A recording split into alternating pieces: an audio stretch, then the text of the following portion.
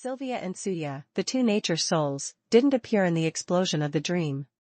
The spirit of the earth is dead. The three of them quickly landed on the northern city wall of Cross City. Matthew looked up at the soul-stirring scene in the sky and could not help but feel a hint of sadness. At this moment, he heard faint sobbing. That was the direction of the northern cave. Over there, a large number of druids from the Earth Society had gathered. The moment the Earth Spirit died, all the druids felt a huge impact on their hearts. Then, an indescribable pain covered every cell in their bodies. Some druids covered their faces and cried, some knelt on the ground, and some even cried until they fainted. This time, the chaotic order in the underground cave was on the verge of collapse. The residents were in a constant state of panic because of the successive disasters. The legend of the dragon worship sects which killing people scared everyone into hiding in a corner and shivering.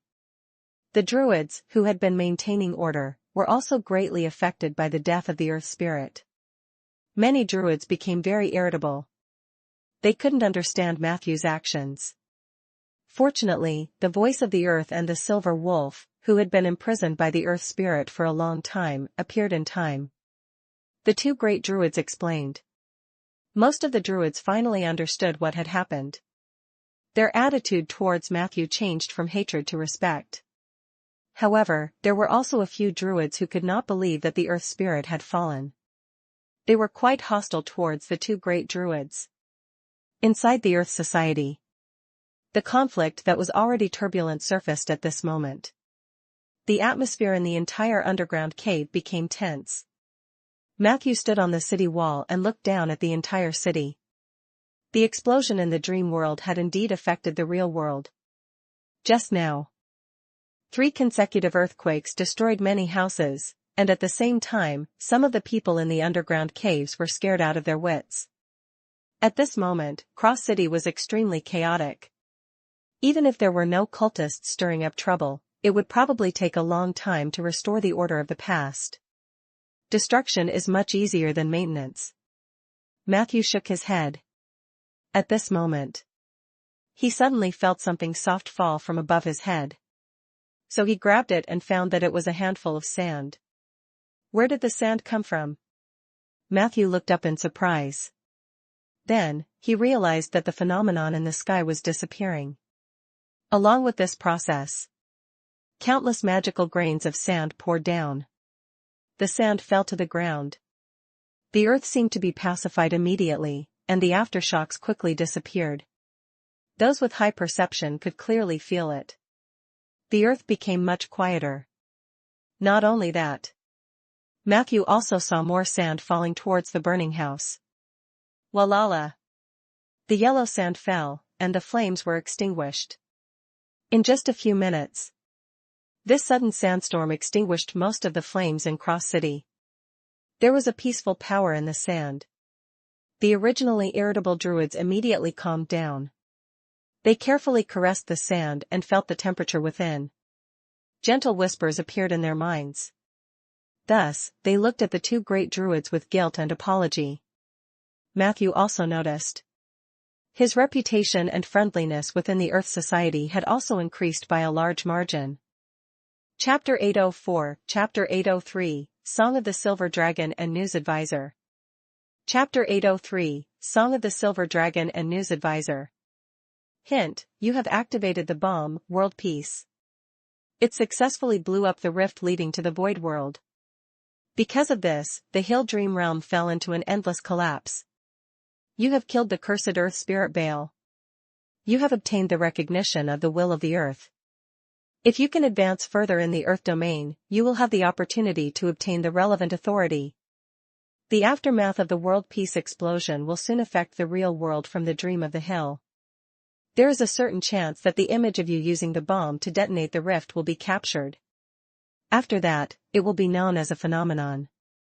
The following groups will know part or all of the truth of this explosion. 1. A bard with a perception of 15 and above, and who lives in the south. 2. Spellcasters who were proficient in prophecy. 3. Druids of the Earth Society.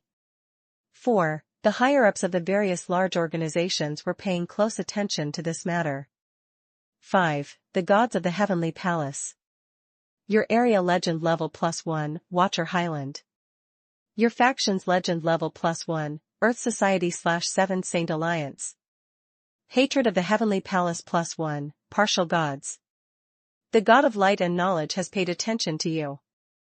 The dense words flashed in front of Matthew. The moment he left the dream of the hill, he felt that there was nothing under his feet. He found that the three of them had appeared in the sky above Cross City. Above their heads, some illusions began to appear one after another. Most of these illusions came from the mountains in the hill's dream. In the illusion, mountains fell and collapsed one after another, eventually turning into nothingness.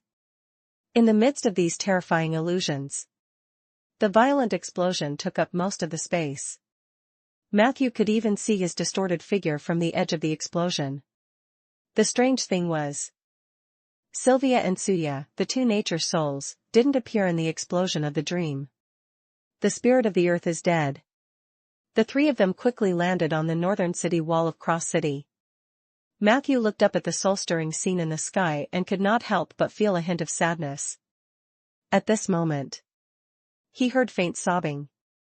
That was the direction of the northern cave. Over there, a large number of druids from the Earth Society had gathered. The moment the Earth Spirit died, all the druids felt a huge impact on their hearts. Then, an indescribable pain covered every cell in their bodies. Some druids covered their faces and cried, some knelt on the ground, and some even cried until they fainted. This time, the chaotic order in the underground cave was on the verge of collapse. The residents were in a constant state of panic because of the successive disasters. The legend of the dragon worship sects which killing people scared everyone into hiding in a corner and shivering. The druids, who had been maintaining order, were also greatly affected by the death of the earth spirit. Many druids became very irritable. They couldn't understand Matthew's actions.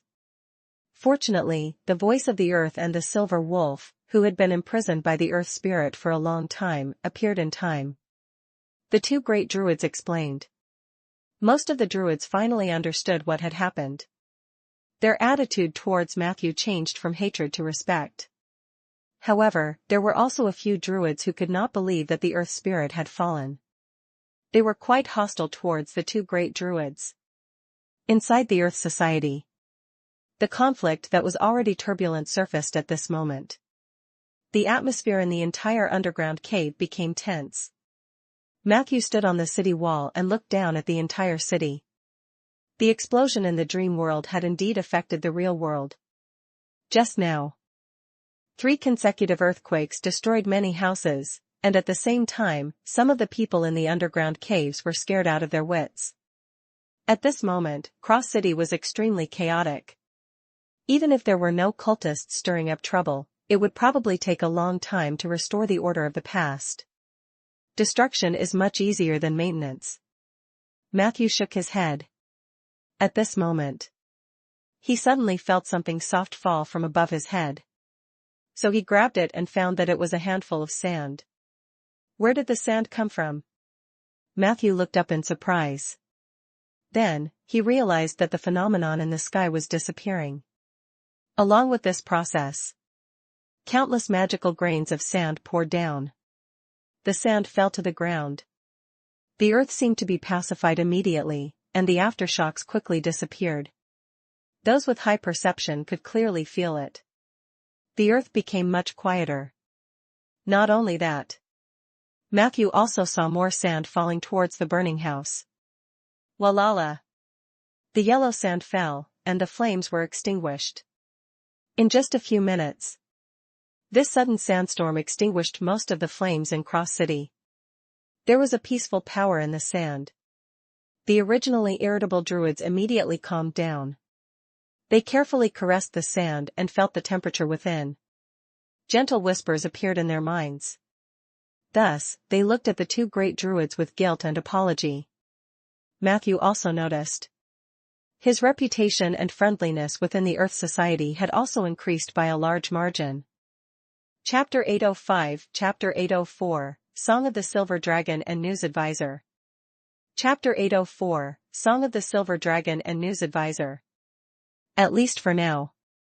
No druids were hostile towards him anymore. I didn't expect this shameless bear to be so gentle and romantic before he died. He also knows how to clear your name through this ritual spell. Sylvia fiddled with the sand in her hair and immediately revealed a complaining expression. It's just that this sand is too rough. I don't like hard and rough things. Matthew did not respond. At this moment, he suddenly saw a new phenomenon on the horizon. In the center of the phenomenon was a simple-looking bear. The bear pouted its butt in Matthew's direction, then turned around and walked into a cave covered in shadows. The phenomenon disappeared. He has already returned to the embrace of nature's will. This is the best ending. Suya explained in a low voice. The dream of the hill won't really disappear just like that. It will find a suitable balance point in the endless collapse, and then it will be rebuilt under the nourishment of the power of nature. The holy oak seed in your hand can speed up this process, but it's very sensitive. You'd better not let the Earth Society know that you have it because they don't have the ability to protect such a precious treasure. Matthew nodded slightly. He hadn't figured out how to deal with the holy oak seeds, but it was definitely not possible to give them to the Earth Society directly. The druids showed their ability in this disaster. Matthew might as well hand it over to the Alliance or protect it himself. Sigh, at least I ate some fruits from the shameless bear back then. In the end, I can't escape the repayment of the favor. Sylvia finally patted the sand off her hair. She naively said to Matthew, I want to sing a song for these people who have suffered. Can you dance for me? Matthew said awkwardly. I don't know how to dance. Sylvia smiled and said. You don't have to know how to dance. It's fine as long as you can fly. As she spoke, she took Matthew's hand and ran forward quickly. Matthew took a few steps forward and subconsciously looked back. He saw that Suya's expression was cold, but she took the initiative to let go. In the next second, Sylvia transformed into a silver dragon and flew into the sky above Cross City. Matthew also activated his wilderness form. The two silver dragons flew with their wings crossed. Suddenly, Sylvia mischievously pounced on Matthew in midair. The two silver dragons entangled and spun in the air before suddenly separating. The air currents and elements in the sky had also been subtly altered during this process. Very quickly, everyone noticed this scene. The people who had been attracted to the ground by falling sand looked at the two silver dragons in the sky in surprise. At this moment, a gentle, healing, and energetic song sounded in the sky. The singing was like the sound of nature. Although people could not hear the specific syllables and words, it was as if the pain in their chests would be greatly alleviated as long as they heard the voice and saw the silver dragon dancing in the sky. Gradually, the song of the cloud songster spread throughout the entire Cross City. The injured people supported each other as they walked onto the streets, looking up at the sky. The light of the setting sun shone on their faces that were covered in sand and scars. A faint vitality quickly spread through the city like the sweet rain in a dry desert. The song ended. The silver dragons quietly left. The sun dragged its tired body and slowly set under the mountains. However, there was hope. It sprouted in the hearts of the people here. Hint, the natural ritual you performed with Sylvia, the cloud songster, has inspired the residents of Cross City after the disaster. Your legend rating +1, Silver Dragon form. You have obtained the origin story Silver Dragon. Perhaps not long after, the people of the south will talk about the appearance of the silver dragon in this land after Sylvia the Cloud song. This may be a sign of good luck. Your wilderness form silver dragon's acting level has increased. You have unlocked the silver dragon's new ability, Spray-Numbing Breath. Spray-Numbing Breath. In silver dragon form, you will spit out a large amount of poisonous gas at the cone in front of you.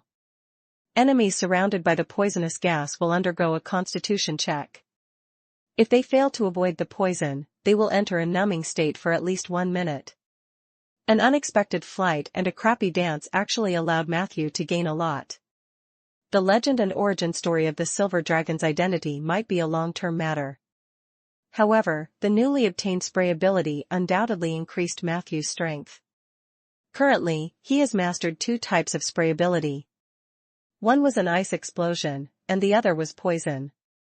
Using the 2 in turn greatly increased his flexibility. However, he did not pay too much attention to this aspect. After ending the magic ritual to heal people's hearts with Sylvia, he was very happy. They returned to Cross City. Very quickly.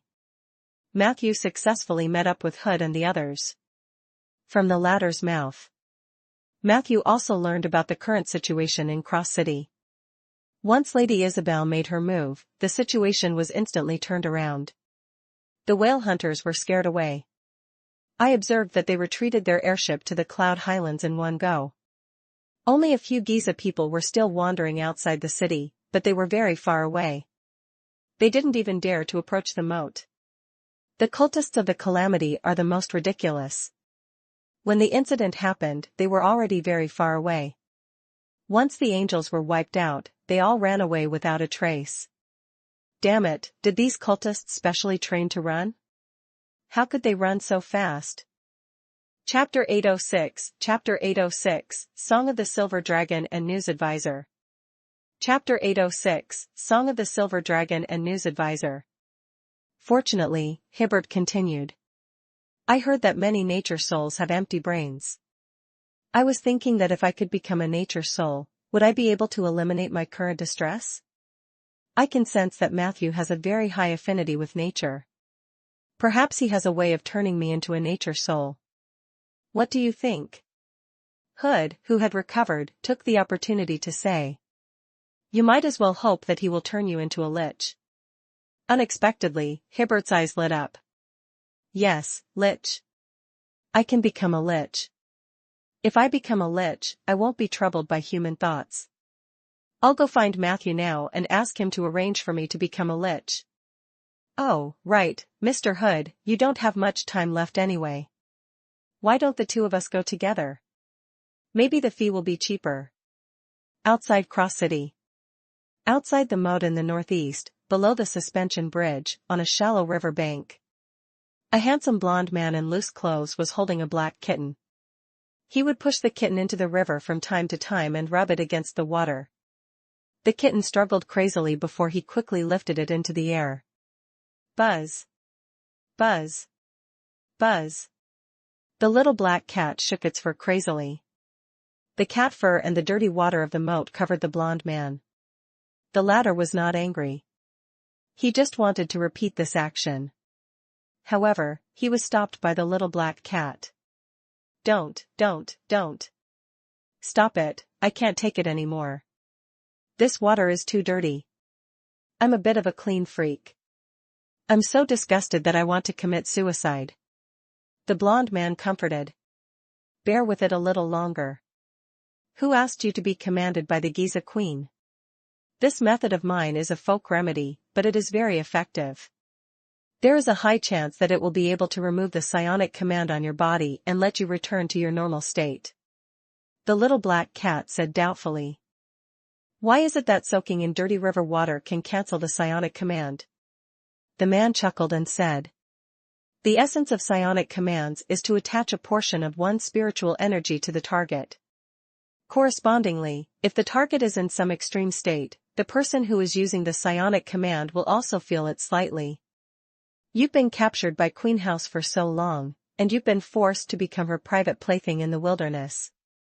Her psionic command is also deeply rooted in you, and the bond between the 2 of you should be very deep. Perhaps if I soak in the moat a few more times, she won't be able to stand it anymore and remove the psionic command. The little black cat said uneasily. Is it true, Boss Lorraine? But what if it still doesn't work after a few more tries? Lorraine thought for a moment. Then, we can try the manure pit. The little black cat was so frightened that its fur stood on end. I don't want to go into the manure pit. I don't want it even if you beat me to death. I'd rather be a black cat forever than go into a manure pit. Boss Lorraine, why don't you let me go? I'm going to find Matthew. I saw him just now. Maybe he has a way? Lorraine said unhappily. Matthew is a necromancer. What does he know about psionic powers? The little black cat immediately retorted. Aren't you a bard too? What do you know about psionic powers? Before Lorraine could speak, a very cold voice sounded beside the two of them. He does know a bit of psionic ability. Dust chant is a profession that makes a living in garbage dumps and graveyards. Judging from his condition, he has been to many of the Giza people's graveyards in the astral world.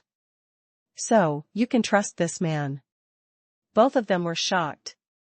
Beside the riverbank, a woman with white hair and gray eyes appeared out of nowhere. The woman's eyes were cold, her temperament was out of the world, and her appearance was peerless. In just an instant, the little black cat was mesmerized. Who knew that in the next second, Lorraine suddenly covered the black cat's eyes and said respectfully to the woman, "Good evening, Lady Isabel." Isabel's gaze was fixed on the river. She did not look at the two of them directly, but she gave Lorraine a rare sense of pressure.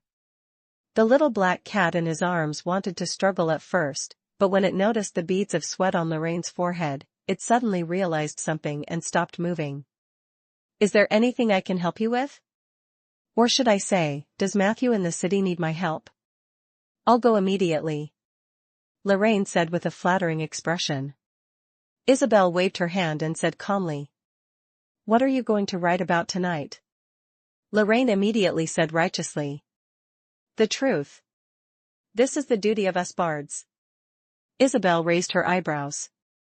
Lorraine said righteously, "In order to welcome the arrival of the disaster and please the Void Ruler, the Witch of the Dragon worship cult went on a killing spree in Cross City.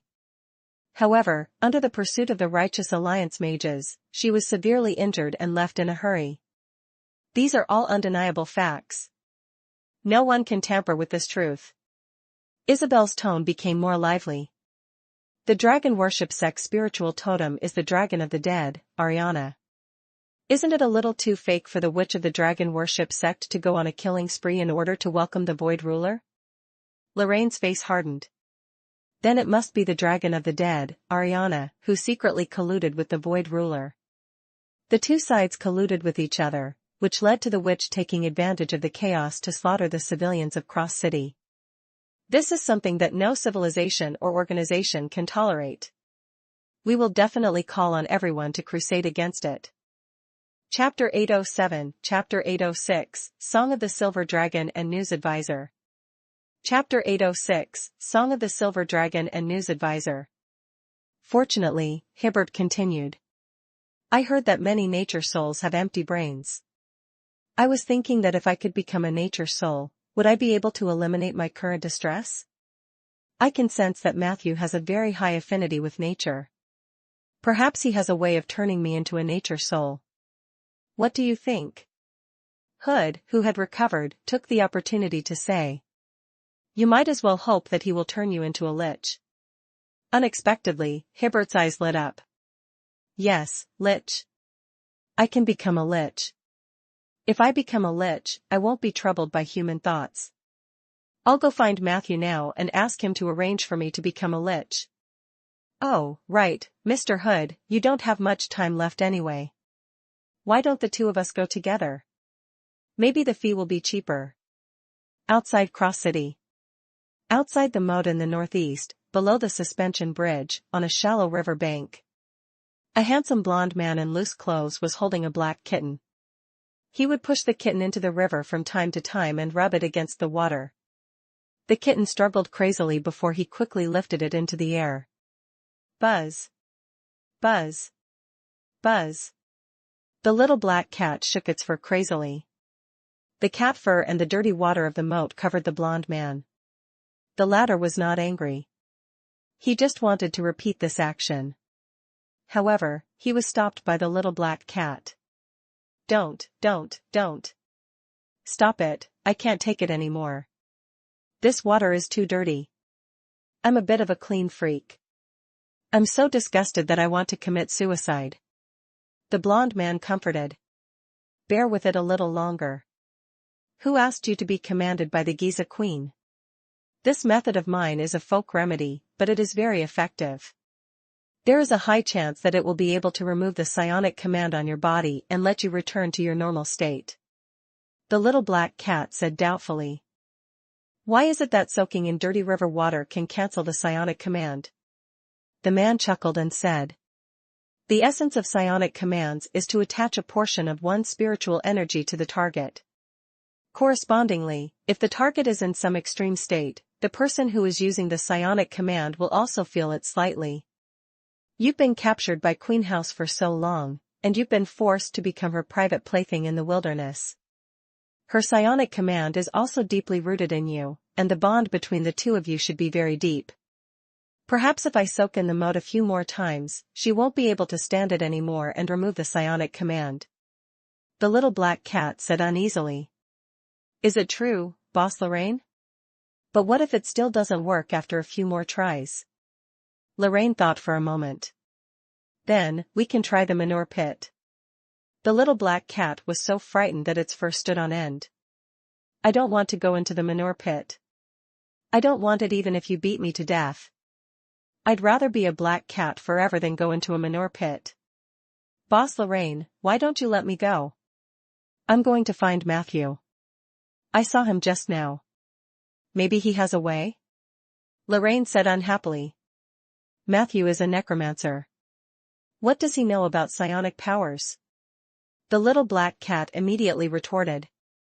Aren't you a bard too? What do you know about psionic powers?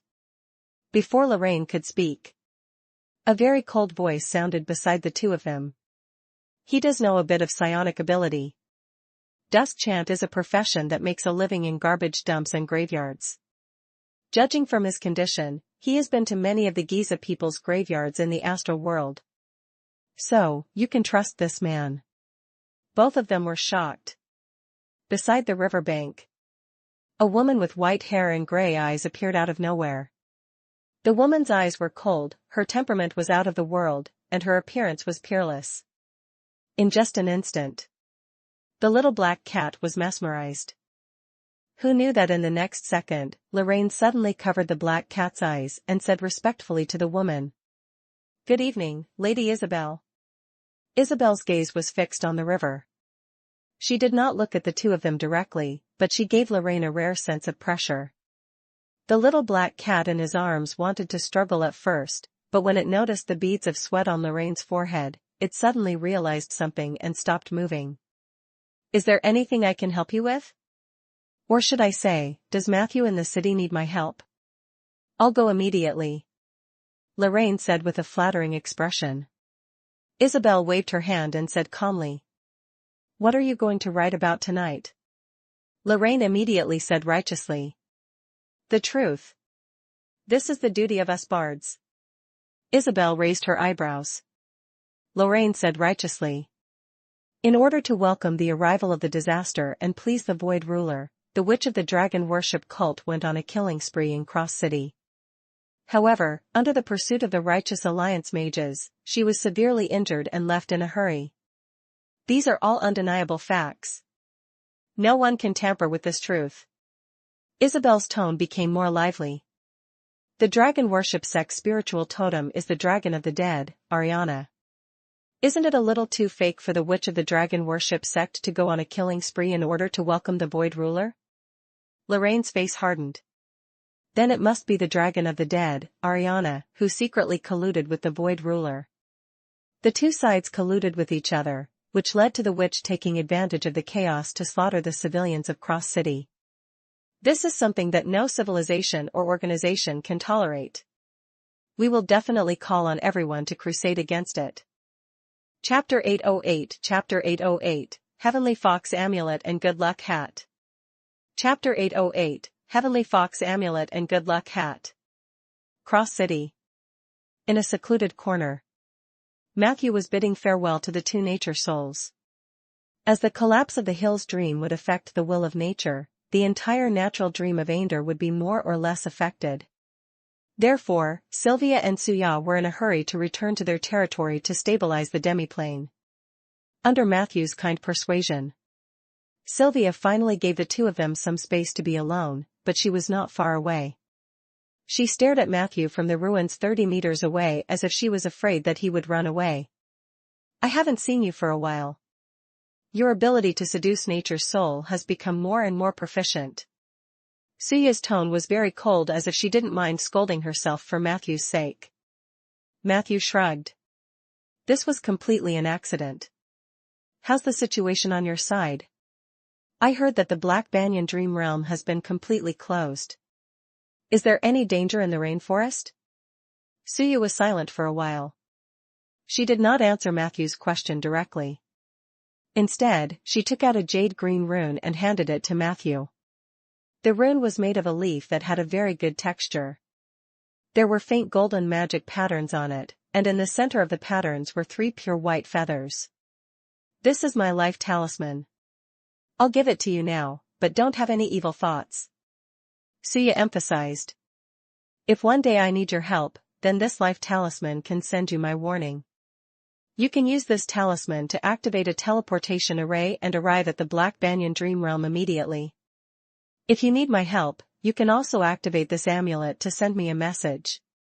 The activation method is to gently stroke the feather on it and silently recite my name 30 times. After that, I will receive your message, but whether I am willing to help is another matter. Her tone was still cold and aloof. It was as if she did not like Matthew at all. But Matthew noticed the loophole in her words. 30 times? What kind of communication spell required one to recite a person's name 30 times before it would take effect? Hence, he secretly glanced at the data panel. Hint, you have obtained the Heavenly Fox Amulet from the Heavenly Fox Suya. Heavenly Fox Amulet, the wearer's charm +1, and gains the illusion of love at first sight. Love at first sight, when you first meet someone, you can make a single target have a great impression of you and fall in love with you. Note, this illusion can only be used for the first time. Additional function, this amulet is the natal amulet of the lunar fox Suya. You can use it to communicate with Suya. After activating this amulet, you just need to recite Suya's name 3 times. Alright. 3 times became 30 times. Matthew did not expose Suya's thoughts, but he could not help but smile. What are you laughing at? Suya's face turned red for some reason, and then she became fierce again. Don't tell me you think that the Black Banyan's Dream Realm really needs you? Humph, with your current situation, I don't need to ask you for help before you become a legend. Did this mean that the problem she was facing now could only be solved by a legend? Matthew's heart skipped a beat. However, since Suya didn't say anything, he didn't probe further. He just casually said. The last time we parted, you told me that you would tell me the origin of your name the next time we meet. Suya interrupted him angrily. Maybe next time. I'm worried that your silver dragon little sister can't wait anymore. In the next second, her body suddenly turned into thousands of specks of light and flew into the sky like a small whirlwind before disappearing completely. Seeing this, Sylvia decisively came over. I really can't wait, but I have to correct Wild Fox's statement. In terms of age, it should be Big Sister Silver Dragon. Matthew looked helpless. This cloud songster was indeed straightforward, which Matthew liked very much. Unfortunately, her request was a little out of line. Matthew hadn't planned to solve this problem yet. Hence, he could only laugh. I have something for you too, Matthew. The two of them chatted for a while. Sylvia couldn't wait to take out a green hat from behind her and give it to Matthew. This is a hat woven by the dwarves. Wearing it will bring you good luck.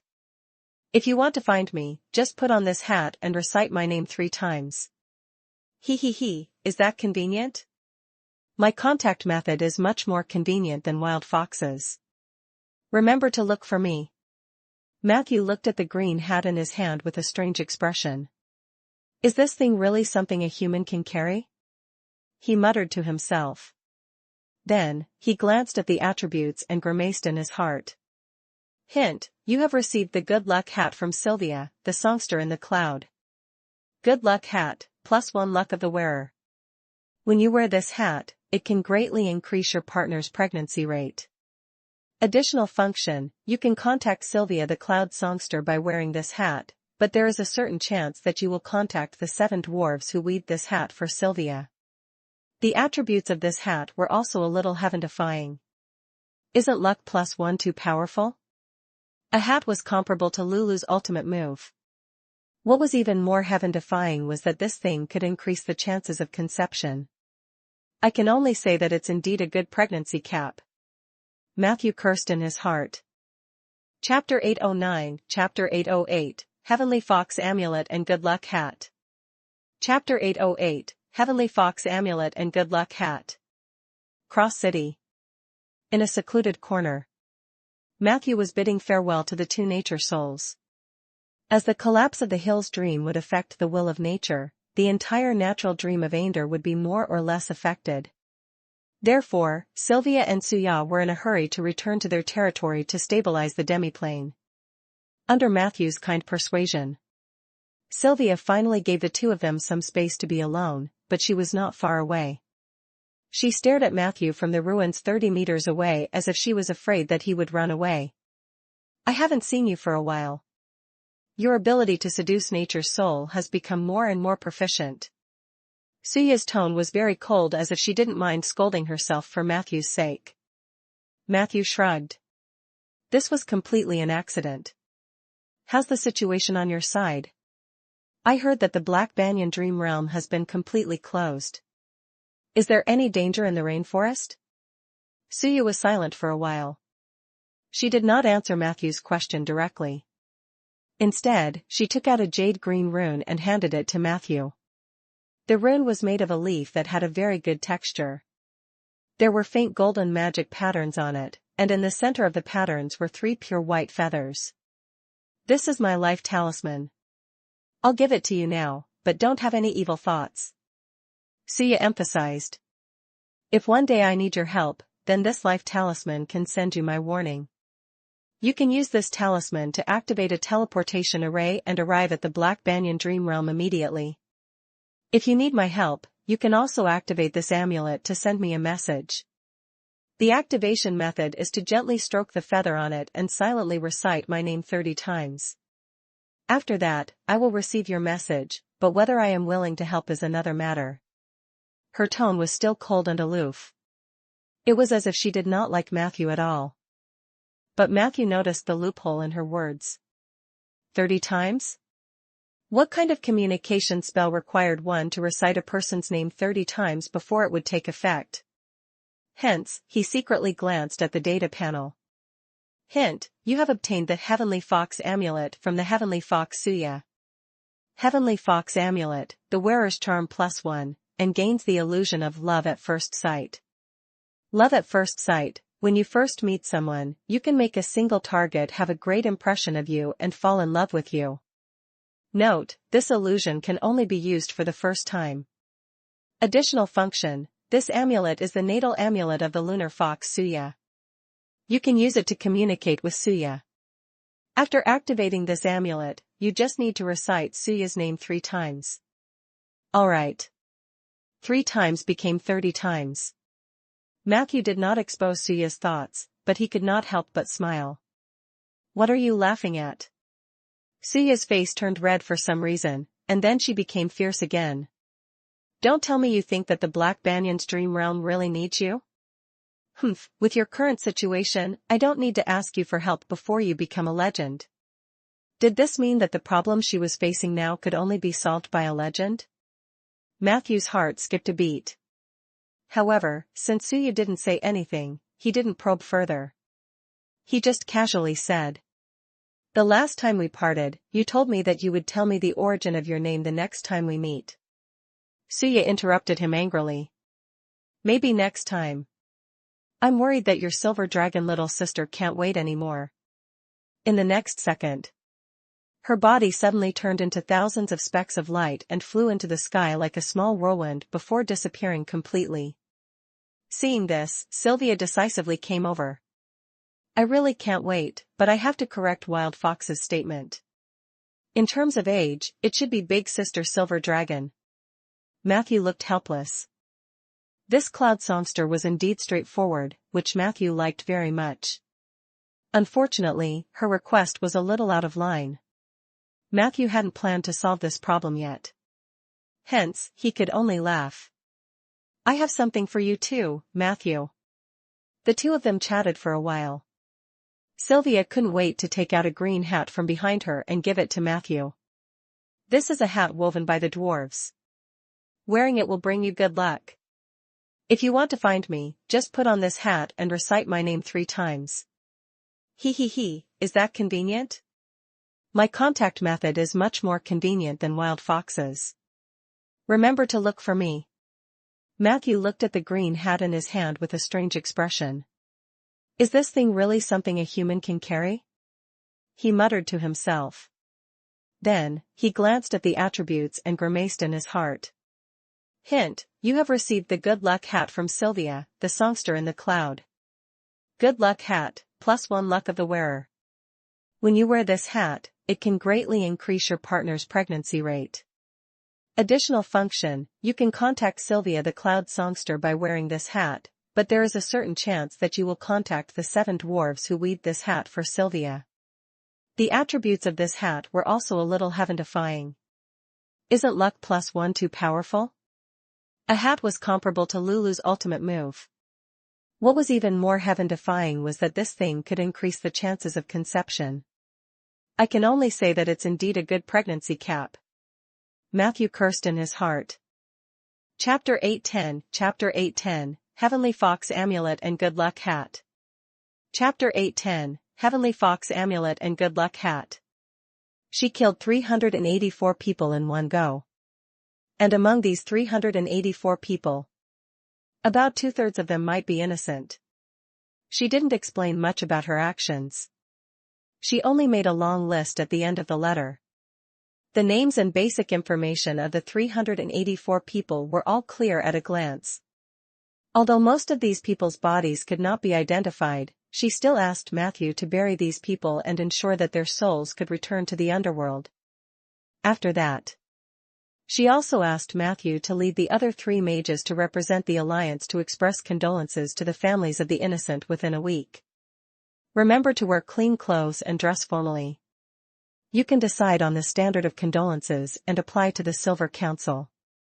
Don't just send gold coins, but send more water and food, and restore their residence as soon as possible. This is what they need more. That was Isabel's original words. After Matthew finished reading it, he felt extremely heavy in his chest. On one hand, he was mourning the tragic deaths of the innocent. On the other hand, he vaguely saw the lonely figure walking on the ruins, cursed by everyone. "What's wrong, child?" Hood came over. "I noticed that your expression is a little constipated. I have something to moisten the intestines. Do you want to try it?"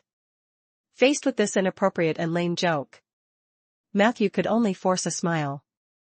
The mission given by the teacher, she hopes that the 4 of us can complete it. He handed the magic letter to Hood. Hood had a complicated expression after reading it. He handed the letter to Hibbert and sighed. Even Lady Isabel couldn't avoid hurting the innocent. If it were anyone else, they would probably have a bigger headache. This kind of thing is really fucking bad. If you ask me, it's all the fucking world's fault. Matthew quietly waited for Hibbert and Alan to finish reading the letter. He took a deep breath. "I'm just a little emotional. Many times, I feel that it's fine as long as I don't feel guilty about what I do. But at that moment, I suddenly realized that the reason why I could always stand under the sun and have a clear conscience was because someone had hidden in the shadows for me and did those things that I felt guilty about. If I were to face such a predicament one day, I really don't know what decision I would make." Alan's eyes revealed a complicated look, and then she sighed deeply.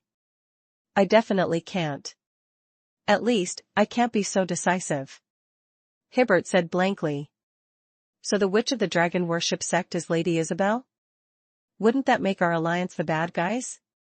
Hood patted his shoulder heavily. "There are no good or bad people. Open your eyes and look into the city. There are only living and dead people." Then he looked at Matthew and said in the same comforting tone, Kindness is the most expensive luxury in the world. May you always have them, child. There was a short silence. Until the howling wind blew on their faces. Only then did Matthew notice a huge magic ship slowly landing on the outskirts of Cross City. Looks like the Silver Council's disaster relief ship has arrived. They moved so quickly this time. I suspect that there's a lover of the Silver Council's chief in Cross City. Hood complained, then called out to the others. Let's go, we'll board the ship and apply for supplies. Remember, take more house repair scrolls. You can hide some for yourself. In the future, when your house collapses, you can use them. Matthew was about to go with him to the disaster relief ship to see the situation. But at this moment, for some reason, some of the phenomena he had seen before flashed before his eyes. At that moment, he seemed to have comprehended something. You guys go ahead. I still have something to do. Then, Matthew sat on the magic carpet and flew northwest of Cross City. 40 minutes later, Matthew came to the top of a round mountain. There was a valley to the south of the mountain. He entered the valley and found that it was indeed spring all year round. A small river flowed in the middle of the valley. The ground on both sides of the river was covered with bright red strawberries. Matthew bent down to pick up a strawberry. He put it in his mouth and took a bite. The first thing that entered his mouth was a refreshing sweetness. Immediately after, a burning taste rushed straight to his head. Cough, cough, cough. It was indeed devilish spicy. Matthew was choked by the spiciness. His face was red as he poured himself 3 glasses of milk before he stopped. At this moment, his perception caught signs of life activity in the depths of the valley. Thus, he quietly walked over. There were some footprints of living things on the strawberry field in front of him. The moon was high in the sky. The moonlight shone on the ground, and the strawberries were covered with a layer of silver gauze. Matthew stood there quietly, staring at a dark cave. Half an hour later, there was some movement in the cave. An honest-looking little bear cautiously crawled out of the hole. He peeked out with his round head and nervously looked around. Hint, you have encountered the reincarnation of the earth spirit, the rock bear. Chapter 8:11, Chapter 8:10, Heavenly Fox Amulet and Good Luck Hat. Chapter 8:10, Heavenly Fox Amulet and Good Luck Hat. She killed 384 people in one go. And among these 384 people, about 2/3 of them might be innocent. She didn't explain much about her actions. She only made a long list at the end of the letter. The names and basic information of the 384 people were all clear at a glance. Although most of these people's bodies could not be identified, she still asked Matthew to bury these people and ensure that their souls could return to the underworld. After that, she also asked Matthew to lead the other 3 mages to represent the Alliance to express condolences to the families of the innocent within a week. Remember to wear clean clothes and dress formally. You can decide on the standard of condolences and apply to the Silver Council. Don't just send gold coins, but send more water and food, and restore their residence as soon as possible. This is what they need more. That was Isabel's original words. After Matthew finished reading it, he felt extremely heavy in his chest. On one hand, he was mourning the tragic deaths of the innocent. On the other hand, he vaguely saw the lonely figure walking on the ruins, cursed by everyone. What's wrong, child? Hood came over. I noticed that your expression is a little constipated. I have something to moisten the intestines. Do you want to try it? Faced with this inappropriate and lame joke, Matthew could only force a smile. The mission given by the teacher, she hopes that the 4 of us can complete it. He handed the magic letter to Hood. Hood had a complicated expression after reading it. He handed the letter to Hibbert and sighed. Even Lady Isabel couldn't avoid hurting the innocent. If it were anyone else, they would probably have a bigger headache. This kind of thing is really fucking bad.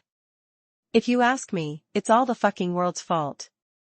Matthew quietly waited for Hibbert and Alan to finish reading the letter. He took a deep breath. I'm just a little emotional. Many times, I feel that it's fine as long as I don't feel guilty about what I do. But at that moment, I suddenly realized that the reason why I could always stand under the sun and have a clear conscience was because someone had hidden in the shadows for me and did those things that I felt guilty about. If I were to face such a predicament one day, I really don't know what decision I would make. Alan's eyes revealed a complicated look, and then she sighed deeply. I definitely can't. At least, I can't be so decisive. Hibbert said blankly. So the Witch of the Dragon Worship sect is Lady Isabel? Wouldn't that make our alliance the bad guys? Hood patted his shoulder heavily. There are no good or bad people. Open your eyes and look into the city. There are only living and dead people. Then he looked at Matthew and said in the same comforting tone. Kindness is the most expensive luxury in the world. May you always have them, child. There was a short silence. Until the howling wind blew on their faces. Only then did Matthew notice a huge magic ship slowly landing on the outskirts of Cross City. Looks like the Silver Council's disaster relief ship has arrived. They moved so quickly this time. I suspect that there's a lover of the Silver Council's chief in Cross City. Hood complained, then called out to the others. Let's go, we'll board the ship and apply for supplies. Remember, take more house repair scrolls. You can hide some for yourself. In the future, when your house collapses, you can use them. Matthew was about to go with him to the disaster relief ship to see the situation.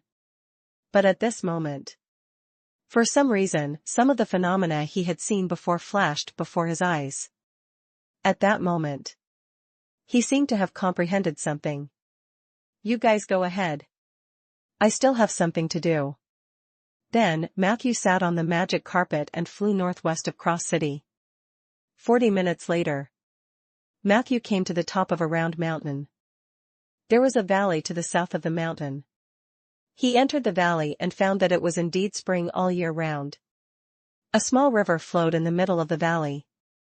The ground on both sides of the river was covered with bright red strawberries. Matthew bent down to pick up a strawberry. He put it in his mouth and took a bite. The first thing that entered his mouth was a refreshing sweetness. Immediately after, a burning taste rushed straight to his head. Cough, cough, cough. It was indeed devilish spicy. Matthew was choked by the spiciness. His face was red as he poured himself 3 glasses of milk before he stopped. At this moment, his perception caught signs of life activity in the depths of the valley. Thus, he quietly walked over. There were some footprints of living things on the strawberry field in front of them. The moon was high in the sky. The moonlight shone on the ground, and the strawberries were covered with a layer of silver gauze. Matthew stood there quietly, staring at a dark cave. Half an hour later, there was some movement in the cave. An honest-looking little bear cautiously crawled out of the hole. He peeked out with his round head and nervously looked around. Hint, you have encountered the reincarnation of the earth spirit, the rock bear.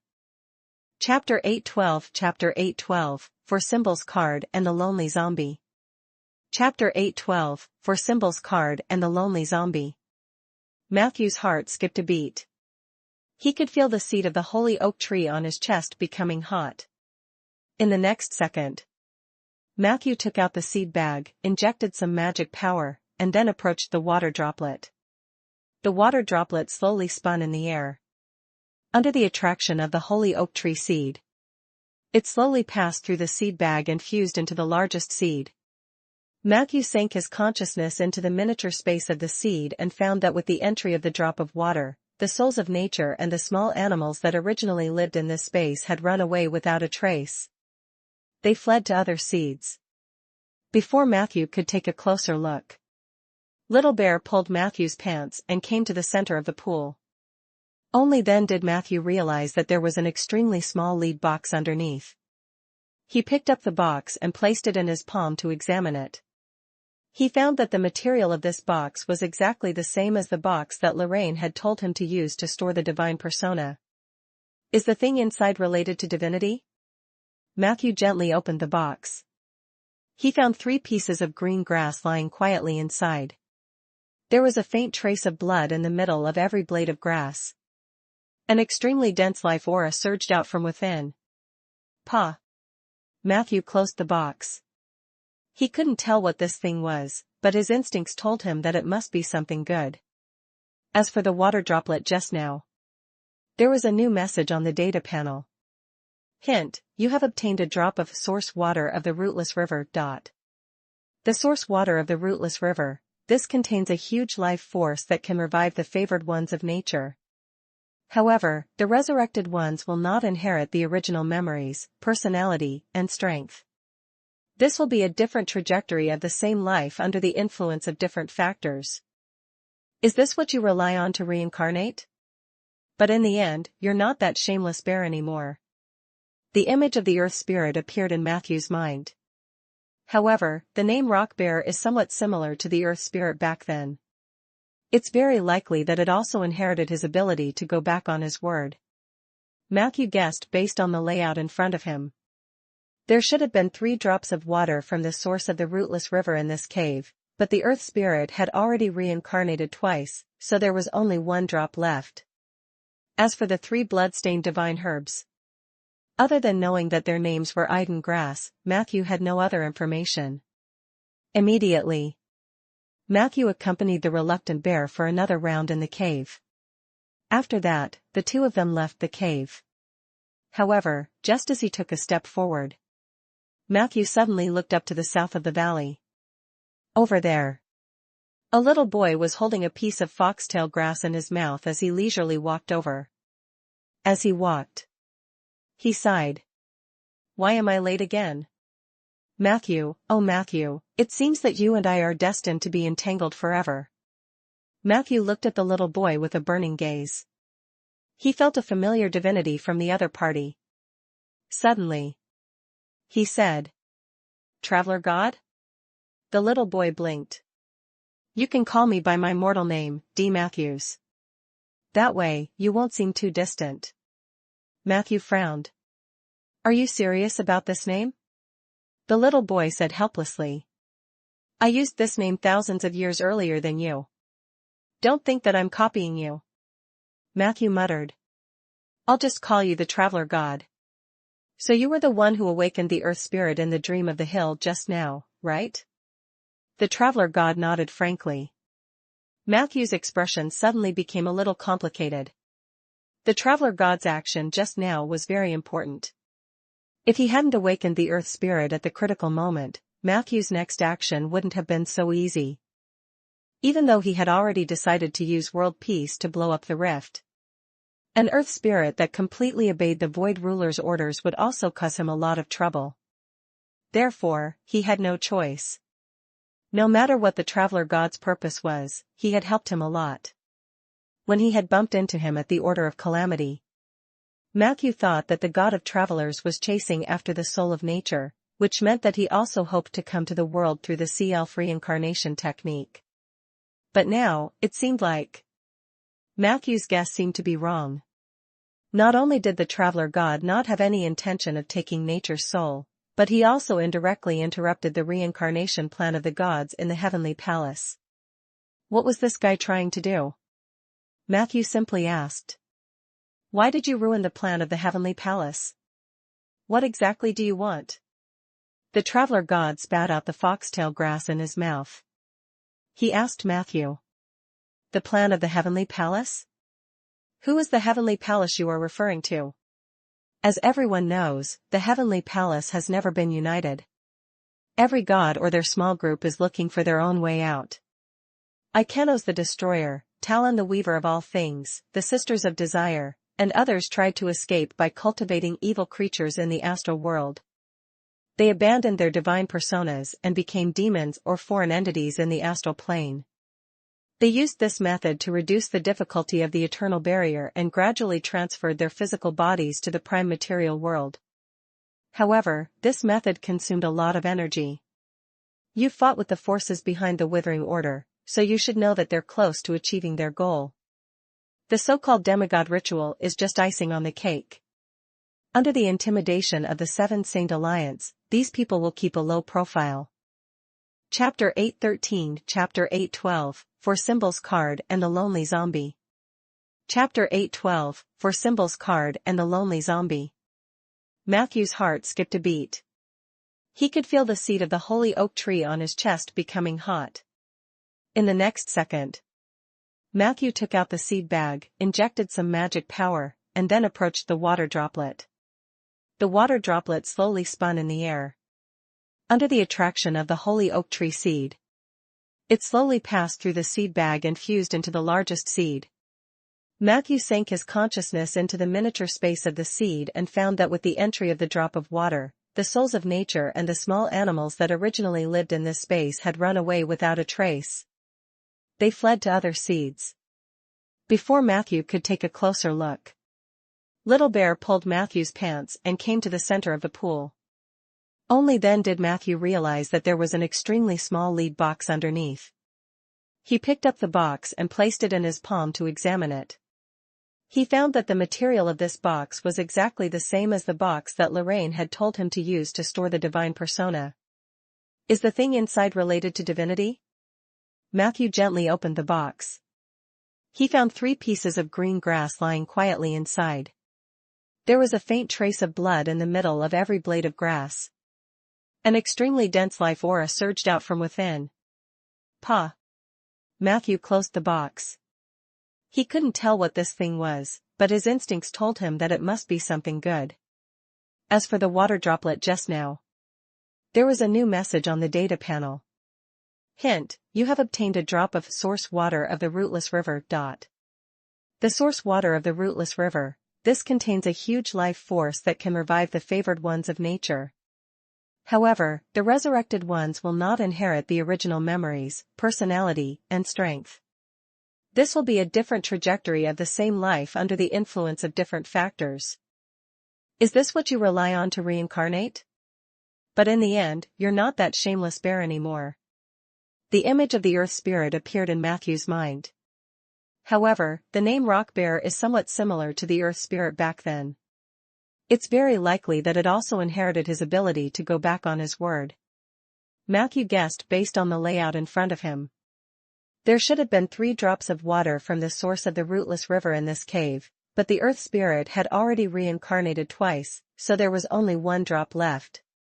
As for the 3 blood-stained divine herbs, other than knowing that their names were Iden grass, Matthew had no other information. Immediately, Matthew accompanied the reluctant bear for another round in the cave. After that, the 2 of them left the cave. However, just as he took a step forward, Matthew suddenly looked up to the south of the valley. Over there, a little boy was holding a piece of foxtail grass in his mouth as he leisurely walked over.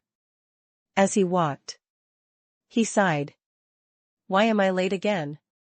Matthew, oh Matthew, it seems that you and I are destined to be entangled forever. Matthew looked at the little boy with a burning gaze. He felt a familiar divinity from the other party. Suddenly, he said, Traveler God? The little boy blinked. You can call me by my mortal name, D. Matthews. That way, you won't seem too distant. Matthew frowned. Are you serious about this name? The little boy said helplessly. I used this name thousands of years earlier than you. Don't think that I'm copying you. Matthew muttered. I'll just call you the Traveler God.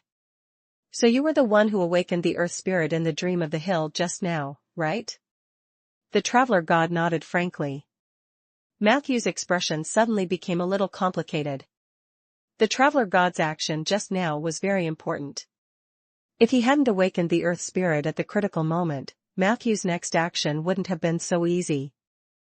Even though he had already decided to use world peace to blow up the rift, an earth spirit that completely obeyed the Void Ruler's orders would also cause him a lot of trouble. Therefore, he had no choice. No matter what the Traveler God's purpose was, he had helped him a lot. When he had bumped into him at the Order of Calamity, Matthew thought that the God of Travelers was chasing after the soul of nature, which meant that he also hoped to come to the world through the sea elf reincarnation technique. But now, it seemed like Matthew's guess seemed to be wrong. Not only did the traveler god not have any intention of taking nature's soul, but he also indirectly interrupted the reincarnation plan of the gods in the heavenly palace.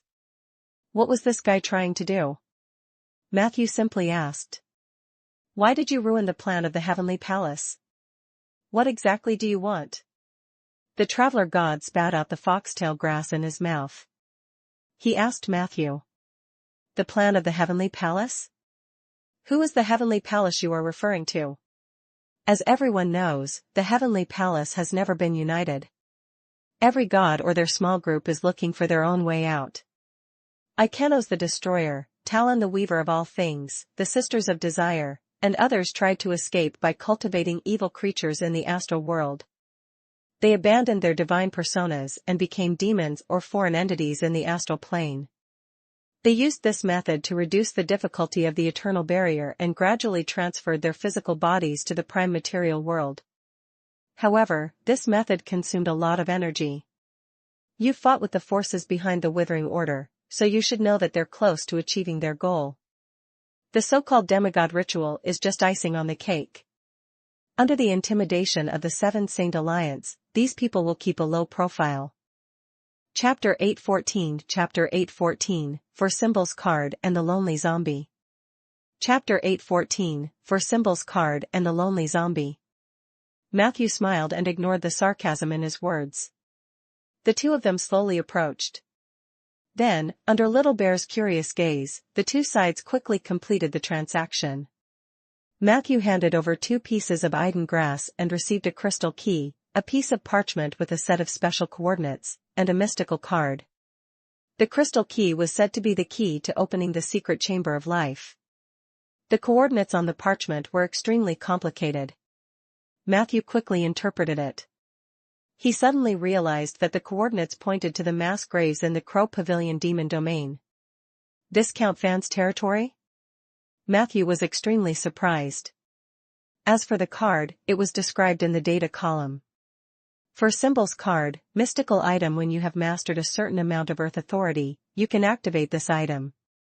You can use the 4 Symbols Card to set up the 4 Symbols Array formation and summon the power of the ancient 4 symbols to assist you. You can use different spells in specific areas. Additionally, this set of 4 Symbols Cards also hides the mystery of the inheritance of the 4 symbol sects martial monks. What does this thing mean? Matthew weighed the card. The traveler god smiled helplessly. Sigh. Just as I said earlier, our fates are destined to continue to be entangled. In the future, I will need your help, so I will naturally show some kindness. In order to celebrate the success of our transaction and the initial establishment of trust between us, other than this card, I also have a small token of my appreciation. Please accept it. As he spoke, a silver-white light flew out of the little boy's hand and landed steadily on Matthew. Matthew felt his entire body warm up. Hint: you have received the blessing of the Traveler God, Traveler of the 4 Directions. Traveler of 4 Directions, the energy and stamina consumed during the journey has been reduced by half. At the same time, your walking speed has increased greatly. Spell buff. The distance of your teleportation door has doubled, now 160 meters. Increases the speed of your wall-passing spell by 400%. Your flying speed is doubled in the state of soul projection. Judgment gain: you will gain a great advantage in all judgments related to escape and travel. This blessing was pretty good. But will the blessing still take effect after your reincarnation? Matthew asked, puzzled. But the moment he raised his head, the traveler god disappeared in front of him. Matthew shrugged. He played with the 4 Symbols Card and felt that it was not simple. I will look for Liweichi to take a look. I wonder if the inheritance of the 4 symbol sect contained within is useful to him. He thought about it. Matthew put the eager rock bear into the holy oak seed. As expected, the rock bear also entered the seed that contained the source water of the rootless river. He was different from other small animals. It was obvious that he was not afraid of the level and power of this drop of water. Matthew observed for a while and found that this fellow had fallen asleep the moment he entered, so he was relieved. Then, he picked a lot of strawberries in the valley and stored them in the seeds before leaving quietly. When he returned to Cross City, the disaster relief work here was already in full swing. The mages held the scrolls and kept casting spells on the area. Under the effect of a magical spell, the collapsed ruins were restored into orderly houses in an instant. However, magic was not omnipotent. The house recovery spell was a branch of the transformation field, and there were a lot of random factors. Every restored house was different from the original. It was just that some of the differences were big, while others were small. My original house seemed to be smaller than this? But why did all the beds disappear? There's a secret passage between my house and the house next door. What should I do? I don't know. My house has shrunk to 1/3 of its original size, but there are many ladies' dresses on the bed. I don't even know where these things came from. Are you guys okay? After my house was restored, it was full of rats and cockroaches. When I pushed the door open, they would still greet me. I was really shocked. Regarding the effects of the house recovery scroll, the whispers of the survivors were naturally the most convincing. However, no matter how ridiculously the house was restored, it was still not a problem. No one protested. The residents of Cross City became anxious and tired after being hit by the disasters one after another. Their eyes were filled with gratitude as they looked at the busy mages. Most people were still mourning the dead. After all, the house could be restored. However, it was difficult to revive the dead. The atmosphere in Cross City was still solemn, but it was no longer filled with the fear of the end of the world, like when the disaster came. Matthew had just returned to Cross City when he bumped into the Archdruid couple.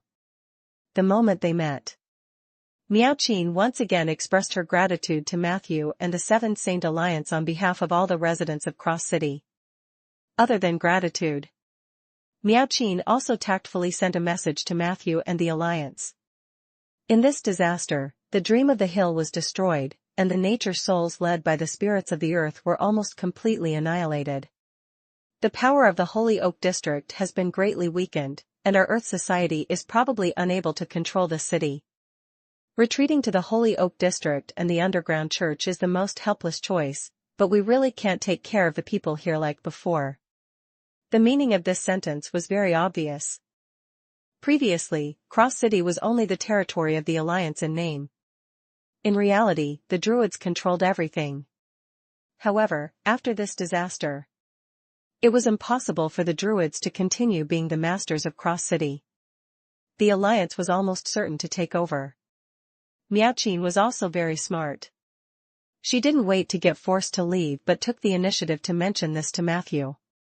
This way, she might be able to exchange for more chips in the future when she handed the city over to the Alliance. Of course, the Silver Council would definitely be busy with these complicated matters. Matthew was only responsible for being a messenger. Hence, he agreed readily.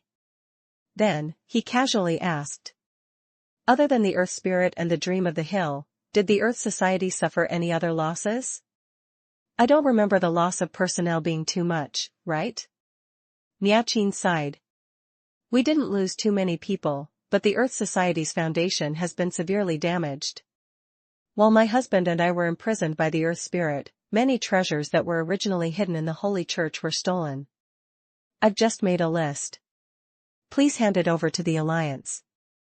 If you find anything during your inspection in the future, please return it to the Earth Society. We'll give you an extremely high reward. Matthew nodded and took the list. In the next second, his expression changed slightly. Earth Society's list of stolen items. For Symbols card, rare item / extremely important. Crown of Flowing Wind, rare / very important. White Raven Ring, magic item / important. Invincible Sword, magic weapon / important. Alright. At this moment, Matthew finally understood the little kindness that the traveler god spoke of. It seemed that this guy had also stolen something. I might as well call him the god of thief. Matthew cursed in his heart. He was a little conflicted. If he were to give the 4 Symbols card out now, Would the members of the Earth Society suspect that the other items were in his hands? Just as he was thinking, the mother of slaves suddenly brought a group of zombies over. She complained to Matthew. "Sir, there's a zombie that refuses to be disciplined. How should we deal with it?" Matthew looked up with interest. Oh? There was actually a zombie that even the mother of slaves couldn't tame? He looked behind her. Just a glance. He saw a zombie that didn't fit in well. Hint, you have discovered a strange species, the lonely zombie, lurking among the undead army in the cemetery. Lonely zombie, elite slash? This zombie seems to be different from the others. Its temperament is much more arrogant than the others of its kind. Matthew looked at the zombie and narrowed his eyes. Why is he so undisciplined? Chapter 8:15, Chapter 8:14, For Symbols Card and the Lonely Zombie. Chapter 8:14, For Symbols Card and the Lonely Zombie. Matthew smiled and ignored the sarcasm in his words. The two of them slowly approached. Then, under Little Bear's curious gaze, the two sides quickly completed the transaction. Matthew handed over 2 pieces of Iden grass and received a crystal key, a piece of parchment with a set of special coordinates, and a mystical card. The crystal key was said to be the key to opening the secret chamber of life. The coordinates on the parchment were extremely complicated. Matthew quickly interpreted it. He suddenly realized that the coordinates pointed to the mass graves in the Crow Pavilion demon domain. This Count Van's territory? Matthew was extremely surprised. As for the card, it was described in the data column. For Symbols Card, mystical item. When you have mastered a certain amount of Earth authority, you can activate this item. You can use the 4 Symbols Card to set up the 4 Symbols Array formation and summon the power of the ancient 4 symbols to assist you. You can use different spells in specific areas. Additionally, this set of 4 Symbols Cards also hides the mystery of the inheritance of the 4 symbol sects martial monks. What does this thing mean? Matthew weighed the card. The Traveler God smiled helplessly. Sigh. Just as I said earlier, our fates are destined to continue to be entangled. In the future, I will need your help, so I will naturally show some kindness. In order to celebrate the success of our transaction and the initial establishment of trust between us, other than this card, I also have a small token of my appreciation. Please accept it. As he spoke, a silver-white light flew out of the little boy's hand and landed steadily on Matthew. Matthew felt his entire body warm up. Hint, you have received the blessing of the Traveler God, Traveler of the 4 Directions. Traveler of 4 Directions, the energy and stamina consumed during the journey has been reduced by half. At the same time, your walking speed has increased greatly. Spell buff. The distance of your teleportation door has doubled, now 160 meters. Increases the speed of your wall passing spell by 400%. Your flying speed is doubled in the state of soul projection. Judgment gain, you will gain a great advantage in all judgments related to escape and travel. This blessing was pretty good. But will the blessing still take effect after your reincarnation? Matthew asked, puzzled. But the moment he raised his head, the Traveler God disappeared in front of him. Matthew shrugged. He played with the 4 Symbols Card and felt that it was not simple. I will look for Liweichi to take a look. I wonder if the inheritance of the 4 symbol sect contained within is useful to him. He thought about it. Matthew put the eager rock bear into the holy oak seed. As expected, the rock bear also entered the seed that contained the source water of the rootless river. He was different from other small animals. It was obvious that he was not afraid of the level and power of this drop of water. Matthew observed for a while and found that this fellow had fallen asleep the moment he entered, so he was relieved. Then, he picked a lot of strawberries in the valley and stored them in the seeds before leaving quietly. When he returned to Cross City, the disaster relief work here was already in full swing. The mages held the scrolls and kept casting spells on the area. Under the effect of a magical spell, the collapsed ruins were restored into orderly houses in an instant. However, magic was not omnipotent. The house recovery spell was a branch of the transformation field, and there were a lot of random factors. Every restored house was different from the original. It was just that some of the differences were big, while others were small. My original house seemed to be smaller than this? But why did all the beds disappear? There's a secret passage between my house and the house next door. What should I do? I don't know. My house has shrunk to 1/3 of its original size, but there are many ladies' dresses on the bed. I don't even know where these things came from. Are you guys okay? After my house was restored, it was full of rats and cockroaches. When I pushed the door open, they would still greet me. I was really shocked. Regarding the effects of the house recovery scroll, the whispers of the survivors were naturally the most convincing. However, no matter how ridiculously the house was restored, it was still not a problem. No one protested. The residents of Cross City became anxious and tired after being hit by the disasters one after another. Their eyes were filled with gratitude as they looked at the busy mages. Most people were still mourning the dead. After all, the house could be restored. However, it was difficult to revive the dead. The atmosphere in Cross City was still solemn, but it was no longer filled with the fear of the end of the world, like when the disaster came. Matthew had just returned to Cross City when he bumped into the Archdruid couple. The moment they met, Miaoqin once again expressed her gratitude to Matthew and the Seven Saint Alliance on behalf of all the residents of Cross City. Other than gratitude, Miaoqin also tactfully sent a message to Matthew and the Alliance. In this disaster, the dream of the hill was destroyed, and the nature souls led by the spirits of the earth were almost completely annihilated. The power of the Holy Oak District has been greatly weakened, and our Earth Society is probably unable to control the city. Retreating to the Holy Oak District and the underground church is the most helpless choice, but we really can't take care of the people here like before. The meaning of this sentence was very obvious. Previously, Cross City was only the territory of the Alliance in name. In reality, the Druids controlled everything. However, after this disaster, it was impossible for the Druids to continue being the masters of Cross City. The Alliance was almost certain to take over. Miaoqin was also very smart. She didn't wait to get forced to leave but took the initiative to mention this to Matthew. This way, she might be able to exchange for more chips in the future when she handed the city over to the Alliance. Of course, the Silver Council would definitely be busy with these complicated matters.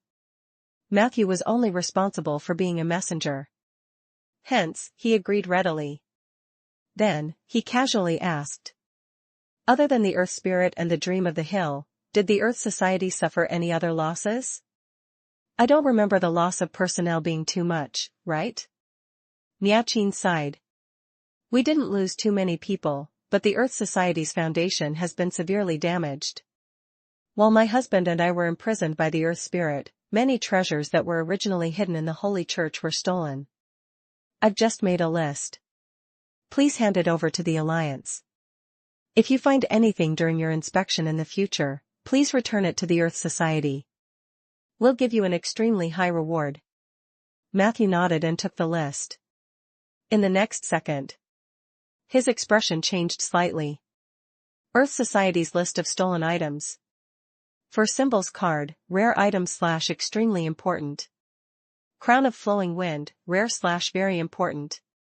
White Raven Ring, magic item / important. Invincible Sword, magic weapon / important. Alright. At this moment, Matthew finally understood the little kindness that the traveler god spoke of. It seemed that this guy had also stolen something. I might as well call him the god of thief. Matthew cursed in his heart. He was a little conflicted. If he were to give the 4 Symbols card out now, would the members of the Earth Society suspect that the other items were in his hands? Just as he was thinking, the mother of slaves suddenly brought a group of zombies over. She complained to Matthew. Sir, there's a zombie that refuses to be disciplined. How should we deal with it? Matthew looked up with interest. Oh? There was actually a zombie that even the mother of slaves couldn't tame? He looked behind her. Just a glance. He saw a zombie that didn't fit in well. Hint, you have discovered a strange species, the lonely zombie, lurking among the undead army in the cemetery. Lonely zombie, elite slash? This zombie seems to be different from the others. Its temperament is much more arrogant than the others of its kind. Matthew looked at the zombie and narrowed his eyes. Why is he so undisciplined? Chapter 8:16 Chapter 8:16, The Watchman of Dusk and Queen House. Chapter 8:16, The Watchman of Dusk and Queen House. Your domain resonates with the paintings of the ages. You have received enlightenment from the magical domain, and your mana has increased by January 5th. Matthew was shocked. What kind of painting was this? It actually increased his magic power by January 5th with just a glance. The person who was doing the painting was Lorraine. Matthew didn't know whether to call Isabel or Lorraine awesome. At the same time, the moment Matthew opened the scroll, an insignificant response also entered Matthew's spiritual world. Prompt, the lonely zombie has accepted your recruitment and has become a part of the cemetery. Is the recruitment successful? Matthew raised his eyebrows. The zombie's reaction was a little strange. He had already thrown out the recruitment, but only now did he get a response. It couldn't be that the delay was too high, right? Judging from the other party's nimble performance of picking up the eyeball just now, his reaction should not be too slow. Could it be because of this painting? Matthew's heart skipped a beat. He held the scroll and walked towards the lonely zombie. This time, the latter finally lowered its proud head. But Matthew also noticed. In front of Isabel's painting, all the undead had a similar reaction, including the mother of coolies, who showed fear. When Matthew approached, she even knelt on the ground, her entire body trembling, and even threw the whip to the side. In comparison, the aloof zombie was still behaving decently. Let's go back to the cemetery. Matthew put the scroll behind his back and gave an order to the undead. He activated the teleportation gravestone again and asked the mother of slaves to bring the undead home first. After all, the disaster had passed. If they continued to let so many undead stay in Cross City, it might cause panic. As for this zombie, Matthew had already marked it with emphasis. He would study it properly after he got home. After dealing with the matter of the undead, Matthew looked at Eli again. Why don't you return to your human form? The little black cat stuck out its tongue, but it did not answer the question. Who is the beautiful lady in the painting? He looked a little restless. Matthew immediately warned. It's someone you can't ask about. Isabel's identity was a very sensitive existence to the Seventh Saint Alliance. Other than those who knew her well, most people rarely mentioned her. As Isabel's student, it was not that Matthew did not have the right to share Isabel's knowledge with Eli, but considering Isabel's unique temper, Matthew felt that it was better for the Earth Tiger to know less. The little black cat immediately revealed a dissatisfied expression. Matthew, why are you hiding her information like Boss Lorraine? Matthew smiled helplessly. When the two of us chose that, you should know that she's a very special woman. If you want to have any ideas about her, I can only say that I respect her very much. I hope you'll understand that. However, I'm still very happy to see you alive and kicking here. Recently, I've been inquiring about your whereabouts. I thought that after the incident in Cross City was over, I would still have to go to the Whale Hunters organization to exchange blows with them to rescue you. I didn't expect you to return safely. This is good news. There was a hint of embarrassment in Eli's voice. I'm sorry, Matthew. I've made you worry. I was indeed caught by the boss of the Whale Hunters because of my carelessness. However, she also underestimated me, and I seized the opportunity to escape. Coincidentally, on the way back to Cross City, I met Boss Lorraine, who was in a daze. Then, we met a woman. Boss Lorraine was scolded by that woman like a quail. After that, he started to think about how to write the article with a sad face. Eli's narrative was only average. However, it was true and detailed. In just a few minutes, Matthew had a rough understanding of this guy's experience over the past month. It sounded like it was full of ups and downs. In fact, he spent about 3/4 of his time as a captive in the whale hunter organization. Matthew looked at the little black cat's size. He even looked a little fat. It seems that the whale hunter treats his captives quite well. Matthew teased. Eli thought for a moment and answered seriously. Queenhouse isn't particularly bad. She's just a little crazy. Actually, she's not very crazy. As far as I know, she's just looking for the treasures left behind by her race. This is related to their journey back to their hometown, so some of their actions seem a little radical. She's actually quite a nice person. She has big breasts now, she's quite magnanimous. I offended her several times, but she didn't punish me. Anyway, I think the whale hunter's attack on Cross City was a misunderstanding. When I return to the underground sanctuary and meet the 2 archdruids, I might be able to resolve the misunderstanding between the Earth Society and the whale hunters. Matthew's expression was a little strange. He was about to ask Eli for more information about the whale hunters organization. But at this moment, the painting that he had been holding with both hands behind his back suddenly started to burn. It was strange. Even though the painting had ignited without any wind, Matthew did not feel any heat when he touched the flames. He wasn't scalded at all. A breeze blew past. In the blink of an eye, Isabel's paintings were automatically burned to ashes. Some ashes fell from Matthew's fingertips. He could not help but gather more ashes with his hands. Chapter 8:17, Chapter 8:16, The Watchman of Dusk and Queen House. Chapter 8:16, The Watchman of Dusk and Queen House. Your domain resonates with the paintings of the ages. You have received enlightenment from the magical domain, and your mana has increased by January 5th. Matthew was shocked. What kind of painting was this? It actually increased his magic power by January 5th with just a glance. The person who was doing the painting was Lorraine. Matthew didn't know whether to call Isabel or Lorraine awesome. At the same time, the moment Matthew opened the scroll, an insignificant response also entered Matthew's spiritual world. Prompt: the lonely zombie has accepted your recruitment and has become a part of the cemetery. Is the recruitment successful? Matthew raised his eyebrows. The zombie's reaction was a little strange. He had already thrown out the recruitment, but only now did he get a response. It couldn't be that the delay was too high, right?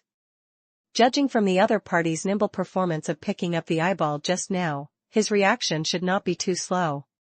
Could it be because of this painting? Matthew's heart skipped a beat. He held the scroll and walked towards the lonely zombie. This time, the latter finally lowered its proud head. But Matthew also noticed. In front of Isabel's painting, all the undead had a similar reaction, including the mother of coolies, who showed fear. When Matthew approached, she even knelt on the ground, her entire body trembling, and even threw the whip to the side. In comparison, the aloof zombie was still behaving decently. Let's go back to the cemetery. Matthew put the scroll behind his back and gave an order to the undead. He activated the teleportation gravestone again and asked the mother of slaves to bring the undead home first. After all, the disaster had passed. If they continued to let so many undead stay in Cross City, it might cause panic. As for this zombie, Matthew had already marked it with emphasis. He would study it properly after he got home. After dealing with the matter of the undead, Matthew looked at Eli again. Why don't you return to your human form? The little black cat stuck out its tongue, but it did not answer the question. Who is the beautiful lady in the painting? He looked a little restless.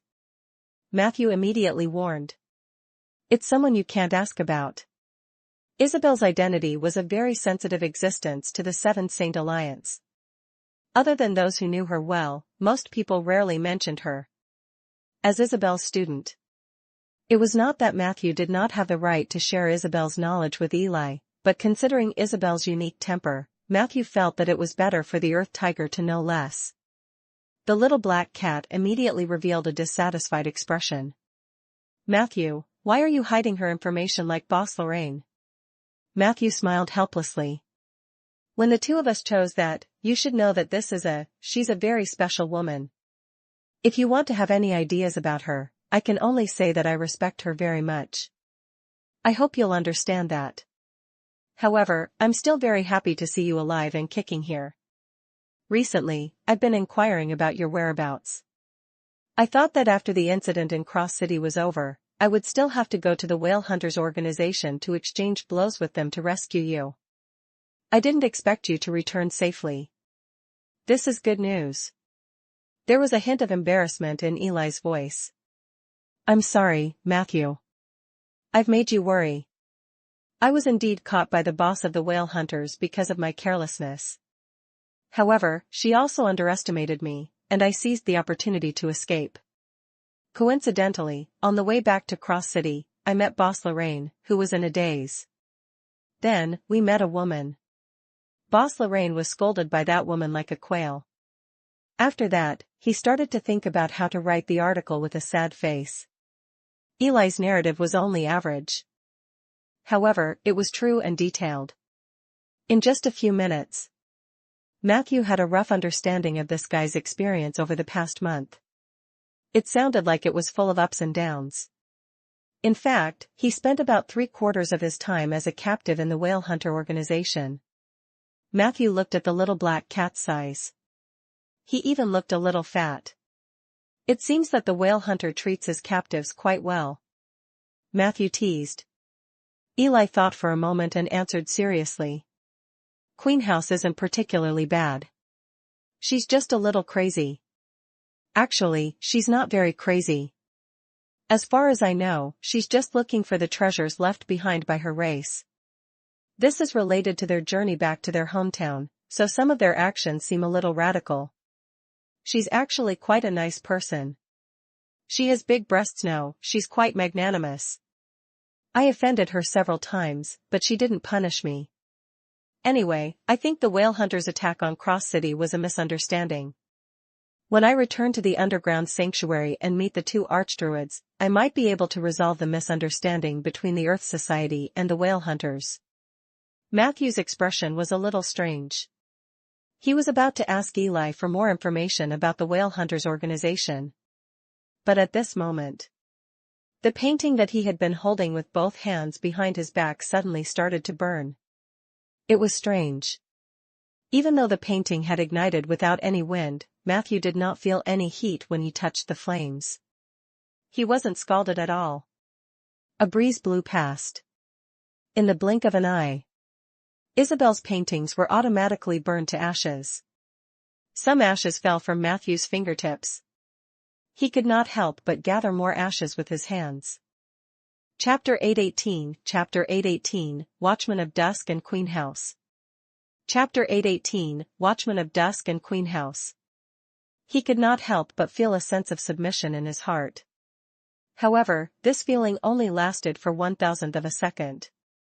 Immediately after, the two items in his hands gave him a gentle power that supported his will to resist. In the blink of an eye, Queen House psionic command was ineffective. What is this?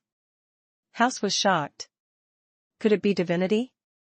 How is that possible? How can you have two? Before she finished speaking, Matthew's counterattack had arrived. His right hand lightly patted the wondrous backpack, and then he turned into a moon bear, charging straight at House. The moon bear was very fast. The distance between the two sides was instantly shortened. You actually want to use wilderness form to deal with me? Don't you know that psionic energy is the greatest counter to nature? House, who had a shocked expression on her face just now, heaved a sigh of relief when she saw this scene. She took half a step back, activating a brand new psionic command, Path of Retraction. This was an order that could make the enemy roll back to where they came from. Matthew could still be exempted from this command with two pieces of divinity in his hands because he was in his human form. Now that he was in his wilderness form, he was completely suppressed by the psionic command. There was no way he could turn the tables. However, at this moment, a shadow suddenly flew behind Queen House. Immediately after, a mournful howl rang in her ears. Ah! The ghost that Matthew had released earlier arrived in time. When the latter's ability, Cries of Death, resounded in this space, Queen House psionic command instantly collapsed. At this moment, she suddenly became extremely nervous. She did not understand why this man in front of her knew so much about psionic power. Wasn't it said that the mages of the Seventh Saint Alliance had never studied psionic abilities? This thought flashed through her mind. Facing the attack of the specters, she instinctively wanted to move away, but the moon bear had already pounced on her aggressively. "Pa!" Matthew mercilessly slapped Queen House upper body. This slap almost made her fall apart. It was only because the Giza people had suffered from the radiation of the cosmic starlight that their physical fitness had long mutated to the point where they were no different from the evil beings in the astral world. Otherwise, she would be a pile of meat paste in a while. Even so, Matthew also heard the sound of Queen House shoulder blade breaking. She fell to the ground. Matthew immediately lay on her. He held her down firmly. "Hurry up and suck," he ordered. The drifter didn't hesitate. She opened her mouth and started to use the characteristics of a ghost to absorb house energy, strength, and concentration. No, no, no. Wait, I was wrong. I'm here to discuss a deal with you. She was about to be crushed by Matthew. Only then did House remember to beg for mercy. Unfortunately, it was too late. The drifter glanced at Matthew. Matthew said firmly, "Suck her dry." The drifter's eyes lit up, and she immediately activated her full power. 8 minutes later, House kicked her legs, her mouth tilted, her tongue hanging out, and saliva flowed all over the ground. Did she faint? Matthew carefully checked the other party's condition. He knew that it was impossible to guard against a psionic ability master. To be on the safe side, he had to let the drifter keep an eye on her at all times. Speaking of which, House was unlucky. If she had met anyone else, she would have been able to easily control them with her powerful psionic commands. However, the person she met was Matthew, who was the most knowledgeable about psionic powers among all the non-legendary mages in the south. Edmund extracted the psionic knowledge from the Abomination Laboratory. Matthew did not miss a single piece. The essence of the Undead Empire could not be compared to the psionic knowledge of the Giza people. This also mentioned the 3 weaknesses of psionic power that the Undead Empire had found. First, powerful waves. Any form of wave with enough power could interrupt the psionic command. Among them, sound waves were the most common. Matthew's own death shockwave had a similar effect, but it was not as effective as the drifter's wail. Second, divinity. The holder of divinity had powerful immunity, including but not limited to charm, illusion, fear, deception, psionic power, and so on. This was also one of the reasons why gods were so powerful. Divinity, in a sense, represented the nature of the universe's origin. It could provide powerful protection for the holder or the owner. Psionic command was mostly a control-type ability. Therefore, it was naturally restrained by divinity. Third, spectral soul. In fact, just as mages were easily countered by specters, psionic users also needed to focus on releasing psionic commands. Once their focus was sucked dry, there was nothing they could do either. Thus, psionic users were wary of monsters like ghosts. However, in the actual process, psionic users often developed many methods to counter specters, and both parties were actually restraining each other. The reason why Matthew won so smoothly. The main reason was that he had gathered all 3 elements that could resist psionic power. When the drifter came out, he successfully used his moon bear transformation to attract house attention. This was the foundation for the drifter's successful sneak attack. All in all, it was a perfect battle. Matthew quickly thought about it in his heart. On the other hand, Eli was dumbfounded. After Queen House lost consciousness, the psionic command on Eli's body lost its effect again. He finally regained his freedom. Matthew, it's only been a while since we last met. You've become so unfamiliar. Eli looked at him with a complicated expression. I thought that our strength was about the same. I didn't expect you to be able to subdue her so easily. As expected of the person known as Legendary Mentor by the will of nature. Legendary Mentor? Matthew was slightly stunned. On the other side, Eli seemed to realize that he had let the cat out of the bag and quickly changed the topic. Anyway, thank you, Matthew. You helped me again and let me regain my freedom. I should have accompanied you to deal with this lady, but I've been away from the Earth Society for too long. I suddenly want to go back and take a look. I'll leave first, Matthew. I'll look for you again after I'm done with the Earth Society. As he spoke, he fled in a panic. Matthew looked at his back and pondered. The will of nature called me a legendary mentor? Could it be the secret that Eli heard when he advanced? But I am not even a legend. How could I be a mentor? He secretly complained. Then, he returned to his human form, carried Queenhouse's body, and walked out of the city. On the disaster relief ship. In a dimly lit detention room. He poured a bucket of water on her. House slowly spun. In front of her stood the ugly ghost-like Drifter and the handsome but cold Matthew. I'll only give you one chance. You must tell me all the secrets of your whale hunters organization in this operation. Matthew said impolitely. House looked quite unyielding and sneered on the spot. I can't tell you. Don't tell me you think that a sneak attack can make me. Bang. A dull sound rang out. House fell forward without a word. Soldier, who was standing behind him, slowly put away a stick. I gave you a chance. Matthew said to the unconscious House with a happy expression. Since you have such a strong backbone, I can only hand it over to a professional to deal with you. Half an hour later.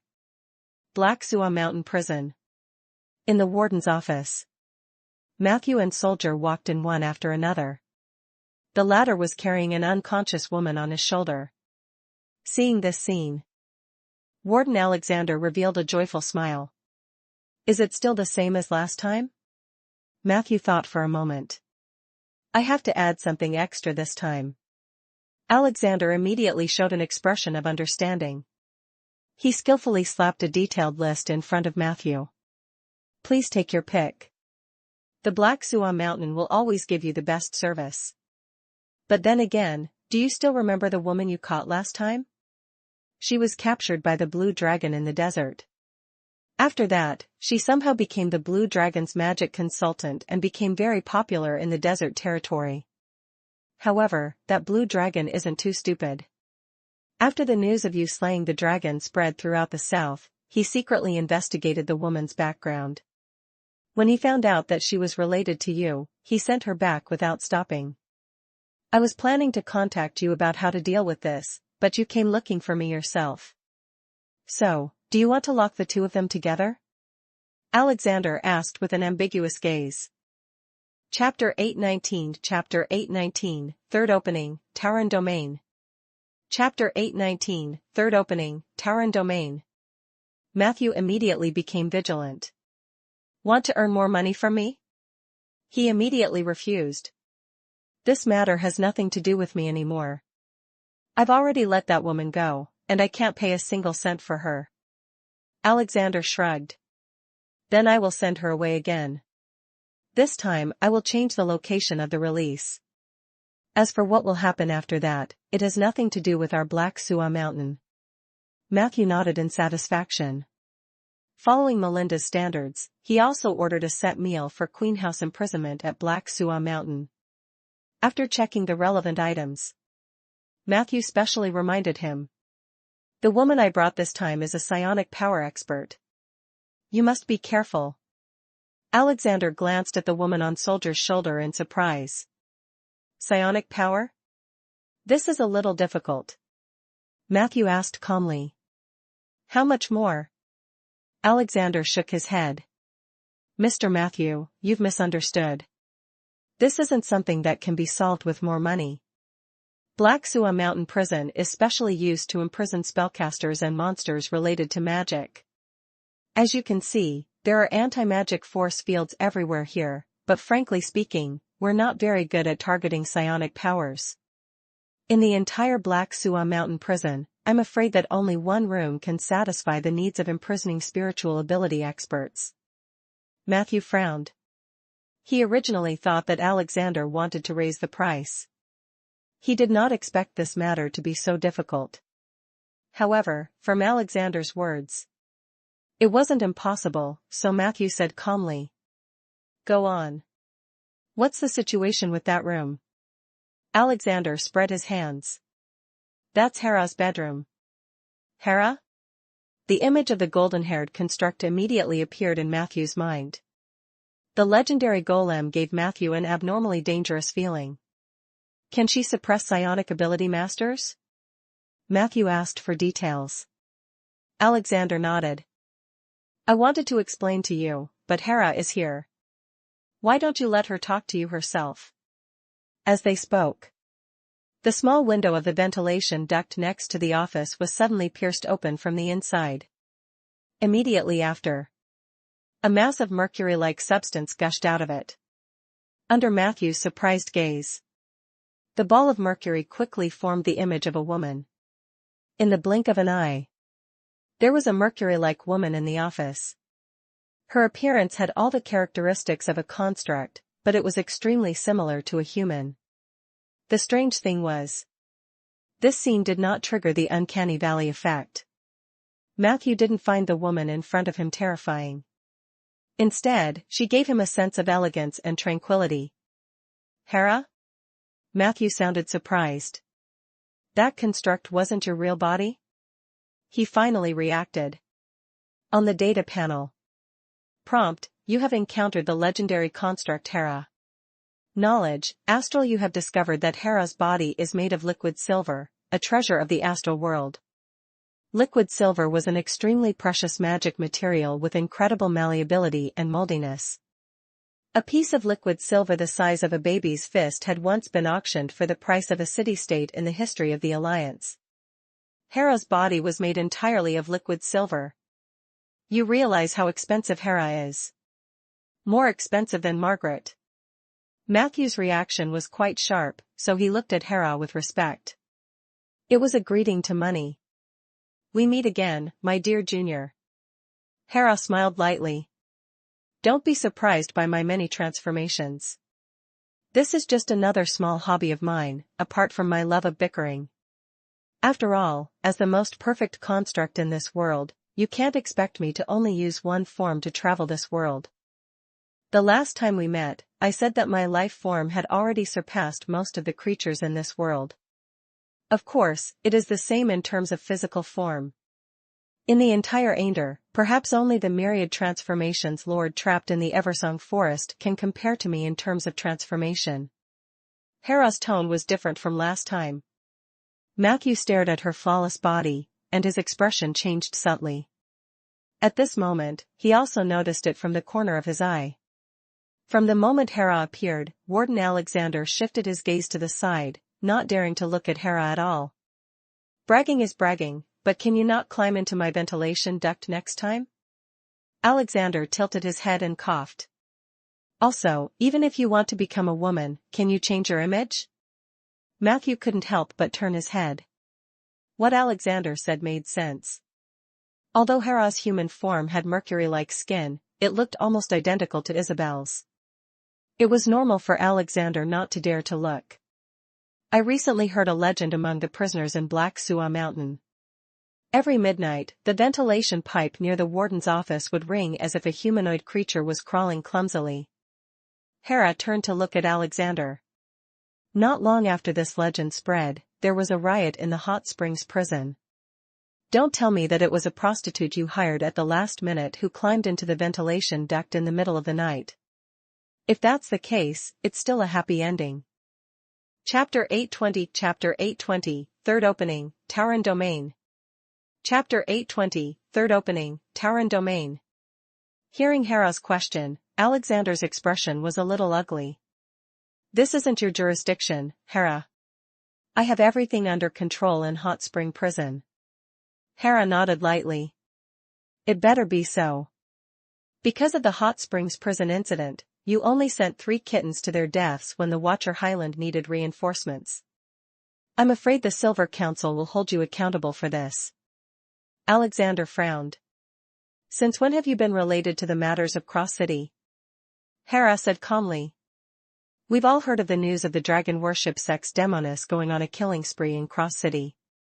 Since the matter in Cross City is related to her, then this matter is also related to me.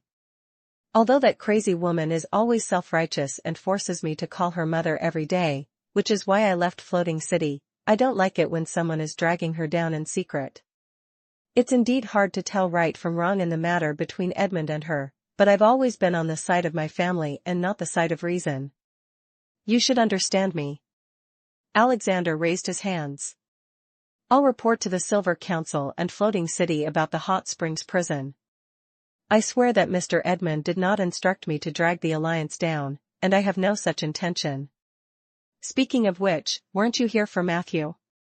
Why did you suddenly accuse me? If you really want to judge me, I'm willing to accept your accusation in the Palace of Truth. He looked helpless and a little playful. However, Matthew sensed that Alexander seemed to be really angry. After this conversation, Matthew now had a new understanding of the power structure of the prison.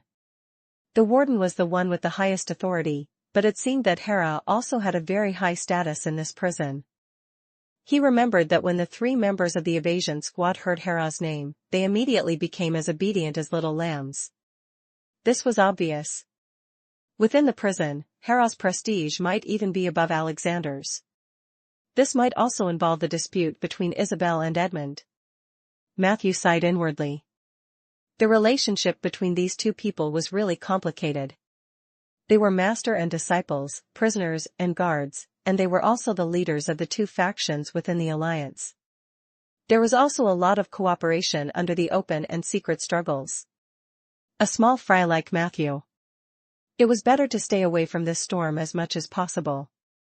However, he knew very well in his heart. Hera had chosen to question Alexander when he was present because she was actually sending a signal to knock him down.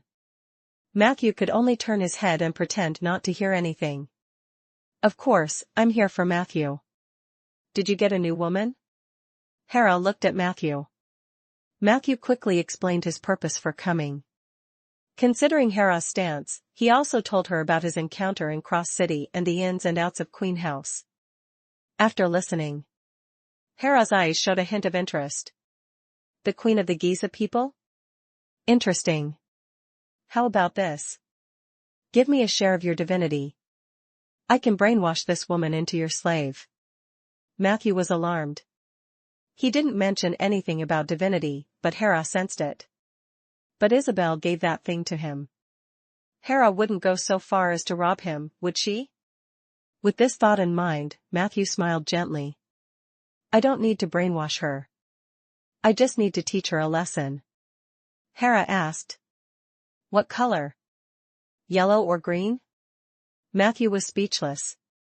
He thought for a moment and said seriously.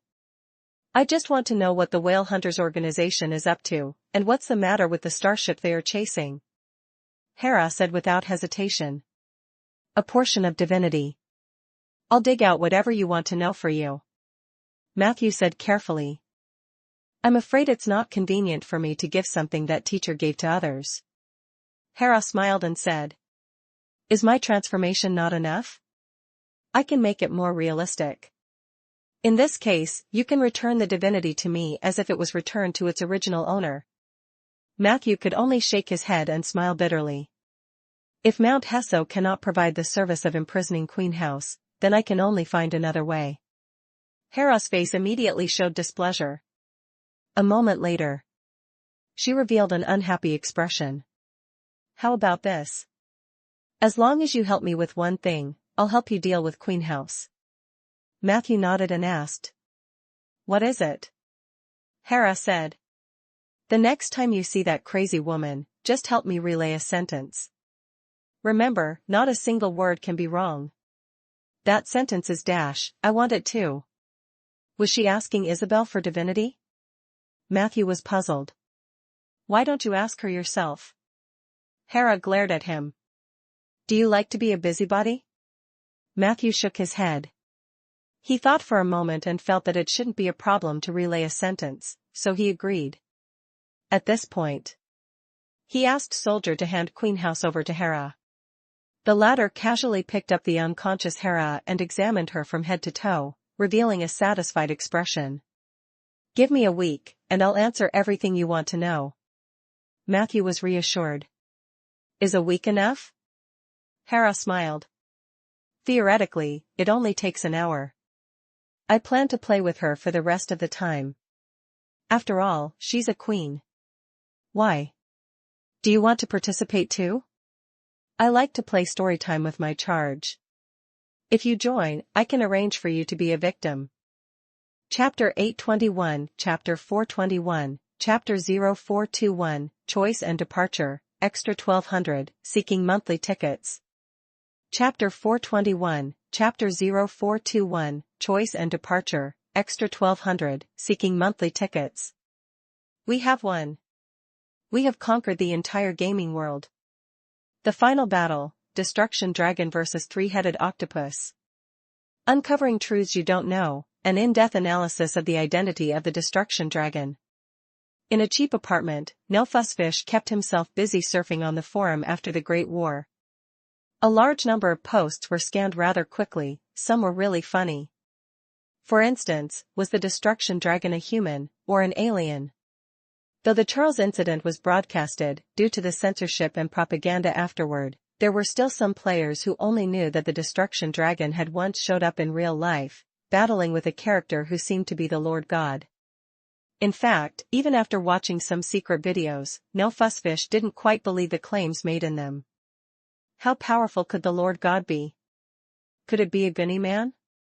And yet, considering these stuff was pointless. With the once-in-a-millennium opportunity brought about by the expansion of the Lord God's game, what he needed to do was to constantly upgrade his professional rank, benefit from the game and become a transcendent in the real world at the same time. Just as No Fuss Fish was contemplating his future, a post drew his attention. Breaking news! The Lord God's game is about to shut down? The title was so startling that he couldn't help but click in. Our world is divided into two sides of one coin. One side is bright and scientific, the other side is dark and mysterious. The introductory part of the post explained the concepts of outer world and inner world, the origin of the beasts of the inner world, and the significance of the Lord God's game. It is written as if it is true. If it is indeed true, then we players have saved the world, they should give me a 1-ton medal. No Fuss Fish thought with a chuckle, but when he discovered that this post was pinned on all forums and was not deleted, his face became serious. It couldn't be, are they really shutting down the servers? I haven't had enough of this game. With that thought, he quickly logged into the Lord God's game. Within the main city, the conscious body of No Fuss Fish emerged, and at the same time, a light curtain also appeared in front of him. Dear player, we're sorry but this game is about to close.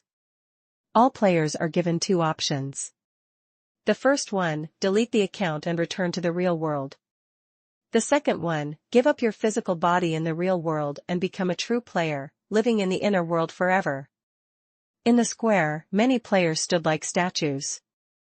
Some were freaking out and cursing the Lord God in lurid language, they were quickly forced offline and banned forever. It's true, the game is really shutting down. No Fuss Fish felt a bitter taste in his mouth, he was dumbstruck for a while. Too bad for him, though he was stunned, there was a countdown on the light curtain. Roughly the duration of a Gunny star rotation, he needed to make a decision. What should I do? The moment No Fuss Fish found out he could choose before the final moment, he logged out immediately and began madly scanning through all the forums. The complaints of many players gathered into an outcry. There were even calls for all the top players to band together to wage a war against the god of the game. Pity that, those suggestions ended up in nothing. In contrast, there were pinned posts on each of the forums elaborating on the concepts and significance of the Watcher. The convincing tone was self-evident. What should I do? What should I do? I'm reluctant to give up the life of technology. But that's the world where real transcendent power exists. Nelfussfish was in torment all night. In the last 10 minutes before the decisive moment came, he logged into the Lord God's game, staring at the light curtain in front of him, lost in thought. Tick-tock. Tick-tock. Every second was passing. At the very last moment just before the countdown hit 0, Nelfussfish clenched his teeth and made up his mind, I want to stay here, as a watcher. This was his decision after careful consideration. After all, he grew up in an orphanage, was solitary, didn't have many friends, there was nothing much to hold him back in the real world. Inside his heart, there was curiosity and love for the inner world. If it weren't for the Lord God's expansion, he might never have had a taste of this alien world. Now that he's got the chance, he didn't want to let go. At the same time, majority of the players chose to return to the world of technology. After all, the comfort of a modern lifestyle was much more peaceful and steady compared to the primitive, bloody life in the inner world. Tick-tock. Tick-tock. With everyone's eyes on it, the time on the light curtain finally ticked down to 0. Boom. The world seemed to tremble slightly, a large number of players turned into nothingness, and were forcibly ejected. Ah! Nelfussfish screamed, clutching his head, feeling like he had lost something extremely important. At this moment, more than 90% of the players in the main city vanished.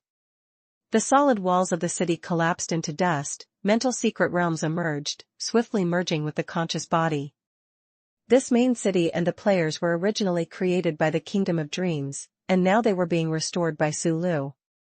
Screaming earlier, Nelfussfish now found himself somewhat astonished, realizing that he seemed to have gained something else. He barely suppressed the pain, stood up and looked at the scattered crowd around him. Most of these people were filled with uncertainty about the future and didn't know what to do. Just then, a priest descended. He hovered in midair, speaking loudly, "My Watcher brothers, let me introduce myself first. My name is Doran, from the Church of the God of the Game. The darkness of the inner world might have been eliminated, but a resurgence is always possible, which requires us Watchers to remain here and defend hope. Defend hope." Nelfussfish clenched his fists, feeling that there was another layer of meaning to his life. The final number of players left is around 13 million. Upon the cloud, Sulu, holding the Kingdom of Dreams, was slightly surprised, just the players who chose to stay voluntarily number in the millions. Eccentrics really can be found everywhere. Looking back at the majestic palace, he felt a bit disappointed and regretful. Initially I thought, those top players and large forces outside would band together and launch a war against God. How come they peacefully accepted it? It's really boring.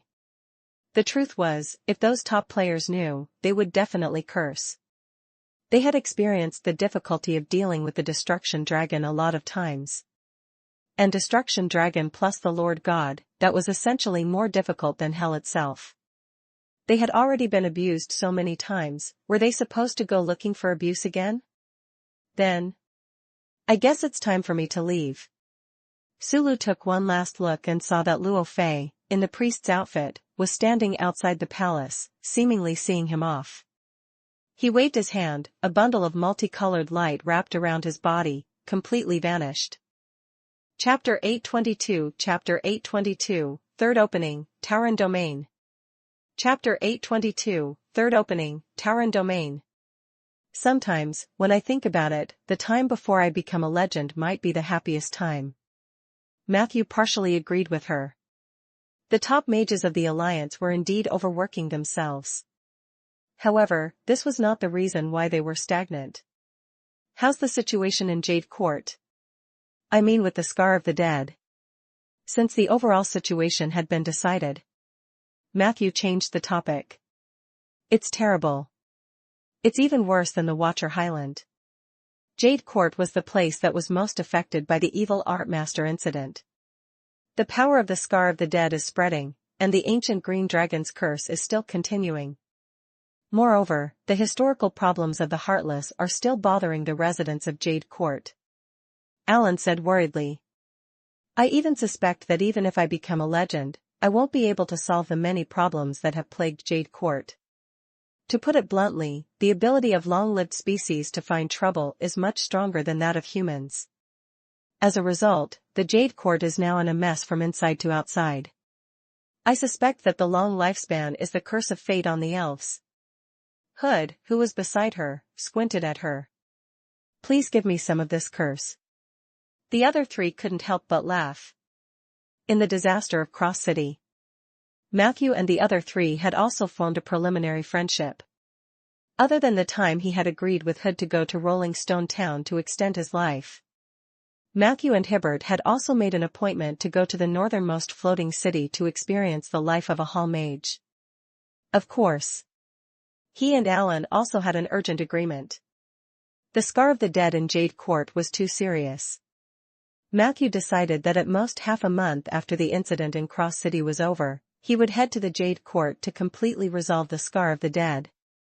This meant that Matthew was about to officially start the S-grade project. He felt uneasy and terrified. However, he was more excited. This wasn't because he could openly make more money. Instead, solving the scar of the dead was the main mission of the system on Matthew. Back then, he had only solved the problem of the scar of the dead expanding westward. In the blink of an eye, he had obtained a demigod persona. If he could completely offset the effects of the scar of the dead, wouldn't that mean that he would take off directly? For a moment, Matthew's imagination was running wild. A week later, the disaster relief work in Cross City had come to an end. In fact, the frontline work was completed in the first 3 days. Matthew stayed in Cross City mainly to interact with the Druid Church and see if any of them would cause trouble. However, Cross City was very quiet for the next few days. The attention of the entire South had shifted from the Watcher Highland to the battlefield at the Wild Wolf Mountain. The reason was that although the legendary mage of the Shield of the Gemstone Mountain had killed the Demon Lord before the latter died, he opened a crack that led to the abyss. A large number of demons swarmed into the Wild Wolf Mountain. In addition, the fate of the city lord of Lion City, Barton, was unknown. The entire East Coast became the focus of everyone in the South. With the efforts of the Druids and the remaining mages, the battle was over. Peace gradually returned to Cross City. Matthew also officially ended his mission a week later. He opened the portal back to Rolling Stone Town. This series of operations made Matthew feel convenient and comfortable. With teleportation, you can go wherever you want. That's what a real mage is like. He returned to the town and greeted Rhaegar and the others. Rolling Stone Town was generally peaceful. The process of Rhaegar annexing the Highleaf region and part of the Golden Fertile Fields was also calm. It seemed that he was not affected by the chaos in the south. Matthew was relieved. He returned to his territory and strolled around. He teased the shy Pegasus, looked at Renesm, who was torturing the lonely zombie, stared at the arsonists who were still working overtime, and greeted Richard, who was teaching the 1,000 Transformers the way of the rogue. After walking through the entire process, he then calmly returned to the simple workshop in the cemetery. Matthew sat on the ground. At this moment, his heart was calm. The door to the domain opened from his chest. A unique power called the Terran surged into his limbs and finally gathered at Matthew's heart. Hint: you have chosen to explore the deeper parts of the Terran domain. As the creator of the domain, you are about to further develop the Terran domain. You have accumulated enough Terran elements to obtain 3 opportunities to open up. Please choose the direction of opening up. Horizontal opening. Vertical opening. Matthew was already familiar with this. He had a very clear position in the Terran domain, and he took the small but precise route. Instead of hoping to get involved in more domains, it was better to aim in one direction and go deep into it. He chose to open it vertically. Therefore, Matthew had chosen to explore further into Plunder, Terran, and Instigate. Hint: you have successfully opened up your domain. You have gone further on the Terran path. Creator: as you are the creator of the Terran domain, you will receive additional exploration bonuses. Currently, you are equivalent to a master in the Tauren domain, 8 to 11 explorations.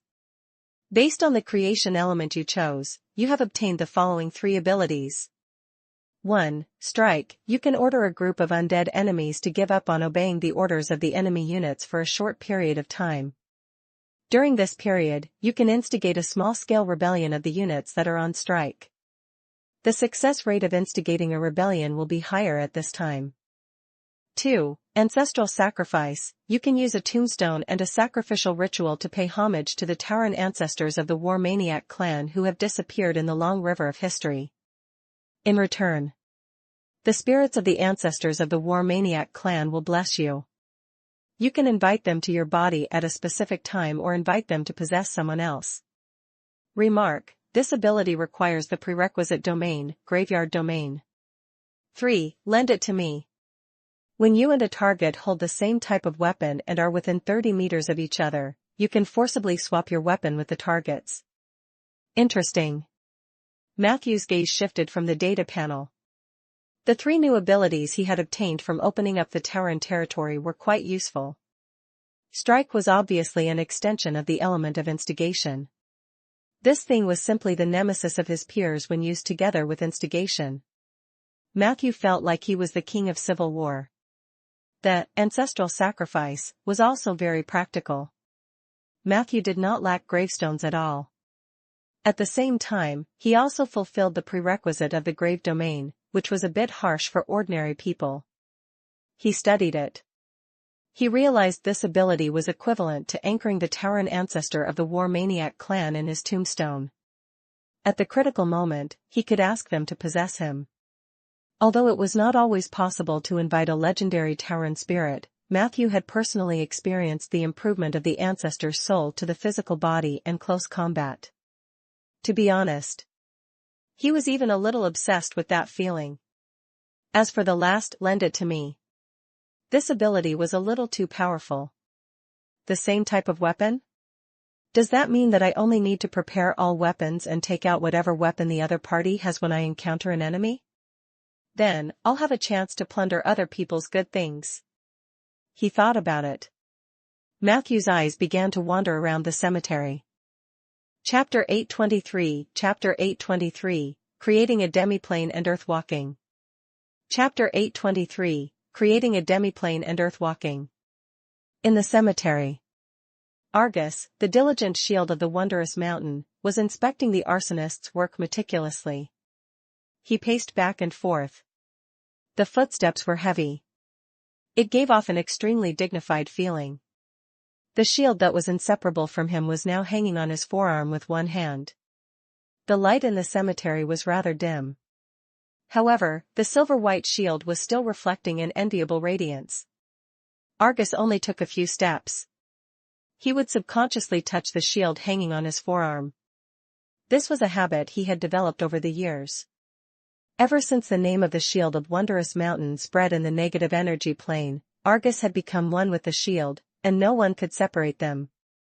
At that moment, an evil whisper rang out in the darkness. Lend it to me.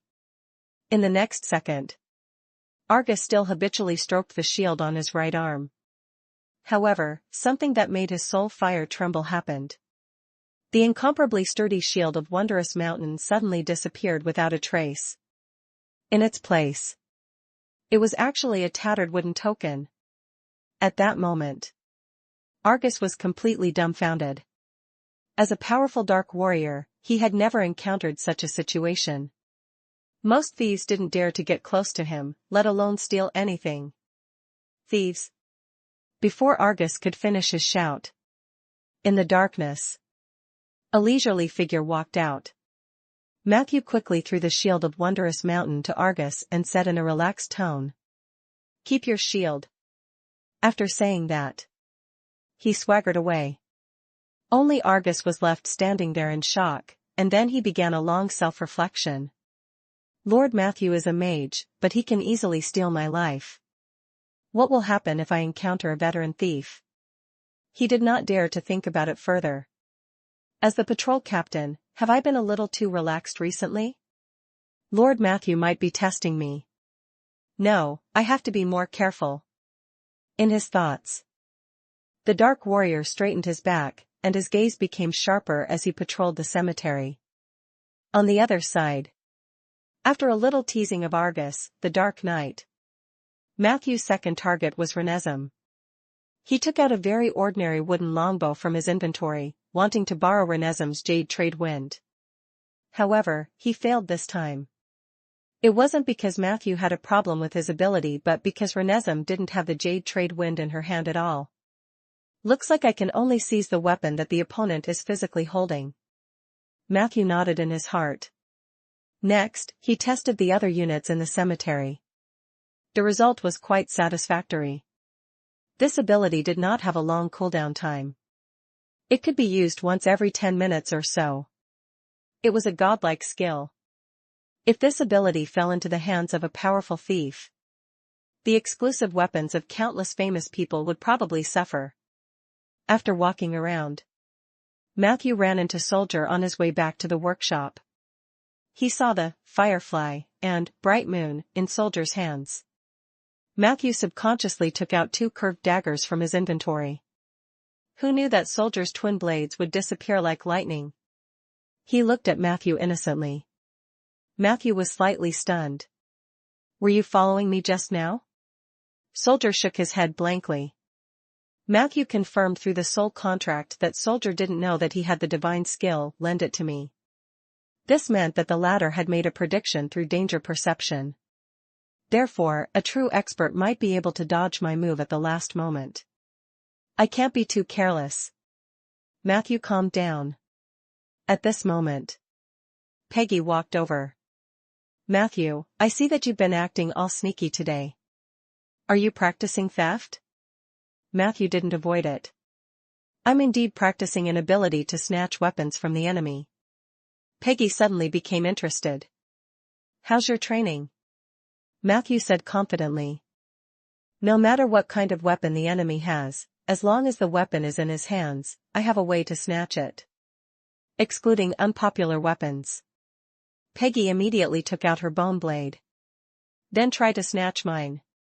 This weapon of mine shouldn't be considered unpopular, right? Matthew looked at the thick thigh bone and touched his hip. He said speechlessly. If your weapon can't be called unpopular, then it can only be called strange. Since he bumped into Peggy, Matthew gave her a purchasing mission. The main content of the mission was to let Peggy go to Rolling Stone Town and the North-South Trade Station to purchase all the weapons she could find. In addition, he also planned to buy a special weapon inventory to store these weapons when he went to the Alliance market next time. This mission was very costly. After all, weapons were not cheap. Matthew had actually thought of buying second-hand weapons, but the skill had a success rate to consider. Matthew was testing the skill on his underlings. The success rate of plundering was naturally 100%. If it were an enemy, the success rate of plundering would be affected by factors such as the quality of the weapons on both sides. Therefore, the quality of the weapons that Matthew purchased could not be too low. Hearing this, Peggy immediately expressed that this plan would have a huge impact on the current cash flow. Chapter 824 Chapter 824, Creating the Demiplane and the Earthwalking Spell. Chapter 824, Creating the Demiplane and the Earthwalking Spell. Matthew waved his hand, indicating that it was not a big problem. At the moment, he was still quite well off. Furthermore, after resolving the crisis in Cross City, the Silver Council had promised that the funds would be in place. When he was poor, he often thought about how to get money. But now, as he continued to grow stronger, making money seemed to have become an amateur problem. Sometimes, he could easily earn millions. Of course, this had something to do with the platform that the Alliance of Seven Saints and Isabel had given him. However, Matthew's own improvement in strength was also something that could not be ignored. Matthew no longer valued money that much. He thought. Even if they spent a lot of money on weapons. However, lend it to me was the kind of ability that would be profitable as long as it took effect once. Matthew thought it was a good investment. Of course. He did not forget to remind Peggy. Remember to buy it at wholesale price. You can use my name, and it will probably be cheaper. He briefly reminded her for about 10 minutes. Matthew returned to the workshop. He examined his domain. The sudden emergence of the Tauren domain made the legendary path, which was originally only composed of the path of life and death, richer and richer. His current domain could be said to be all-encompassing. Even if he had advanced to legend. The richness of his domain alone was enough to make him an extremely powerful legendary mage. But Matthew felt that it was not enough. On the one hand, the number of domains he had was not enough. On the other hand, his foundation was not solid enough. After these 3 times of opening, the Tauren territory has actually moved closer to the Plunder territory. This is partly due to my initiative to open it up but also the effect of the territory's own expansion. I'm currently the creator and wielder of the Tauren domain. It's equivalent to entering the Tauren domain more than 8 times. Not only do I have a terrifying suppression on people in the same domain, but I'm also qualified to launch a domain battle. Domain battle. It was a war between different domains to compete for the definition, concept, interpretation, authority, and other elements of their respective domains. In the early stages of the Age of Enlightenment, domain battles were fought almost every day, but at that time, they were called God Wars. Because, at that time, the leaders of every domain were gods. But now, things were different. The Calamity Mage sealed the path of the gods. It was equivalent to creating a large number of empty domains. These domains had been slowly occupied by mages over the past few hundred years. However, there were still many empty spots. Hence, domain wars were not common in this era. But if the gods return, with their familiarity with the domain, I'm afraid they'll be able to master it very quickly. By then, the domain wars might be as frequent as the early stages of the Enlightenment era. Matthew thought to himself. Originally, he had wanted to digest all the domain results from before in one go today. However, the rapid progress of the Tauren domain forced Matthew to stop comprehending other domains. He had to spend some time digesting the progress in the Tauren domain. As the future leader of the Tauren, he had to ensure that there were no loopholes in his domain.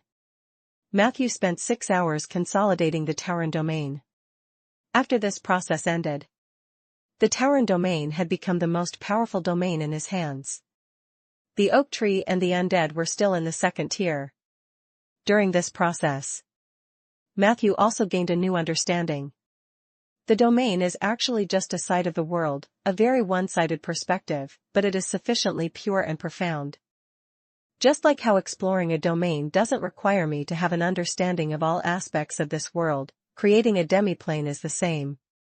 Creating a demiplane was a spell that Matthew was working on before he went to Cross City. This spell belonged to the Curse domain. Basically, every mage who wanted to become a legend would have their own demiplane. At the very least, this thing could be used as a storage spell with a huge amount of space. If things developed well, it could become a country or even a real world. I don't have a deep understanding of the Curse domain. If I use my own mana to create a demiplane, I won't have any advantage over others. I might as well use the power of the item and use the largest holy oak seed as the foundation to create a natural dream interdimensional space. To put it nicely, this method was a different approach, but to put it bluntly, it was opportunistic. In fact, such a decision was rare within the Alliance. The academic mages were particular about playing it safe and would never agree with Matthew's idea. They only advocated the expansion of spells based on their own magic power.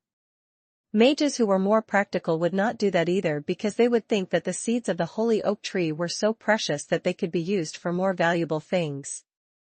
Just opening up a demiplane not only had a long payback period, but also a bit of a waste of natural resources. Unfortunately, Matthew was neither an academic nor a practical person. He was a wild mage. He did as he thought. Matthew took out the largest holy oak seed and began to chant the spell to create the demiplane. A large number of magic runes surged out. Matthew injected nearly 80% of his magic power into it in one go. Bang! Bang! Bang! Explosions sounded one after another. The holy oak seed slowly floated in Matthew's chest. Matthew took a bottle of water from the side. He used Mage Hand to collect 3 to 5 drops of water and watered the seeds. Very quickly. A ball of water wrapped around the seed. Chapter 825 Chapter 825, Creating the Demiplane and the Earthwalking Spell. Chapter 825, Creating the Demiplane and the Earthwalking Spell. Through the curved surface of the liquid, Matthew could see the changes in the space inside the holy oak seed. From a space as small as a carriage, it gradually expanded into a spherical space with a radius of 60 meters. On the data panel. Hint, you have successfully established a demiplane with the holy oak seed and a small amount of mana. You have obtained your own kingdom. Based on your legendary path and domain effect, your kingdom will automatically have the following 3 domains. Tauren. Oak. Undying. Please name your demiplane.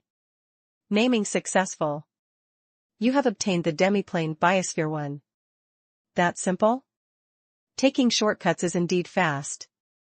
Matthew heaved a sigh of relief. His demiplane was different from that of traditional mages. In nature, it was closer to a natural dream. The advantage was that it saved time and effort and was protected by the will of nature. The weakness was that his innate attributes were restricted by nature. Matthew's autonomy was not that high. However, this wasn't a problem for Matthew, who was interested in pursuing the path of life and death.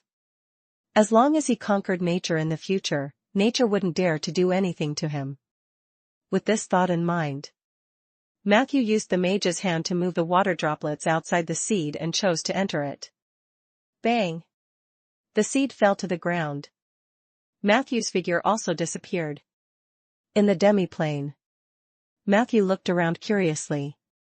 The new demiplane was empty, with only floating bubbles. In one of the bubbles, the simple-looking rock bear was sleeping soundly. The other, larger bubble contained the source water of the rootless river. There was nothing else. This was a very normal phenomenon. The bubbles in front of him were the most primitive state of the holy oak seed. Outside the bubble was the interdimensional space that Matthew had created with his mana. Matthew closed his eyes to sense the changes in the demiplane. All the parameters and information of this world were rapidly pouring into his mind. He could clearly sense that the elements of the earth were gathering in this space. Not long after, at the very least, a piece of land would be formed in the demiplane. This was a gift from the will of nature. If it was a demiplane created by an ordinary mage, even his foothold needed to be filled with magic power bit by bit, or he needed to buy high-level items with earth attributes or related fields to create land. Apart from the earth, Matthew had to think of a way to get water and sunlight. In theory, the holy oak seeds could also produce water and sunlight. But that would take a long time. He would definitely miss the rapid development of the new demiplane. Matthew's knowledge of space was relatively lacking. However, he was also clear about the development level of the space. The lowest was the grid. Generally, the grid space that was independent of the main material world was made into a storage space. Mages who were proficient in enchantment were usually able to forcefully open up some grid spaces outside the main material world. Above the grid was the bubble. Bubbles had more room for flexibility and development. Only a legendary enchanter could create bubbles. Most of the spatial bubbles were naturally formed. For example, holy oak seeds. Above the bubble was the demiplane. The demiplane could be further developed into a secondary plane. If the secondary plane could withstand all kinds of pressure and astral disasters, and if it was lucky enough, it could be upgraded to a secondary material plane. Generally speaking, this was the end. Usually, there could only be one prime material plane in a specific region of the universe. The secondary material world could only replace it to progress further. It would definitely mark the fall of the original prime material plane. The prime material plane is a bit ridiculous. But if I work hard, it's still possible to create a submaterial world. Matthew set his goal for Biosphere 1. He strolled around the empty space for a while. Then, he left. After that, Matthew then used an enchantment spell related to the creation of a demiplane to successfully tattoo the holy oak seed and attached it to the left side of his chest, which was in front of his heart. This would become the anchor point of Biosphere 1 in the main material plane. Matthew could not invite others to visit his world at the moment. Only he could enter. After he entered, the anchor point would change from its tattoo state to its original seed state and land on the ground. Although I can send Soldier and the others to guard this anchor point in the prime material plane, there is still a certain risk. It is best to hide this anchor point through enchantment or other means. At the very least, it must have the effect of invisibility. After the demiplane was created, Matthew began to think about how to better develop or use it. He pondered for a moment. He took out a pen and paper and began to seriously list out many things. Another 4 to 5 hours passed. Half a day later, Matthew took a list and personally went to the Crucible house to buy some materials and props. A few days later, he resumed his daily life in the cemetery. However, other than planting trees, repairing graves, learning spells, and chatting with animals, he now had another daily routine of nourishing his demiplane with magic power. He saw more and more daily missions. Not only did Matthew not find it cumbersome, but he also felt that it was not a big deal. On the contrary, there was an unusually fulfilling satisfaction. 3 days later, under the protection of the will of nature, a large number of earth elements formed an irregular circular land with a radius of 40 meters in the demiplane. Chapter 826, Chapter 826, Creating the Demiplane and the Earthwalking Spell. Chapter 826, Creating the Demiplane and the Earthwalking Spell. This piece of land was still extending outwards. During this process, the demiplane itself expanded into a sphere with a radius of 100 meters. Matthew stood on solid ground. He dug down for a while and dug out a shallow pit. Then, he threw a blue snail into the pit. In an instant, a large amount of fresh water came out of the snail. Fresh water filled the pit, forming a small pond. Immediately after, Matthew threw out another 7 birds with fiery red feathers that looked like turkeys. This was the Sunseeker bird. In essence, it was a demon-like creature. They liked to chase after sunlight and absorb it into their bodies. When they went to places where there was no sunlight, they would release the light stored in their bodies. The Sunseeker bird was the cheapest solution to solve the problem of the demiplane's light source. In the history of the Alliance, the mages had once caused the extinction of the Sunseeker birds due to their excessive pursuit. Fortunately, the seniors came to their senses in time and created the black technology of artificially breeding sun-seeking birds. This was why such cheap light sources could be bought in the Alliance's shop window. Of course, the price was relatively cheap. The 7 Sunseeker birds and the elementary freshwater source that he had just thrown into the pit had completely depleted his cash reserves. If it wasn't for the fact that the sulfur mine continued to provide a steady stream of cash flow, Matthew might even consider asking the Silver Council for payment. No matter what, the 3 elements of land, sunlight, and water were all gathered. Another 2 days passed. Matthew had successfully planted an ordinary oak tree in the center of Biosphere 1. This action ignited the fire of life for the demiplane. Matthew could feel that his kingdom had a trace of life. The demiplane developed even faster. Matthew would wake up every day to check on the situation of the demiplane. He would find that his own ecosystem had expanded again. A week later, the explosive development of the demiplane slowed down. At this moment, in Biosphere number 1, its real space had already become a sphere with a radius of 400 meters. The land area also exceeded 40,000 square meters. The small pond from before. Now, it had also become a small lake. As for the 7 Sunseeker birds, Matthew also gave them the right and responsibility to enter and leave the interdimensional space on time. He named the 7 birds Monday to Sunday, and their names corresponded to the days they were on duty in Biosphere 1.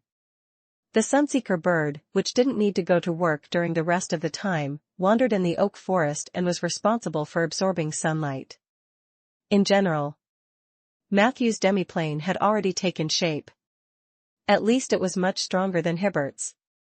Of course, if the demiplane wanted to improve, it would need a longer time to settle down. What Matthew had to do now was to continuously nourish this world with his magical power and make its borders more stable. One had to know. The newborn world was actually very fragile. There had been more than 200 earthquakes in Biosphere 1 in the past week. This phenomenon was so noisy that the rock bears couldn't sleep and ran to the bubbles of other holy oak seeds. Therefore, he had no choice. He really hoped that this demiplane would shine. It still needed time to settle down. Fortunately, Matthew did not lack patience. What he liked the most was settling down. In the workshop. The nourishment of the demiplane ended today. Matthew refocused his energy on the domain. Previously, when he used the holy oak seed to contain a large number of nature souls, his oak domain and earth domain resonated, which provided the necessary conditions for him to explore the latter. He decisively chose to go deeper. This time, the exploration of the domain also did not produce any abnormal phenomena. A few slides-like fragments flashed before Matthew's eyes, and most of these fragments came from the earth and some things deep in the earth. This level of exploration obviously did not allow Matthew to enter the earth domain. This made him feel a little regretful. Fortunately, this move was not completely fruitless. On the data panel. Hint, due to the resonance between the oak domain and the earth domain, you have obtained a new ability from the earth domain, earthwalking. Earthwalking, you can walk slowly in a large underground layer no more than 200 meters underground. Your walking speed is about 1/3 of your normal walking speed. In particular, this ability has an additional effect when enhancing different domains. Oak domain blessing, when you are moving in an underground space with a large number of tree roots, your earth walking speed will increase to 120% of your normal walking speed. Undying domain blessing, form a 30-meter radius halo around your body. All undead units within the halo will enjoy the same effect as you. Grave domain blessing, when you walk around or inside a grave with the earthwalking spell, you will understand all the information about the grave and gain the ability to teleport within the grave once every 10 minutes. The above domain buffs can be stacked up to 2. Mass underground march? A forest geyser? Grave ghost? In just an instant, Matthew thought of various application scenarios for his new ability. The ability produced by domain resonance did indeed have a more flexible effect. He also gradually realized, as he continued to deepen his knowledge in many domains, the influence of the domain was also gradually expanding. Another sneak attack, life-saving, and traveling ability. Matthew turned his attention back to the real world with satisfaction. At this moment, Peggy walked over impatiently and said, Matthew, did you know that Sif and Rhaegar had a fight?" Matthew was unconcerned. "Don't they quarrel often?" Peggy shook her head and said, "It's different this time. This time, Rhaegar beat Sif up." A red mark appeared on Sif's face, and she ran away crying. "You don't know what happened." Hearing Peggy's vivid description, Matthew frowned. "Why do you make it sound like you were there?" Peggy placed her hands on her hips. "I was at the scene. This is a piece of gossip that I heard when I happened to pass by the Lord's Manor. Anyway, Sif is really sad this time. Don't you think this is a good opportunity to take advantage of the situation? Could she pass by the high walls of the Liege's Manor by chance?" Matthew cursed in his heart. On the surface, he still muttered, "This is Rhaegar's family matter." Peggy said unhappily, "If you don't take advantage of the situation, then I'll take advantage of it. When I become the Torrent's domain master and have many people around me, don't be sad." Matthew asked curiously, "Can you sense my domain?" Peggy crossed her arms and sneered proudly. "We're partners now. I can see your depth at a glance. Don't interrupt. Anyway, I guess Sif will come crying to you tonight." If you can't seize this opportunity, I'll have to do it for you.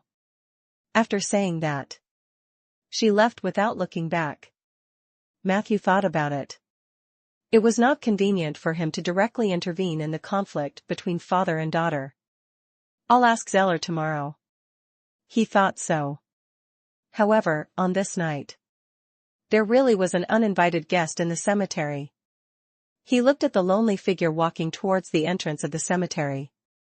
Peggy said proudly, "I guessed right, she's here. Look at her little hand wiping away her tears. She must be wiping away her tears. Hurry up and comfort her." She couldn't wait to push Matthew over. Matthew staggered forward a few steps and bumped into the person. The latter was clearly caught off guard by the scene. He wiped the corners of his eyes and coughed to adjust his voice. Then, he pretended to be fine and said to Matthew, "Matthew, do you have time to talk?" "Pa." Mage fire lit up. Matthew looked at Rhaegar, whose eyes were slightly red, and muttered, "Are you crying?" Rhaegar hurriedly denied. "Of course not. The energy here is too strong. My eyes were just watering." Matthew shrugged. Under Peggy's bewildered gaze, he led Rhaegar into his room and slammed the door. "Tell me. What happened with Sif?" Matthew asked with concern.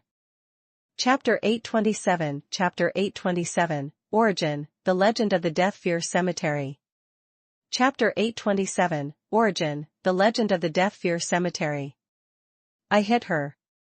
Rhaegar muttered uneasily. "I've never hit her, but I've obviously lost control today. This was originally my own problem, but Sif was implicated. I really deserve to die. You might not know, Matthew, but I've become irritable and impulsive these days. The documents piled up on my desk, and the tedious meeting with the representatives of other territories made me very tired. I couldn't sleep all night. I became very concerned about the rumors outside and also about other people's evaluation of me. Frankly speaking, I feel like my nerves are a little off.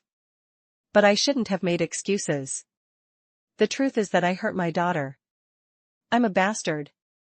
As he spoke, he covered his face with his hands, and his muscles tensed up. Matthew could hear a slight sob, but it quickly disappeared and was replaced by heavy breathing. Rhaegar's mental state seemed a little unstable. Matthew's heart tightened. However, he remained calm on the surface. "Calm down, Rhaegar. We all know that you love Sif very much. Don't overdeny yourself because of one extreme action. We all make mistakes, don't we?" As he spoke, he quietly opened the oak domain. The oak tree was the child of nature, and it was also the most representative part. The oak tree domain naturally had the power to pacify people. This was also the reason why Matthew had tried to open the oak tree's domain when he encountered a woman fighting. Last time, the oak tree domain was defeated. But this time it had an obvious effect. Rhaegar's emotions immediately calmed down. His hands that were covering his face no longer trembled, and his voice returned to normal. "Matthew, I don't understand what's wrong with me. Even my mistress said that I seem to have changed into a different person." Matthew asked patiently. "What did she say?" Rhaegar sighed and said, "She said that I've become so powerful that I don't even need to apply sword oil when I work. It's as if I've become 20 years younger." Matthew was speechless. "Isn't this a good thing?" Rhaegar released his hands and said with a serious expression, "Of course not. If it was just 5 years younger, I could understand it as a compliment, but 20 years younger. I feel that something is wrong."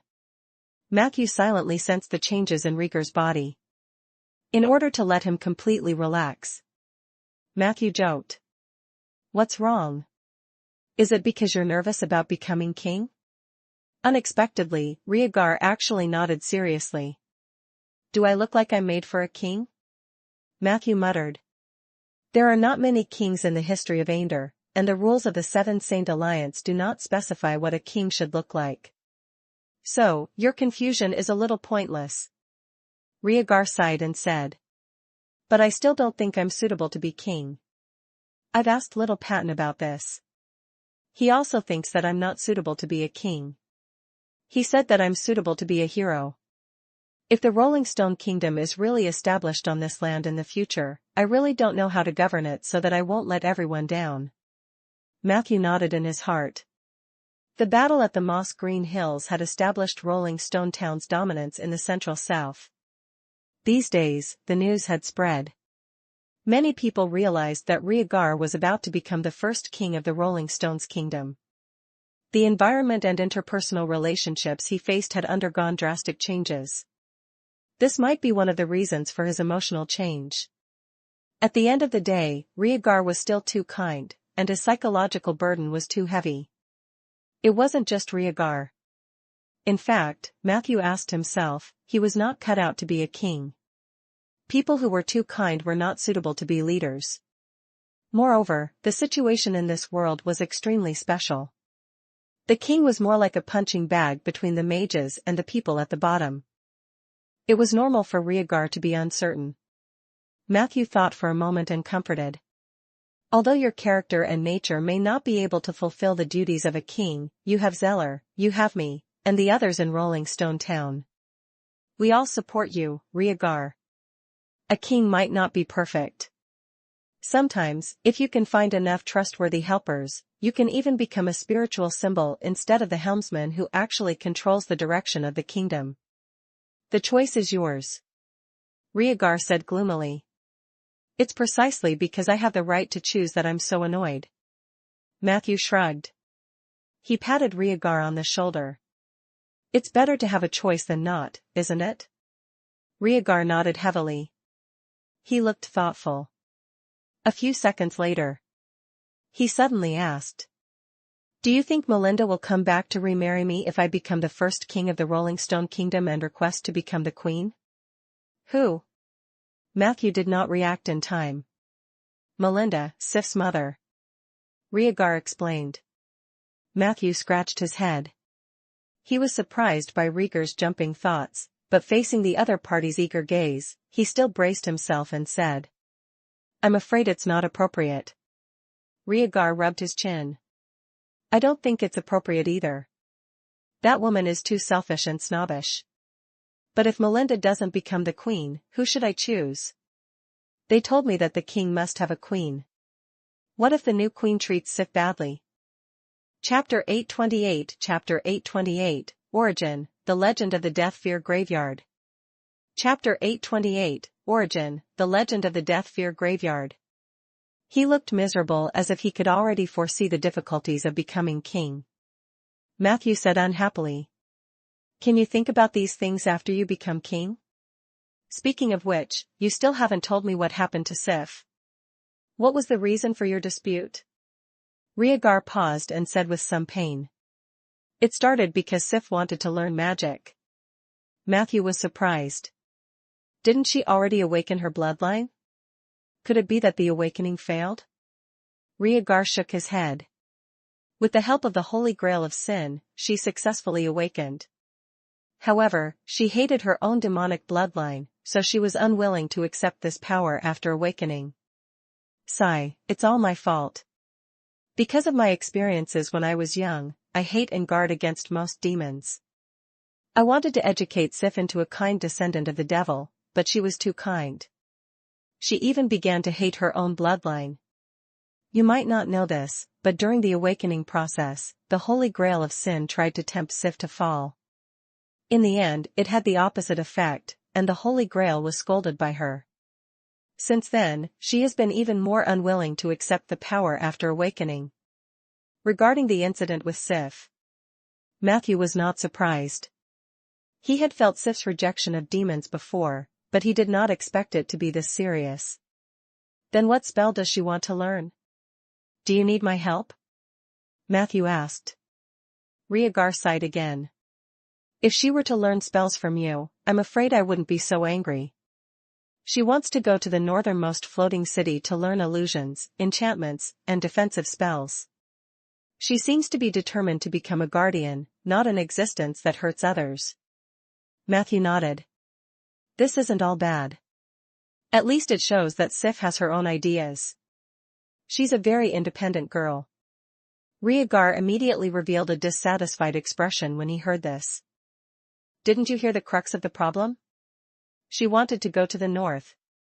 And it's not the northern part of the north like the Watcher Highland or the Jade Court. It's the northernmost part of the north. It's about 40,000 kilometers away from Rolling Stone Town. How can I be at ease with her going to such a faraway place to study? Matthew coughed lightly. 40,000 kilometers is nothing for a teleportation gate. But why would she have the idea of heading to the northernmost floating city? Is it for you to form an alliance? Rhaegar looked even more dissatisfied.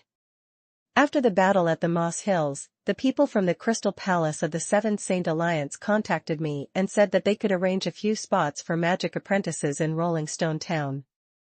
Sif contacted them privately after learning about this. The people from the Crystal Palace told her that she had a certain talent for magic. Although she missed the best age, she was qualified to go to the northernmost floating city to study with their financial support. Speaking of which, you haven't cared about Sif in a long time. Her quarrel with me this time must have something to do with your bad mood because you didn't contact her. So when are you going to talk to her? Crystal Palace? Saria's people?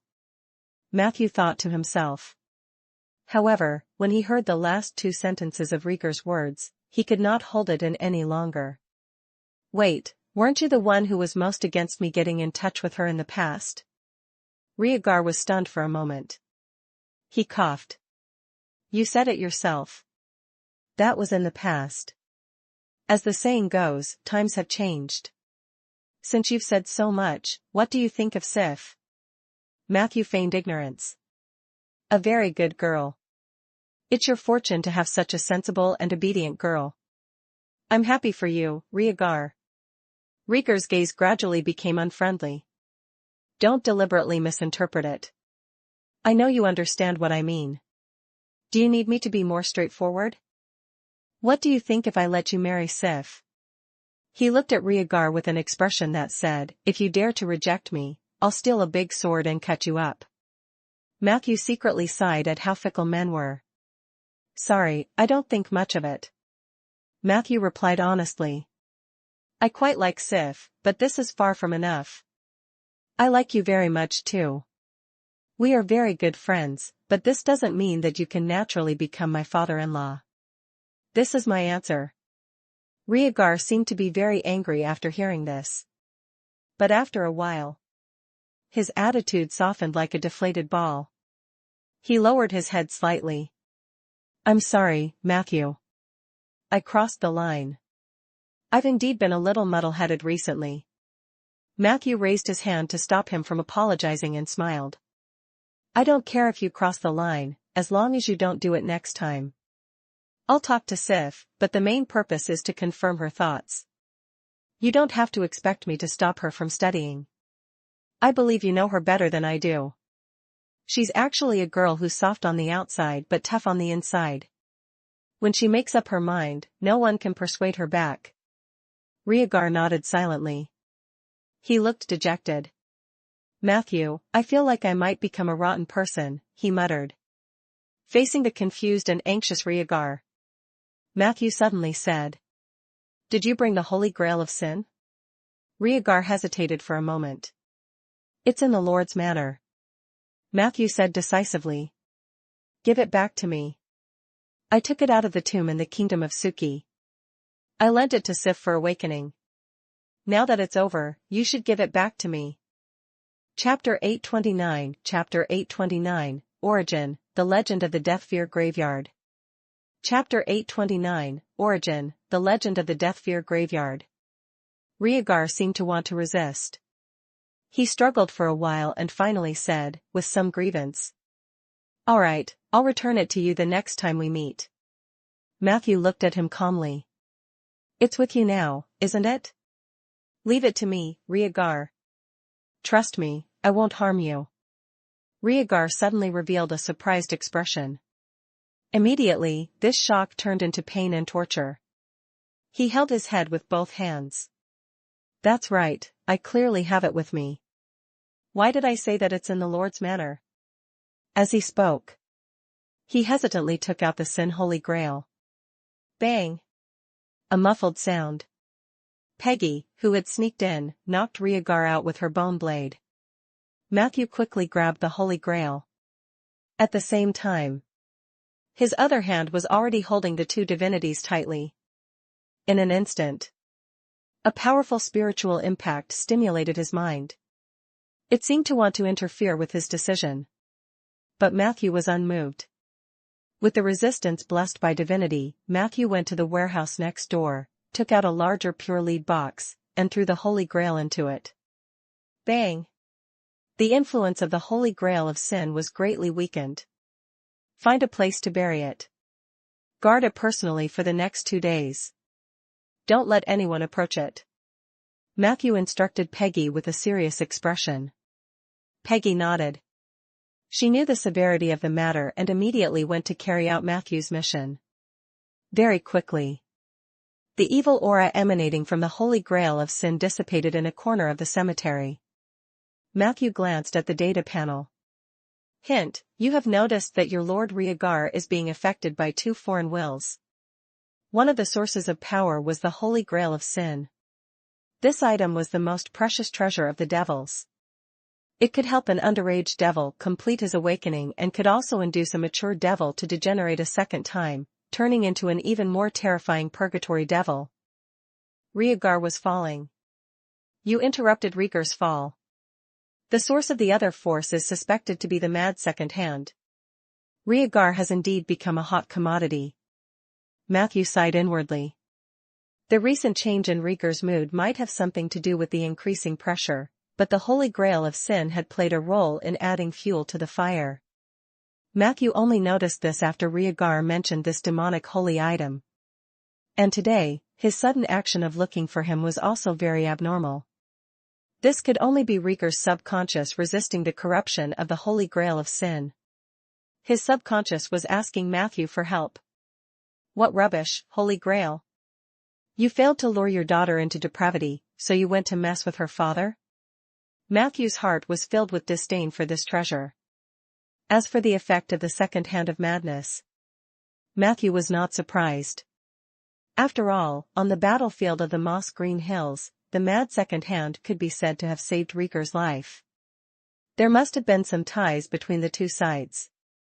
Matthew could sense that the effect of the second hand of madness on Rhaegar was extremely weak. According to the plan, it was still in the early stages of the preparation, so it should not have stimulated Rhaegar's emotional changes. But this was still a hidden danger. It's really hard for ordinary people to resist these high-level existences. Even if they can avoid the attacks of their mighty power, it's hard for them to resist the subtle stimulation. At this moment, Matthew finally understood why Isabel wanted to forcefully obtain 2 portions of divinity for him. This was not only paving the way for Matthew's future. It was also to protect Matthew. Without these 2 divinities, when Matthew faced these terrifying existences, he might be completely suppressed, just like when he faced the abomination. With 2 divinities in hand, I won't be corrupted, but the people around me might still be affected. Fortunately, the cemetery is full of undead. Even if they are affected, I will know immediately. The natural units in the oak forest are more resistant to these things. In short, I don't have to worry about the backyard being on fire for the time being. Matthew thought quickly. However, the situation in Rolling Stone Town was not so optimistic. The mortals led by Rhaegar would find it difficult to resist the invasion of the gods or the twilight creatures. This thing was impossible to guard against. Unless I can increase their willpower and related resistance. I'll have to go to the library to look through the information in the next 2 days to see if there's a good way to resist the erosion of willpower. Matthew let out a long sigh. Thinking about it carefully, he actually didn't have to be so worried. At least he had discovered the problem now. Moreover, Rhaegar's subconscious was also trying his best to resist. Whether it's a god or a twilight creature, if they want to sneak into Rolling Stone Town, they'll have to go through me. Matthew thought firmly. In the middle of the night, Rhaegar clutched his head and woke up. He rubbed his head and subconsciously rubbed his butt. He looked nervously at Matthew, who was reading a book in front of him. What did you do to me?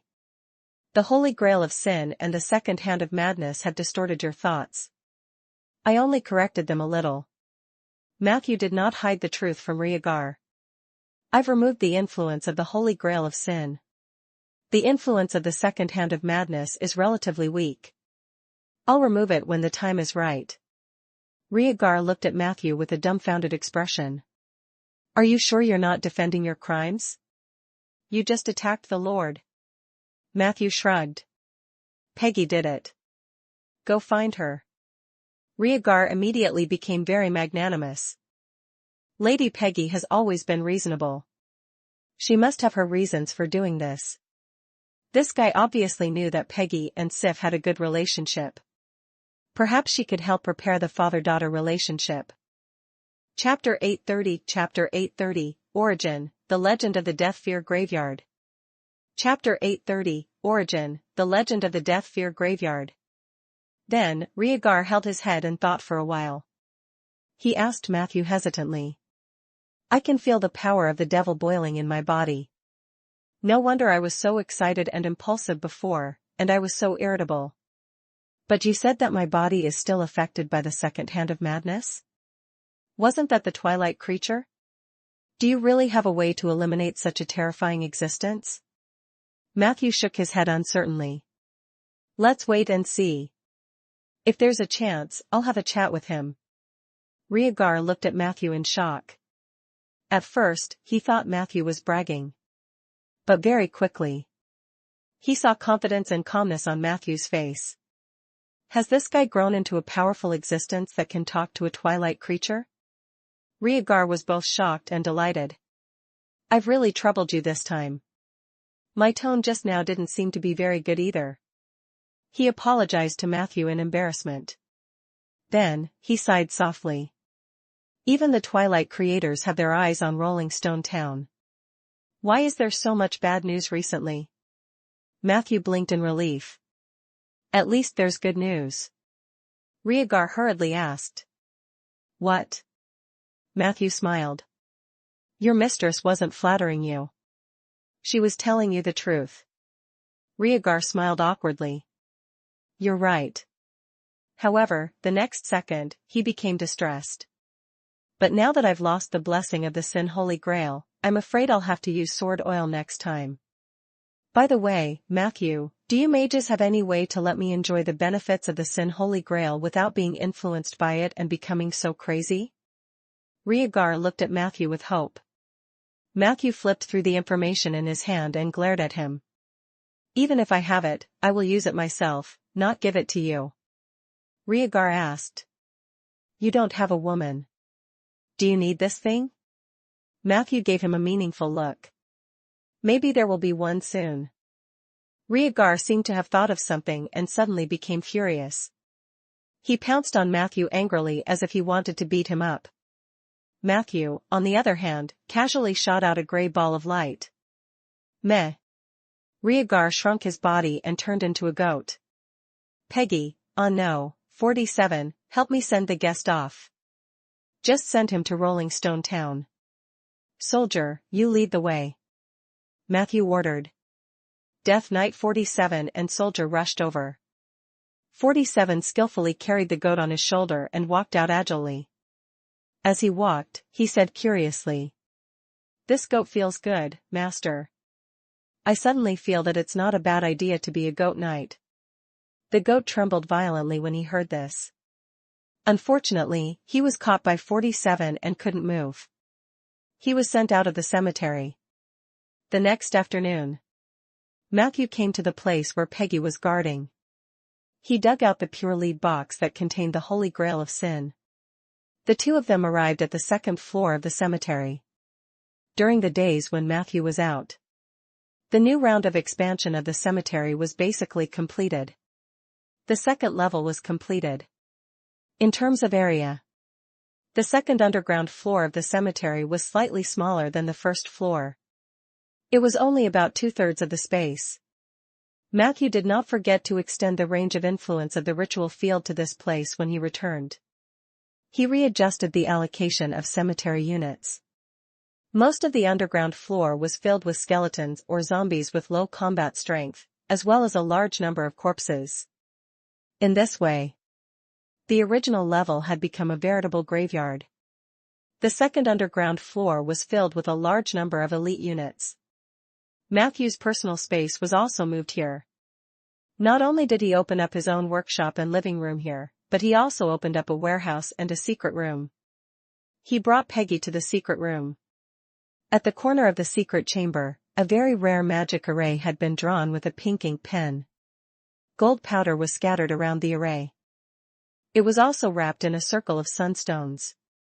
Matthew placed the lead box in the middle and said to Peggy, "Do it. I'll support you." Peggy nodded.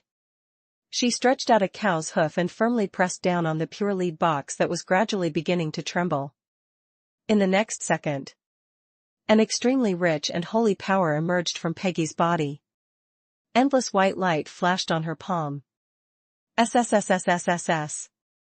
If you dare to seal me, you will suffer an eternal disaster. An extremely hoarse voice came from the lead box. Matthew and Peggy were unmoved. Evil Demon Seal. This ability originally came from the goddess of moonlight, Asha.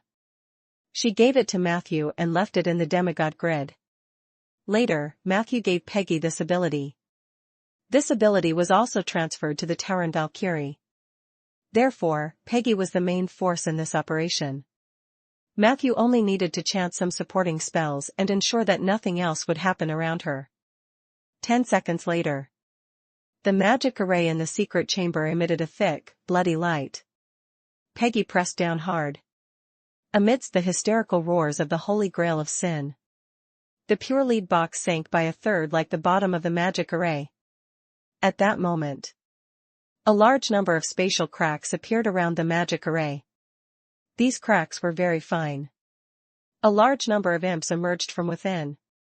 Matthew, who was prepared, did not give them a chance to cause trouble.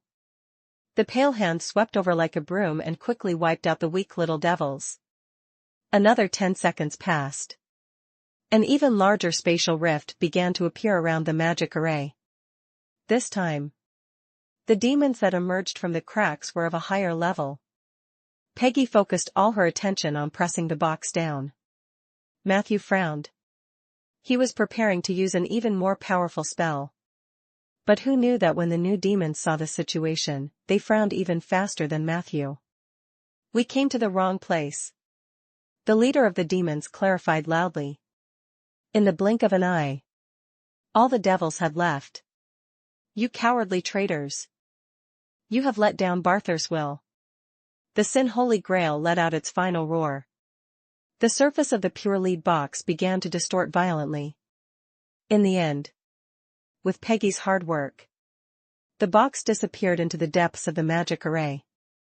There was an additional sealing rune in the secret chamber. Everything else disappeared without a trace. Hint: you and your partner Peggy have successfully sealed the Devil's Holy Grail, the Sin Holy Grail. Your regional legend level +1, 9 hells. Your race legend +1, Devil/High Grade Devil. You have successfully used the Evil Demon Seal once to seal an evil item. Peggy's will +1. You have received a small amount of XP. Warning: your cemetery has been cursed by the Holy Grail of Sin. The Legend of the Fear of Death Graveyard. Legend of the Fear of Death Graveyard. When the Holy Grail was sealed, it spread a lot of confusing rumors. It lured adventurers from all over Aender and other planes to come to your cemetery to steal the sealed Holy Grail. Your cemetery has gained 3 building legend points. Construction Legend Fear of Death Graveyard. In the rumors spread by the Holy Grail, you are described as a necromancer who does all kinds of evil, and your cemetery is called the terrifying Fear of Death Graveyard. Those who sensed the rumors of the Holy Grail of Sin would think that your cemetery was full of treasures, but it was also full of danger. Because the Holy Grail of Sin had a powerful bewitching power. Therefore, for a long time, the entire Aender, especially the underworld, would continue to have the legend of the Fear of Death Graveyard. Adventurers were led to believe that they could live forever as long as they obtained the sealed Holy Grail. and the premise of all this? Naturally, it was to challenge you, the owner of the cemetery, who was cursed as the fear of death mage. What the hell? I'm a big boss now? Matthew was amused. 15 minutes later. The Dark Warrior Argus came to report.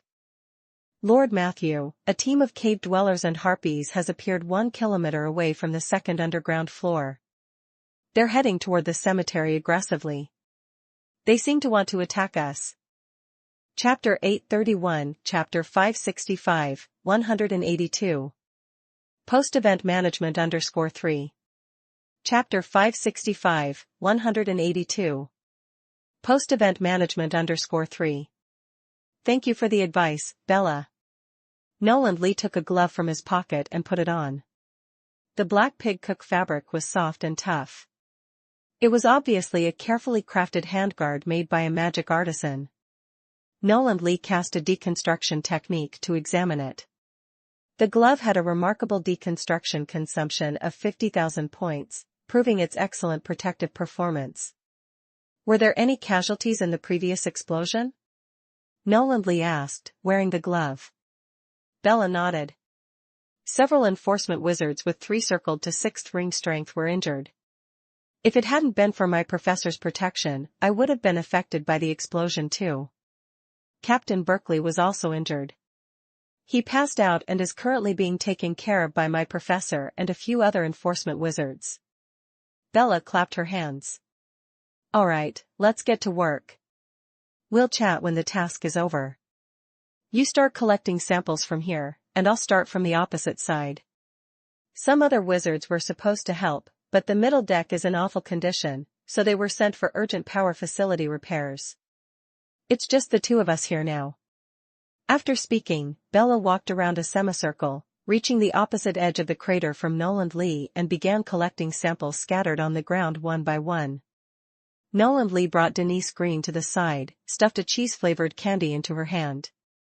When nobody was looking, Denise quickly put the candy in her mouth, beaming at Noland Lee, clearly in a much better mood.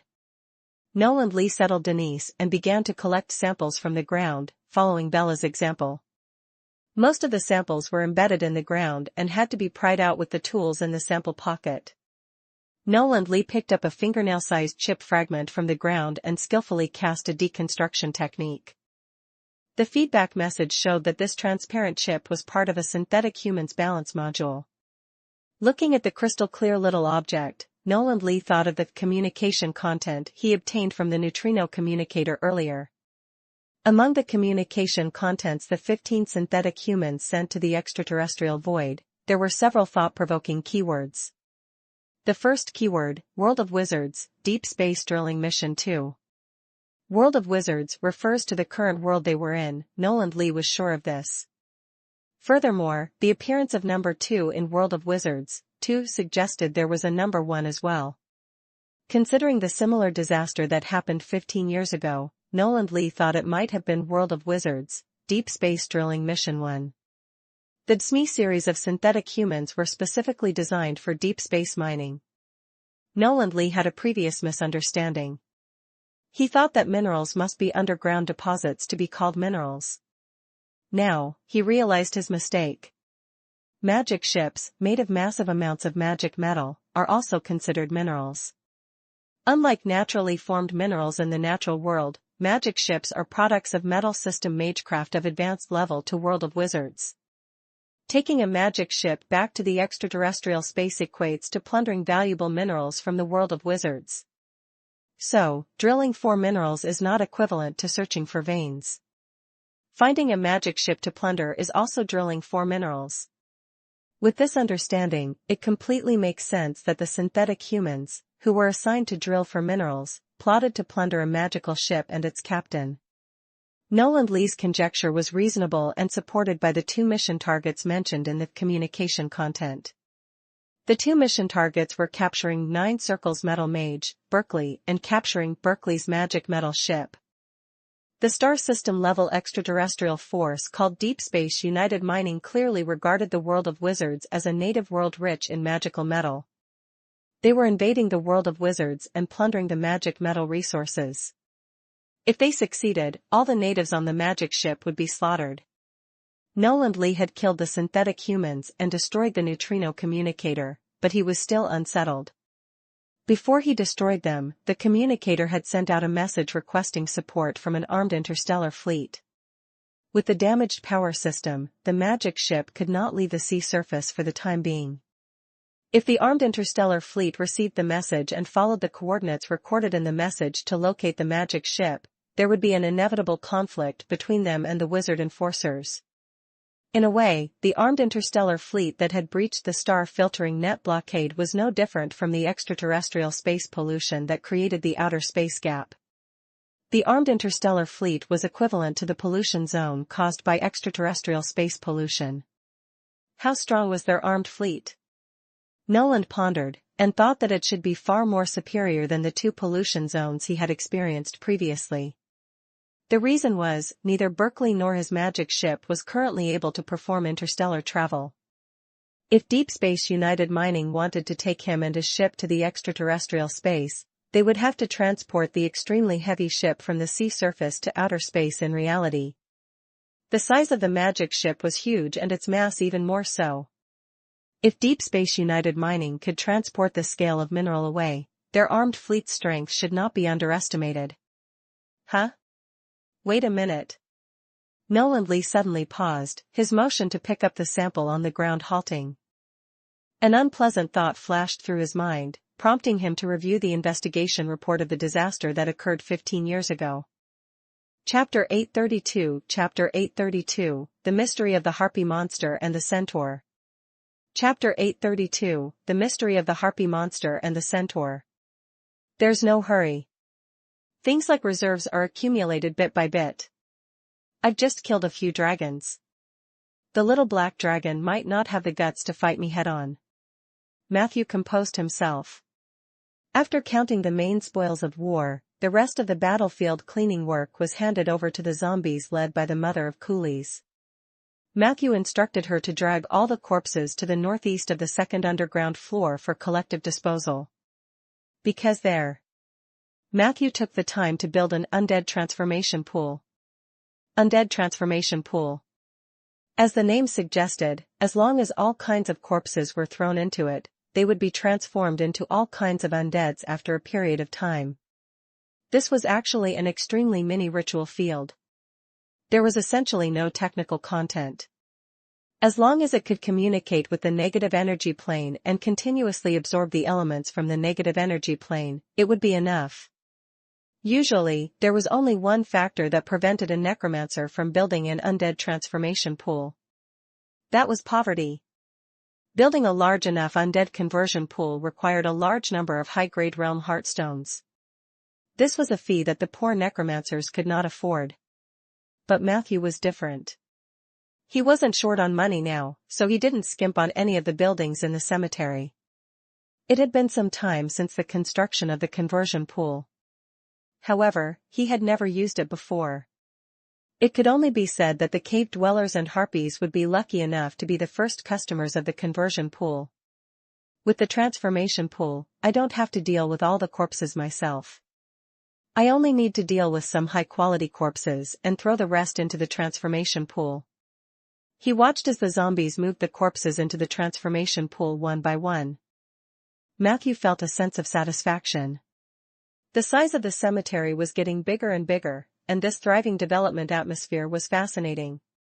Although the undead units produced by the undead transformation pool were relatively ordinary, its advantage was that they were more versatile.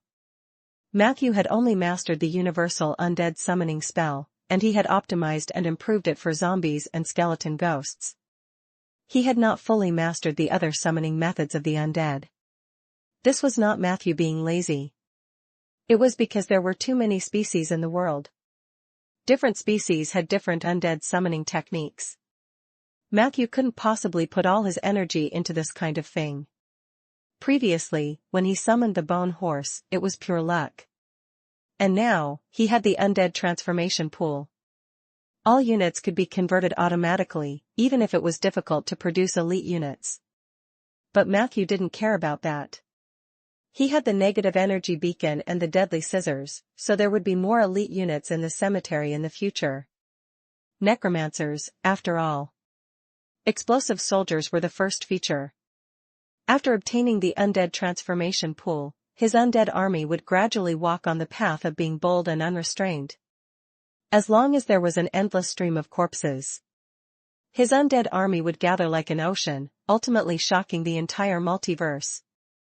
2 days later, a stumbling figure crawled out of the conversion pool. Behind it, it was a phantom that was constantly expanding. Matthew stood beside the transformation pool and examined the newly born undead.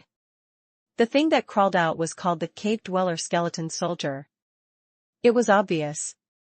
They were the skeleton soldiers of the cave dwellers. Compared to ordinary skeleton soldiers, the quality of the bones of the cave dweller skeleton soldiers was better. Its upper limbs were especially thick and strong, which made Peggy envious.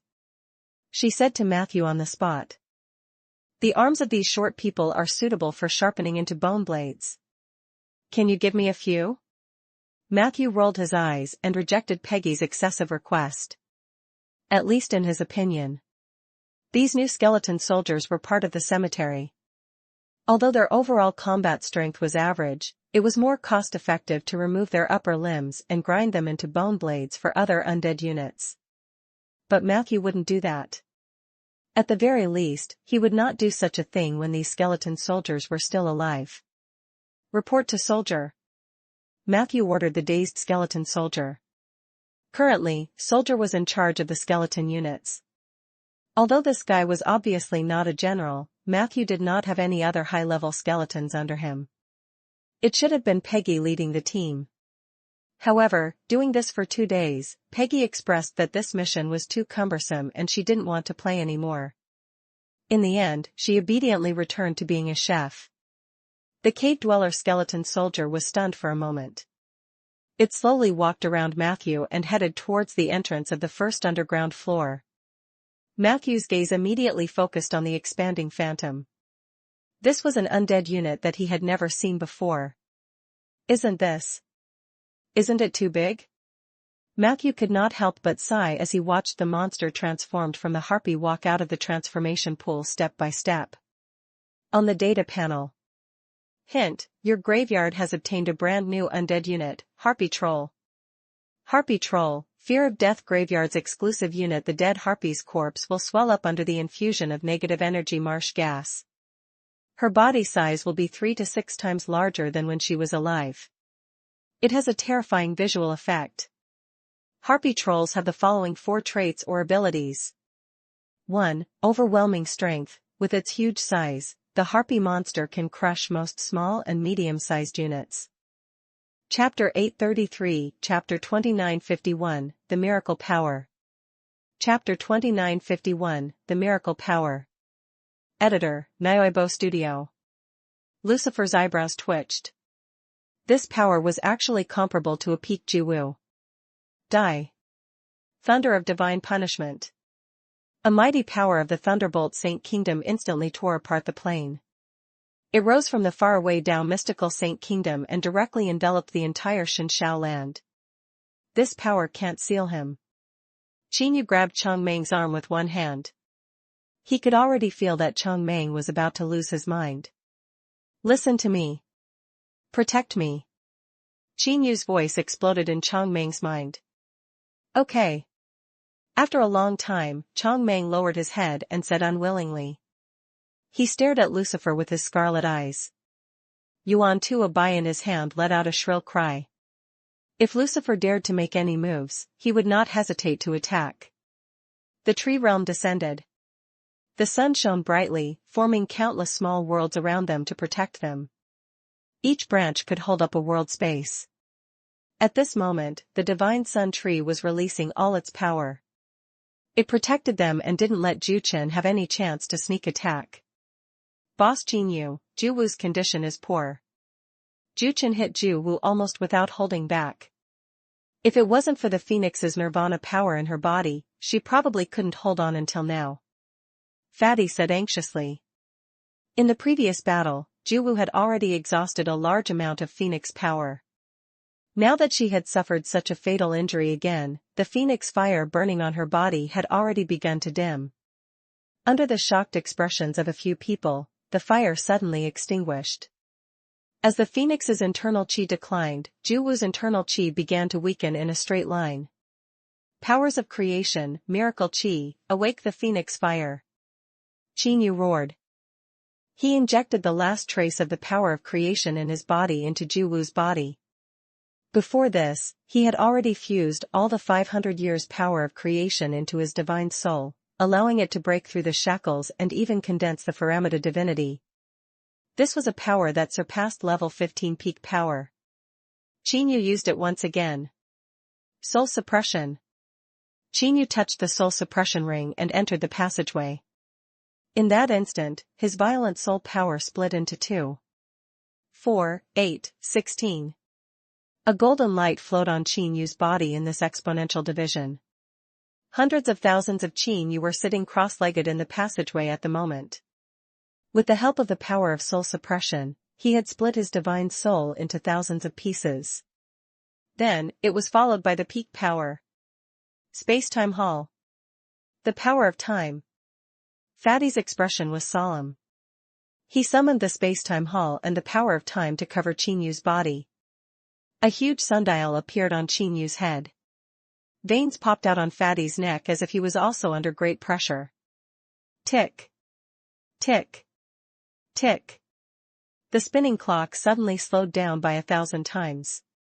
Under the light of the sundial, the time here slowed down by 1,000 times. Exemption. A mark shot out from the space-time hall. The power of time exemption left a mark on Qinyu's forehead. It allowed his body to be freed from this time idling. Qinyu.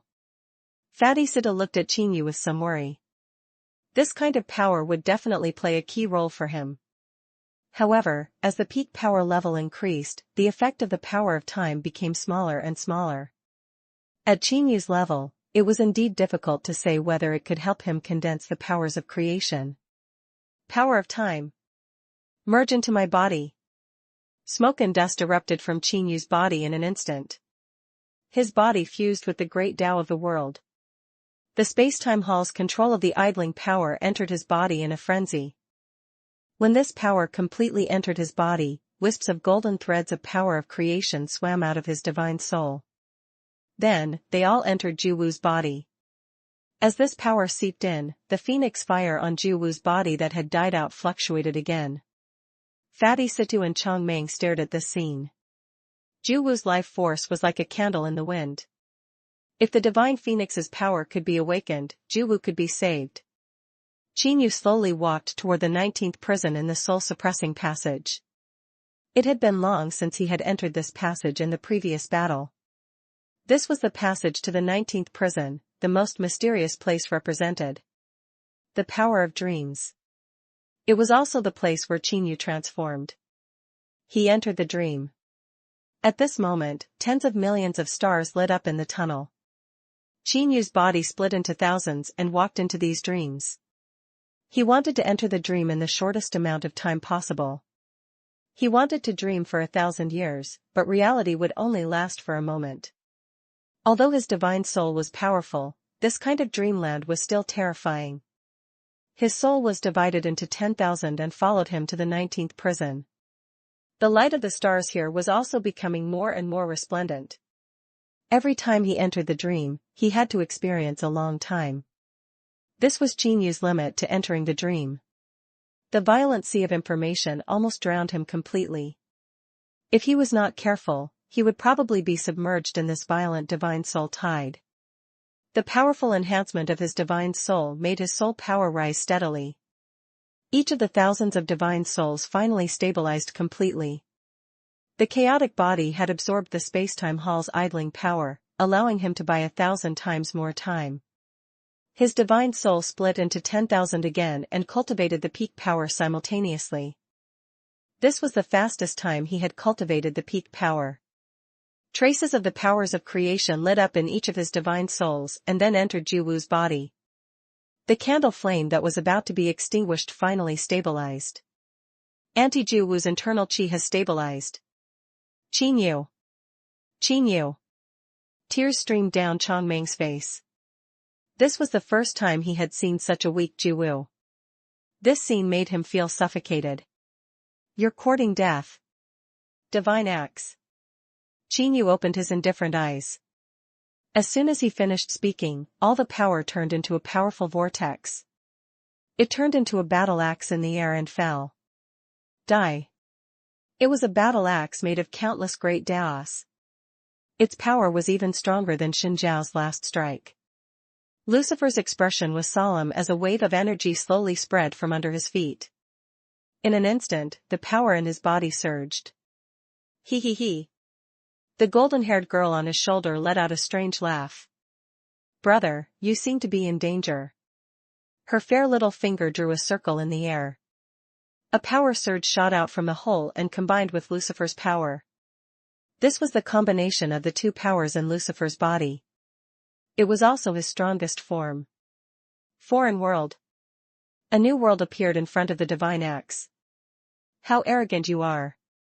How dare you challenge a holy lord with the strength of a 600-year-old peak power?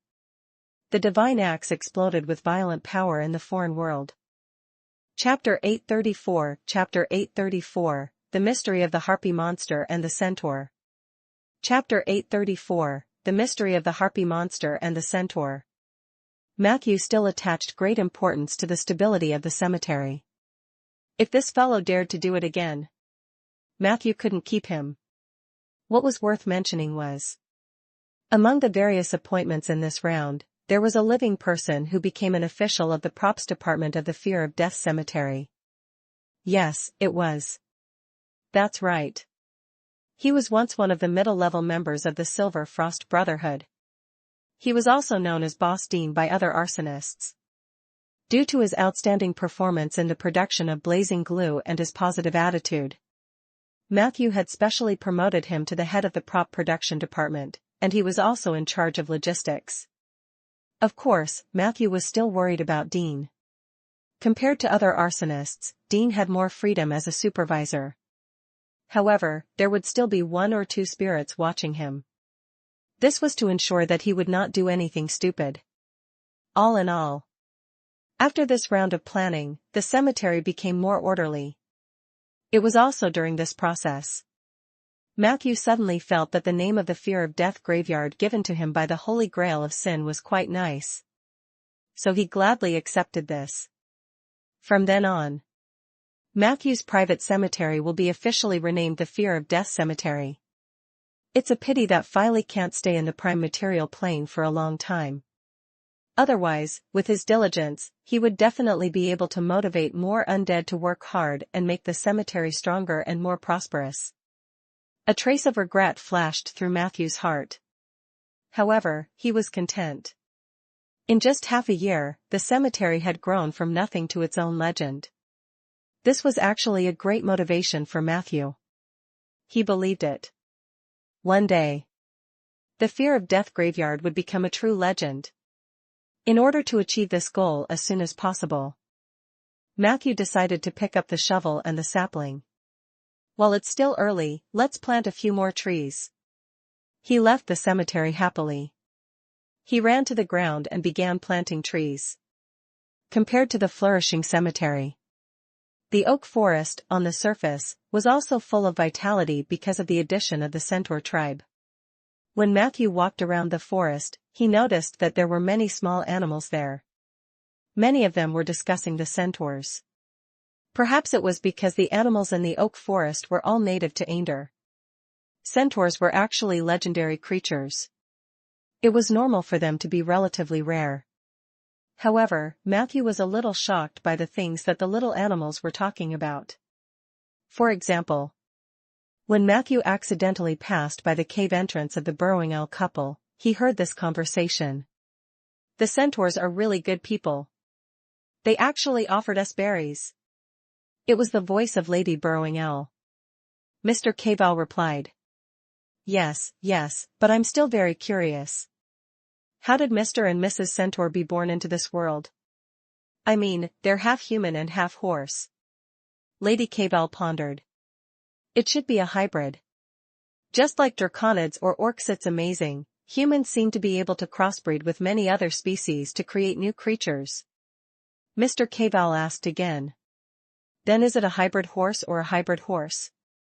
Lady Cavell was silent. Mr. Cavell continued to ask tirelessly. And I have another question. If the centaur lady is pregnant, where is the baby hiding? Is it hidden in the stomach of the human half or the horse half? How curious. There was something wrong with Lady Cavell's tone. So were you thinking about this when you stared at the centaur lady that day? Mr. Cavell quickly explained. No, I just think it's easier for us because we lay eggs. Lady Cavell immediately roared. Easy and convenient? Why don't you try laying an egg for me? Then, a commotion came from the cave. Matthew laughed. At this moment, an unfamiliar black peacock gracefully walked past Matthew. He had obviously heard the conversation in the burrow owl's cave. The proud black peacock raised its head. He said to Matthew. That burrowing owl couple are retarded, aren't they? But if such a retarded creature can survive, it just means that this is a good place. Matthew had never spoken to this black peacock before. It was rare for the other party to take the initiative to speak. He still had to complete the task of talking to animals. So Matthew asked. Oh, what do you think about the pregnancy of the centaur? The black peacock said seriously. I think centaurs are egg-laying animals. They are the same as the burrowing owl and us. They just need to lay an egg. Matthew was interested. But no one in this world has ever seen a centaur egg. The black peacock said arrogantly. No one has ever seen a centaur's egg, but that doesn't mean that centaurs can't lay eggs, understand? And I have more evidence that centaurs are egg-laying. Matthew nodded. Tell me. The black peacock said. I've talked to the centaurs and found that they are very smart and powerful. According to my experience, the strongest and smartest species in the world are all egg-laying animals. For example, a dragon. For example, humans. Therefore, there is no doubt that the powerful and intelligent centaurs must also be egg-laying animals. He heard the first part. Matthew still found it ridiculous. However, he immediately frowned. Humans? Are you saying that humans are also egg-laying animals? The black peacock shook the feathers on its tail. What else? Don't tell me you're a live-born animal. That's too funny, ha ha ha ha. Don't tell me you don't even know how you got here. I have personally witnessed many female humans laying eggs.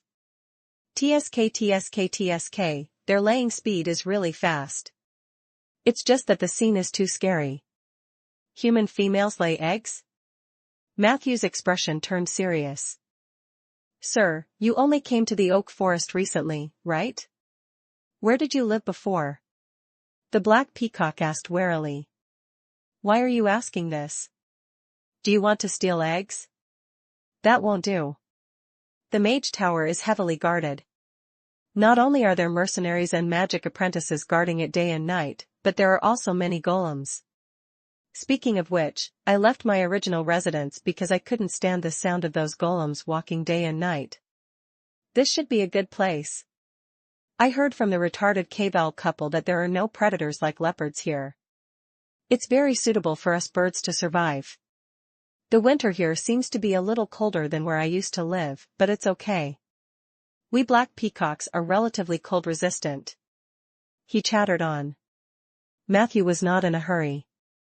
He calmly and patiently listened to the black peacock's narration. But I hate snow. It's hard to find food after it snows. But I heard that the owner of this forest is a relatively friendly mage. He should be able to find us something to eat, right? Hearing this, Matthew simply revealed his identity. Let me formally introduce myself. I'm the owner of this place, Matthew.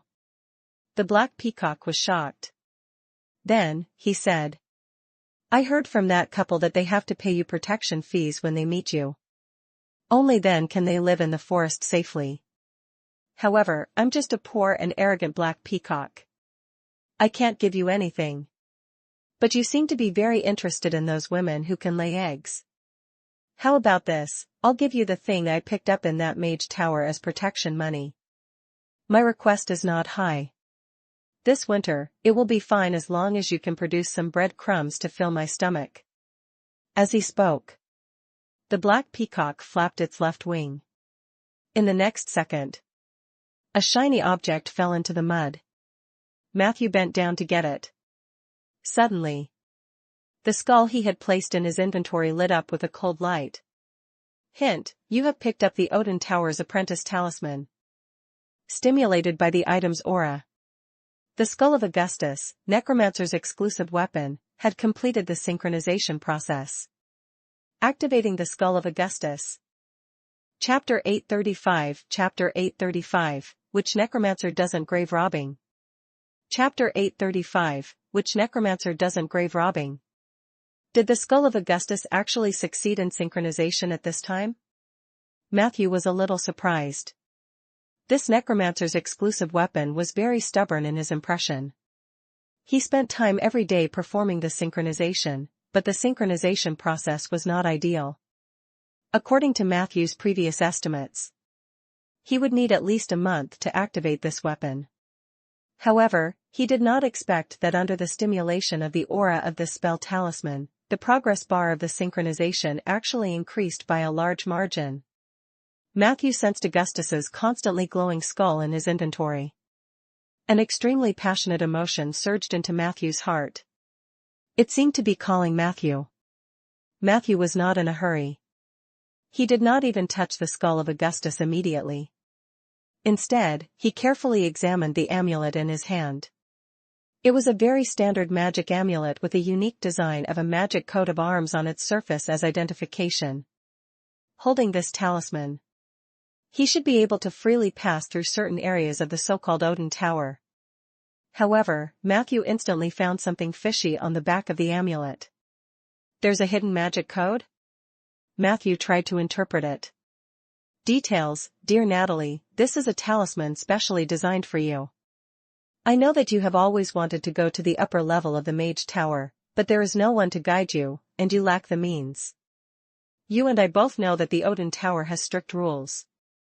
Even I, who has already been promoted to a senior assistant, can't easily promote you to a senior apprentice. But I know your love for magic, and I can see it from the curiosity in your sapphire eyes.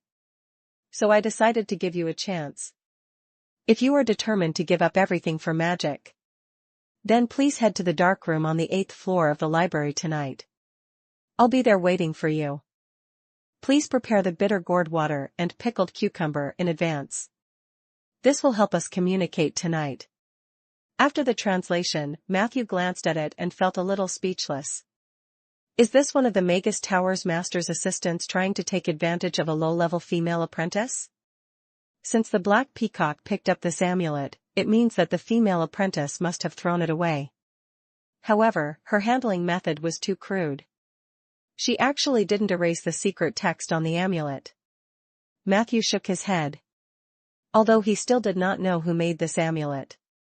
However, the keywords Odin's Tower and Natalie had provided enough clues. However, in Matthew's mind, Odin's Tower was a rather unfamiliar term. Is there such a mage tower in the south? Matthew kept an eye out. The content of the Black Peacock's explanation clearly violated the understanding of normal people. This Odin Tower might be the lair of some evil great mage. However, he did not continue to ask the Black Peacock. He just nodded slightly and thanked him. Thank you. This thing is very useful to me. The Black Peacock was overjoyed. So, do you agree to let me live here? That's great. Since that retarded couple can have a place here, then the atmosphere here should be quite free and open, right? He suddenly changed his arrogant expression and looked at Matthew with anticipation. Matthew muttered. I suppose. At least we won't have such a ban. The Black Peacock said excitedly. That's great. I want to date Miss Grouse next door. There shouldn't be anyone who discriminates against me, right? To be honest, I think that Miss Grouse really likes my open screen.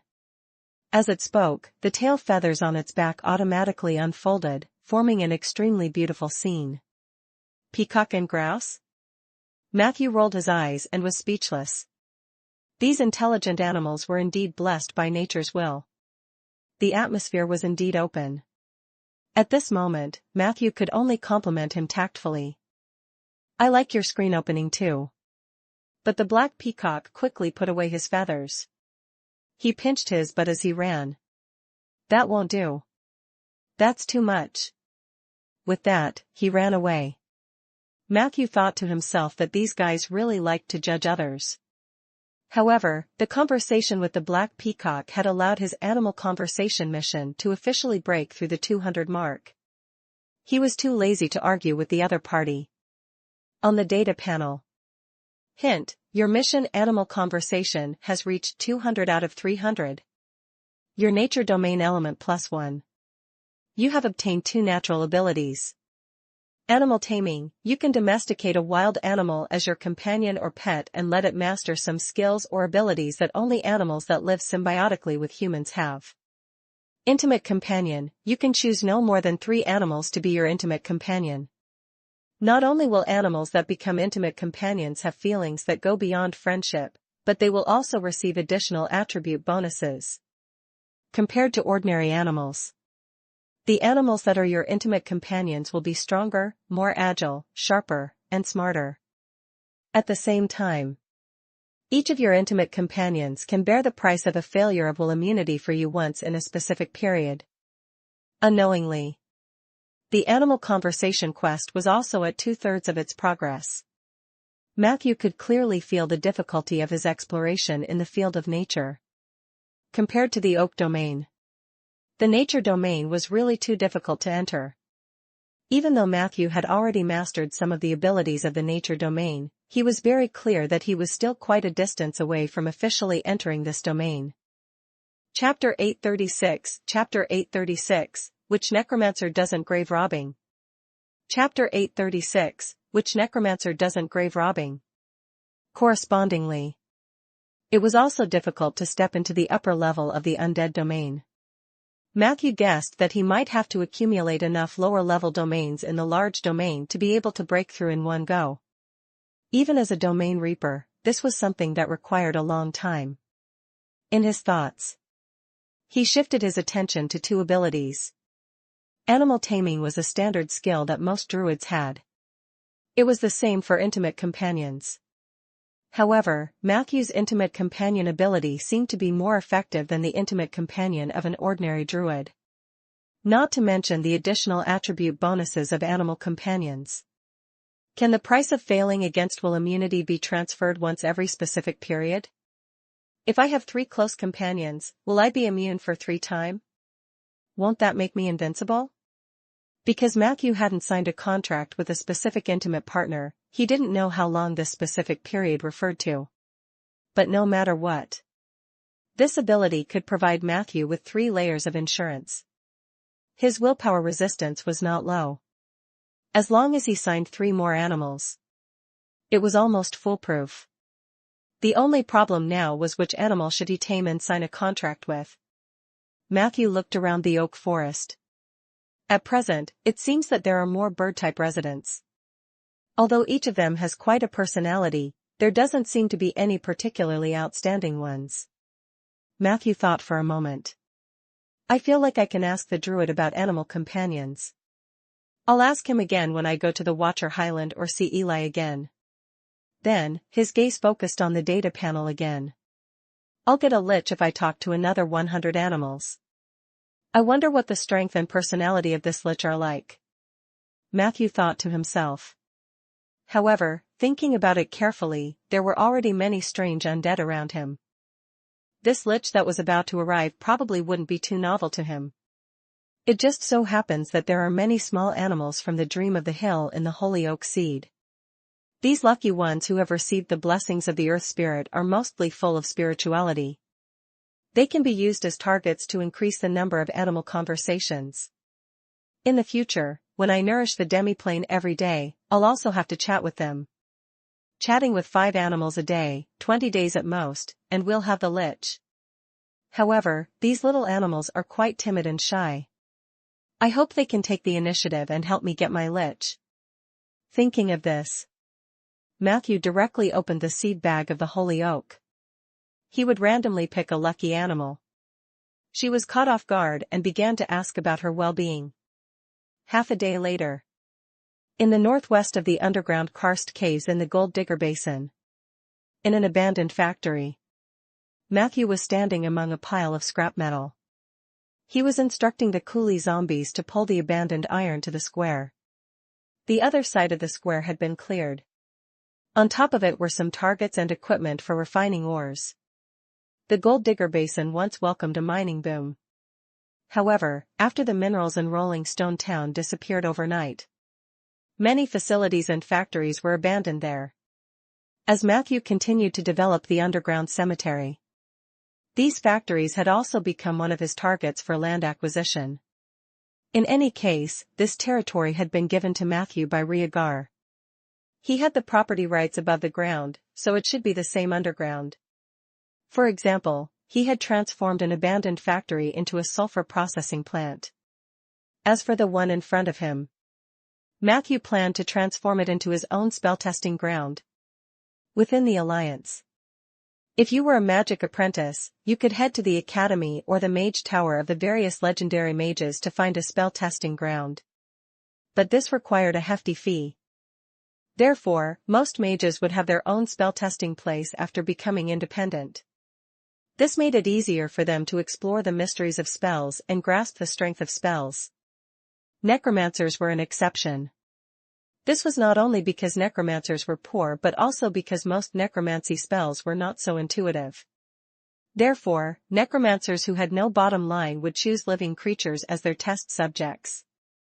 Matthew naturally couldn't do that. Although he was a necromancer, the necromancy domain overlapped with other subdomains such as extreme cold and force field. In order to facilitate future testing, he decided to build his own spell-testing field from scratch. Of course, he planned to only make a prototype for now. After all, the equipment in the spell-testing field was quite expensive. Matthew planned to use the scrap metal left behind by the mining factory to make do with it.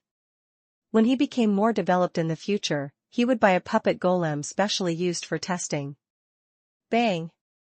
The negative energy missile accurately hit a barrel covered in bronze.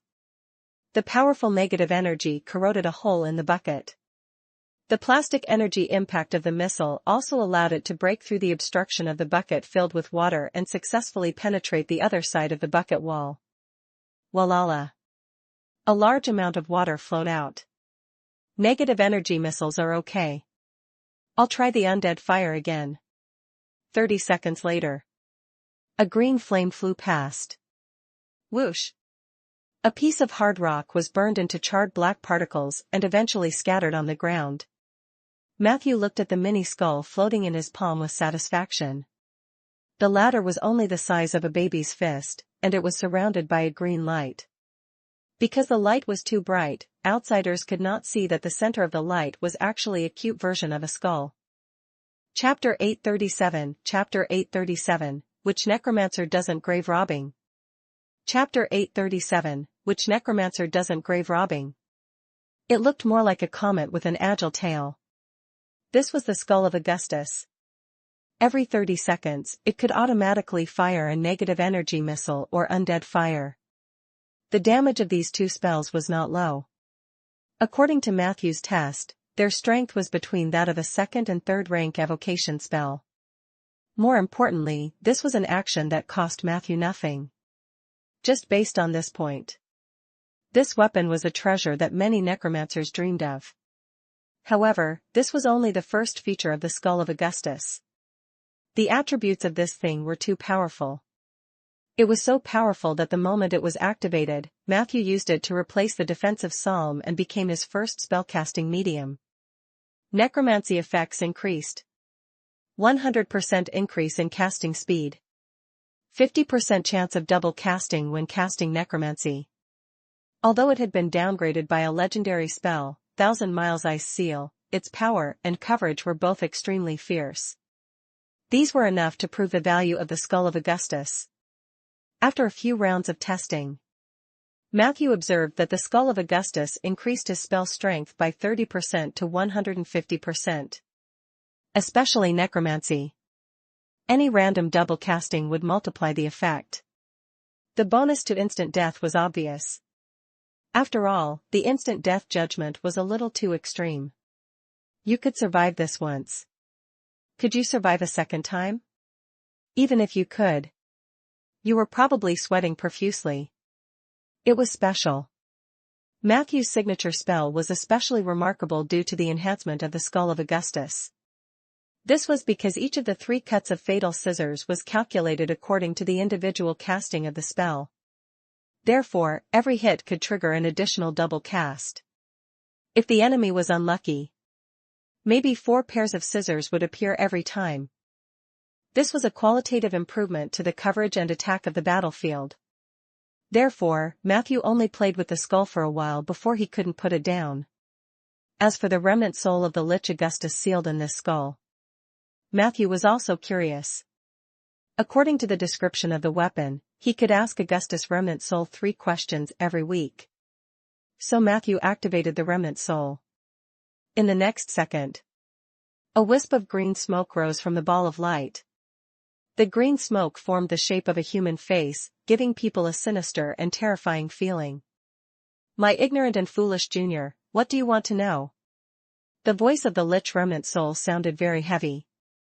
His accent didn't seem human. Matthew guessed that Augustus should be from a demi-human race based on the shape of the mini-skull. Matthew took out the amulet and asked, "What is your relationship with this amulet? Or do you know the master of the Odin Tower?" Augustus immediately replied, "Why don't you ask your second brother about this?" Matthew was slightly stunned. He knew that the Lich remnant soul might not answer his question directly, but he did not expect the answer to be so ambiguous. Was it because this question had nothing to do with Augustus himself or his weapon? Matthew thought for a moment and continued to probe. "I noticed that this weapon has lost its original power due to time. If I want to return it to the strength of a legendary weapon, what should I do?" However, Augustus continued to mock. "So the younger generation now likes open book exams? Are you all morons? Can't you use your own brain to increase the power of your weapon?" "Idiot, I hate idiots." Matthew frowned. But he vaguely understood Augustus' meaning. On the data panel, Perception, you realize that Augustus will mercilessly mock you if you ask a question that is too simple and straightforward. Especially if you haven't done any feeding on that day. So, is it related to feeding? Matthew turned on the feeding function and threw a mushroom into the skull. Prompt, you have fed a mushroom to the skull of Augustus. The skull of Augustus has activated its automatic defense mode.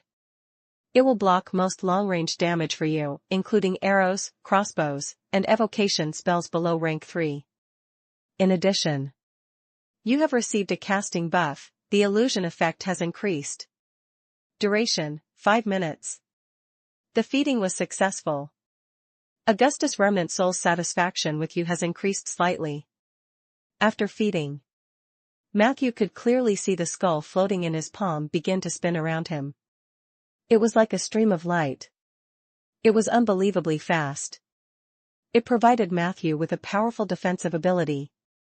Although it could only last for 5 minutes, it only cost him a mushroom. Matthew was already quite satisfied with the result. 5 minutes later, Matthew summoned Augustus' remnant soul again and asked, "If I want to improve my focus or magic power, do you have any suggestions?" This was one of the 2 difficulties Matthew was currently facing. These 2 things were not easy to improve. Matthew's mana was still good. The last time he saw Isabel's portrait, Matthew's mana had increased by January 5th. However, being focused gave him a headache. The proper way to improve this was meditation, and there were no shortcuts to meditation.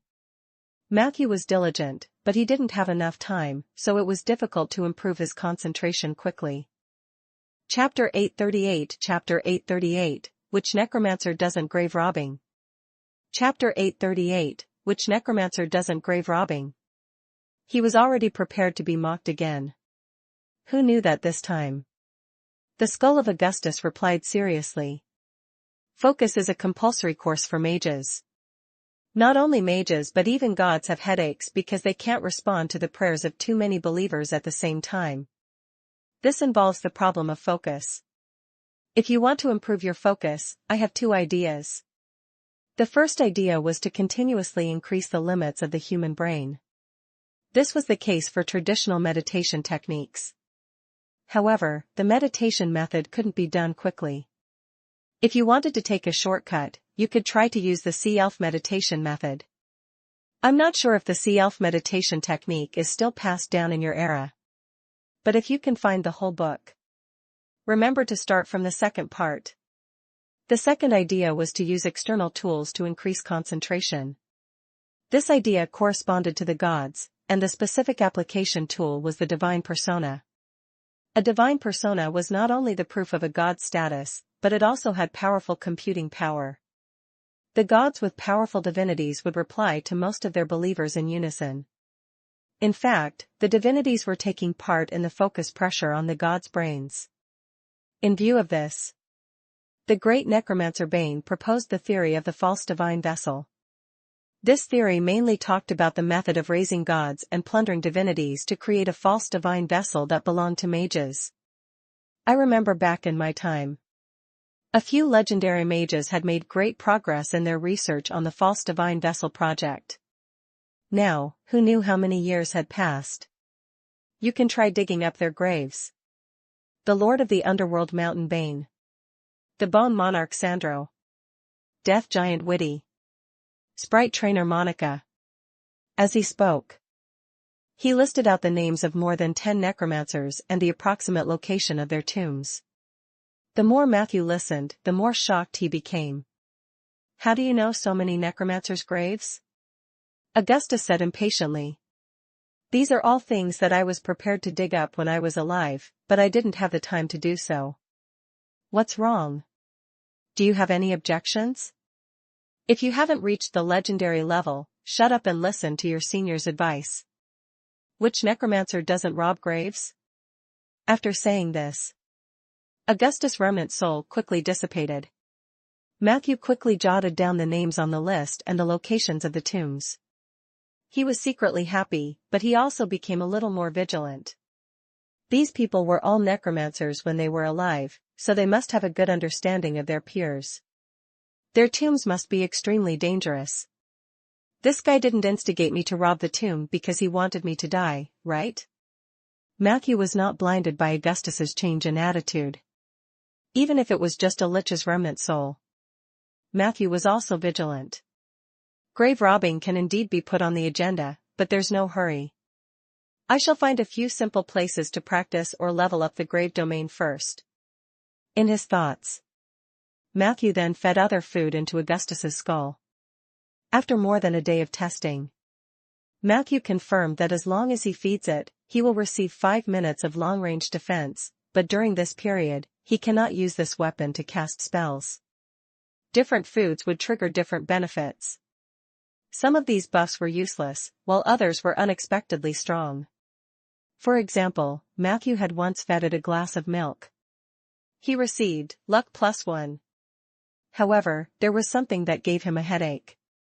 The next time Matthew fed the milk, the feedback from the skull of Augustus was light penetration. It could be seen that even if the same thing were fed, it would obtain different buffs at different times. This was filled with random factors. In actual combat, this could only be used to try his luck and be a surprise attack. No matter what, the power of the skull of Augustus was self-evident. At this point, Matthew finally had a necromancer's weapon. From now on, I'll bring this skull out every day. I shouldn't be mistaken for a druid, right? 2 days later, Magehead had come to visit. Matthew knew why he was there, so he went straight to the point after some small talk. He brought Magehead to the oak forest and summoned the oak guard Dom in front of him. The oak guard slowly walked up to Matthew. He knelt down on one knee and said slowly and heavily, "Matthew, master." Hood looked at Dom with a complicated gaze. There was a hint of nostalgia and guilt in his eyes. However, both sides had already agreed. Matthew asked Dom. Dom, the mage in front of you is a noble elder. He has done a lot to save the lives of many people in Cross City. Are you willing to sign a symbiotic contract with him? Dom tilted his head. His life has already reached the end. Are you trying to steal my lifespan by signing a symbiotic contract at this time? Hood's face immediately turned awkward. Matthew didn't expect Dom to be so straightforward. However, in the next second, Dom still leaned toward Hood affectionately. But since it's Master's mission, Dom is willing to complete it. And I like your bald head very much. Matthew secretly heaved a sigh of relief. Thank you, Dom. The Oak Guard's lifespan was more than 800 years, while Hood was only 160 years old. After signing the symbiosis contract, he could live for at least 400 more years. This would give him a chance to become a legend. In the legendary realm, mages had many ways to extend their lifespan. Matthew's action was no less than a kindness of rebirth. Hood was naturally extremely grateful. Faced with Hood's many compensation suggestions, Matthew smiled and chose to reject them. He believed that if he asked Hood to take out all his assets, he would definitely be willing.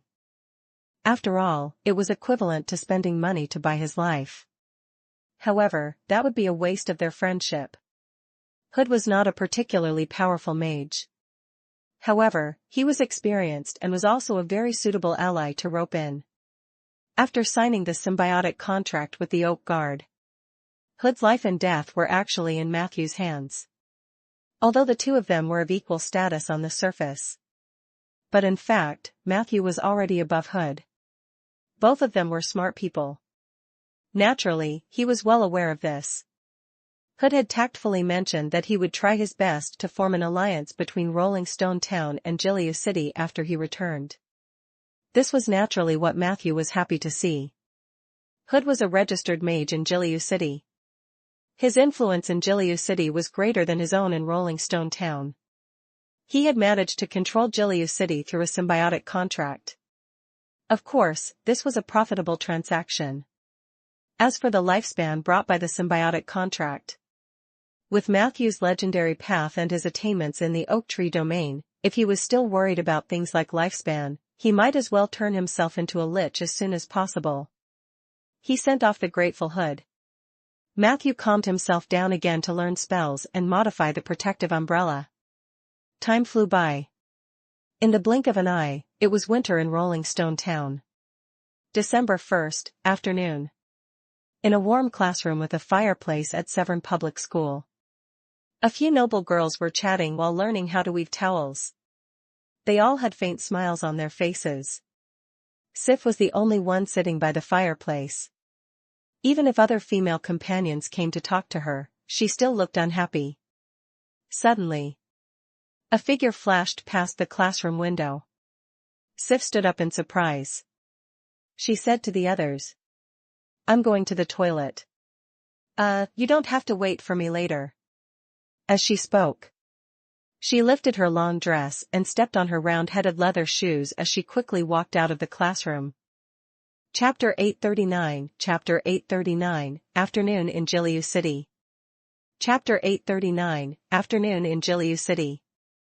Seaver Public School was located in the northwest of the Liege's district, only 2 streets away from the Liege's Manor and the official post house. If you stood on the tallest tower in the school and looked around, you could even clearly see the people entering and leaving the Lord's Guard camp. This was the only school in Rolling Stone Town. It was built by Sif's grandfather, Riker's father, Seaver. Actually, this could be seen from the name Rhaegar had given Seaver. Sif and Seaver were the same words used in the common language to differentiate between male and female names. This was obviously a deliberate act by Rhaegar to commemorate his father. It was said to be a public school. In fact, there were only 3 buildings in the entire school, a teaching building, a teacher's dormitory, and a comprehensive building. However, compared to the number of students enrolled there, the 3 buildings seemed a little empty. With the economic structure and the development of civilization in Rolling Stone Town, only a dozen families could afford to send their children to school. After Rhaegar became the lord, he opened the school to the children of more residents of Rolling Stone Town and provided a good tuition subsidy. However, the number of students in the school was still very small. In Matthew's memory, when he was still a history teacher, he had taught more than 30 students at the same time. That was already the most lively teaching scene he had ever seen. However, half a year passed. The school seemed to have undergone a subtle change. Matthew stood at the end of the corridor on the second floor of the teaching building and looked down at the figures coming and going through the gap of the spiral staircase. The number of students seems to have increased a lot. When Matthew came in, he brushed past a few young boys and girls who looked like students. He accidentally realized that these people did not seem to be locals of Rolling Stone Town. Then they should be from the High Leaf region or the Golden Fertile Field. Matthew made a sharp judgment. This subtle change was also in line with Rolling Stone Town's growing regional influence. Rolling Stone Town itself did not have that many children of nobles or wealthy businessmen who had the time to come to school. But there were some in the High Leaf region. There were also some in the Golden Fertile Field, which was occupied by Rolling Stone Town. Of course, there was no lack of smart people in these territories. The rise of Rolling Stone Town was already set in stone. If they did not choose to leave, then the only thing left was to cater to them. Under the current circumstances, it was too late to directly cater to Rhaegar or Zeller. Thus, sending their children to Seaver Public School for further studies had become a roundabout way to save their country. Matthew had just seen two unfamiliar faces in the girls' classroom. They sat furthest away from Sif, but there was a faint hint that they were trying to get closer to her. Matthew hadn't been there for long. Now that he thought about it, those two girls must have had something to do with the noble forces of the High Leaf region.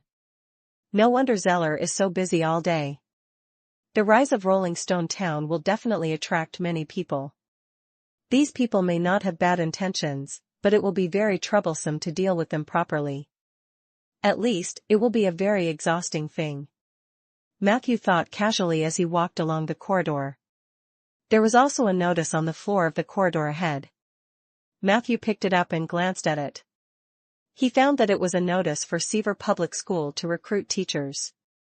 It seemed like Rhaegar was very happy to have more people join the school and expand the school's curriculum. With Matthew's understanding of the school, if they could recruit enough people according to the plan on the notice, the students there would receive a series of courses such as etiquette, writing, arithmetic, geography, history, language, humanities, and art. Other than that, the girls also had crafts. The boys had their own hunting lessons. This would greatly enrich the students' original learning life, but it would probably make more than half of them complain. At the same time, Matthew noticed that in this notice, the school had increased the salary of teachers by about 20% compared to before. This was a very generous treatment. However, correspondingly, Seaver was as strict as ever when it came to checking the identity of teachers. If their origins were unclear, it was impossible for them to be hired. Looking at these entries, Matthew couldn't help but recall what happened 3 years ago. At that time, he had repeatedly failed to find a job in Rolling Stone Town. He thought that since he was a mage, it wouldn't be difficult for him to find a job.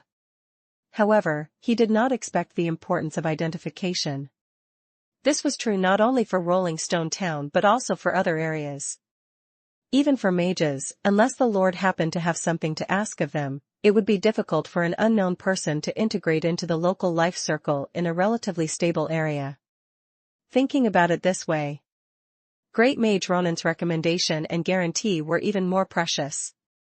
I hope he is doing well in the astral plane. Matthew secretly repeated this prayer in his heart.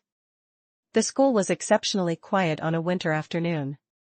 He leaned against the railing of the spiral staircase in boredom and looked out the oriel window. A few white pigeons flew past. The sound of flapping wings was clearly audible. Even though they quickly flew out of Matthew's sight, he could still determine the whereabouts of the pigeons based on his memory. It was the pigeon coop high up in the school tower. Every afternoon was feeding time, and the pigeons that were relaxing outside would return to the tower on time to receive Mr. Spencer's feeding. The latter was a very knowledgeable man, at least among mortals. Chapter 840, Afternoon in Jiliu City. Chapter 840, Afternoon in Jiliu City. He was a geography teacher at the Seaver Public School and occasionally had part-time writing and hunting lessons. Matthew really liked Mr. Spencer and his wife, Ms. Jean Lee. In his impression, the two of them were very loving. Although Mr. Spencer was as thin as a bamboo pole, Ms. Jean Lee was much more graceful. The huge contrast between the two of them holding hands as they walked on the street often attracted a lot of attention. This was one of the reasons why Matthew had a deep impression of them. The other reason was that Ms. Jean Lee would often bring Matthew her homemade cookies. Mr. Spencer was also very willing to share the local customs of Rolling Stone Town with Matthew. Even though he didn't spend much time with them, this memory seemed very precious to Matthew now. Perhaps he was influenced by Rhaegar. Everyone at Seaver seemed friendly. At least that was how Matthew remembered it. At that time, he might have been a slightly aloof young teacher in the eyes of others. Some people even knew that Matthew was a mage, but they also thought that he was the most down and out and the most untalented.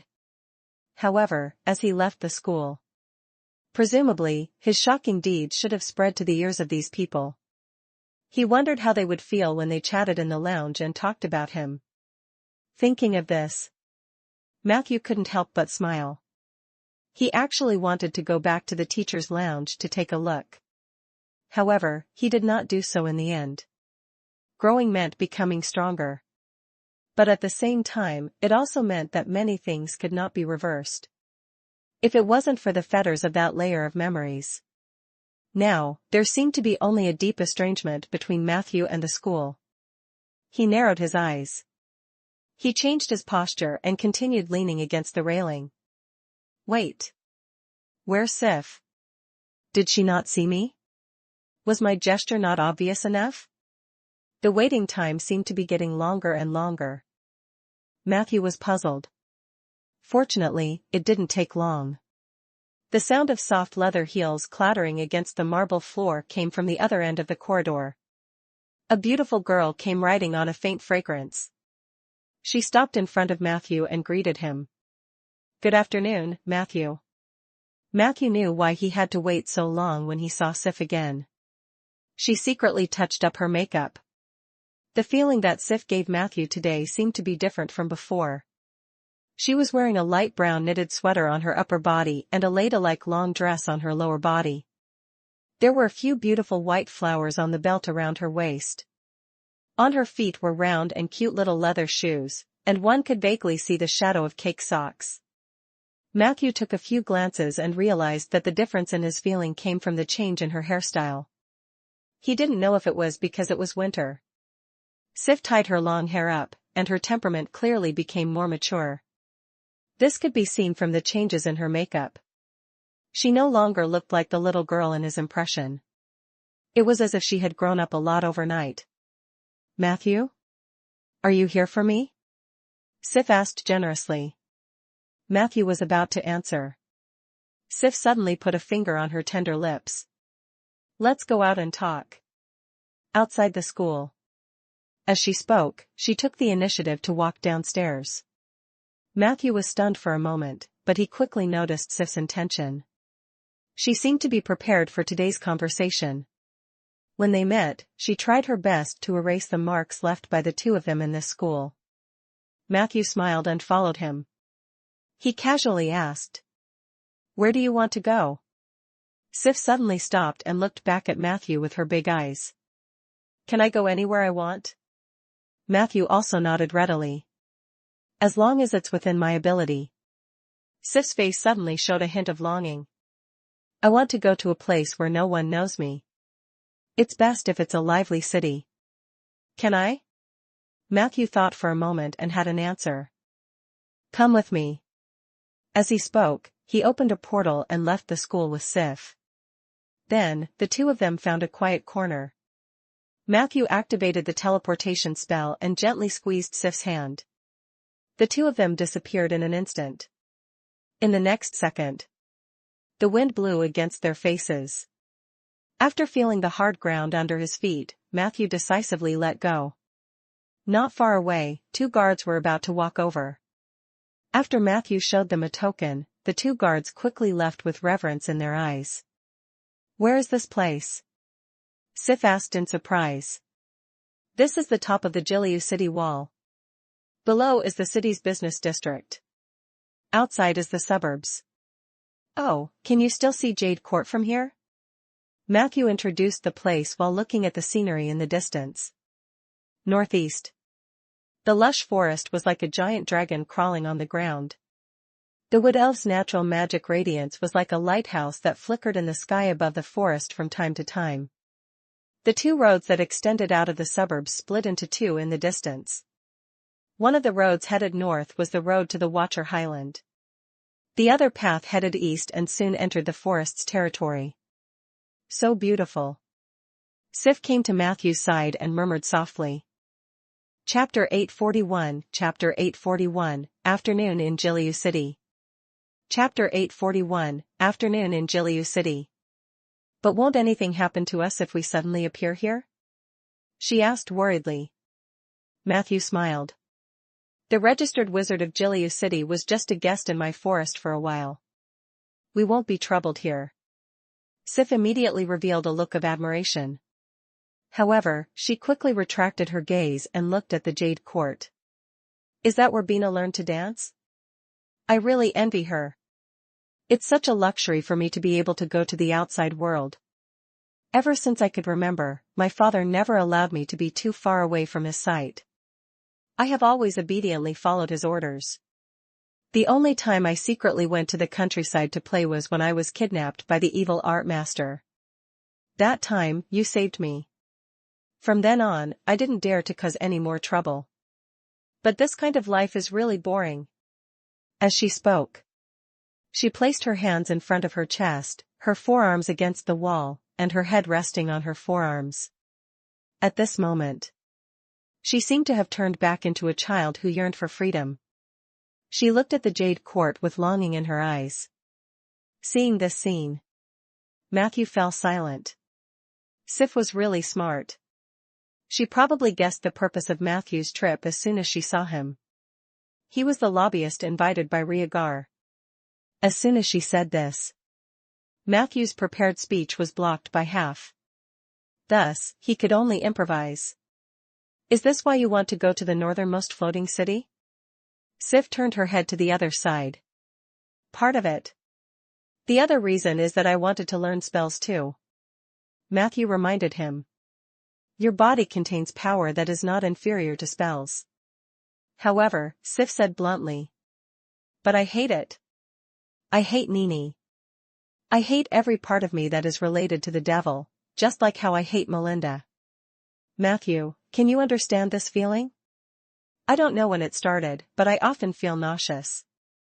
At first, I didn't understand the source of the nausea. But later, I figured it out. However, I felt even more hopeless. Because it came from my father and mother." Sif's tone was very calm. However, the content of her words contained an extremely angry emotional tension. Matthew could feel that she was trying her best to control her anger. "You might not know this, but not only do I hate Melinda's selfishness, I also hate the devil bloodline that Rhaegar gave me. I was actually furious from the bottom of my heart at the flaws my parents had left me in terms of both bloodline and spirit. This thought also made me feel ashamed. I often wondered if such rebellious thoughts were also because I inherited the devil's bloodline or because of Melinda's selfishness. I don't know. I used to be able to suppress these absurd thoughts. However, ever since I awakened, I became more sensitive. I was no longer the little girl who could pretend to be innocent and nonchalant. I don't want to hurt my father. However, he had taught me since I was young that everything about the devil had original sin. And now he's telling me not to hate my demonic bloodline? How was this possible? I've always wanted to be a sensible girl, and that's what I've always done. But this time I really couldn't control my impulse. I could feel my own existence being distorted." Sometimes, I don't even understand the meaning of my existence. To put it in an extreme way. Then it was a mistake for me to be born. Fortunately, I'm not that extreme. So I was just a little sad and a little disgusted. In my father's opinion, I just need to be coaxed. I think so too. However, things were not that simple. I want to find a path of self-reconciliation. Leaving Rolling Stone Town and heading to the northernmost floating city, stepping into the world of mages, was just such an attempt for me. Can you understand how I feel? Sif raised her head and reached out to slightly tidy her hair, which was messed up by the wind. Her eyes were still bright but not as carefree as when they first met. Matthew was silenced again. He realized that he had thought too simply before he came. If Sif hadn't taken the initiative to speak. He had no idea that the girl in front of him had so many thoughts hidden in her heart. After awakening? I wonder if it's because of the stimulation of the holy grail of sin or because of what happened to Melinda that day. Matthew thought carefully. It was normal for a girl whose mother had not been by her side since she was young to have such a reaction. He lowered his head slightly to Sif. I'm sorry, I thought too simply. Sif smiled and shook her head. It's all right. But it's not as simple as you think. It's because you've never cared about me. Whether it's me or Bina, you've always treated us as little girls, but in fact, I'm not young anymore. As she spoke, she puffed out her chest. Matthew felt the swelling curve and quickly looked away. For a race like demons, was awakening equivalent to a second growth? He was secretly surprised. However, Sif did not intend to let Matthew off. She took a step forward, and the girl's fragrance stimulated Matthew's nerves. She questioned loudly. Matthew, do you not like women? Or perhaps you don't like humans at all? Hearing this, Matthew smiled instead. You don't have to provoke me like this because my goal has always been clear. Chapter 842 Chapter 842, Afternoon in Jiliu City. Chapter 842, Afternoon in Jiliu City. Sif asked. What goal? Powerful magic power? Or become the most powerful mage? Was this something very fascinating? Can't you like women just because you're chasing after these things? Were these things that couldn't be taken care of? Or are you actually a coward? You don't know what you want at all, and just keep running away. Each of her questions was sharper than the last. Matthew was unprecedentedly relaxed and calm. He calmly replied. Yes, I can't take care of both. Perhaps some mages can still maintain the desire to study and work hard after having a partner, but I don't think I'm such a person.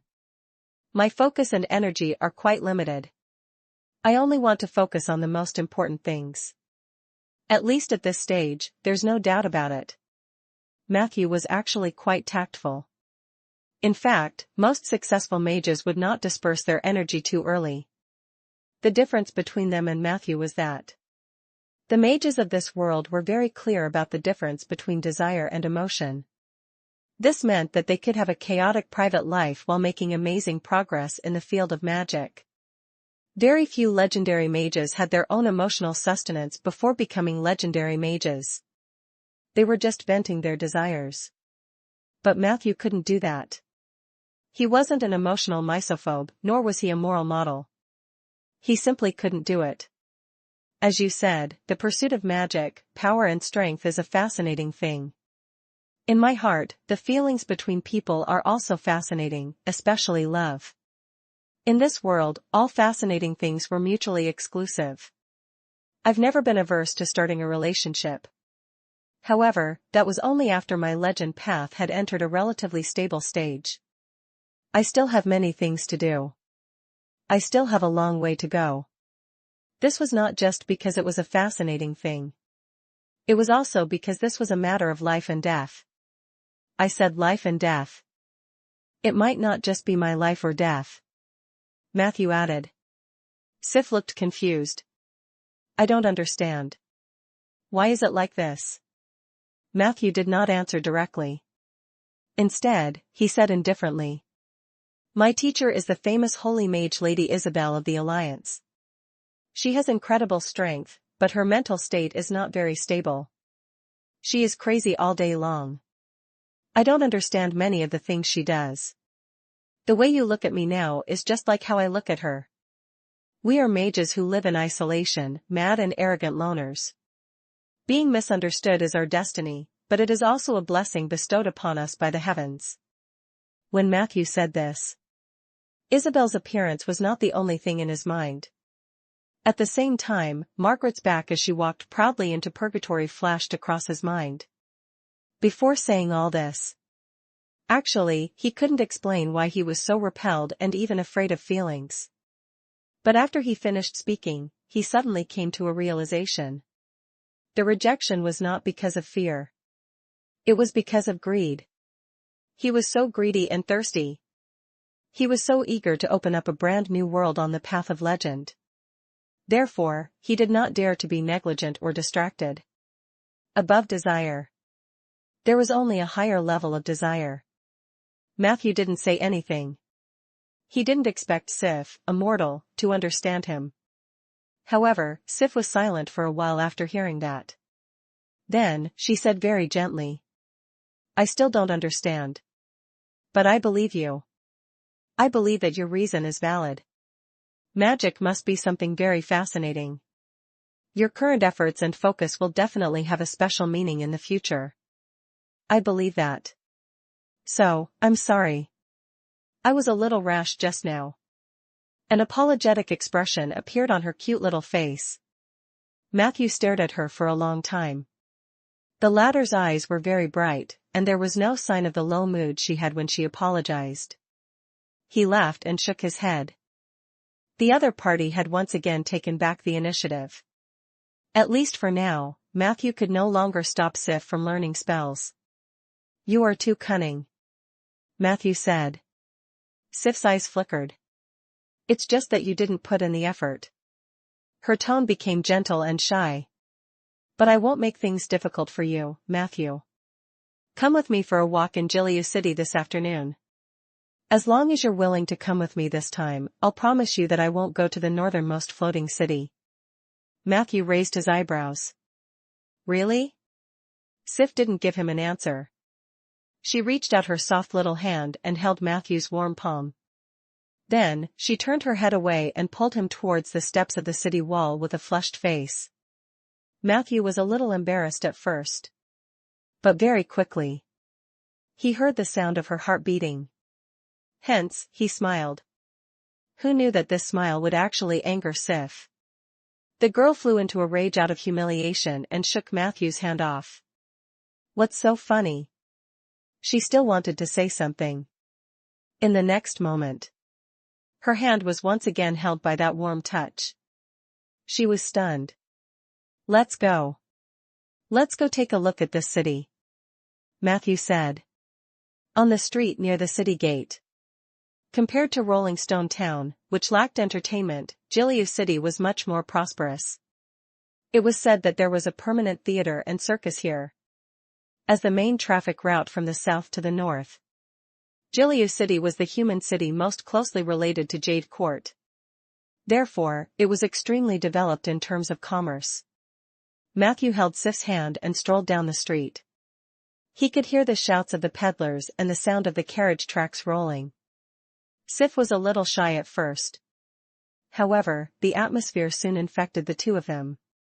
She looked around, and many small objects attracted her curious gaze. The two of them walked for a while. Suddenly, an order came from the direction of the city gate. Make way, make way. Windchasers are on duty. Please cooperate and move aside. At first, Matthew thought it was some bully. However, the moment the voice sounded, most of the people on the street automatically made way. Very quickly, a row of tall knights in silver armor rode into the city on horses. They quickly passed through the middle of the street. The sharp ears under the helmets and the low voices of the residents on both sides exposed their identities. This was the Windchasers from the Emerald Jade Court. Matthew knew. Giliu City and Jade Court had signed an agreement on mutual assistance in offense and defense, and the diplomatic relationship between the two sides was of the highest level. There was even a separate Windseeker camp in the city. At the moment, the Wood Elves had a high reputation in Jiliu City. Not only did the people not complain about making way, but they were also quite cooperative. At this moment, a low voice came from the crowd. "Why is the Windseeker in such a hurry? I heard some news. It seems to be related to the Silver Frost Brotherhood. It shouldn't be a big deal, right? The security of the city has always been very stable. Don't worry, I think I saw General Tarani leading the knights just now. With him leading the team personally, there won't be any gangs that can't be wiped out. However, the knight beside him is a little unfamiliar." Matthew retracted his ears. Then, he gently tugged at Sif. "What are you looking at?" Sif replied. "I just felt that one of the Windseeker knights just now was a little familiar.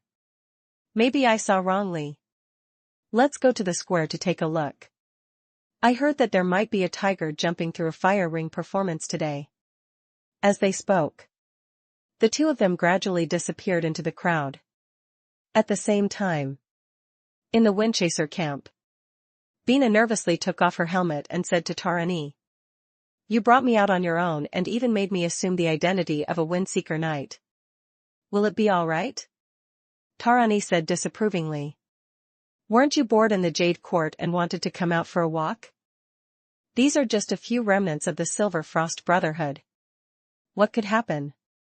I don't even need to personally take action. I'll just let Li Wei lead the team in taking a look. Let's go. Change your clothes, and I'll take you to see something fun. Today is the day of the Gemstone King's legendary pentathlon challenge. If we miss it today, we can only wait for next month. Quick, quick, quick. Change your clothes." As she spoke, she looked at Bina's chest lecherously. Then, Bina mercilessly pushed her out of the door. Chapter 843, Chapter 581, I'm the one on the business trip, you're the one who woke up early. Chapter 581, I'm the one on the business trip, you're the one who woke up early. After lunch, Chen Hanqing returned to the office. Everyone in the company had their own tasks, and Chen Hanqing had to review some financial documents that needed his signature in the afternoon. Chen Hanqing worked until 5 o'clock in the evening. When he walked out of the office, the roadside of the university town was still empty. Only at the entrance of the internet cafe could he see a few young people going in and out. "I'll be leaving first. Call me if you have any questions," Chen Hanqing shouted at her. The little secretary was busy, so she was too lazy to reply. She just raised her hand and waved it perfunctorily. As he drove to the Tianjing Mountain community, Chen Hanqing called Xiao Rongyu again to tell her that he had arrived at school. "I'm shopping with Xiaoming and the others." "Are there many people in Jiangling?" Xiao Rongyu asked. "Not many. It's like a ghost city. I just saw a few bus number 137 coming out of the station, but they were all empty. It's very rare." As Chen Hanqing answered, he took out some cash and put it into 2 red packets. These were red packets for Dong and Ning. "Then are you scared to sleep alone at night? The ghost stories in the dormitory are very famous." Xiao Yuer was whimpering to scare Chen Hanqing, and several girls around her were laughing. "It's fine. I have a photo of your head on my bed to ward off evil." Chen Hanqing walked to the building where Xin Yuchu lived, looked up, and said, "Little Yuer, I'm downstairs. I'll hang up first." "Sure, I'll call you back tonight," Xiao Rongyu answered sweetly. Chen Hanqing pressed the answer button and changed the contact name of Xiao Rongyu to Director Yu. He was glad that he could not video call her now, otherwise it would be too troublesome. In that case, Chen Hanqing would have to video call Xiao Rongyu and pretend that he was in the dormitory before returning to Tianjing Mountain to look for Xin Yuchu. It would be a lot easier. Dong, dong, dong. Donger came to open the door after knocking on the door upstairs. However, her appearance gave Chen Hanqing a shock. Donger was a little fatter than when she first came to Jianhao last Christmas. She was also wrapped in a thick cotton coat, holding a hot water bag in her hand, and had a lollipop in her mouth. This should be Ning's snack. Fuck. Chen Hanqing pointed at the image. Why do you look like a landlady? Hee hee.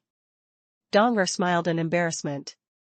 Anyone who met a female owner like Xin Yuchu, who didn't put on any airs, spoke slowly, and was super gentle and never lost her temper, would probably show her cutest and purest side.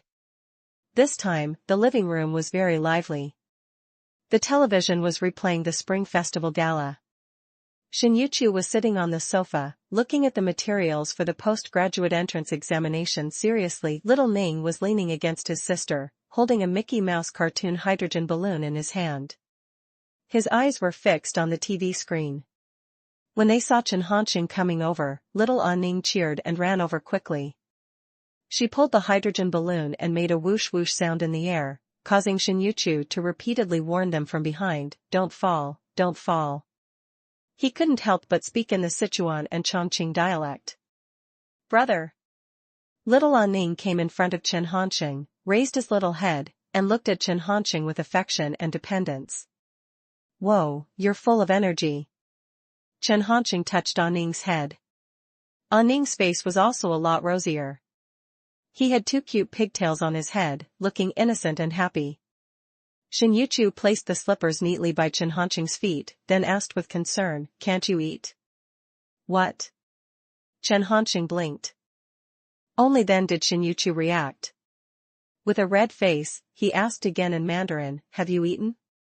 "I've eaten. I haven't seen you for more than a week. Did you miss me?" Chen Hanqing stared at Xin Yuchu and sized him up. He still had the same body that would not gain weight, and the same pair of attractive peach-shaped eyes. He was still so easily shy. Xin Yuchu was stunned and didn't say anything. Little Ning immediately said, "Sister missed you. When we slept together, she dreamed of you many times and even talked in her sleep." "Oh." Chen Hanqing wondered if Xin Yuchu's wimp was as cute as his sleep talking.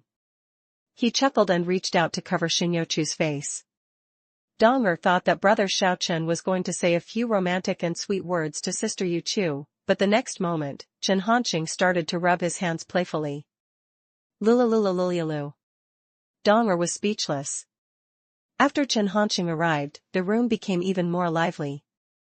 His mother-in-law heard the commotion and came out. Xin Yuchu continued to recite the materials for the postgraduate entrance examination. Chen Hanqing, Dong'er, and Ning were fiercely arguing about which host was the most beautiful on the Spring Festival Gala.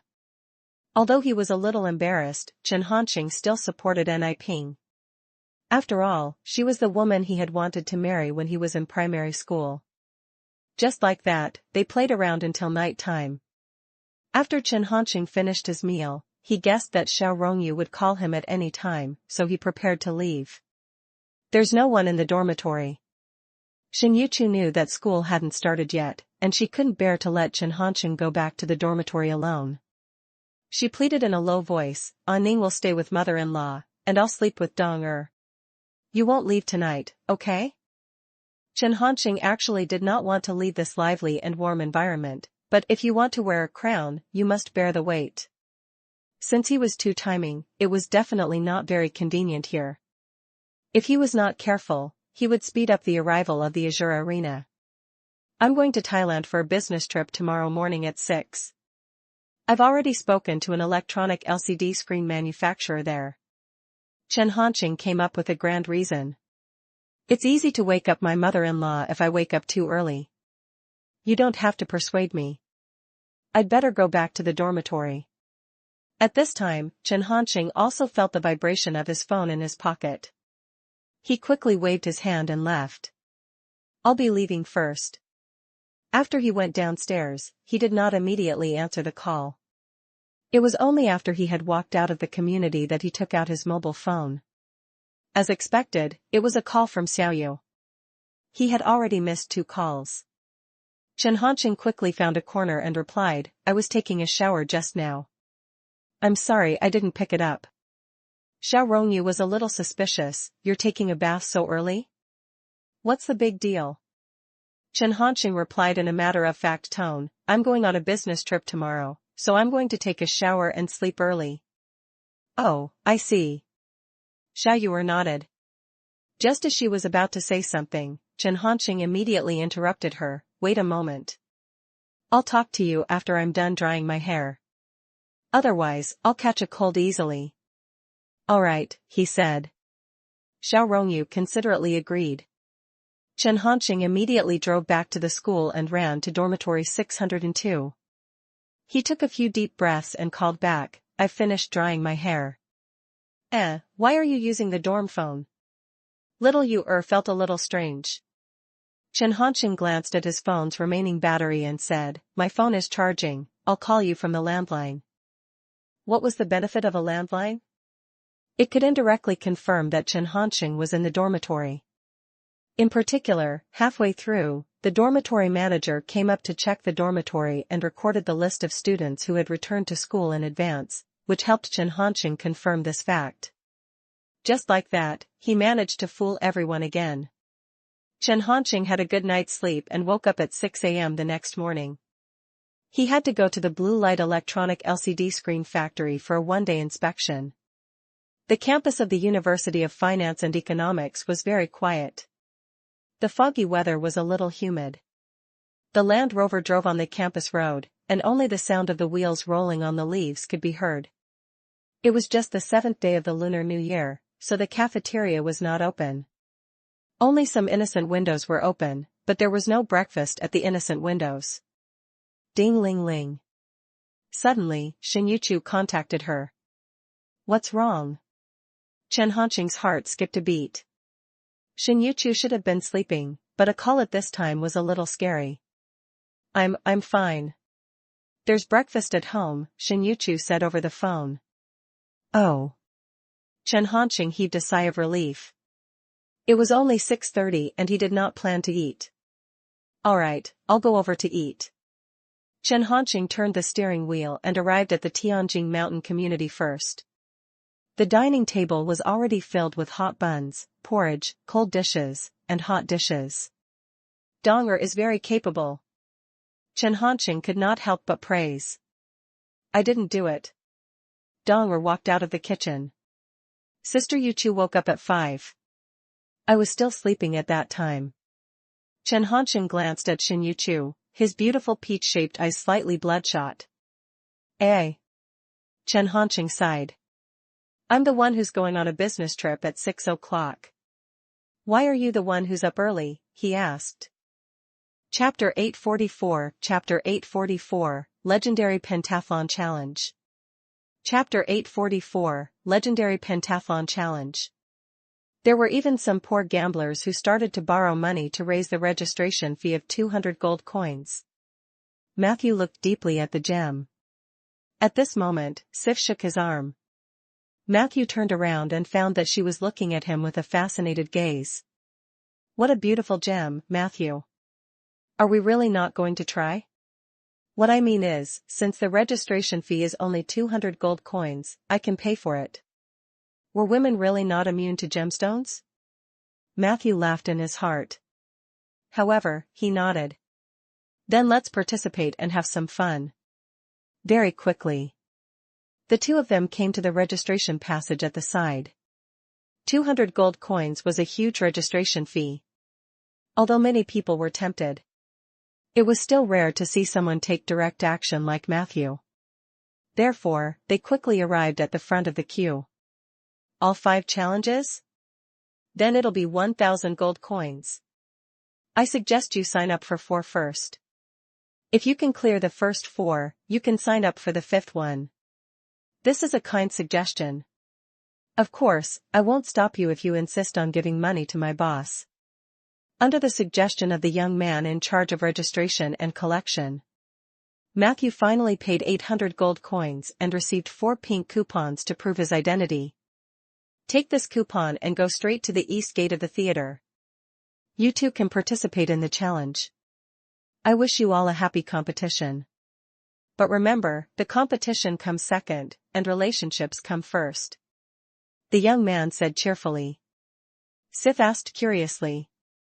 Why do you say that? The young man explained. Because the legendary 5 challenges often test the tacit understanding and trust of both parties, it's best for brothers to participate together. I've seen a lot of couples join hands to participate in the challenge, but they break up after that. This is really miserable for most men. After all, they paid a sum of money to save their lives and then lost their girlfriend. In short, if your boyfriend doesn't perform well in the competition, please be more understanding. After all, from the way you two dress, you shouldn't be serious adventurers, right? I'm guessing that you're young ladies and young masters from rich families who are here to experience life, so as long as you remember that happiness is the most important. Sif didn't seem to have heard the details of the young man's explanation, but when she heard your boyfriend, her eyes narrowed into a line, and her eyes were full of smiles. Matthew didn't want to pour cold water on her. The two of them quickly left the registration desk. They walked half a circle around the theater and came to the east side. When they passed a small door, they met a few idle staff members. Matthew showed them the pink coupon in his hand. One of the fat men came up and asked meticulously, "You are the first group to participate in today's Legendary 5 challenge. According to the usual practice, you are qualified to choose the order of the first 4 rounds. Which round do you plan to start from?" Matthew said calmly. "Just follow the normal order." Fatty clapped his hands. "Then let's unlock it." As he spoke, he brought the two of them into a room that looked like a secret chamber. The walls of the secret chamber were painted black. There were more than 10 candles inside. It was neither bright nor dark, but it gave off a rather oppressive feeling. In the middle of the secret room was a transparent and sealed glass tank. There was a small box at the bottom of the tank. There was a 6-digit password lock on the box.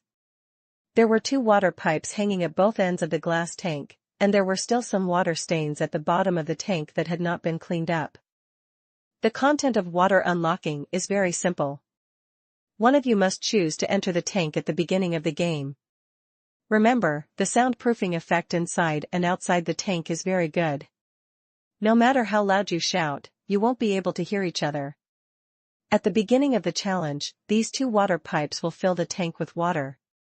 Only by opening the password lock at the bottom of the tank can the person in the tank successfully escape and clear the level. Of course, because you are not allowed to use lockpicking tools or scrolls during this process, and to reduce the difficulty, we will directly tell the answer to the password lock to the person standing outside. You can use hand gestures or lip reading to convey the answer. This process is bound to be a little torturous, but if you believe in the tacit understanding between the two sides, you can probably pass the level smoothly. "So, who do the two of you choose to enter?" Fatty asked as he rubbed his hands. Matthew said frankly, "I'll go in." Fatty nodded. "I'll get someone to bring you a ladder." 3 minutes later. Matthew climbed up the ladder to the tall and enclosed glass tank. Sif stood outside nervously. Matthew gave her a reassuring look. "The challenge begins." Fatty gave Matthew an exaggerated gesture. At that moment, the water above the water tank sizzled down. In the blink of an eye, it had reached Matthew's ankle. He lowered his head to take a look. Although the passcode lock had a 6-digit number, the content on it was not a number at all, but a strange pattern. Outside the vat, Sif was led to the side by Fatty, who showed her a piece of parchment with 6 complicated patterns engraved on it. Sif took a closer look and frowned. But on the parchment, there were 6 things drawn in order. Hedgehog, fork, hydrangea, knight, bear, the moon. You only have 2 minutes at most to remember the picture and tell your boyfriend the contents. Otherwise, you will have failed the challenge. Chapter 845 Chapter 845, Legendary Pentathlon Challenge. Chapter 845, Legendary Pentathlon Challenge. Fatty chuckled and said, "But don't be too nervous. Maybe your boyfriend is an expert locksmith. He can open it even without your hint, what?" When the fatty said that, he would be extremely shocked. A loud mechanical sound rang out. Gotcha! The bottom of the glass tank suddenly loosened, and the 4 pieces of glass surrounding Matthew slowly rose up. Matthew walked out of it with calm steps. Fatty lowered his head to take a look, and his face was filled with shock. Because when he showed Sif the parchment, he had already unlocked the complicated combination lock. How is this possible? Could it be that I accidentally switched to the correct password when I was adjusting yesterday? That's impossible. Fatty was dumbfounded. The 2 staff members behind him were also at a loss. Sif looked at Matthew in surprise and joy, her eyes full of admiration. So, can we proceed to the next stage? Matthew asked gently. Fatty seemed to wake up from a dream. Yes, the next one is walking with beasts. This level is a little dangerous. The 2 of you will be locked in a cage with a hungry beast at the same time. There is only one exit from the cage. You can only... His rambling was interrupted by Matthew calmly. Bring me there. Fatty was stunned for a moment before hurriedly leading Matthew and the other man out of the room and quickly heading to the next secret room. In an even wider secret chamber. The huge iron cage slowly descended. Not far away. A hungry tiger slowly walked over. Sif grabbed Matthew's hand nervously. Little did he know. Fatty, who was outside the cage, seemed even more nervous. He looks really hungry. Sif whispered. Matthew smiled. Then he should be glad that I'm not hungry today. As he spoke, he swaggered towards the exit with Sif. The tiger followed Matthew closely. The moment Matthew passed by him, under the surprised gazes of Fatty and the other staff members, the tiger suddenly lay on the ground, its chin firmly pressed against the cold granite, its tail tightly retracted, and an unknown liquid actually flowed out of its lower body. A strong smell of urine spread in the cage. Sif quickly pinched her nose. The 2 of them quickly walked out. From the beginning to the end, the tiger did not dare to cross the line. The 3rd event was called Night of the Undead. The content was about taking a key from the neck of a ghoul bound by iron chains. Other than this powerful ghoul, there were even some zombies chained in the room. The moment he entered, even the fat man and the other staff members could not help but frown. This was a piece of cake for Matthew. He flung his hand away. Go get it. He thought Sif would hesitate. But the girl's courage was clearly beyond Matthew's expectations. She only said, okay. Then, she swaggered towards the ghoul in the middle of the room. Be careful. It seemed that the girl with bright eyes and white teeth formed a sharp contrast with the ghoul. Even the fatty couldn't help but remind her. However, Sif did not care and rushed in front of the ghoul. The zombies beside her were completely indifferent to her presence. But at this moment, Sif stopped.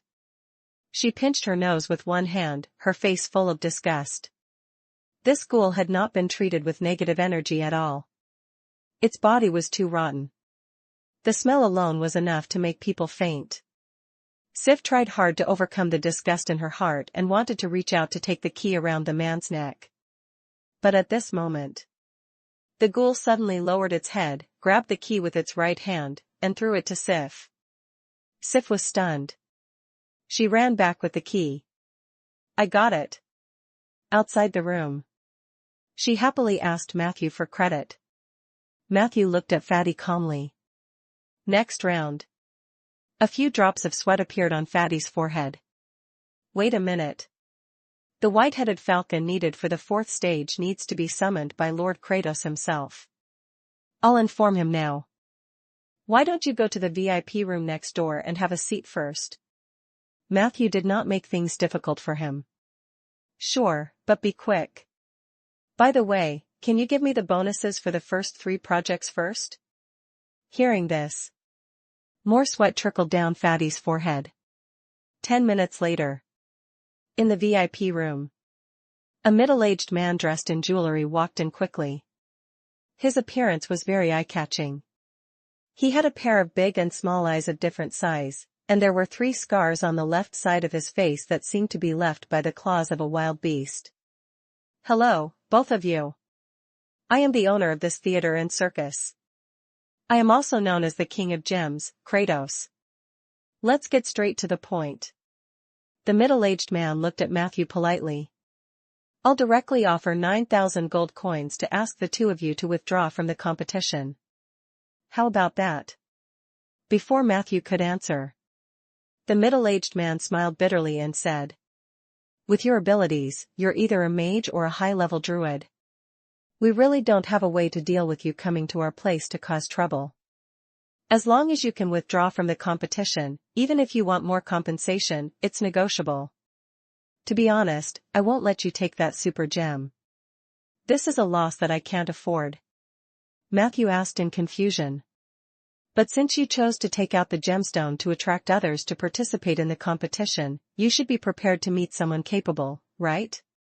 Kratos' expression turned ugly, but he quickly said, I'm a businessman, and businessmen only care about profits.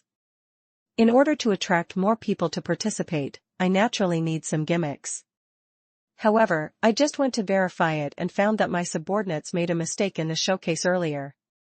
I actually provided a slightly smaller sapphire for this competition, not the yellow gem that was mistakenly displayed just now. If you insist on continuing, even if you obtain the final reward, you won't be able to obtain what you want. Instead of this, why don't I add a little more gold coins to you? How about everyone take a step back? I know that you have some ability, but I'm not boasting shamelessly. I have some connections in Gilead City. Matthew could hear his threat. He couldn't help but say sarcastically. So, do you use this method on everyone who passes 3 tests in a row? Compensate 9,000 gold coins? No wonder no one has passed the 4th stage. Kratos was extremely thick-skinned. He turned a deaf ear to Matthew's mockery and only chuckled. I'm just a businessman.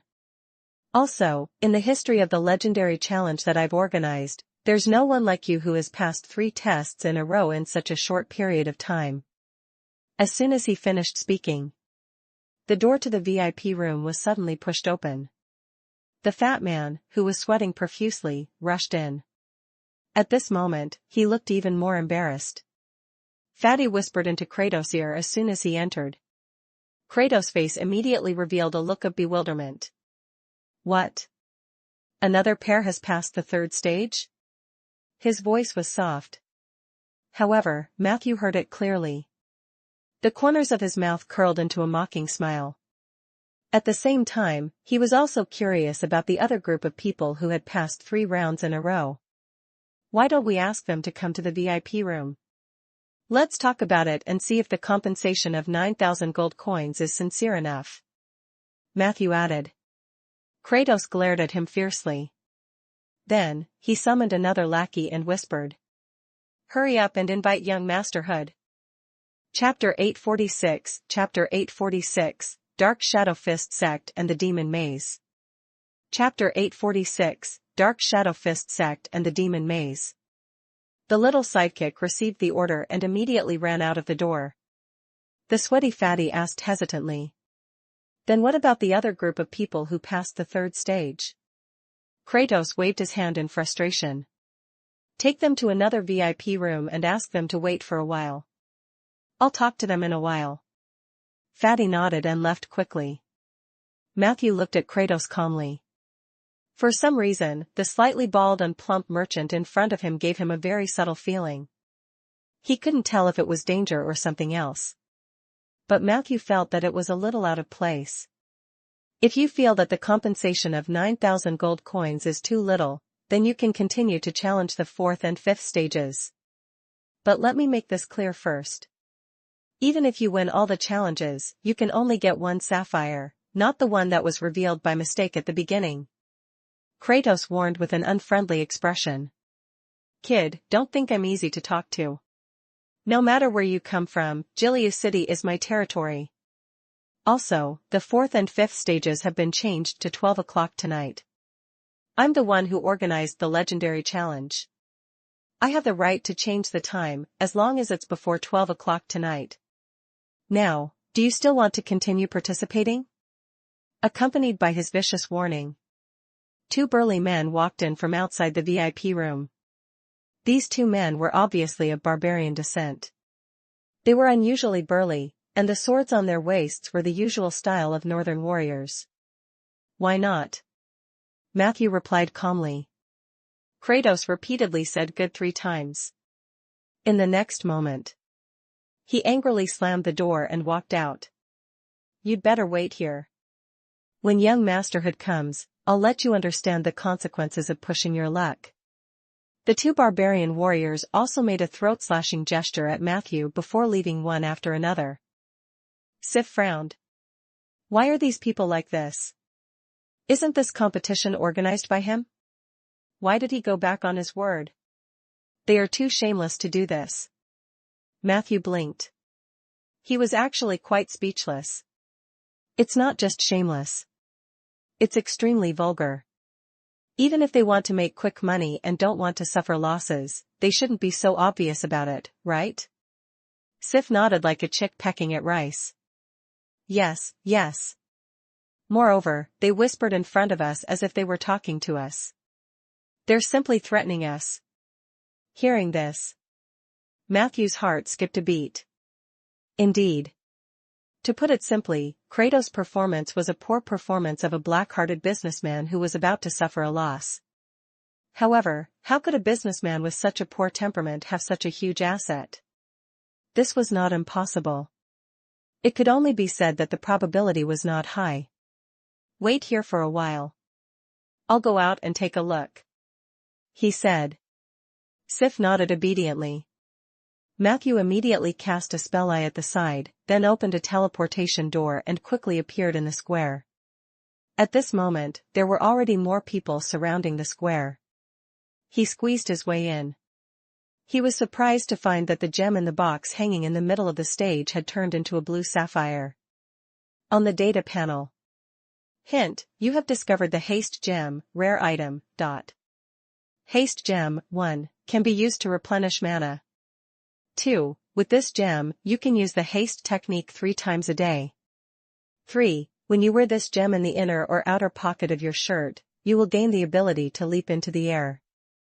Leap in the air, you can jump again in mid-air. The height of the jump is about 2/3 of the normal height. It was a decent magic gem. However, it was far from the Earth's crown that Matthew had seen earlier. Rather than saying that the value of the final reward has been greatly reduced, it's more like Earth's crown didn't seem like it belonged to Kratos in the first place. Matthew couldn't help but feel puzzled. Previously, he had thought that Kratos did not understand the true value of Earth's crown and that he had only picked up the opportunity by chance. But now, it seemed that this was not the case. Then why did he show it? Is it really the mistake of the people under him? The more Matthew thought about it, the more he felt that something was wrong. He began to think carefully about every detail that he and Sif had encountered since entering Jiliu City. However, he still found nothing after going through it carefully. Until a certain moment. A flash of lightning suddenly flashed across his mind. Earth's crown. That's right, that Earth's crown seems to be on the Druid Church's list of stolen items. Matthew hurriedly took out the thick list from his luggage. As expected, he found the label of Earth's crown on the last 2 pages of the parchment. Earth's crown, a powerful gem that contains the power of the Earth. It was stolen on the night the 3 evil organizations attacked the underground sanctuary. It was suspected to have been stolen by the Silver Frost Brotherhood. So that was the case. This gem was a treasure that the Druid Order had lost when they were attacked for the first time. Matthew had only skimmed through the list. This was why he did not have such a deep impression of Earth's crown. So, this gem was stolen from the Earth Society by the Silver Frost Brotherhood and then passed to Kratos. Or maybe the so-called gem merchant Kratos was a member of the Silver Frost Brotherhood? Chapter 847, Chapter 847, The Dark Shadow Fist Sect and the Demon Maze. Chapter 847, The Dark Shadow Fist Sect and the Demon Maze. Matthew was filled with doubts. He even suspected that Kratos was an incarnation of the Traveler God. But thinking about it carefully, this was illogical. If the God of Travelers had participated in the first attack on the Earth Society, then there was no need for him to do it again. Moreover, even though the traveler god appeared and disappeared unpredictably, he never hid anything when he met him. Unlike Kratos, there was an uncoordinated energy all over his body. Next time I meet him, I'll have to try to use balanced perception. Matthew realized that there was something wrong with Kratos. There was even a possibility. He let me see this gem on purpose. Then what is his purpose? Leading me into some kind of dispute? Could it be related to the legendary pentathlon challenge? If that was the case, this meant that Matthew had been targeted as soon as he arrived in Giliu City. It wasn't strange to be targeted. Because he had come in a hurry today, he did not put on the star-weaving robe under his mage robe to block the gazes of the gods. The reason why he chose Giliu City. On one hand, he wanted to test his importance in the eyes of the gods. On the other hand, it was also because this city was Hood's territory. If something really happened, at least a trustworthy mage would come and take care of him. That's not right either. If all of this is targeted at me, there is no need for Kratos to act so impatient. Every word he said seemed to be provoking me. Matthew rubbed his temples. At this moment, he suddenly saw another entry on the list of the first batch of thieves. Holy Oak Seed, an extremely rare item. Each seed has the chance to breed a complete natural dream. It is suspected that it was stolen by the Silver Frost Brotherhood. Jeff. The image of the merchant who had handed this treasure to him quickly appeared in Matthew's mind. It was strange. Ever since Jeff gave the seed to him that day, it was as if this traveling merchant had vanished into thin air. In the incident at Cross City that he had just experienced, the holy oak tree seed had played a certain role. Previously, Matthew had thought that this series of events was just a coincidence.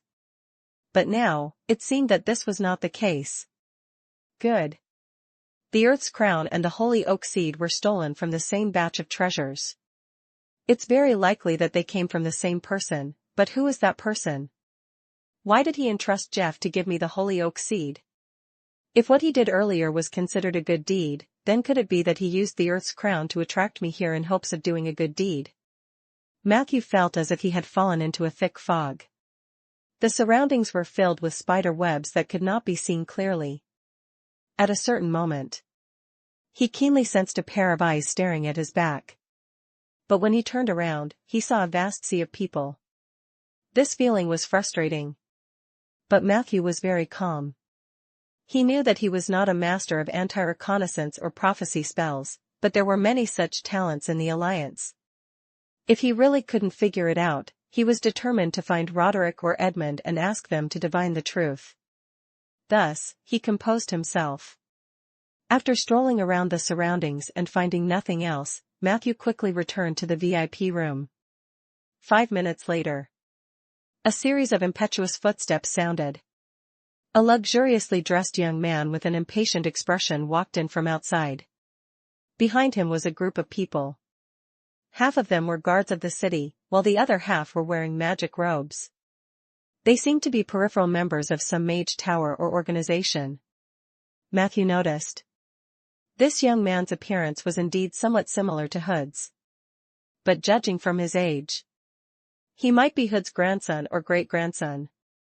After all, Hood was already over 140 years old this year. You're the one who's causing trouble? As soon as the young man entered, he glared at Matthew in displeasure. Don't you know who Kratos is working for? No one has ever dared to provoke the Hood clan in Giliu City. You may have some skills, mage, but my grandfather is a registered wizard of the Seven Saint Alliance. I'll say this first. If you know what's good for you, take the money and shut up. If you don't, I'll send you to the dungeons of Giliu City. Kratos is really a fucking good-for-nothing. He can't even handle a wild mage. Fuck, I was supposed to go hunting outside the city today. He was cursing and swearing. Matthew did not look at him. Instead, he glanced at Sif. Sif was very calm. She seemed to be 100% confident that Matthew could settle this matter. Therefore, when the young man spoke, she only looked ahead politely, her eyes empty. No one knew what was going on in her little head. A registered mage of the Seven Saint Alliance is indeed a very powerful character. So why don't you consider that I'm also a mage of the Seven Saint Alliance before you make your wild remarks? Matthew asked lightly. The young man burst out laughing. How many mages are there in the Seven Saint Alliance? You really dare to put on airs. Before he could finish his sentence, a blue portal appeared in the center of the VIP room. Mage had walked out with a beaming face. Matthew, were you looking for me? Matthew smiled and nodded. Just as he returned to the VIP room, he used the token given by Hood to send him a spell message. Chapter 848 Chapter 848, Dark Shadow Fist Sect and the Demon Maze. Chapter 848, Dark Shadow Fist Sect and the Demon Maze. Hood came rather quickly. Gee, Grandpa. The young man stuttered as he looked at Hood, who had suddenly appeared. He could not even straighten his tongue. What happened? Seeing this scene, Hood seemed to have guessed something, but he was quite calm, and his tone was calm. Grandfather, he wants to take advantage of me. The young man shouted in a hurry. Hood was stunned. The young man hurriedly corrected himself. He wants to take advantage of our family. Hood couldn't be bothered to look at him again. He just smiled at Matthew. If you like this child, how about I give it to you? The young man widened his eyes in disbelief. He still wanted to say something. However, Hood glanced at him coldly, and the latter kept quiet out of fear. Matthew smiled and stood up. It's not like that. But I did encounter some confusing things in Jiliu City. If it's convenient, do you mind a soundproof barrier? Hood nimbly tapped his cane. A pure white light quickly spread out in all directions. Other than Matthew and Hood, everyone else was pushed outside the white light. Matthew pointed at Sif. She's my friend. Hood looked at her in surprise and said, okay, before pulling Sif in. Matthew then briefly recounted his encounter in Jiliu City. Speaking of which, we only wanted to have some fun, but the value of that gem is quite considerable. It would be a lie to say that I didn't have any intentions. However, what happened later made me wonder. How much do you know about the gem merchant Kratos? Matthew asked. Hood frowned after hearing that. He said awkwardly. Ever since I started to study the life-prolonging technique in seclusion, the mage tower and the family business have been handed over to my subordinates to manage. I have some impression of that Kratos.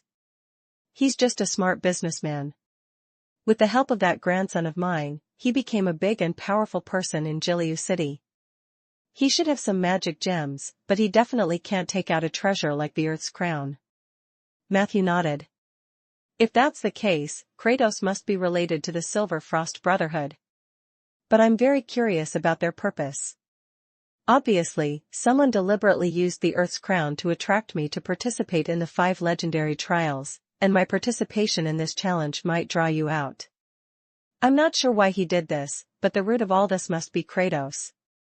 There's only a small chance that he made a mistake in the setting up the gemstone, but there's a bigger chance that there's something wrong with him. Hood made a prompt decision. He walked out of the soundproof barrier and instructed. If you still want to keep your position, call Kratos over. The young man was no fool. He knew that he had probably run into a tough opponent this time.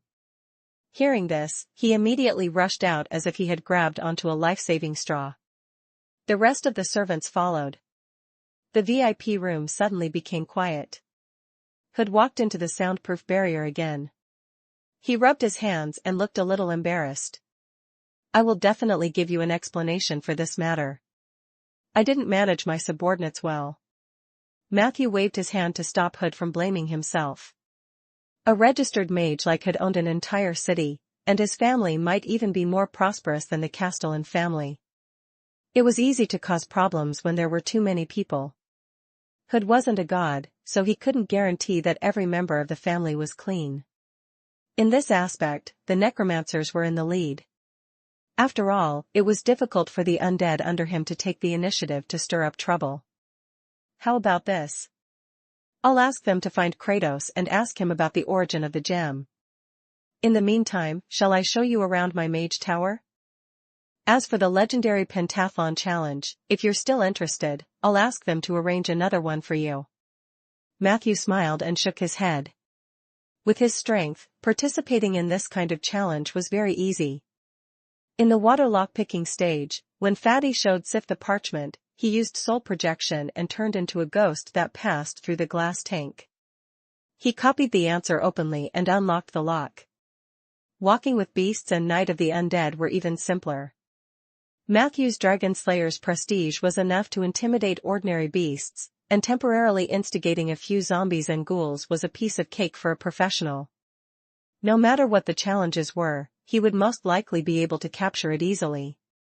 A challenge that had completely lost its challenge was naturally boring. He was only interested in Earth's crown and Kratos himself.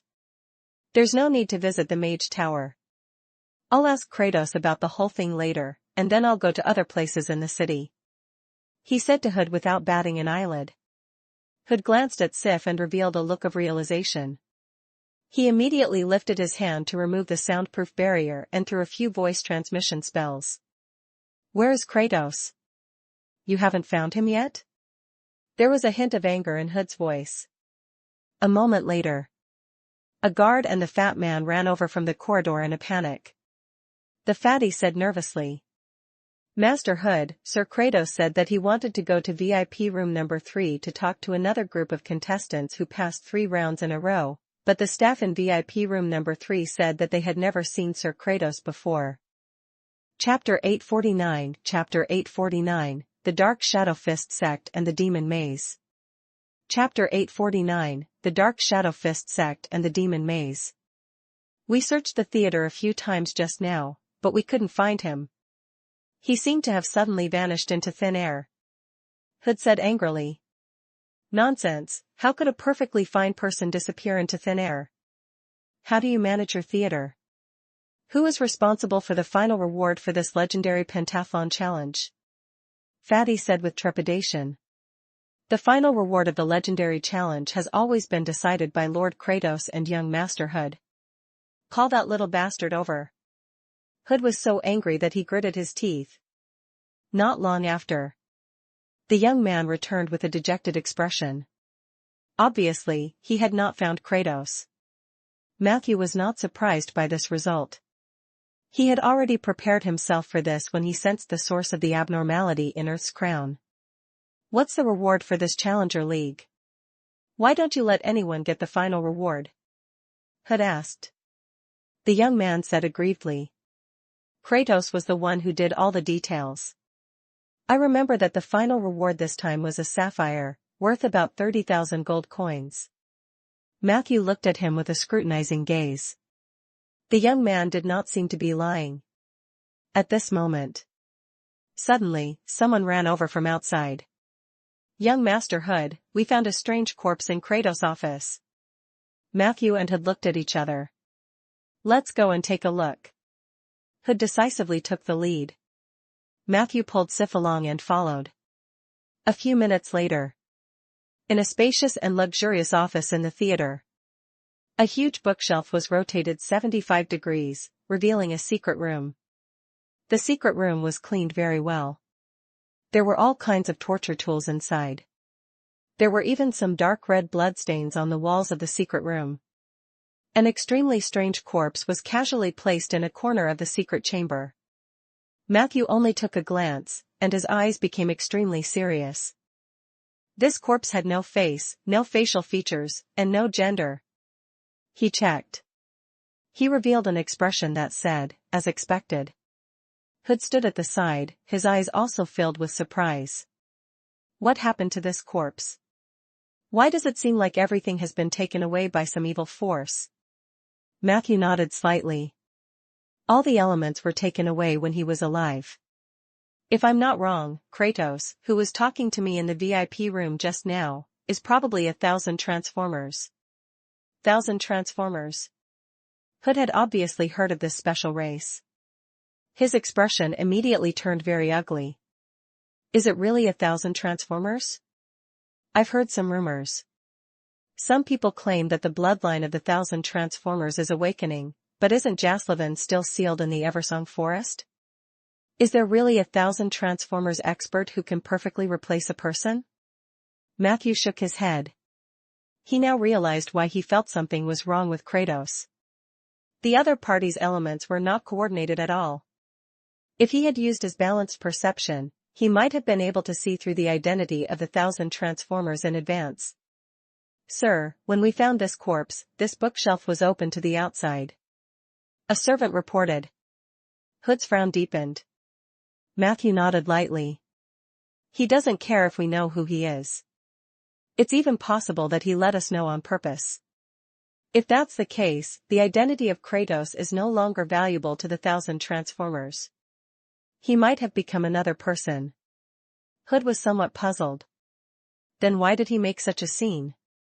First, he used the Earth's crown to lure you into the challenge and then disguised as Kratos to cause a conflict between you and me? Isn't this too ridiculous? Even if there's no friendship between the two of us, it's impossible for two registered mages to have a conflict over such a small matter. Matthew was deep in thought. After a moment, he muttered. Is it possible that he didn't do this to cause us to have a conflict? He just wants us to meet. Think about it.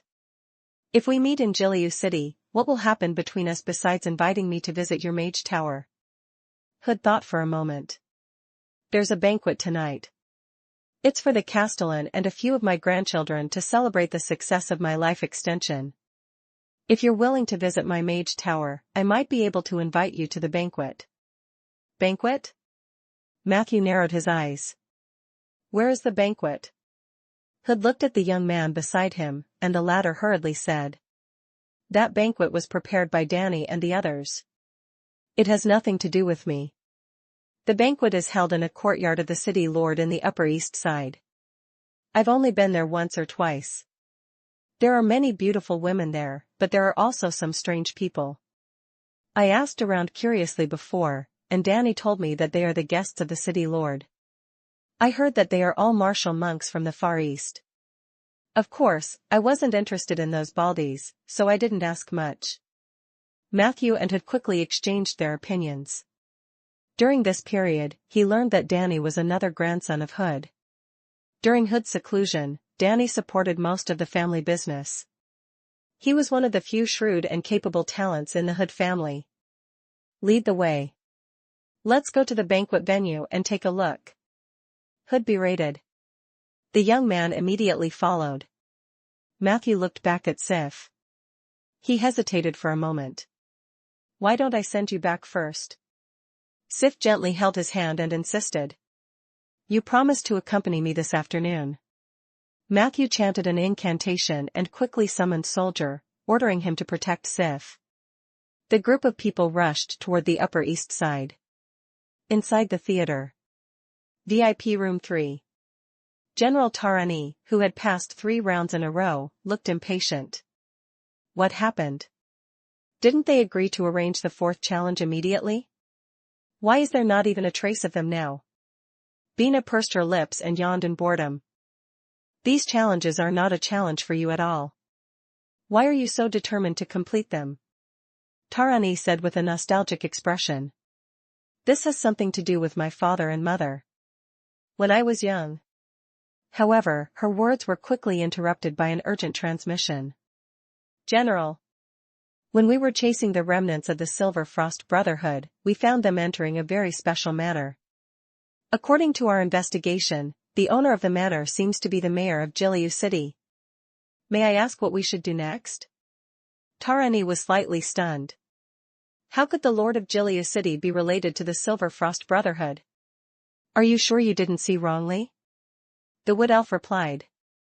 There's no doubt about it. Moreover, we have also discovered a few suspicious martial monks nearby. Tarani stood up abruptly.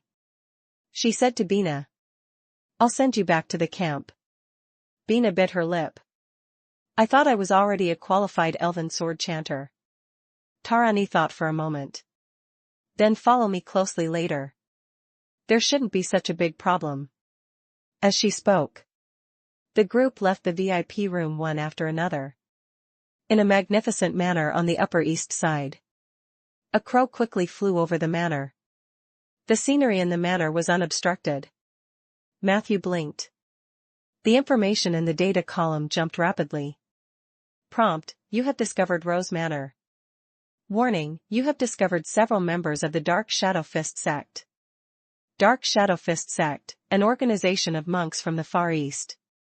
They are notorious for their extravagance, debauchery, and all kinds of evil. They believe in the evil queen, Babasha. Warning: you have discovered the ritual demonic labyrinth from the abyss. Chapter 850 Chapter 850, The Legend Path of Phyle. Chapter 850, The Legend Path of Phyle. Dark Shadow Fist sect? It's actually an evil monk sect from the Far East? He looked at the detailed information on the data panel. Matthew was surprised. The south of Ainder was 108,000 miles away from the Far East. It was not easy for these monks to travel across mountains, rivers, and oceans. He didn't believe that there was no one helping them from behind. So the mastermind is the Lord of Jiliu City? That kid just said that these monks are the guests of the city lord of Jiliu City. This thought flashed through Matthew's mind. However, he was not in a hurry to make a judgment. He calmly flew over the manor and landed on a bare branch like a real raven. He carefully scanned for information. On the data panel, the continuous feedback was reassuring. In fact, the information obtained by the system was also based on Matthew's own perception. His perception was not bad to begin with, and after transforming into a raven, his perception would continue to improve so he could naturally detect more information. Moreover, Matthew had an extremely high affinity with nature and negative energy. A high affinity with nature meant that his perception of evil was extremely high.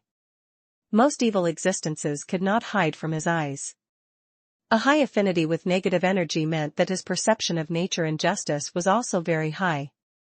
Matthew was equivalent to straddling between the righteous and evil camps, so he was very sensitive to both sides. This was the underlying logic behind him becoming more and more of an expert in civil war.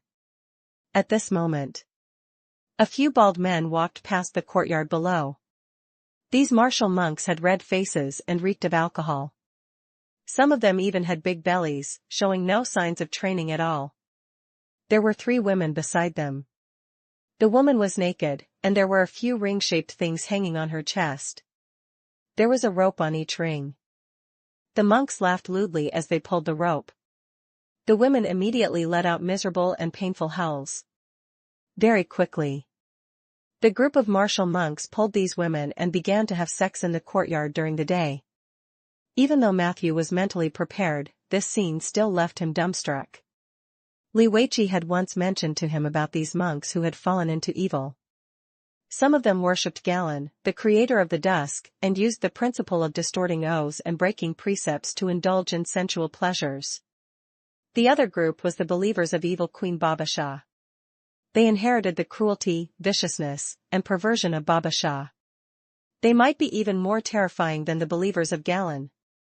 It's said that the Far East once had a very prosperous civilization, but under the influence of the 3 demons, it has become a land of devastation. The original martial monk culture and inheritance were twisted by the evil gods into all kinds of evil organizations. Matthew felt a little emotional. With his perception, it was not difficult for him to see that the soul of the woman in the courtyard had long been eaten alive. What was left was only a flesh shell that could only react instinctively. And the monks were not just venting their beastly desires. They are accumulating enough evil power for the ritual ground. The demonic labyrinth is no joke. It's a terrifying ritual to transplant the abyssal evil earth into the main world. The explanation of the demonic maze appeared in Matthew's mind and in the data panel at the same time. Fortunately, he worked hard enough to make up for his missed lessons. The lack of knowledge caused by his background as a rogue mage was also made up for to a certain extent. If it was in the past, he probably didn't even know what this ritual ground was used for. Someone wants to inject a part of the abyss into the prime material plane. This is very difficult, and they will face a strong counterattack from the plane consciousness of the material plane. But even if it's only a temporary delivery of the abyssal lands to the human world, it's enough to create a lot of tragedies. Matthew's heart turned cold. demons were monsters that were more destructive than devils. The appearance of the demon lord on the battlefield of the Wild Wolf Mountain was enough to sound the alarm for the world. Although they did not have brains, the fact that a group of brainless monsters could still survive in this world also reflected their terrifying combat power and destructive power.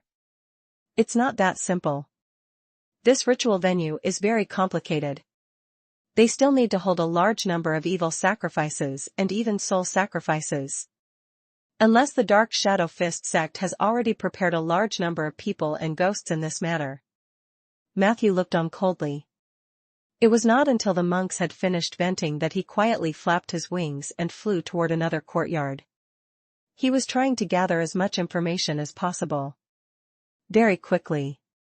In the depths of the manor, he met some strange people wearing loose robes. These strange people had disguised themselves. But they couldn't hide from Matthew's extraordinary perception. Warning, you have discovered a fallen angel, LV20/weakened state. You have discovered the bird demon assassin, LV20/weakened state. You have discovered the leader of the shadow monks, Richardson, LV21/legendary weakened.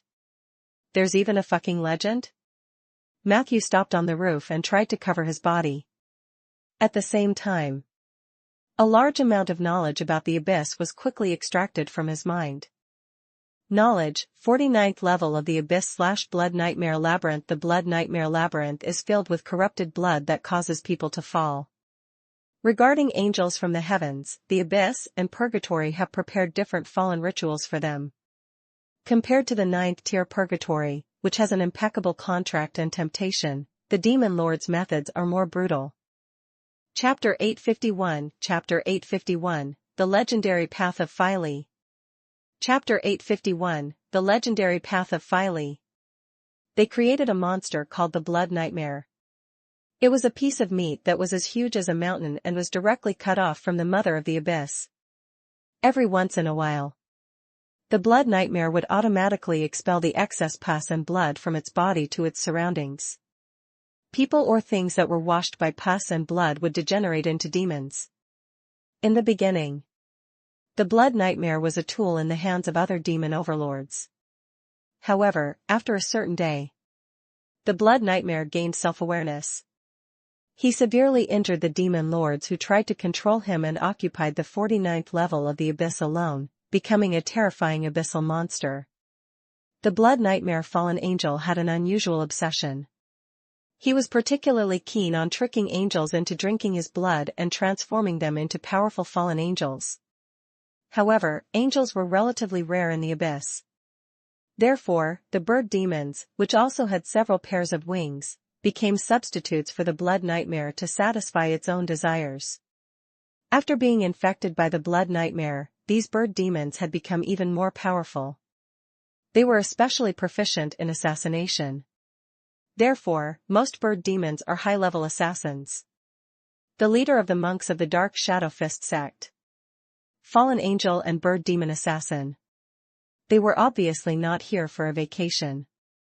According to Matthew's rich experience in dealing with the evil gods of the outer planes, evil Queen Babasha must have made some kind of agreement with the demon lord on the 49th floor of the abyss. This agreement gave his believers the ability to summon the abyssal lands. Moreover, it was not an ordinary abyssal vile land. It was most likely the 49th floor of the Blood Nightmare maze. If it weren't for the 1000 Transformers reminder, Hood would have only planned to come to this manor tonight. By then, the other party would have already made preparations. These bird demon assassins and shadow warrior monks would swarm together, and the probability of successfully assassinating Hood would be quite high.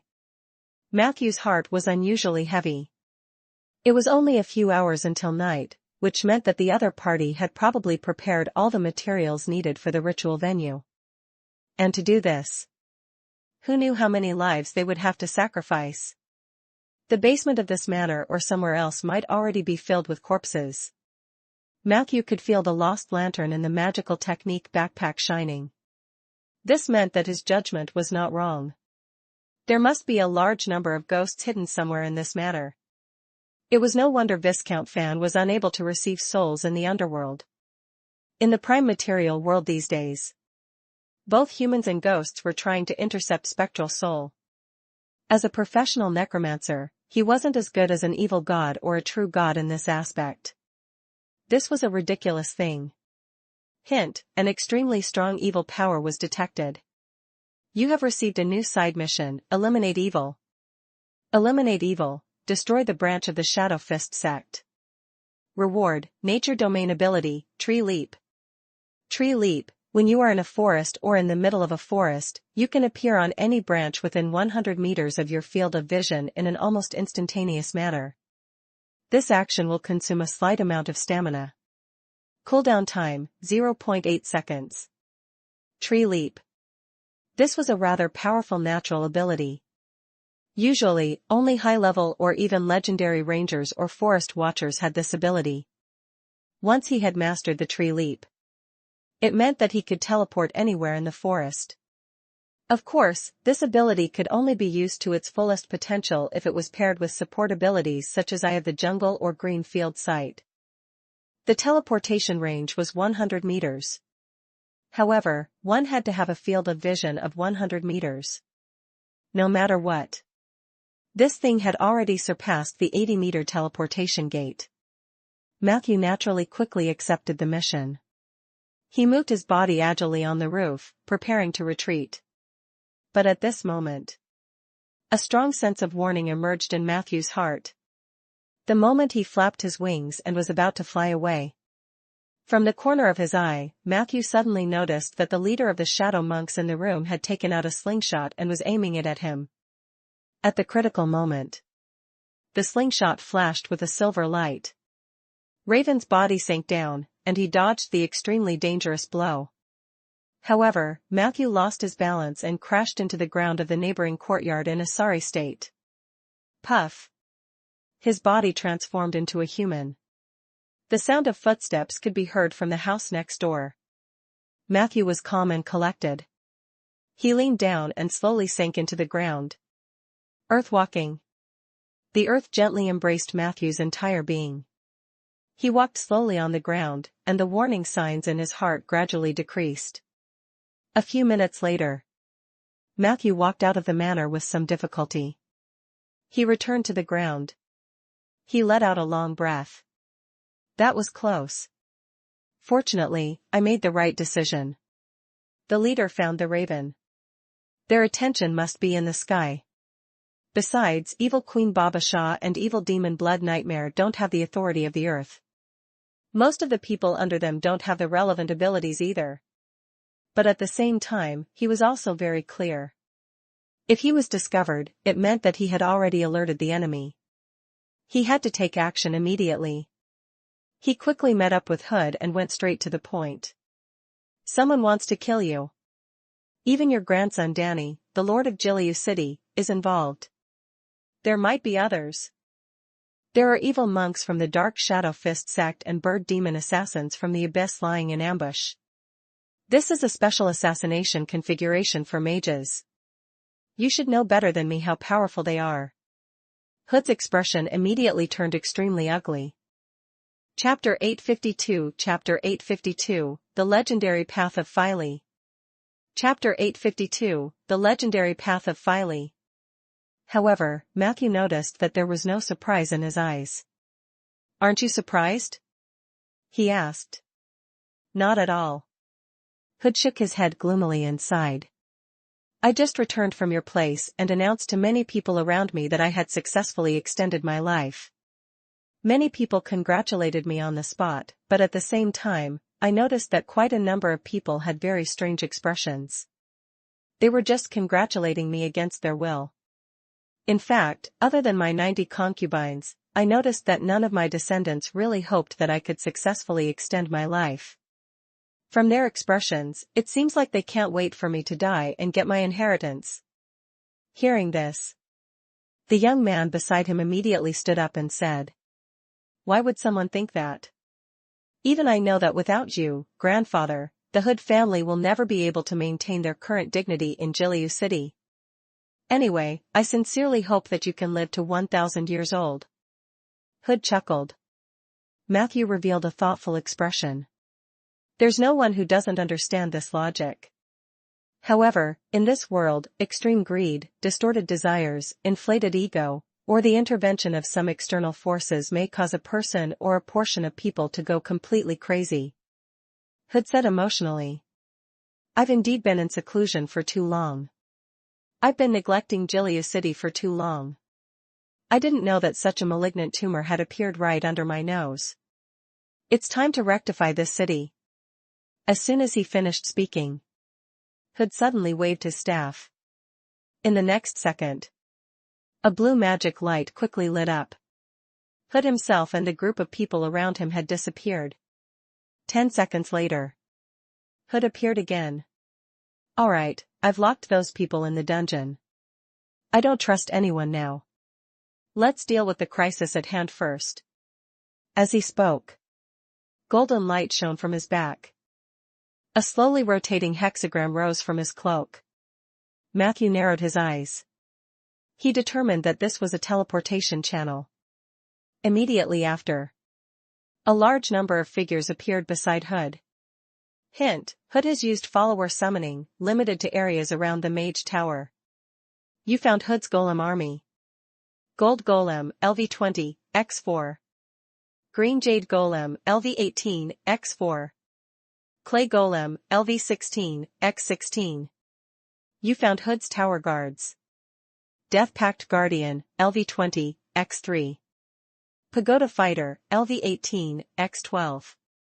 Matthew's eyes lit up.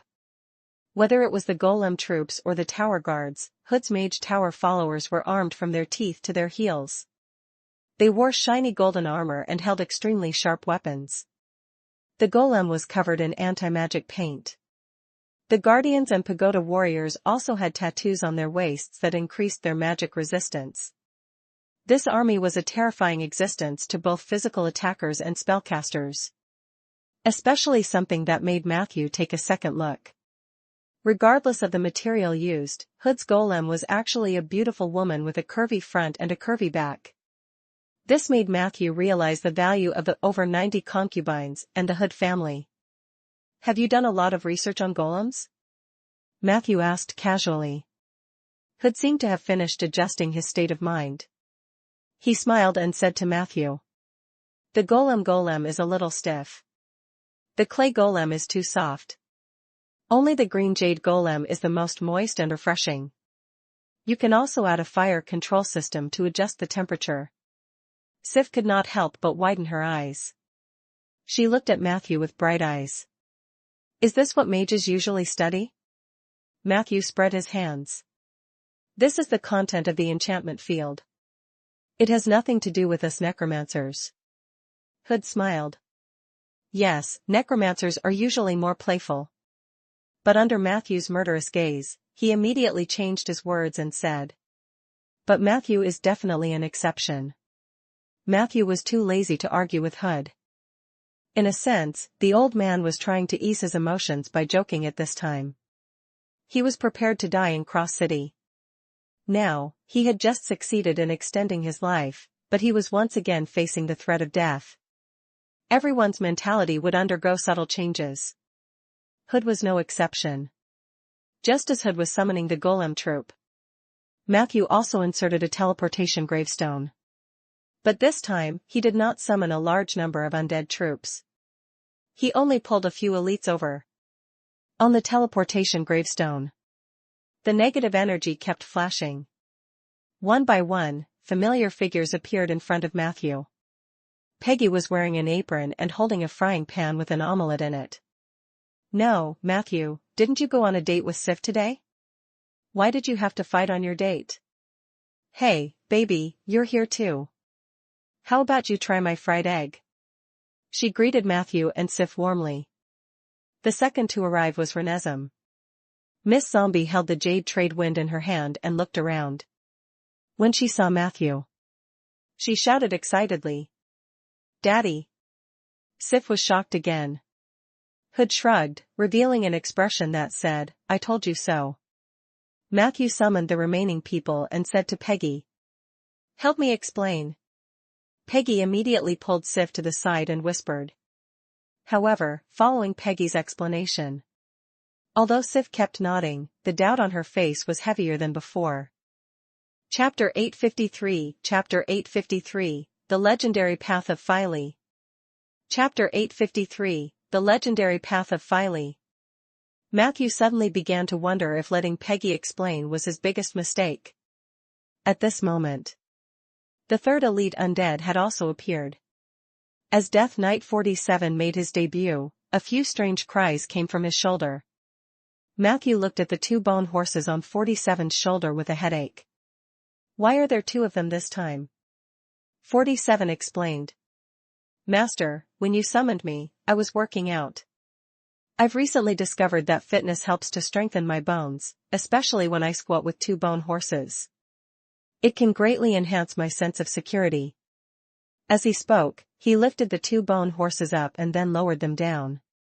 Along with this process, a large amount of bone powder fell from the bone horse's body. All the bone powder was absorbed by the green light in the Death Knight's chest. Good heavens! This wasn't fitness. The difference was that he was freeloading on the bone horse's bone dust. Prepare for battle. Facing such a strange subordinate, Matthew could only give such an order. 47 shrugged.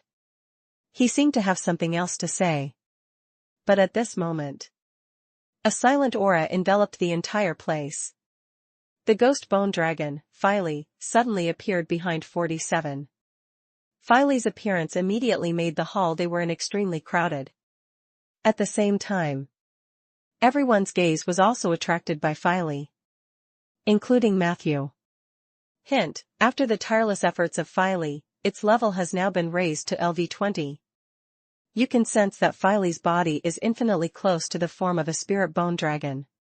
Perhaps he only needs a simple opportunity to complete his evolution. Other than that, Phyle also began to explore his own path of legend.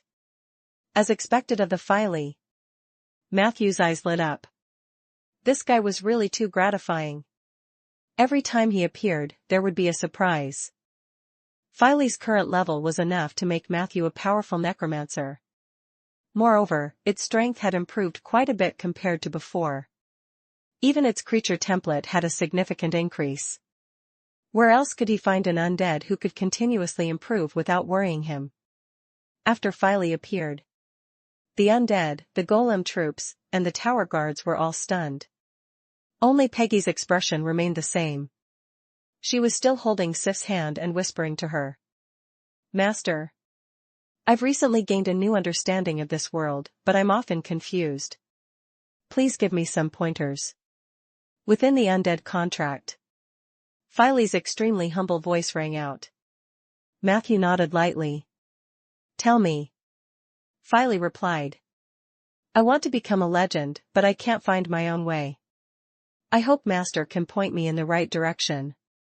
As it spoke, the huge dragon's head floated to the ground, its jaw level with Matthew's feet. This posture made Matthew recall the scene when they first met. Matthew was filled with emotions, but he was also a little uncertain. Logically speaking, one should explore the path of legend. How could it be bestowed by others? But at that moment, he suddenly remembered that Eli had once said the word legendary mentor. Can I really become a mentor of the legendary path? He wanted to give it a try. Matthew suddenly said to Phyle seriously. You're a bone dragon that degenerated from a true dragon and an undead lord, but you've always been humble to me. This soul is especially rare, so the first domain of your legendary path is loyalty. As an undead, you have never given up on hard work and have been doing your best to improve yourself. Therefore, the diligence domain is also very suitable for you. You have evolved from a bone dragon to a spirit bone dragon, but I know that this is not the only step you desire. I know your dream. You want to become a true dragon again, but this is not something that can be achieved with loyalty and diligence. You also need a third domain, and that is a miracle. Matthew said these words openly. The others present might not have realized anything. However, Hood's face revealed an extremely surprised expression. In the next moment, Phyle's heart was filled with joy. Thank you, Master. I've comprehended it. What? What did you comprehend? Matthew was also surprised. He thought that although what he had just said was indeed tailor-made for Filey, it was essentially random word. Was this thing really useful? In the next second, a dark green flame lit up on Filey's body. Where the flames burned, more feathers and dancing ghost flames filled the gaps between the bone dragons. This information skipped over the data column. Hint, your partner, Filey, has officially evolved into a spirit bone dragon. His combat ability has been greatly improved. Filey had obtained several exclusive abilities of the spirit bone dragon.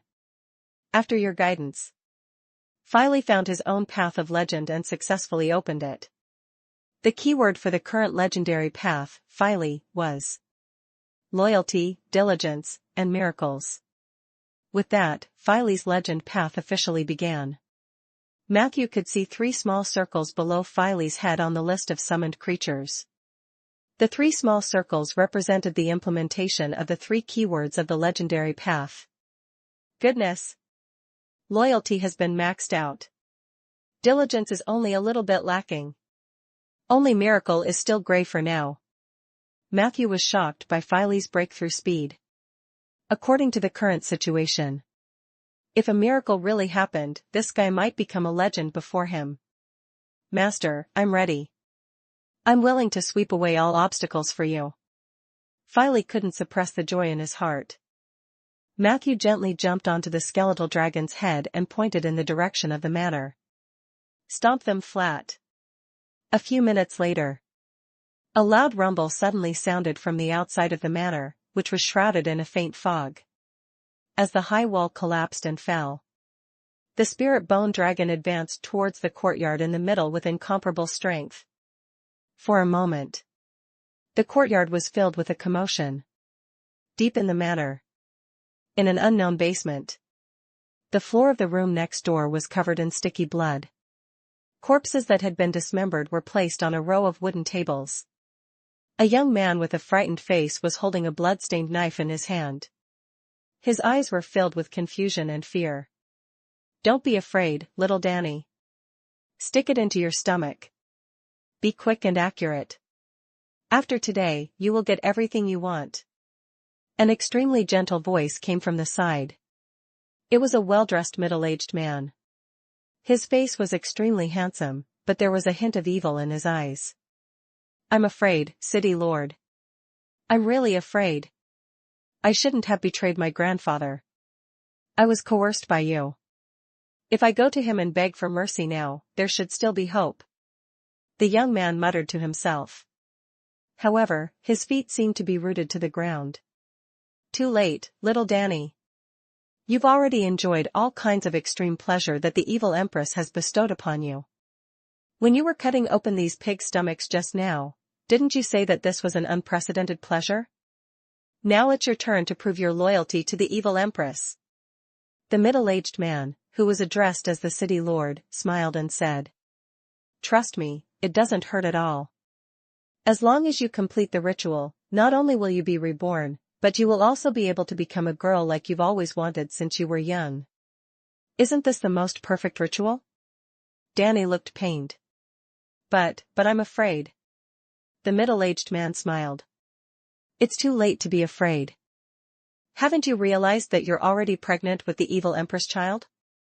As soon as he finished speaking, little Danny looked down at his abdomen in surprise. His stomach was bulging at a speed visible to the naked eye. Soon, it became a bulging meatball. There seemed to be a small life inside that was beating continuously. No. Little Danny waved the dagger in his hand in despair and stabbed it into his stomach. Chapter 854, Chapter 854, 1,000 Miles of Ice Battles the Abyss. Chapter 854, 1,000 Miles of Ice Battles the Abyss. In the secret chamber, Danny's face was filled with regret. He waved the knife with all his might, trying to stab the monster in his stomach to death. Puff. After a dull thud, the tip of the blade silently broke through the soft skin and fat, but then it touched something that looked like a solid rock. Clang! The bloody knife bounced away. Danny looked at his lower abdomen in horror. A pair of small hands that looked like chicken feet mercilessly tore open the wound that had just been cut open. Ah! Intense pain surged into Danny's mind. His mind went blank. He could only repeat his last prayer instinctively. You promised me. You promised me. I can survive. No matter what method he used. I beg you. I beg you, City Lord. He looked at the elegant middle-aged man in front of him with an extremely pleading gaze. However, at this moment, the City Lord, who would always respond to his every request gently, just smiled at him. The City Lord did not speak. His faint smile carried endless coldness and a hint of mockery. Until this moment, Danny suddenly understood his fate. He raised his head in a daze, his empty eyes locked on the ceiling covered in cobwebs and dust. He could feel something crawling out of his stomach. The thing crawled up his chest from his lower abdomen and wrapped around his neck. Immediately after, an extremely moist and warm feeling wrapped around his neck and head. A gentle voice rang in his ear.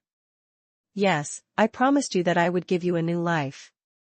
Hearing this, Danny, who was already in despair, suddenly had a flash of ecstasy in his eyes.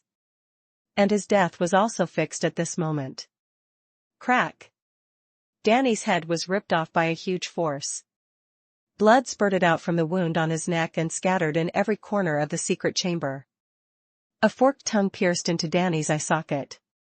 Very quickly, the nimble tongue licked Danny's brain, spinal cord, blood, and fat clean. Pah!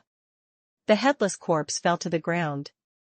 A deformed baby girl climbed down from his corpse.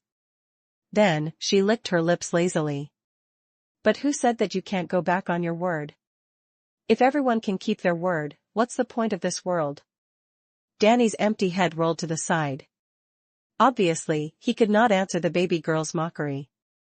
At this moment, the City Lord, who was watching from the side, knelt down in ecstasy. He raised his hands, and a twisted and dazzling emblem lit up on his back. The content of the emblem was a fist hidden in the shadows, and behind this huge fist, in the deeper shadows, there was a faintly discernible graceful female body. This was the emblem of the Dark Shadow Fist sect. Mother! The City Lord crawled to the baby girl's feet with infatuation. His entire body trembled like a dog, and tears and snot flowed down crazily from his excitement. He lowered his head and wanted to lick the baby girl's body, but he was stopped by the majesty of God. He could only tremble violently on the spot as if he had gone crazy. You did well. The baby girl said indifferently. The City Lord's face revealed an ecstatic expression. But in the next second, the same cracking sound rang out in the secret chamber again. Just as the City Lord's head left his body, he subconsciously said, "Why?" The baby girl gently stroked the side of the City Lord's face with her deformed claws and then said softly, "Because I'm hungry. Since you're willing to call me mother, it's not too much to let me fill my stomach with your body, right?" As she spoke, her long, forked tongue pierced into his eye socket again. In the blink of an eye, the things in the City Lord's head were also eaten clean. The brains of mortals are really enough to lower one's IQ. The baby girl threw away the empty head with some dissatisfaction. She looked a few years older. She looked like she was 3 or 4 years old. At this moment, a strange sound came from the room next door. It sounded like a flock of birds shrieking, but it also sounded like a swarm of bees. It was a whisper from the abyss. After the girl heard this, she replied disapprovingly. All right, a big lump of meat.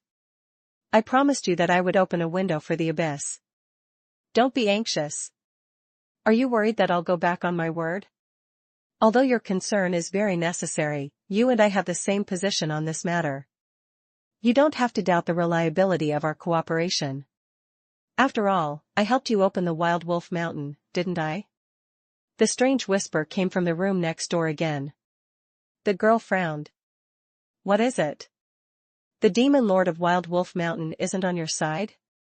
Sometimes, I really don't understand you. The power of the abyss is clearly so weak, but you demons still have to split into thousands of factions.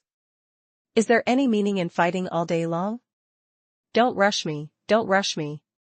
I'll help you now. After saying this, she slowly walked to the room next door, where dozens of corpses were piled up. 3 minutes later, a powerful blood-red light pierced through the ceiling, and the corpses that were enveloped by the blood-red light emitted sizzling sounds.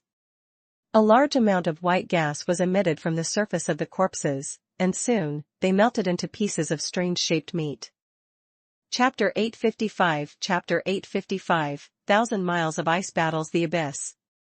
Chapter 855, 1,000 Miles of Ice Battles the Abyss. From that moment onwards, the entire manor's environment had undergone a tremendous change. Everyone was shocked to find out. The fog that had shrouded the manor turned blood-red, and blood was seeping out from the ground. An extremely oppressive and distorted power enveloped everything. The surrounding buildings had also changed into the style of the abyss. One demon after another was lying on top of the wall or roof, looking at any stranger who trespassed into this place with ill intentions. I've opened the blood nightmare maze for you. Whether you can successfully descend or not is up to you. In these 3 minutes, the girl's body changed again. She had become a slim and graceful girl. She was naked, and only her long black hair covered her sensitive parts. Her eyes were jet black, and they seemed dark and shiny against the surrounding blood-red light. I'm so hungry. Let's find some food first. Let me see what delicious snacks are there in this manor. The girl muttered to herself. As she spoke, a blood-colored mirror slowly took shape in front of her. The first thing that appeared in the mirror were 2 wood elves wearing the armor of the Wind Seekers. On the surface, they looked like a man and a woman, and their actions seemed to be quite cautious. The girl raised her eyebrows.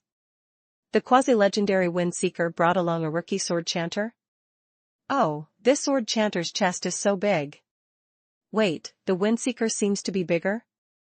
In the next second, the contents of the mirror automatically changed to a middle-aged man walking alone in the manor. The man was slightly bald and had a big belly.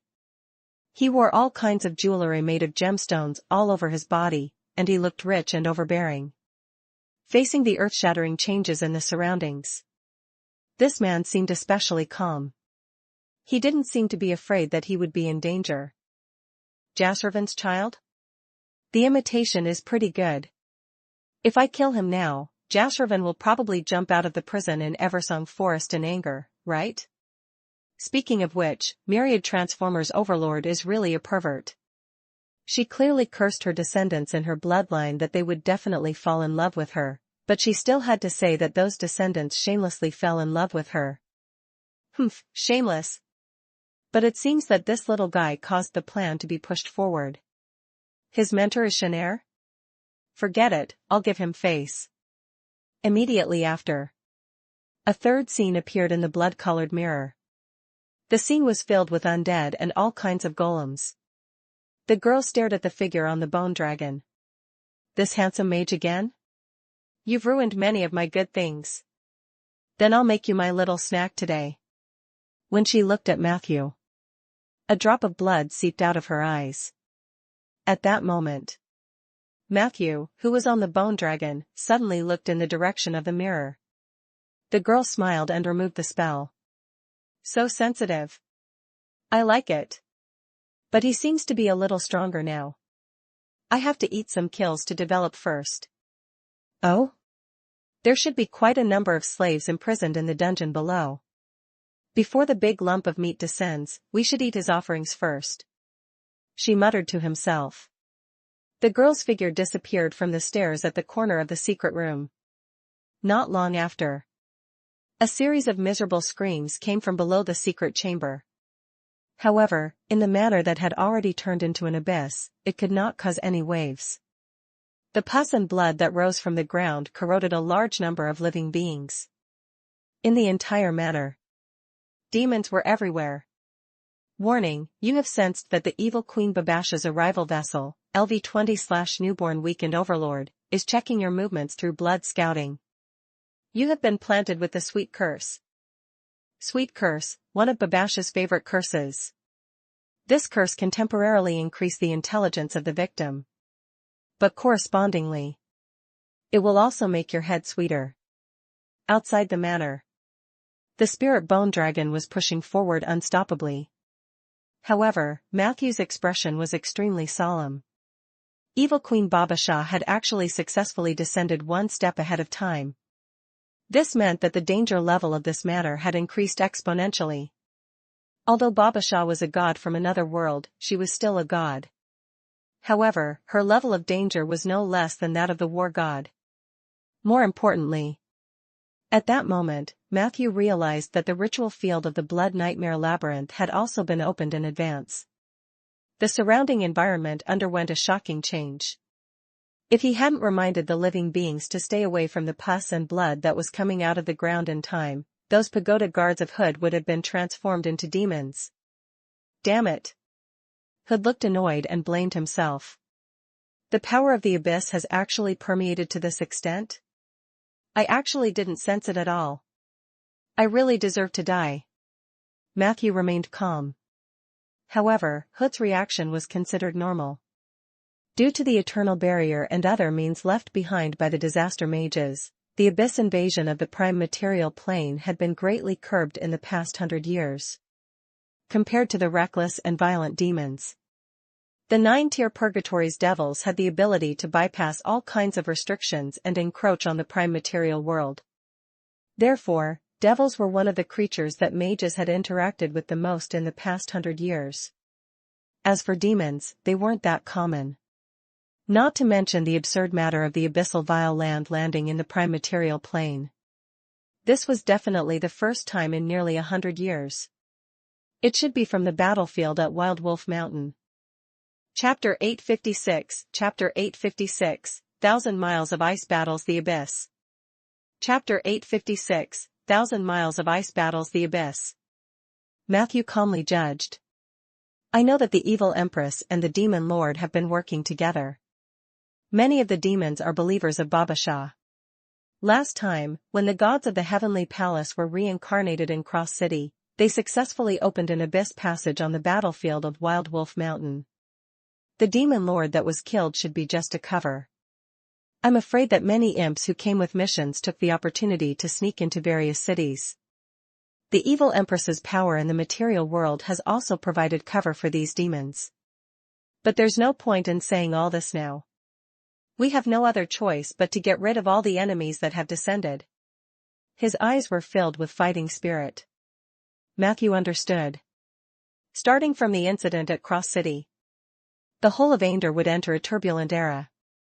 The powerful beings of the outer planes, which had been suppressed for hundreds of years, began to invade the heavily damaged Ainder. Under such circumstances, it was impossible to expect the enemy to play nice. They could only fight non-stop. Only then could they pave a smooth path in this doomsday of despair. Matthew's words successfully encouraged Hood. He sat on a golden golem, his eyes sharp and fierce. He commanded the golem troops to demolish the place from another direction. Matthew's undead team quickly followed suit. Along the way, no matter what living beings they encountered, they would directly crush them. It had already come to this. No ordinary person in the manor could have survived. Although both of them had a conscience, they were not a soft-hearted person. When it was time to push, they would. Therefore, it only took them about 7 to 8 minutes to clean up the outer wall and courtyard in the south of the manor. About 100 imps died under the attacks of the golems. A small number of them were swatted to death like mosquitoes. In front of them was the central area of the ritual ground. The blood mist here became even thicker. Even though the two of them were not far away, they could feel that their positions were starting to blur. This was the effect of the maze spell that came with the ritual ground. If they were not careful, both sides might lose contact with each other, and even their subordinate units would fall behind one after another. Let's get closer. I have to activate my defensive spell. Hood reminded him, then took out a thick spellbook and began to cast defensive spells on himself and the units around him. In order to resist the corrosive properties of the Blood Nightmare Labyrinth, He even activated a defensive spell. Matthew's eyes lit up. He did not expect Hood to have entered the defensive domain. It seemed that this old fellow had a chance to enter the legendary realm. Matthew was fine. The undead were not afraid of the corrosion of the abyssal power. Everyone was leaning towards the evil faction. Negative energy and the abyssal evil earth. It was hard to tell which might be more depraved than the other. Therefore, Matthew was not afraid at all. However, just to be safe, he still pulled the Dark Priest and his 4 servants over. The 5 spellcasters transformed from dark warriors surrounded Matthew and Sif. Matthew threw the defensive psalm to the Dark Priest and asked him to cast a defensive spell. This could also reduce Matthew's concentration pressure to a certain extent. After all the buffs were done, the group continued to move forward. However, they did not walk far. An open courtyard appeared in front of them. More than 30 strange shadows appeared in the courtyard. These shadows moved like apes, with all 4 limbs on the ground. Their movements were mainly climbing and jumping, and from time to time, they would disappear into the shadows of the bloody light. Their auras were abnormally dangerous. They were clearly not demons, but they could walk naturally in the pus without being affected by the power of corruption. On the contrary, these people were even stronger than when Matthew saw them before. They were in a weakened state before, but they returned to normal in the abyssal vile land. It seems that these shadow monks were not only tortured by Baba Shah but also became a part of the abyss. In a sense, they also have the attributes of demons. Matthew stared coldly at the monsters that kept appearing in front of him. Other than the shadow monk, there were also a large number of bird demons and fallen angels hidden among them. These monsters alone were very powerful. Moreover, they were working together. Matthew. Hood was about to speak. But Matthew had already taken action. Just as the bird demon assassins were about to surround him, the comet that was originally floating in his palm suddenly flew into the sky. Immediately after, an extremely terrifying cold aura shot out from the white light. The skull of Augustus. Legendary spell, 1,000 miles of ice. Although it was a spell that had been demoted to the 5th rank, it still possessed some of the characteristics and power of a legend. As the skull continued to spin, the cold wind that came from the extremely cold land gently blew against all the enemy units around it. The fastest was half a second, and the slowest was 3 seconds. Almost all the monsters were frozen into ice sculptures. Not only that, a considerable part of the entire manor had turned into an environment of ice and snow. Hint, you have used 1,000 miles of ice. The environment you are in has changed. The polar climate will be maintained here for about 30 minutes. During this period of time, the territory and power of the abyssal ritual ground Bloody Nightmare Labyrinth have been greatly suppressed. He saw the shadow monks and bird demons that had been frozen into ice sculptures. Matthew smiled. He could feel that the nauseating aura around him had faded a lot. Chapter 857, 1,000 miles of ice battles the abyss. Chapter 857, 1,000 miles of ice battles the abyss. Even the terrifying power from the abyss had to retreat. In fact, not only the enemy monsters. Matthew's 1,000 miles of ice had also caused slight damage to his side. However, Hood had activated his defensive domain in advance. The 1,000 miles of ice caused much less trouble. Do it, he warned Hood. The spirit bone dragon, which ignored the cold, charged forward happily and crushed the ice sculptures into pieces that were stained with blood. Matthew was not idle either. The Hand of Paleness and Astrid's Claw attacked in turn. They continued to reap the lives of these monsters. He had to admit, evocation spells were indeed unique in terms of physical combat. The resistance of the monsters controlled by 1,000 miles of ice was greatly reduced. Matthew's instant death judgment also took effect quickly. It only took about 3 minutes. With the cooperation of Hood's golem troops, they successfully wiped out this group of more than 300 monsters. The morale of the group was high as they continued to demolish all the buildings in front of them. This was because these buildings had already become a part of the ritual venue. Tearing down these buildings would help weaken the influence of the ritual field and reduce the evil nature of the abyssal vile land. Not long after, they arrived at the core area of the manor. The blood mist was the thickest here, and it was filled with strong corrosive properties. If Hood had not activated his defensive domain, even the undead's body would have suffered serious corrosion. Don't rush in. I'll open up my vision. Hood was experienced. He tore open the fog scroll without any hesitation and tried to disperse the blood fog in front of him, but it did not work. Hood wasn't surprised. Immediately after, he took out another stack of scrolls. Matthew saw it clearly. The stack of scrolls consisted of 12 fog scrolls and a true sight gem. Along with Hood's generous spending of thousands of gold, a portion of the blood mist finally dispersed. They were able to see the situation ahead. The buildings here were no different from the ones they had seen before. The only difference was that in the courtyards, there were thick, black pillars that soared into the sky. There were many hideous portraits carved on the pillar. That was the demon lord's totem pillar. Right below these stone pillars, it was as if it was covered with layers of strong, wrinkled red feather carpet. But if you looked carefully, you could see the waves rolling on the carpet. It was a blood wave. The so-called red feather carpet. It was just an illusion formed by a sea of blood with extremely high density. Abyssal stone pillar? And there are 12 of them? Hood looked as if he had seen a ghost. Matthew's heart also tightened. The speed at which this incident escalated far exceeded his expectations. He had thought that it was just a cult believer's sacrifice, but in the end, Babash's vessel and the blood nightmare labyrinth had descended one after another. However, the appearance of the abyssal stone pillar in front of him meant that the abyssal vile land that had been transplanted into the prime material world was no longer a projection. Instead, it was a piece of soil that truly existed and contained the activity of the abyss. A ritual field of this level requires a demon lord to personally host it.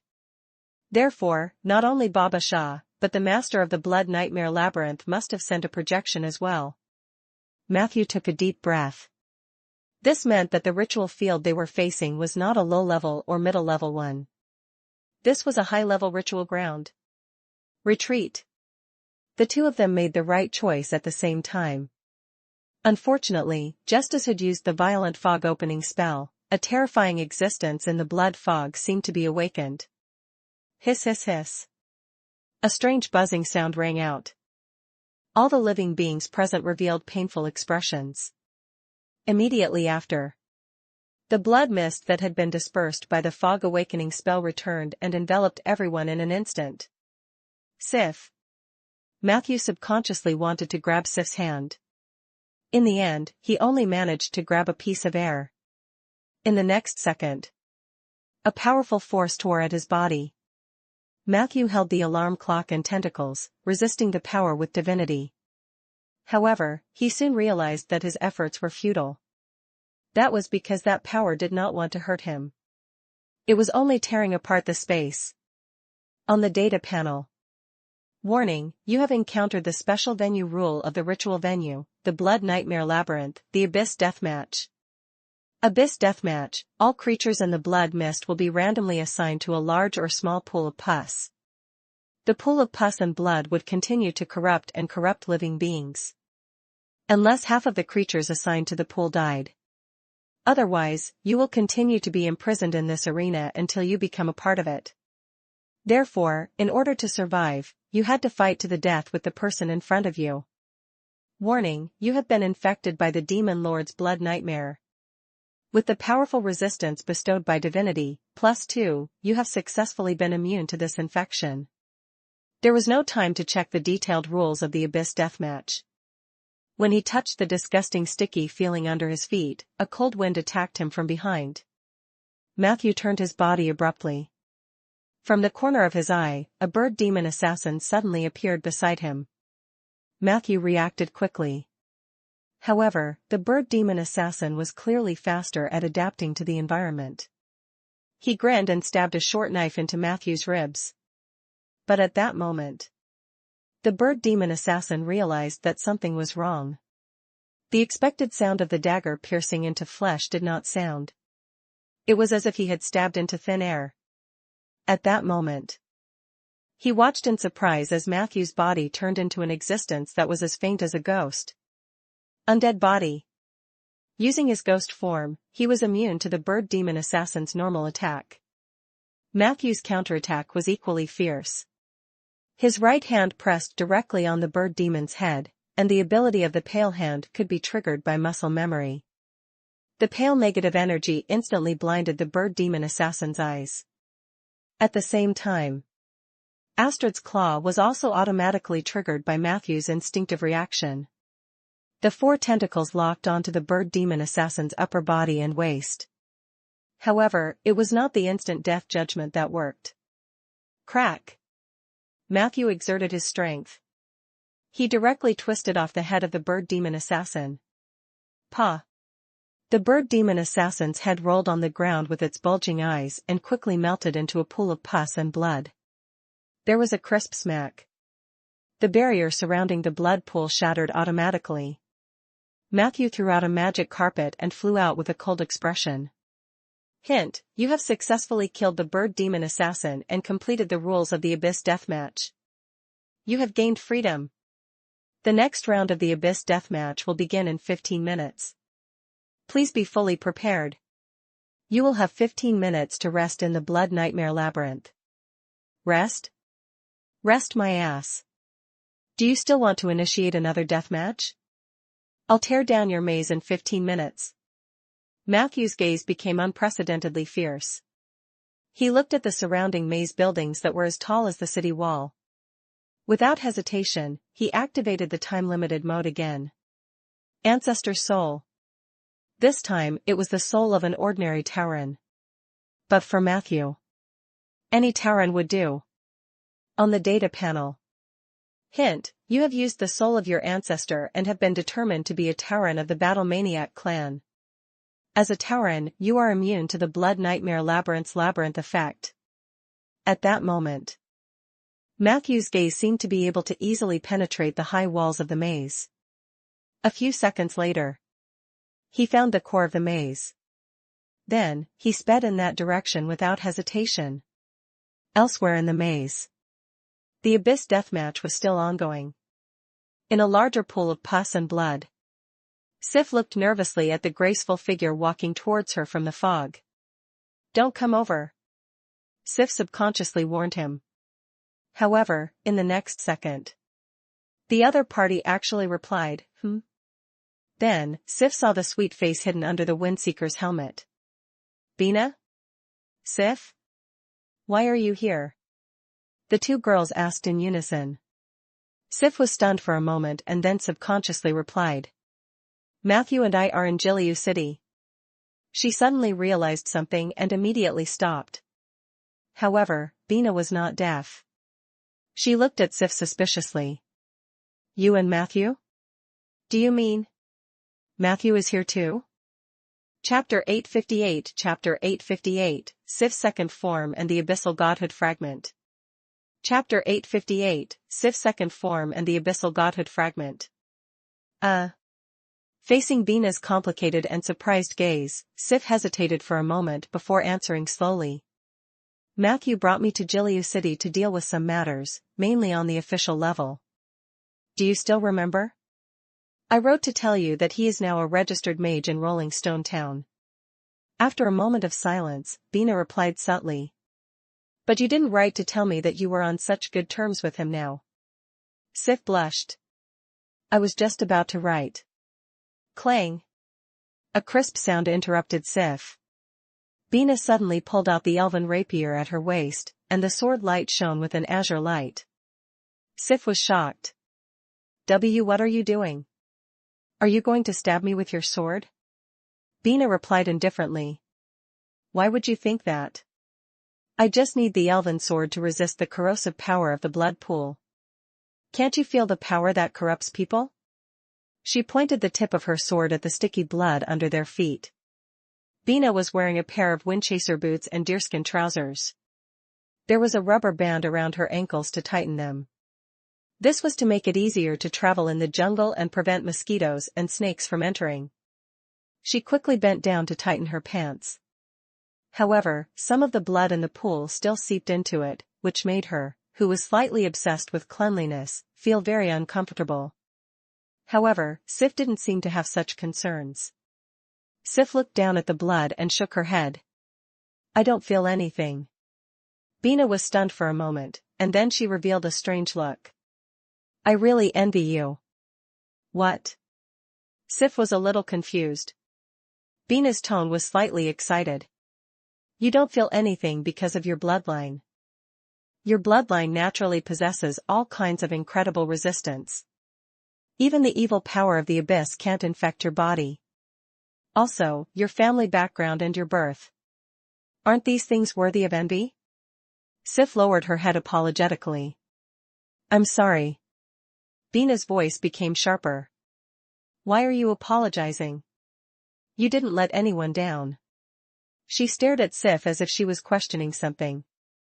However, Sif shook her head and did not continue explaining. She changed the topic.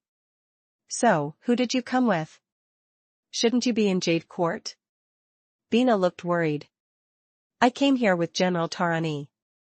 She said she wanted to bring me to see the world and hunt down some remnants of the Silver Frost Brotherhood. But we were separated as soon as we entered the manor. Although I have a way to contact her, under the influence of this maze, all the wood elf spells I know are ineffective. What about you? Can you find Matthew? Sif shook her head. She said worriedly. I didn't expect to be separated from him so suddenly. This place gives me a very dangerous feeling. I can't even tell if this is reality or an illusion. What should we do next? Are we waiting for Matthew or Tarani to save us? In Sif's impression. In the past, Bina definitely agreed with him. After all, in this maze and blood pool of unknown origin, both their strength were too weak. Waiting for rescue was the most rational and most likely choice. However, in the next second, she saw Bina raise the thin sword in her hand and walk towards her with large strides. Sif panicked. Don't just stand there. Quickly dodge. Bina suddenly showed a rather vigorous posture. She sped up to Sif's right side and pushed her shoulder away with her left hand. Then, she stabbed at the shadow that had quietly appeared behind Sif. Bang! Sparks flew everywhere.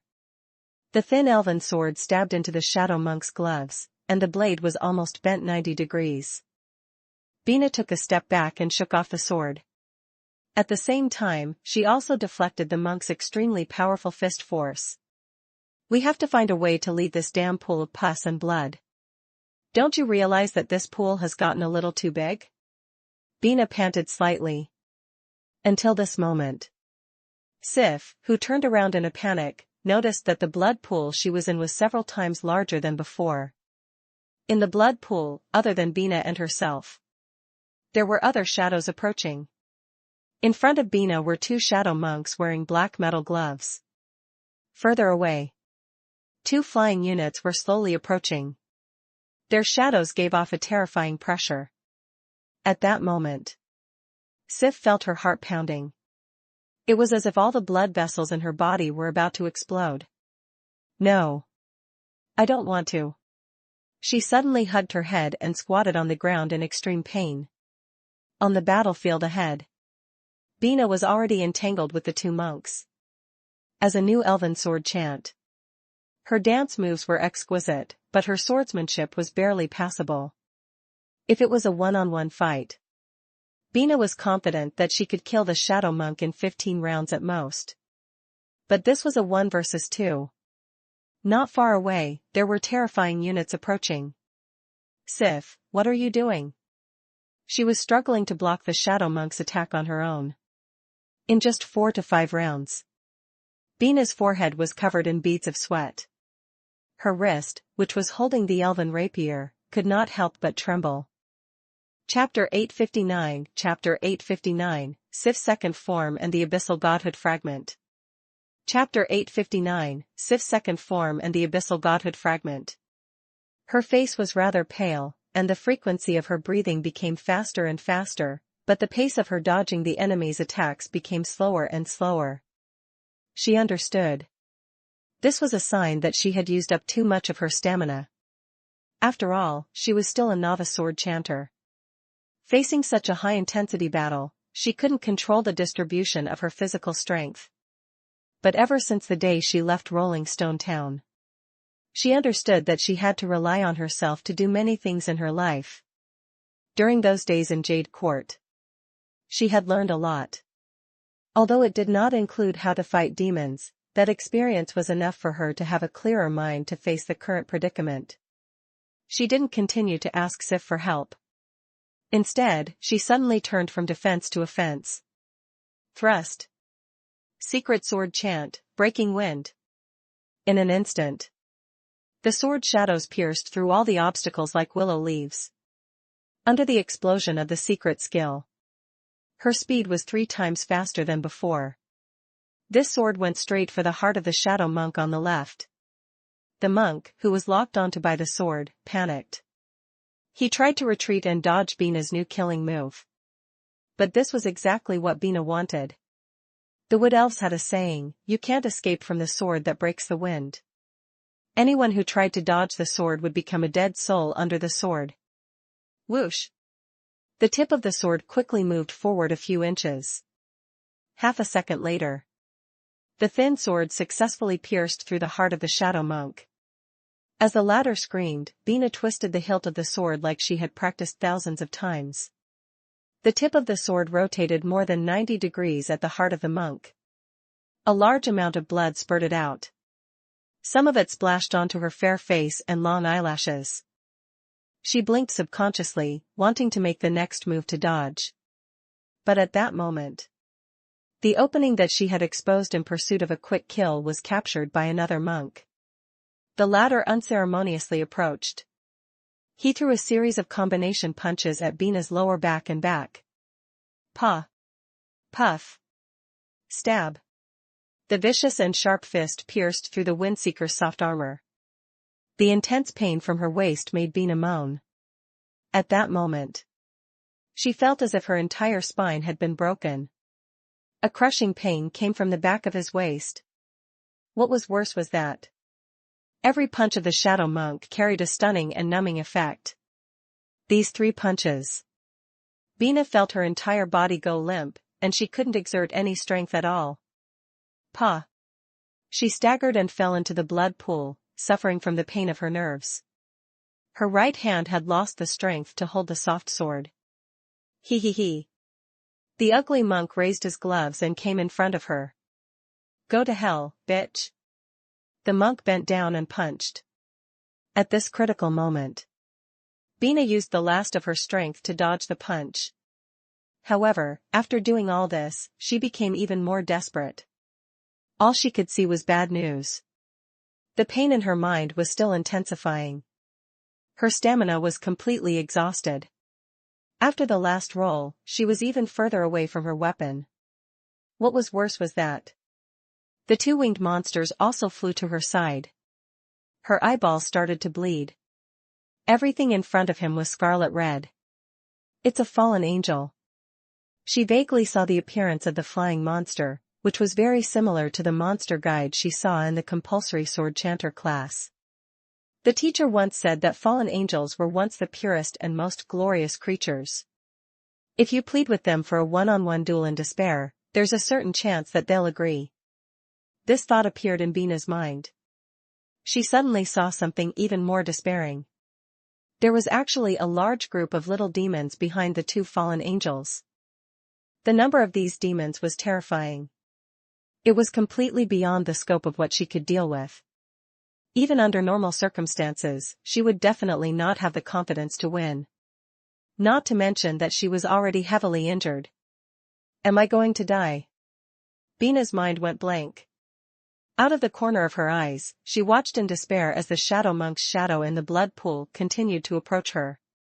At the last moment, her hands were on the ground clenched tightly, and she wanted to fight to death with the shadow monk. But at this moment, A shrill howl filled with pain erupted from the group of little demons. Thrust. Bina could hear the sound of the air being torn apart. In the next moment, she was horrified to see the shadow monk who had intended to attack her fall to the ground in pain. At the moment of death, he was still clutching his neck helplessly. Until he died and let go of his hands. Only then did Bina see a bloody hole as thick as a finger on his neck. Hiss hiss hiss. The blood pool became chaotic. The demons, who had been extremely oppressive just a moment ago, suddenly turned into a panicked flock of sheep. They looked around in horror. Bina's eyes widened as well. However, she could not see the existence that made the demons panic. She could only hear the sound of air being torn apart. Every time he heard it, there were several demons lying on the ground with their hands on their necks or chests. Whoosh! Whoosh! Whoosh! A bloody shadow flickered among the demons like a ghost, mercilessly harvesting their lives. 2 minutes later, the two strongest fallen angels fell to the ground helplessly, and they clutched their chests. The terrifying reflections finally appeared in the blood pool. Chapter 860, Sif's second form and the abyssal godhood fragment. Chapter 860, Sif's second form and the abyssal godhood fragment. Under Bina's terrified gaze, the reflection suddenly disappeared. Immediately after, the familiar sound of air being torn rang out again. An unprecedented fear of death filled every nerve in Bina's body. At that moment, she could only shout at the top of her lungs instinctively. Sif! Puff! A soft sound rang out. Bina's body trembled as she craned her neck to the maximum. She looked down and saw a slender and beautiful tail. The moment she shouted, the triangular tip of the tail had already touched her throat. Sent another half an inch in. She would definitely die there.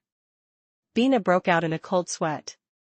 She looked nervously at the owner of the tail. The latter's bloodshot eyes struggled violently.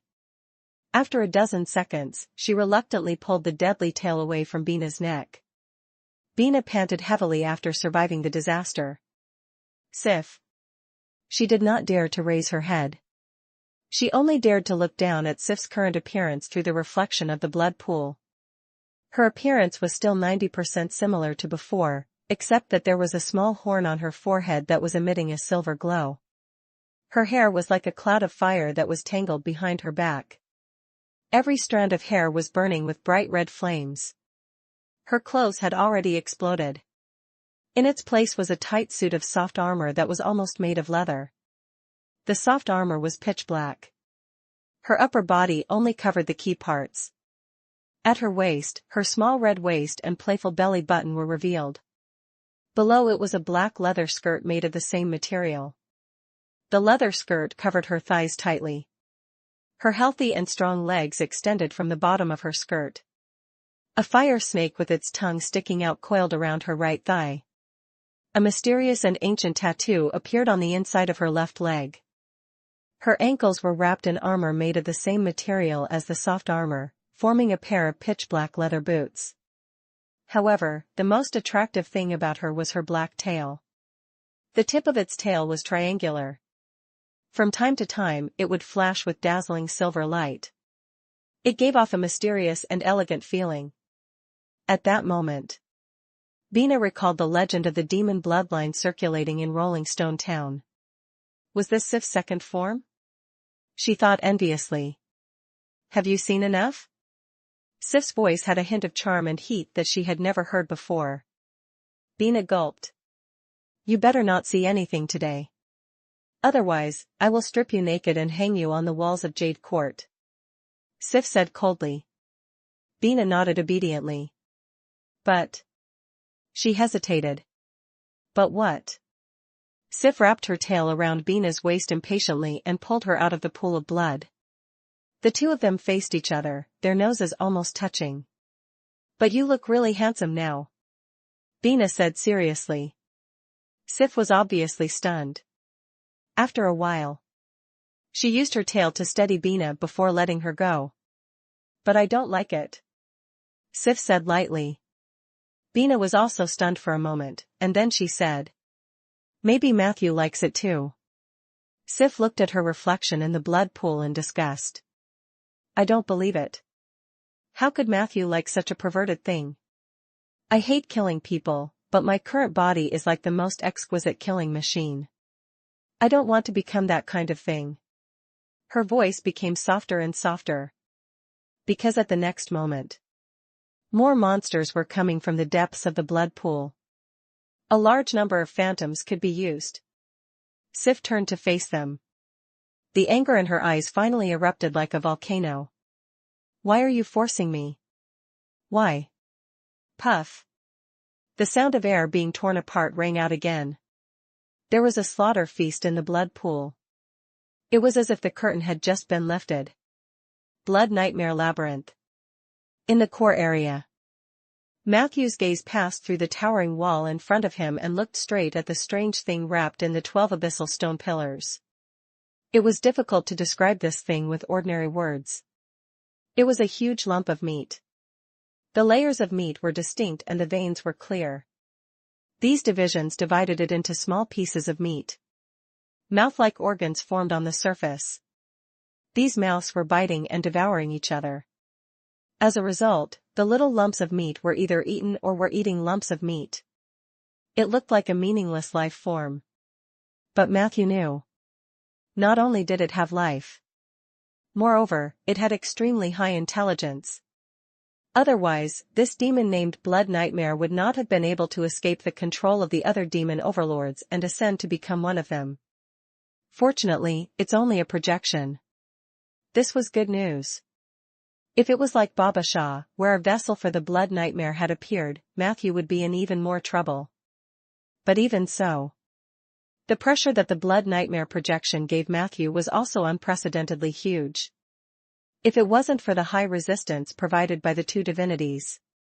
At this moment, Matthew had most likely lost control of his body, as he had when he looked at the abomination.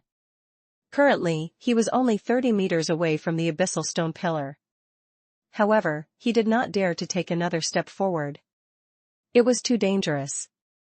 Even if I hold two divinities, I might still be dizzy if I continue to go deeper. It's clearly just a projection, but it has such a deep influence. Who said demons were easy to deal with? Chapter 861, Sif's second form and the abyssal godhood fragment. Chapter 861, Sif's second form and the abyssal godhood fragment. Matthew didn't forget to relieve the pressure he was facing by complaining. He had to think of a way to kill this projection. This was the only way. Only then would he be able to completely destroy the Blood Nightmare Labyrinth. In an instant, countless plans flashed through his mind, and he seriously considered the feasibility of these plans. But in the next second, Matthew overturned all these plans. A middle-aged man with a big belly appeared in front of him. The other party was dressed very extravagantly. Disgusting, right? I was disgusted when I first saw its shape, but let me tell you a secret. Although Bloody Nightmare uses the perception of other creatures to permeate its influence, the sense of smell is actually the first medium. It's just that it handled its own smell very well, and many people can't discover this at the first moment. Kratos smiled as if he was an old friend and said, therefore, you only need one air bubble spell to greatly relieve the pressure brought by the Blood Nightmare. Try it? Matthew noticed. There was also a layer of imperceptible bubbles on the surface of this fellow's body. He cast a bubble spell on himself doubtfully. As a result, the influence of that lump of meat on him suddenly decreased by half. Look, as long as we find the right way, the so-called Abyssal Lord is just a large slime. Kratos walked towards the abyssal stone pillar with relaxed steps. Matthew maintained a certain distance from him as they walked side by side. He stared coldly at Kratos. You deliberately lured me here. What's your goal? Kratos smiled. Of course, I'm here to make friends with you. Matthew shook his head. I don't believe you. I know who you are. You're Setrunk, 1,000 Transformers, and the leader of the Silver Frost Brotherhood. As far as I know, you're a complete murderer and a lunatic. People like you will never be my friends. Kratos was not angry. He laughed and pointed at the approaching lump of meat. It's fine if you don't want to be friends with me. But between interrogating me and dealing with this monster, you have to prioritize, right? Why don't we work together to kill this monster first? He looked fearless. At this moment, the two of them were already less than 3 meters away from the abyssal stone pillar. The meatball in the middle of the stone pillar sensed their presence and began to slowly approach them. However, its speed was rather clumsy and slow. Even if it was only a few meters away, these pieces of meat that were holding each other back would have to crawl for a few minutes. Don't be careless. Although the Blood Nightmare's greatest abilities are still intimidation, confusion, and control, it'll take us a lot of effort to kill him even if we work together. Kratos kindly reminded him. Even if you want to talk to me, you have to do it after we have completely killed him. However, just as he was speaking, Matthew suddenly ran in the direction of the big lump of meat. Immediately after, under Kratos' shocked gaze, as if he was looking at a dead man, Matthew passed through the stone pillar and punched the surface of the lump of meat. Boom! An extremely terrifying energy storm erupted between the pieces of meat. At that moment, Kratos saw a golden light shine on Matthew's body. The fist that he threw out. It also seemed to become dazzling. Puff! After a soft sound, all the pieces of meat were turned into powder by the intense energy distortion. The 12 abyssal stone pillars also broke at the same time. The oppressive and disgusting power that originally enveloped this space also disappeared completely. In that unknown space, an extremely angry but helpless roar could be heard.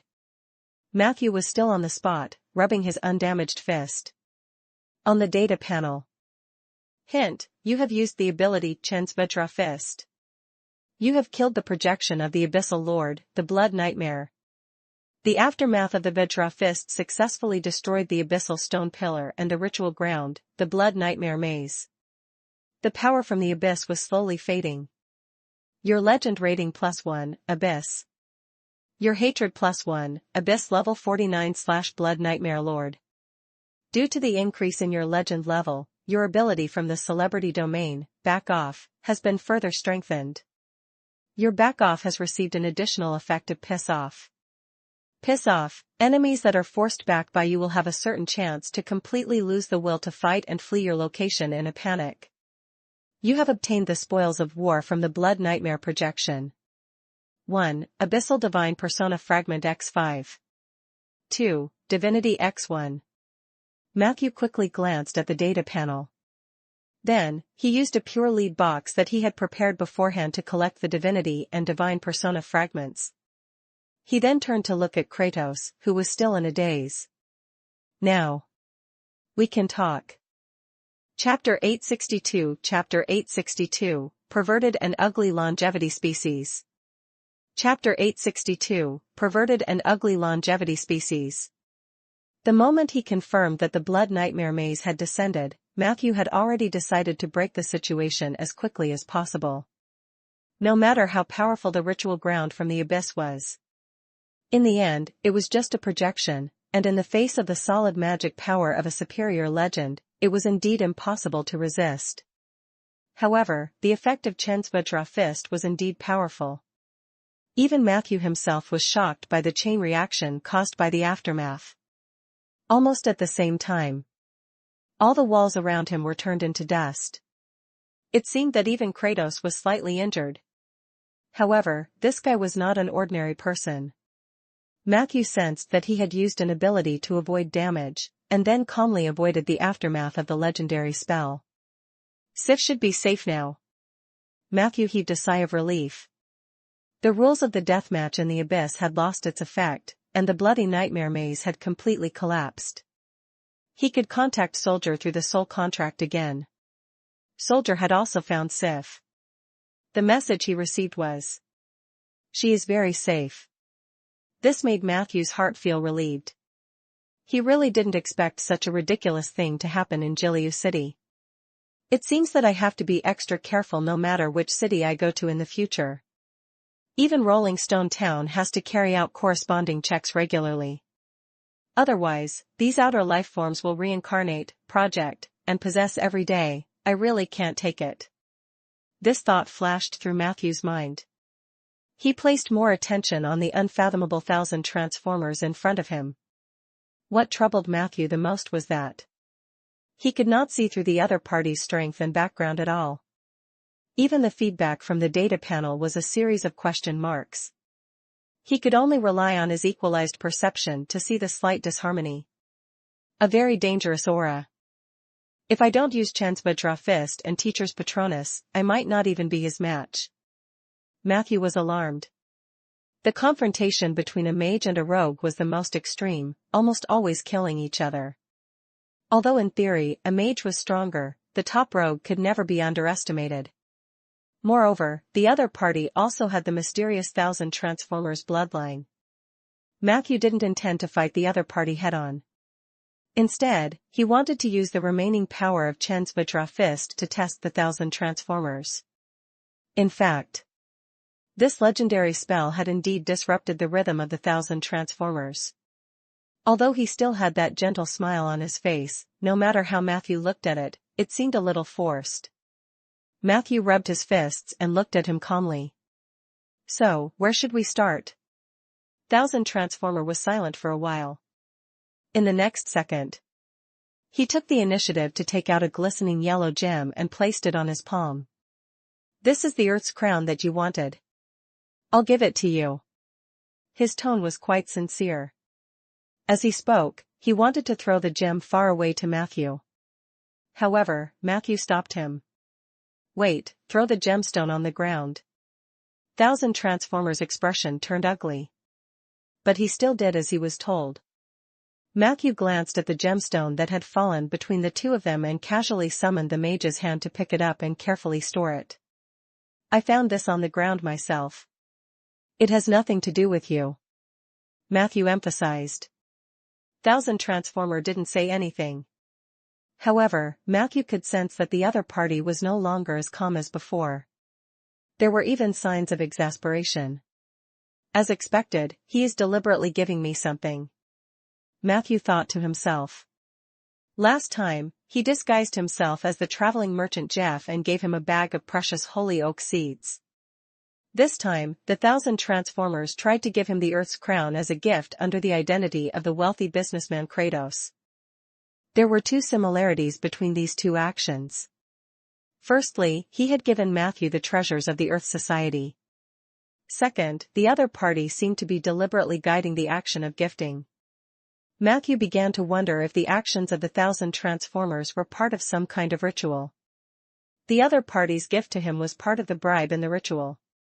If he continued to accept the other party's gifts without reservation, then he was very likely to be corroded. Although all of this was just Matthew's guess, it was never wrong to be cautious when dealing with evil organizations these days. Your guard against me is too high. 1,000 Transformer couldn't help but complain. Can't you think of something good about me? Isn't there a chance that I really just want to be friends with you? Come on, you're so charming. Anyone can't help but have a good impression of you, right? Matthew's expression was normal. The words of Kratos, the 1,000 Transformers, were really bewitching. But his consciousness was very clear. Not only was the other party a gang leader, but he was also suspected to be a murderer. No matter what such a person said, Matthew would not take it seriously.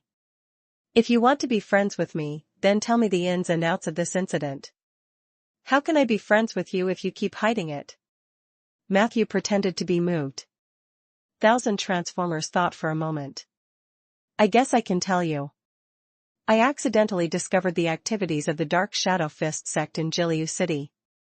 They corrupted the city lord and colluded with the descendants of Hood, trying to assassinate Hood.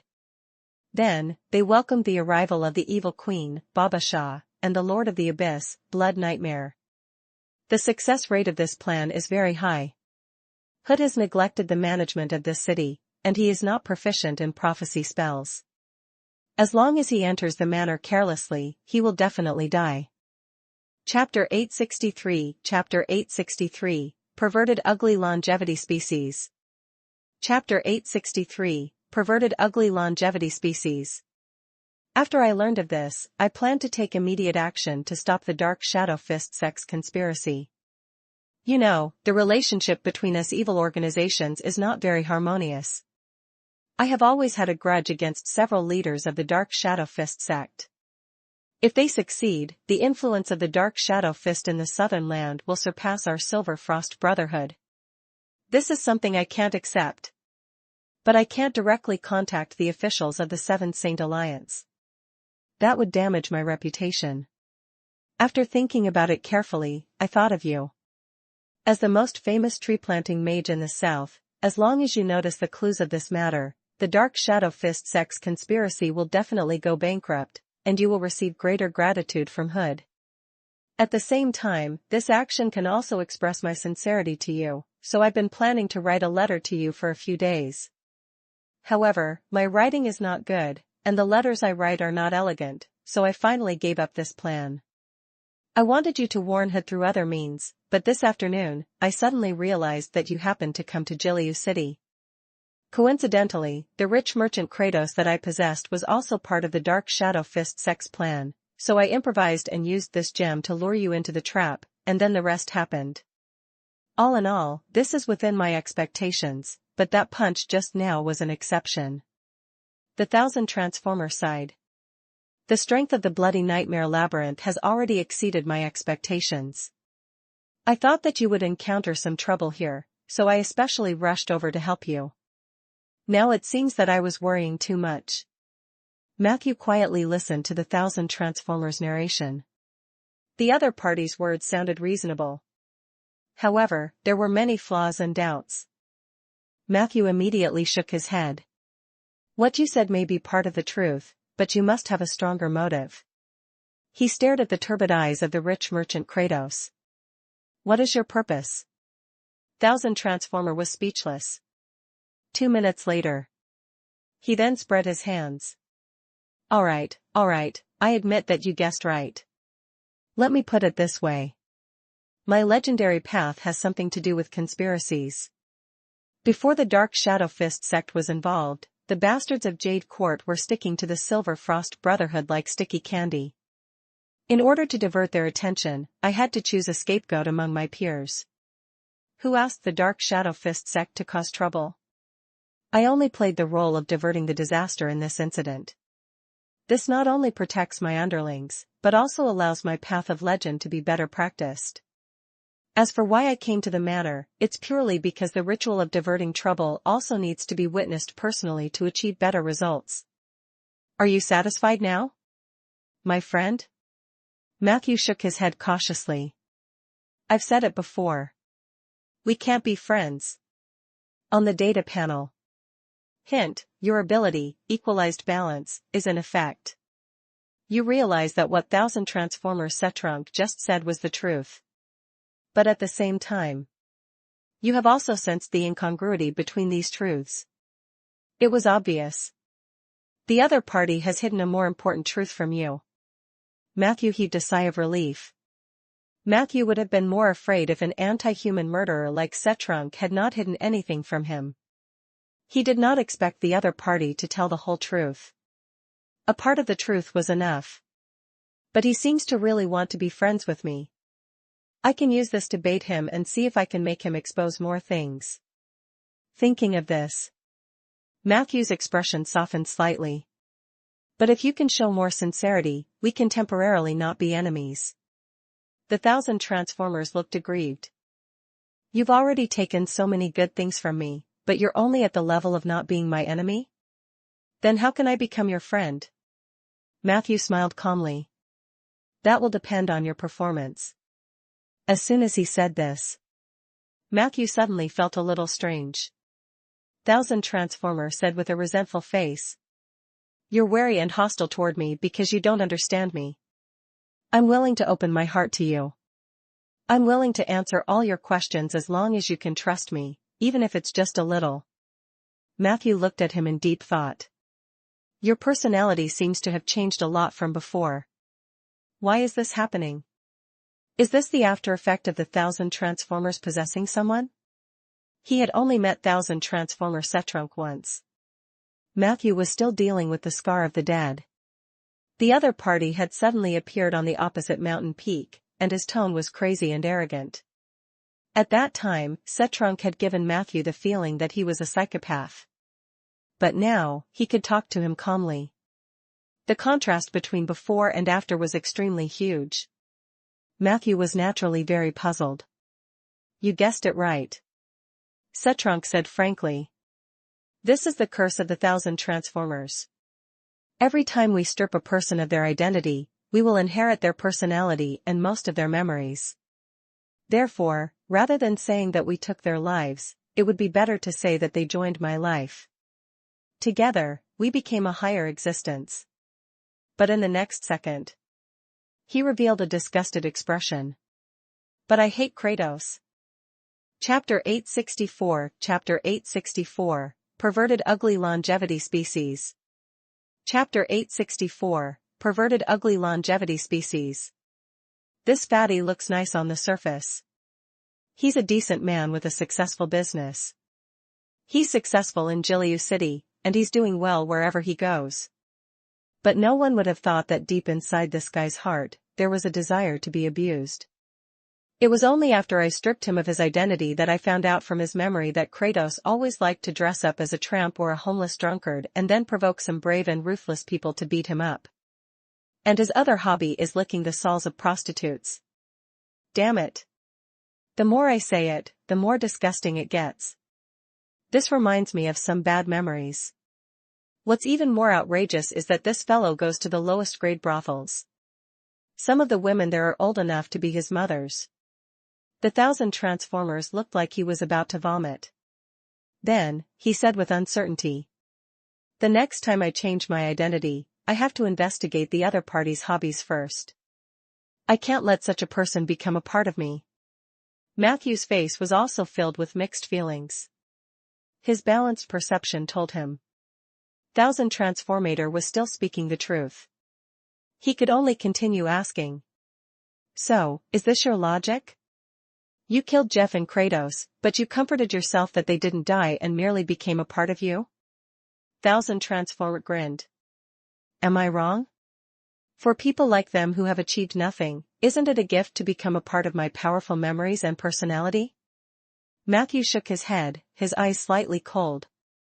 However, the 1,000 transformations didn't care about this at all. He just continued to talk to himself. You may have heard my story from others. When I was very young, my parents died in an accident, and this accident was caused by my parents' good friend, the Silver Snake Richard. However, that was before I could remember. I didn't have a deep impression of my parents, so I naturally wouldn't blame Richard for it. Maybe it was because looking at me reminded him of my dead parents. In the end, Richard sent me to a Wood Elf village and gave me to a Wood Elf couple to raise. The Wood Elf village was located in the southern part of the Emerald Jade Court and was quite famous in the human world. Because other than the Wood Elves, the village also adopted many human children, and I was only one of them. That village was called Poplar Village. I remember this name. Matthew frowned slightly. He had heard Richard mention the tragedy in Poplar Village. The latter speculated that Setrunk, who was still a child at that time, had burst out with incredible potential and slaughtered the entire village. Such violent actions naturally attracted the attention of Jade Court. Even though the elves had mistakenly judged the murderer to be the Red Letter Hunter, Shanair. However, Setrunk and Shanair should be apprentices and mentors. The Wood Elf's judgment wasn't completely wrong. You don't think that killing the person who raised you is a gift, do you?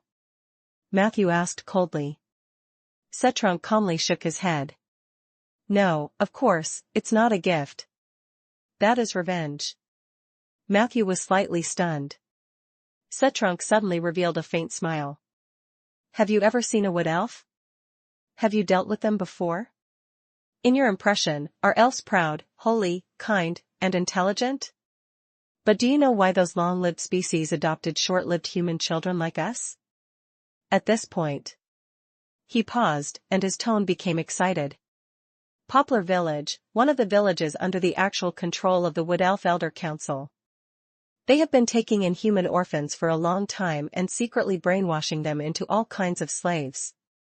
And the first lesson of training is to suck the old and ugly Wood Elf Village chief's penis in a small dark room. And lick his asshole. Regardless of gender, we adopted orphans have had similar experiences. And the outstanding performers among us will be secretly given to the members of the Council of Elders for them to enjoy as they please. How old was I then? 3 years old, 5 years old? I can't remember. I only remember those old and fat faces. Today, although White Poplar Village has been destroyed, many of the elders are still active in the upper echelons of Jade Court. They are still secretly adopting human orphans and doing similar things. Do you know why Jade Court wanted to pin the crime of the White Poplar Village massacre on Shanair? Setrunk laughed out loud. Because they don't dare. They're afraid that I'll expose their dirty deeds. Those perverted and ugly long-lived species, those wood elves who claim to be the nature's child, those superior races who appear to be high and mighty on the surface but are secretly colluding with each other, they are the biggest tumor in this world. Compared to the scar of the dead, Jade Court should be the one to disappear from this world. Setrunk's words greatly impacted Matthew's understanding. He was fully focused on determining if the other party was lying. But at this moment, a stern shout came from the side. You're lying. As he spoke, a wood elf holding a thin sword, armor, and a face covered in blood rushed over angrily. He was wearing the Windchaser's uniform. Judging from the grade of the booklet, he seemed to be a general. Chapter 865 Chapter 865, Distorted Book of Equalization. Chapter 865, Distorted Book of Equalization. General Windchaser said menacingly. There's absolutely no one among the Wood Elves who would do such a terrible thing as you just said. This is simply heartless and completely goes against the pride and glory of the Wood Elves. Everything you said is impossible. His eyes were filled with anger as if he was going to tear the big-bellied merchant in front of him into pieces if he disagreed. Facing this Windseeker, Setrunk only smiled. I recognize you, the righteous General Windchaser. Although your father, Tyrese, isn't a member of the Elders' Council, he's a lackey of the Elders' Council. I've met him several times. He looks like an old-fashioned good man, but I'm not sure if he's a thief in secret. After all, you Wood Elves are very good at disguising yourself, aren't you? Miss Tarani? Hearing this, Matthew couldn't help but look at Tarani in surprise. The change in her expression made Matthew almost certain that she was the chaser that Bina had mentioned in her letter. So the Windseeker general I saw when I entered the city was her? According to Setrunk, Tarani is also a part of his plan to divert the disaster. Matthew thought to himself. Tarani's appearance undoubtedly proved part of Setrunk's story. But what was he hiding? Matthew still did not know. However, he was very calm. When he could not know the other party's goal, as long as he did not reveal any flaws, it was the best defense. But Matthew was calm. It didn't mean that Tarani could. After being exposed as a woman, Tarani seemed a little annoyed. Coupled with her previous anger, she raised her sword without hesitation. Who exactly are you? You are definitely not the wealthy businessman Kratos. I'll give you one last chance. If you don't honestly tell me everything, I'll. However, Setrunk completely ignored Tarani, who was full of desire to attack. He just turned to look at Matthew. I know that you are deeply prejudiced against me, but everyone in this world has whitewashed their words. Perhaps my words are far less whitewashed than the lies woven by the Wood Elves. I was planning to bond with you more today, but this disappointing woman appeared. Please allow me to say goodbye for the time being, but believe me, we'll meet again soon. After saying that, he even bowed slightly at Matthew, his face apologetic. Go to hell. You pretentious liar. Tarani, who was treated like air, completely went berserk. She suddenly dashed forward as fast as lightning, but the Thousand Transformer was even faster. He only took half a step back. His body completely disappeared into the shadows. This was different from ordinary rogues who had entered the shadow plane. Setrunk's concealment technique didn't leave any traces in the prime material plane. This is the strong invisibility spell. It has the ability to force him to escape from battle. The shadow is only his first layer of disguise. Who knows how many springboards he has prepared for himself to escape. Matthew calmly sensed and analyzed the changes in the surrounding space. This guy was definitely a top rogue. With his attainments and spells, he was unable to stop it when he was unprepared. The good news was, due to the distortion of the elements of the Thousand Transformer. Once the other party got close, Matthew's balanced perception could easily mark it. At least he wouldn't be ambushed by the other party. Don't look for him. He's already gone, Matthew said to the furious Tarani. The latter was obviously in a fit of anger. She turned around and rebuked Matthew. And who are you? Why did that guy tell you so many lies just now? Are you with him? As she spoke, Tarani pointed her elven rapier at Matthew. This time, it was Matthew's turn to be surprised. He pointed at his handsome face. Don't you know me? Tarani sneered in disgust. Who do you think you are? Why should I know you? As soon as she finished speaking, a familiar and excited voice came from behind her. You're here? It really is you? Tarani was delighted when she heard this voice. She quickly turned around to check on her companion, who had just gotten separated. Seeing the other party running over from the ruins not far away, Tarani's face was full of smiles. It wasn't until Bina brushed past her and ran excitedly to Matthew that the smile on Tarani's face gradually stiffened. Matthew? You're really here? Bina's voice was filled with joy and excitement. There was also a sense of shyness that Tarani had never heard before. At that moment, she suddenly felt a little dizzy. West of Jiliu City, in the backyard of the Golden Scissors tailor shop, a man with a thin face and slender fingers was seriously measuring a female customer's clothes. Intimate contact was unavoidable throughout the entire process. The female customer looked a little shy. However, this shyness quickly disappeared and was replaced by a deep sense of loss. She had already noticed that the man in front of her was indeed focused on taking her measurements. He looked so charming when he was focused on his work. The female guest couldn't help but be a little dazed. All right, Miss Gavin. The clothes you want will be delivered to your residence within 2 weeks. As mentioned before, 3 sets, right? Chapter 866, Chapter 866, The Distorted Book of Equalization. Chapter 866, The Distorted Book of Equalization. The man's movements were quite agile. He gently put away the tape measure, and his words also had the intention of sending the guest off. Miss Gavin was still a little unsatisfied. However, from the corner of her eye, she saw her servants and attendants standing upright on the porch. There was also a pot-bellied merchant beside her. Sorry, I have other guests to receive.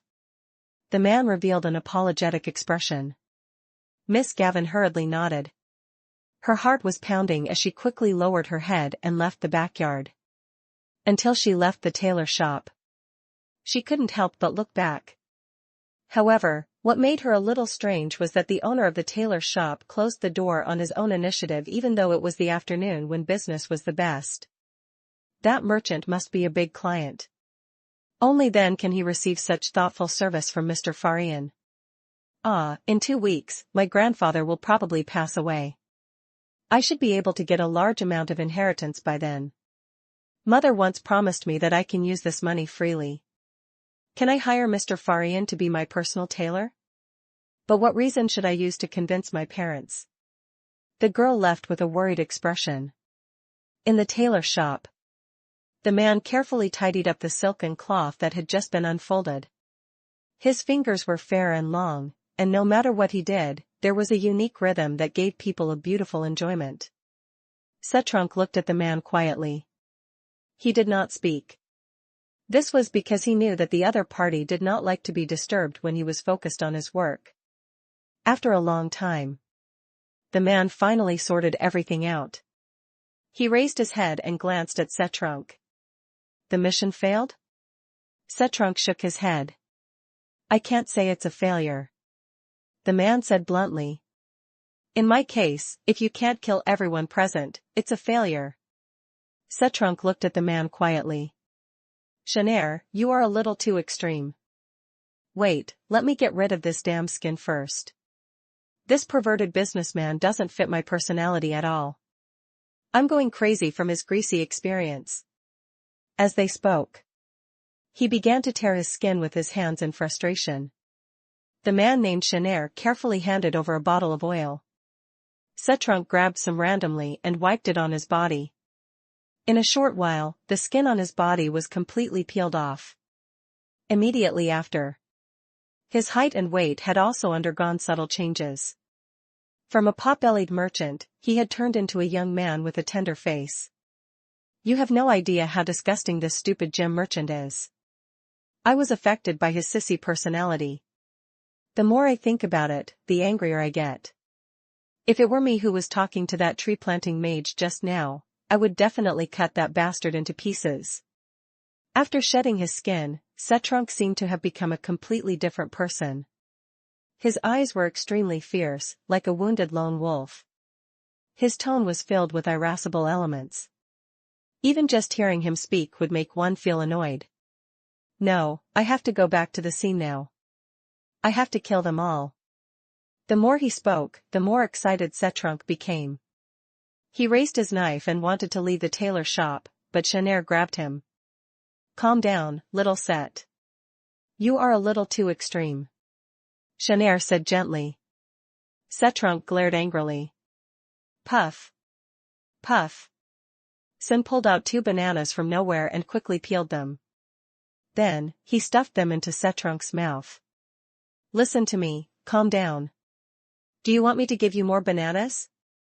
An even more furious flame flashed in Setrunk's eyes. But for some reason. However, he was unprecedentedly calm. There was silence in the tailor shop. The only sound left was the sound of Setrunk chewing a banana. After a while, he lowered his head and said to Shanair. I'm sorry, Shanair, I shouldn't have been so stubborn. The mission has indeed failed. Shanair said gently. It's all right, little Set. I'm your mentor. It's my responsibility to tolerate you. But if you fail again, I will dismember you myself. You've watched me dismember people many times. You definitely don't want to experience it for yourself, right? Setrunk couldn't help but shiver. He knew very well how terrifying this elegant gentleman in front of him could be when he went crazy. His mentor was a super terrorist who had slaughtered more than 100,000 people in 2 cities. In the entire southern lands. The name of the red-letter hunter, Shanair, might not be able to stop children from crying, but it could make countless adults with professional levels fall into nightmares. I won't fail. He hastily swore. Shanair casually threw the banana peel into the trash can. So, how is the progress? Setrunk reported truthfully. I've succeeded in diverting the disaster. At least for the next period of time, Shadow Leopard and Windseeker will focus their attention on the Dark Shadow Fist sect and the descending Baba Shah. My conspiracy has made a small progress.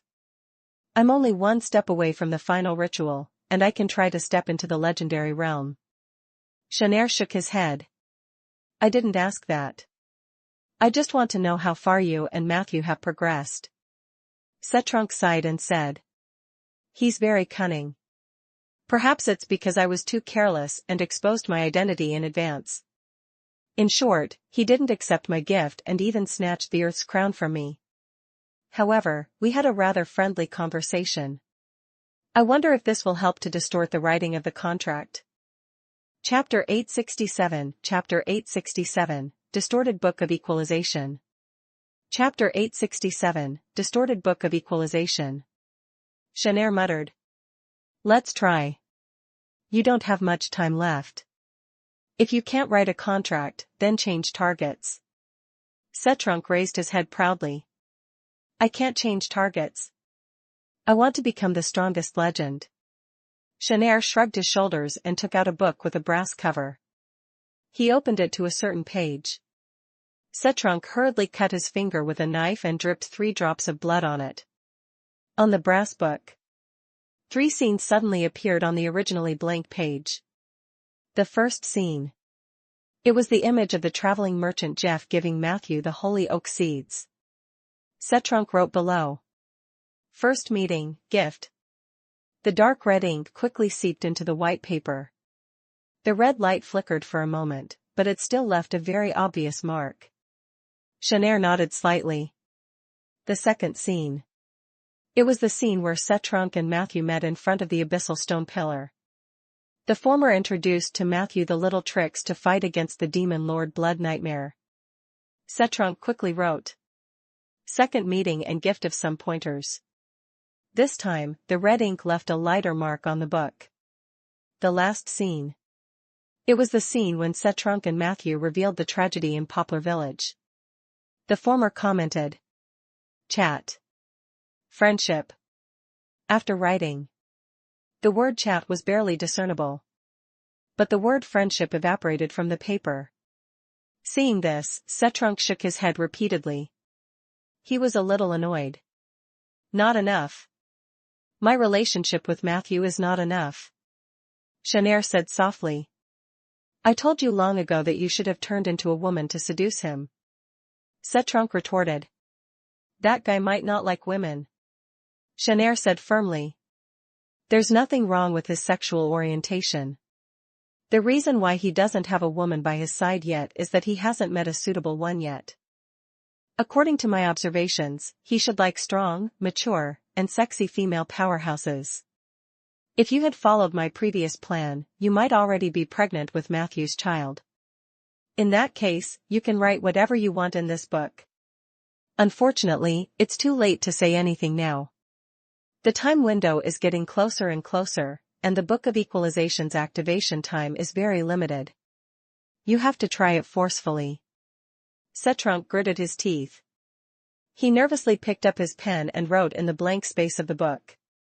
Previously. The 1,000 transformations Setrunk gave the holy oak seed to Matthew. The latter had benefited greatly from the incident at Cross City. And in order to further their friendship, not only did Setrunk generously give the Earth's crown to Matthew, but he also gave Matthew a lot of help on how to fight against the Lord of the Abyss. He didn't even hesitate to reveal the biggest secret of his birth. It also helped Matthew recognize the fact that the Wood Elf Elder Council was corrupt. Judgment. Based on the above situation, Setrunk and Matthew should have become good friends. When Setrunk is performing the advancement ritual of the Fate Usurper, Matthew cannot interfere or oppose Setrunk, but he must also help and even protect him. He wrote to this point. Setrunk stopped writing. A series of black words suddenly appeared in the blank space below. Based on the above circumstances, the Book of Equalization has determined that Setrunk is in unrequited love. Please rewrite the contents of the judgment document. Otherwise, the Book of Equalization will automatically make adjustments. Setrunk frowned and hurriedly rewrote. Based on the above circumstances, Matthew can choose not to help or protect Setrunk when he is performing the Fate Usurper ritual, but he cannot hinder or harm Setrunk, and he is not allowed to seek revenge on him afterwards. This time, the brass book reacted even faster. Go eat shit. Don't write nonsense if you don't understand the judgment. You're a disgrace. Setrunk was so angry that his face turned pale. At the crucial moment, Shanair quickly stuffed a ruby and a black gem into the pages of the brass book. In an instant, the contents of the judgment document were condensed into substance. Based on the above situation and the 2 divinities of the god of pestilence and undead, and the god of mountains and clouds that Shanair bribed. In the ritual of the Fate Usurper conducted by Setrunk, Matthew was not allowed to obstruct or harm Setrunk. After the incident, if Matthew wanted revenge, he would at least spare Setrunk's life in a sure-kill situation. In order to make up for the unequal contract. During the duration of the contract, Setrunk is not allowed to harm Matthew. When he encounters Matthew, he must be as respectful and polite as if Matthew is his father. He looked at the final verdict. Setrunk's expression became uncertain. Why? Why do I have to curry favor with that damned Matthew? He was so angry that he jumped on the spot. This brass book is also like a pile of dog shit. It's clearly our treasure, so why is it always biased towards Matthew? Shanair gently stroked the brass book, then calmly reminded. This is my treasure, not ours. The pile of dog poop that you speak of is the most precious treasure of the Sioux. It was once used by the Emperor of the Sioux to resist the will of the entire Abyss. The Abyss was completely defeated by the Sioux. This book has at least 1/3 of the credit. You should maintain your reverence for the divine artifact. Sign it. Setrunk signed his name at the bottom of the verdict with a displeased expression. Then, Shanair picked up his pen. Chapter 868 Chapter 868, The Distorted Book of Equalization. Chapter 868, The Distorted Book of Equalization. He first focused and signed a signature that imitated Matthew's handwriting. Then, he started to sign his name. Very quickly. The format at the bottom of the judgment document became Contract Party 1, Setrunk, 1000 Transformer. Contracted Party 2, Matthew. Arbiter, Twisted Book of Equalization. Witnesses, Red Letter Hunter, Calamity of the Earth, Distorted Envoy of Equalization, Legendary Rogue, King of Death Omen Shanair. Pa. A crisp sound rang out. Shanair closed the brass book and kept it properly. Go and make the final preparations. You can only rely on yourself for the final step of the ritual. I won't help you anymore. Even though we have a contract, you still have to be careful of Matthew. At this point. He paused. At the same time, we have to be careful of that silver snake. Setrunk was puzzled. Are you that afraid of Richard? Shanair said calmly. As long as he's a legendary rogue, there's no reason not to be afraid of him. He's the king of the legendary rogue civil war. Setrunk said indignantly. What kind of king is he if he only knows how to cause internal fights? When I become a legend, Shanair opened the door of the tailor shop and interrupted him. Get lost. I'm going to start work. Setrunk left sullenly. Before he left, he couldn't help but look back. He saw Shanair seriously cutting clothes in the shop. His movements were like flowing water, and his skills were superb and exquisite. After a while, a prototype of a female outfit appeared in his hands. Very quickly, a few older female customers came hand in hand and injected a trace of femininity into the tailor shop. Setrunk looked at this scene thoughtfully. Then, he quickly disappeared into the sea of people. Warning, under the manipulation of the divine artifact, the distorted book of equalization, and under the supervision of the witness, Shanair, you have signed a distorted equalization contract with Setrunk. Distorted contract specific content, unknown. But harmless to you. Knowledge, Envoy of Equalization. If you can raise the level of the Envoy of Equalization to level 2, you will be able to learn all the contents of the distorted contract. Level up method for Envoy of Equalization. You need to find the distorted book of equalization and complete the level upgrade with its help. Warning. You have sensed that the distorted book of equalization has fallen into the hands of the legendary rogue, Shanair. A distorted book of equalization? A contract with Setrunk? Legend rogue Shanair? The sudden news shocked Matthew's thoughts. This made him look a little uneasy. Matthew? Bina, who was standing in front of him, looked a little disappointed. When Matthew came back to his senses, he revealed an apologetic expression. Bina suddenly blushed. Because she suddenly recalled. Although she had been communicating with Matthew through letters for more than half a year, the last time the two of them met was when she confessed to Matthew. When she thought about herself back then, she wished she could dig a hole in the ground and hide in it. Fortunately, at this moment, Tarani, who rushed over quickly, helped her out. I'm so glad you're okay, honey. She took Bina's hand and said affectionately. You have no idea how worried I was about you just now. However, Bina instinctively flung her hand away. She lowered her head and said. I'm fine. I just encountered some terrifying monsters. It was indeed quite dangerous at that time, but it's all in the past. I have to thank Sif for everything. Matthew's heart skipped a beat. You met Sif? Where is she now? Bina's heart trembled, but her tone was still calm. Sif was with me just now, but her current appearance. She hadn't finished her sentence. Sif's giggling voice came from not far away. What's wrong with my current appearance? Isn't it normal? The two of them turned around. However, Sif looked like she had just survived a disaster and wanted to run over. Soldier followed closely behind her, and Peggy was guarding her like a bodyguard. Matthew sharply noticed. She seemed to have changed her clothes, but her appearance did not change much. Bina looked at Sif in surprise. The latter looked at her with a smile. Sif's smile was very warm and gentle. However, Bina felt a chill run down her spine. Hence, she fell silent. Sif ran over and didn't say anything. She just looked at Matthew and Bina curiously. Matthew was even more confused. His attention was completely drawn away by the twisted book of equalization.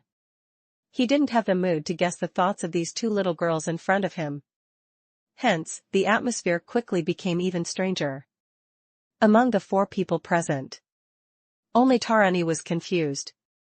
She looked left at Bina, right at Sif, and then at the handsome Matthew. She seemed to have guessed something and immediately gritted her teeth. However, she still asked tirelessly. So, what's the relationship between the two of you? Can someone explain it to me?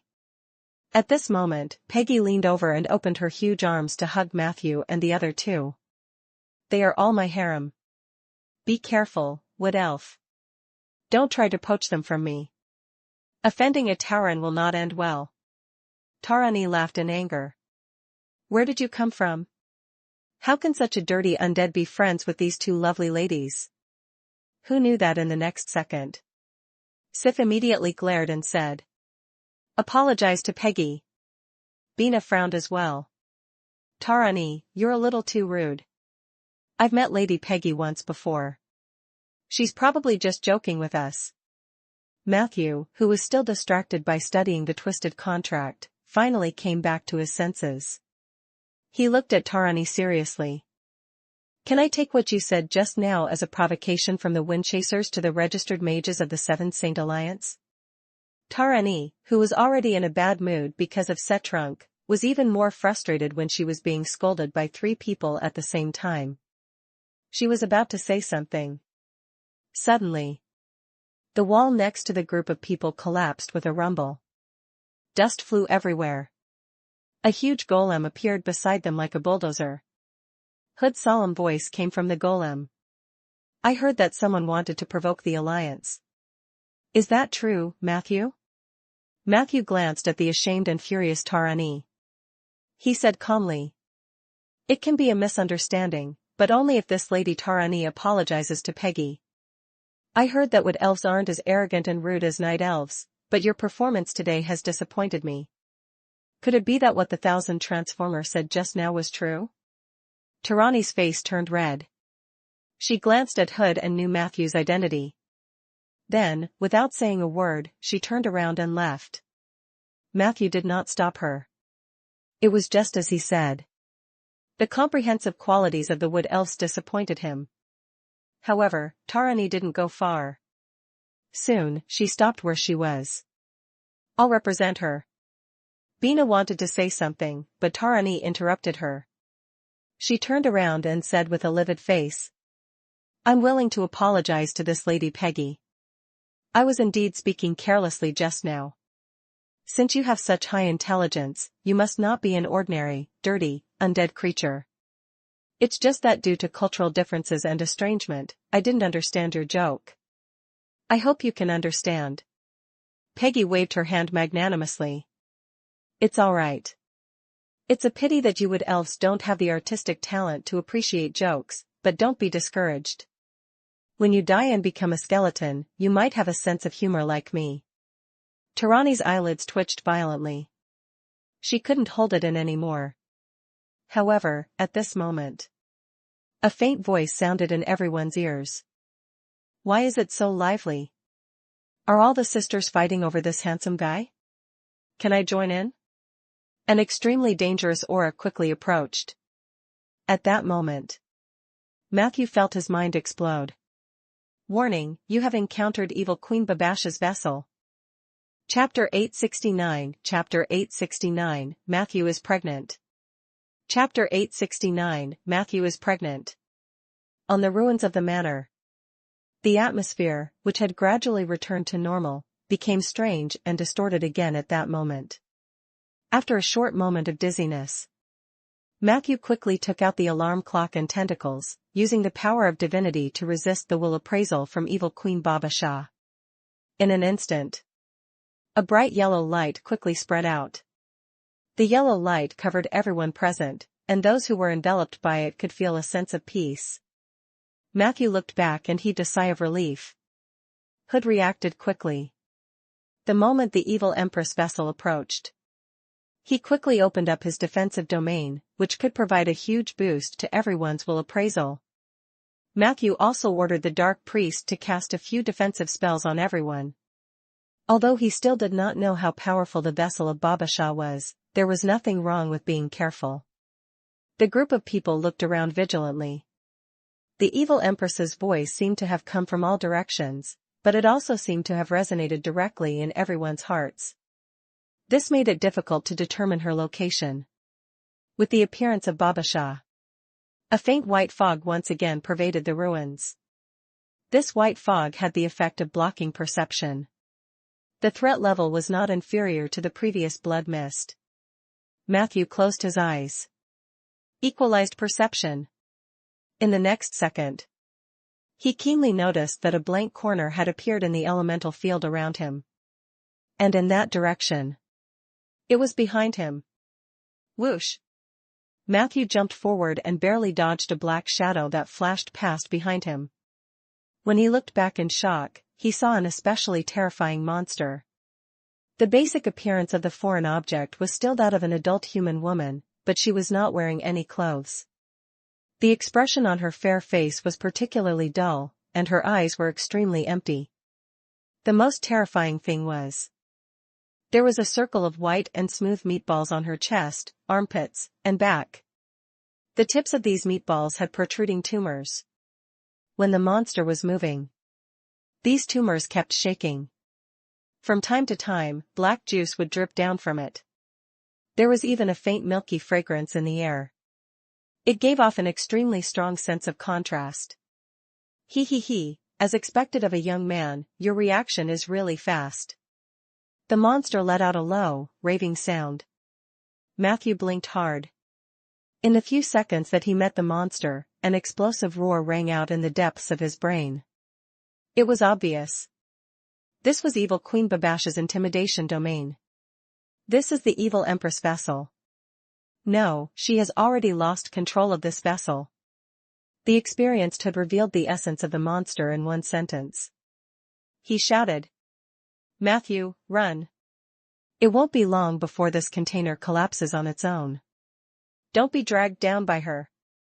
As he spoke, Hood controlled the golem troops to encircle and suppress the monsters. Matthew's heart trembled. The mutation of the monster in front of him had completely subverted the three views of humans. What was even more terrifying was, he clearly hated the other party's ferocious and terrifying image from the bottom of his heart. However, there was always an impulse in his subconscious. He wanted to get close to this monster and taste the black juice. As expected of the evil queen, Babasha. This should be a unique product of the intersection of the fertility field and the arcane field. Matthew quickly analyzed Babasha's background. At the same time, he commanded his summons while ordering the others to retreat. Hurry up and leave, he said to Sif and Bina. The two women looked hesitant. On the other hand, Tarani was scared out of her wits when she saw Babasha's face. She immediately pulled Bina and Sif away. You let them go because you want to stay alone with me. You're so considerate, handsome. Babash's voice was gentle and charming, with an indescribable seduction. As she spoke, the meatball under her armpit kept shaking. More black liquid dripped onto the ground. On the ruins, the milky fragrance became even stronger. Matthew sniffed and even felt a little itchy. Attack. Sif and Bina had retreated to a relatively safe location. Matthew immediately arranged for his underlings to take action. With a bone blade in hand, Peggy took the lead. Soldier followed closely behind. Renesm stood not far from Matthew and was about to shoot. Meanwhile, Filey was protecting Matthew's other flank. The spirit bone dragon's soul fire was locked onto Babash's mutated container. We agreed to be alone. Why are there still so many bones to spoil the fun? Babasha complained bitterly. In the next moment, her figure suddenly disappeared. However, Matthew did not panic. He had been on guard against Babash's unpredictable movement skills, so he had activated his balanced perception. The moment Babasha appeared, he retreated and shared her position with Peggy. Peggy's movements were also quite swift and fierce. The Tauren Valkyrie's body began to burn with a faint golden flame. Although she did not enter the Valkyrie state, it was enough to block Babash's sneak attack. Puff. The extremely sharp bone blade slashed down on Babash's neck. With one slash, the monster was split in half. However, what was shocking was that the two halves of the monster's body were actually moving forward freely. She lay down, and one of her limbs was extremely agile as she moved forward quickly. It was like two wheelbarrows directly passing Peggy and pouncing towards Matthew again. Chapter 870, Matthew is pregnant. Chapter 870, Matthew is pregnant. Matthew's eyelids twitched. He began to pull the teleportation door. Babasha was extremely fierce. Her two halves of her body were like Hot Wheels as she rushed in front of Matthew. At that moment, a shadow descended from the sky. Filey pounced over with great courage. The skeletal dragon's huge claws and mountain-like upper body directly crushed half of the monster's body into pieces. The remaining half of his body was also facing Soldier and Renesm's frenzied encirclement. Whoosh! Whoosh! In the midst of the sword lights, Soldier's short blade was like a storm, while Renesm's bow was like a tsunami. Each of their moves accurately hit the strange meatball on the monster's body. As the meatballs continued to break, more and more black juice spilled on the ground. The ground of the ruins seemed to be covered with a layer of asphalt. It looked extremely sticky. Seeing this scene, to be on the safe side, Matthew first used the dimensional portal to pull away from the main battlefield. He wasn't sure if this was the only vessel Babasha had. He wasn't sure if a battle of this level could really destroy the vessel. It could only be said that this god from another world was too strange. Matthew was doing his best to defend himself.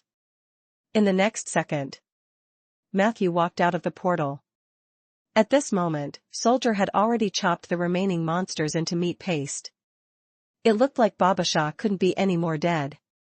Matthew even found a bit of divinity overflowing from its corpse. This was a sign that the vessel had completely collapsed. Could it be that this fellow is really about to collapse, so she came over to scare me? But why would she do that? Matthew was puzzled. He sniffed the air again for the abnormal change.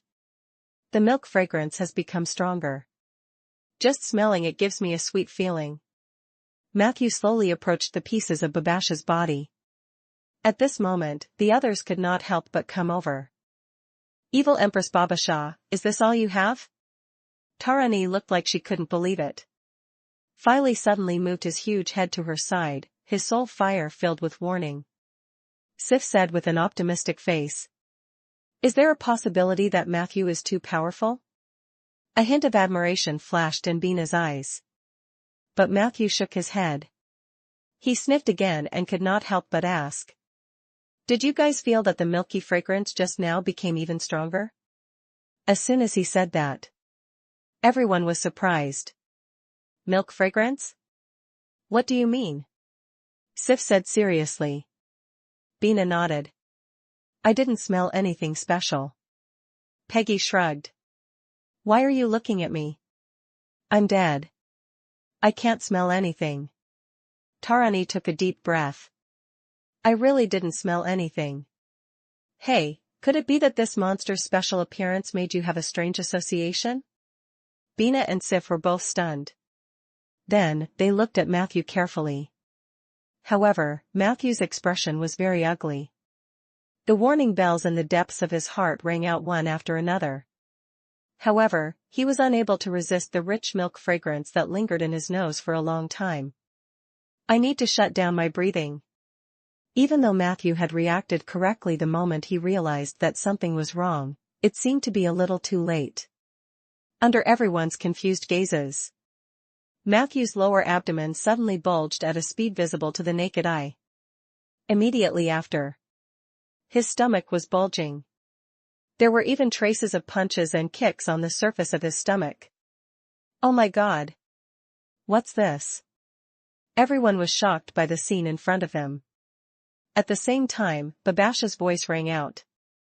Sisters, didn't we agree to snatch this good man? Looks like I got there first. Matthew, you're already pregnant with my child. From now on, you have to behave yourself and not betray me. Babasha's voice was filled with evil intent. Coupled with the shocking scene in front of them, everyone could not help but feel a chill in their hearts. Matthew endured the slight pain in his lower abdomen. He looked at the data panel. Warning, you have ingested the unique body fragrance of Evil Queen Babasha. You have become pregnant because of this. As a man, in order for you to successfully conceive, Evil Queen Babasha has specially shared the field of fertility with you. Fertility domain, you have mastered a new domain ability, breeding machine. Breeding machine, you will have the ability to continuously produce offspring of any race. You can also share this domain with other existences. During the process of giving birth, you will have the possibility to master other abilities in the field of fertility. The Evil Empress body fragrance? This could also make people pregnant? Matthew felt as if 10,000 fucking horses were galloping in his heart. He then forcefully placed the 2 portions of divinity on his belly. A few seconds later, under Matthew's surprised gaze, his stomach suddenly shriveled. Then, it quickly returned to its original state. At the same time, he could also feel that the little life that had been successfully nurtured in his body had disappeared. Hint, you have used 2 portions of divinity to avoid Babasha's curse of conception. Your body has returned to normal. Praise Isabel. Matthew was ecstatic. Fortunately, there was a divinity that could prevent conception. Chapter 871, Chapter 871, Matthew is pregnant. Chapter 871, Matthew is pregnant. Otherwise, he would become a tool for the evil child without doing anything and just smelling the scent. This was unacceptable. However, Matthew's ecstasy did not last long. A few minutes later, his stomach bulged slightly again and quickly became round. However, under the suppression of divinity, the bulging belly would also disappear quickly. This cycle repeated several times. His stomach seemed to have fallen into the domain of time, jumping back and forth between bulging and shrinking. At this moment, Matthew finally realized the seriousness of the matter. Divinity can only exempt the subsequent judgment of conception. It's equivalent to helping me get an abortion. But it's already a fact that I'm pregnant. I have to change this from the root.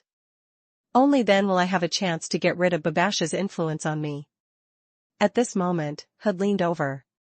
Matthew noticed that he was covered in defensive spells and had 3 nose clips on his nose. The evil Empress vessel has indeed collapsed.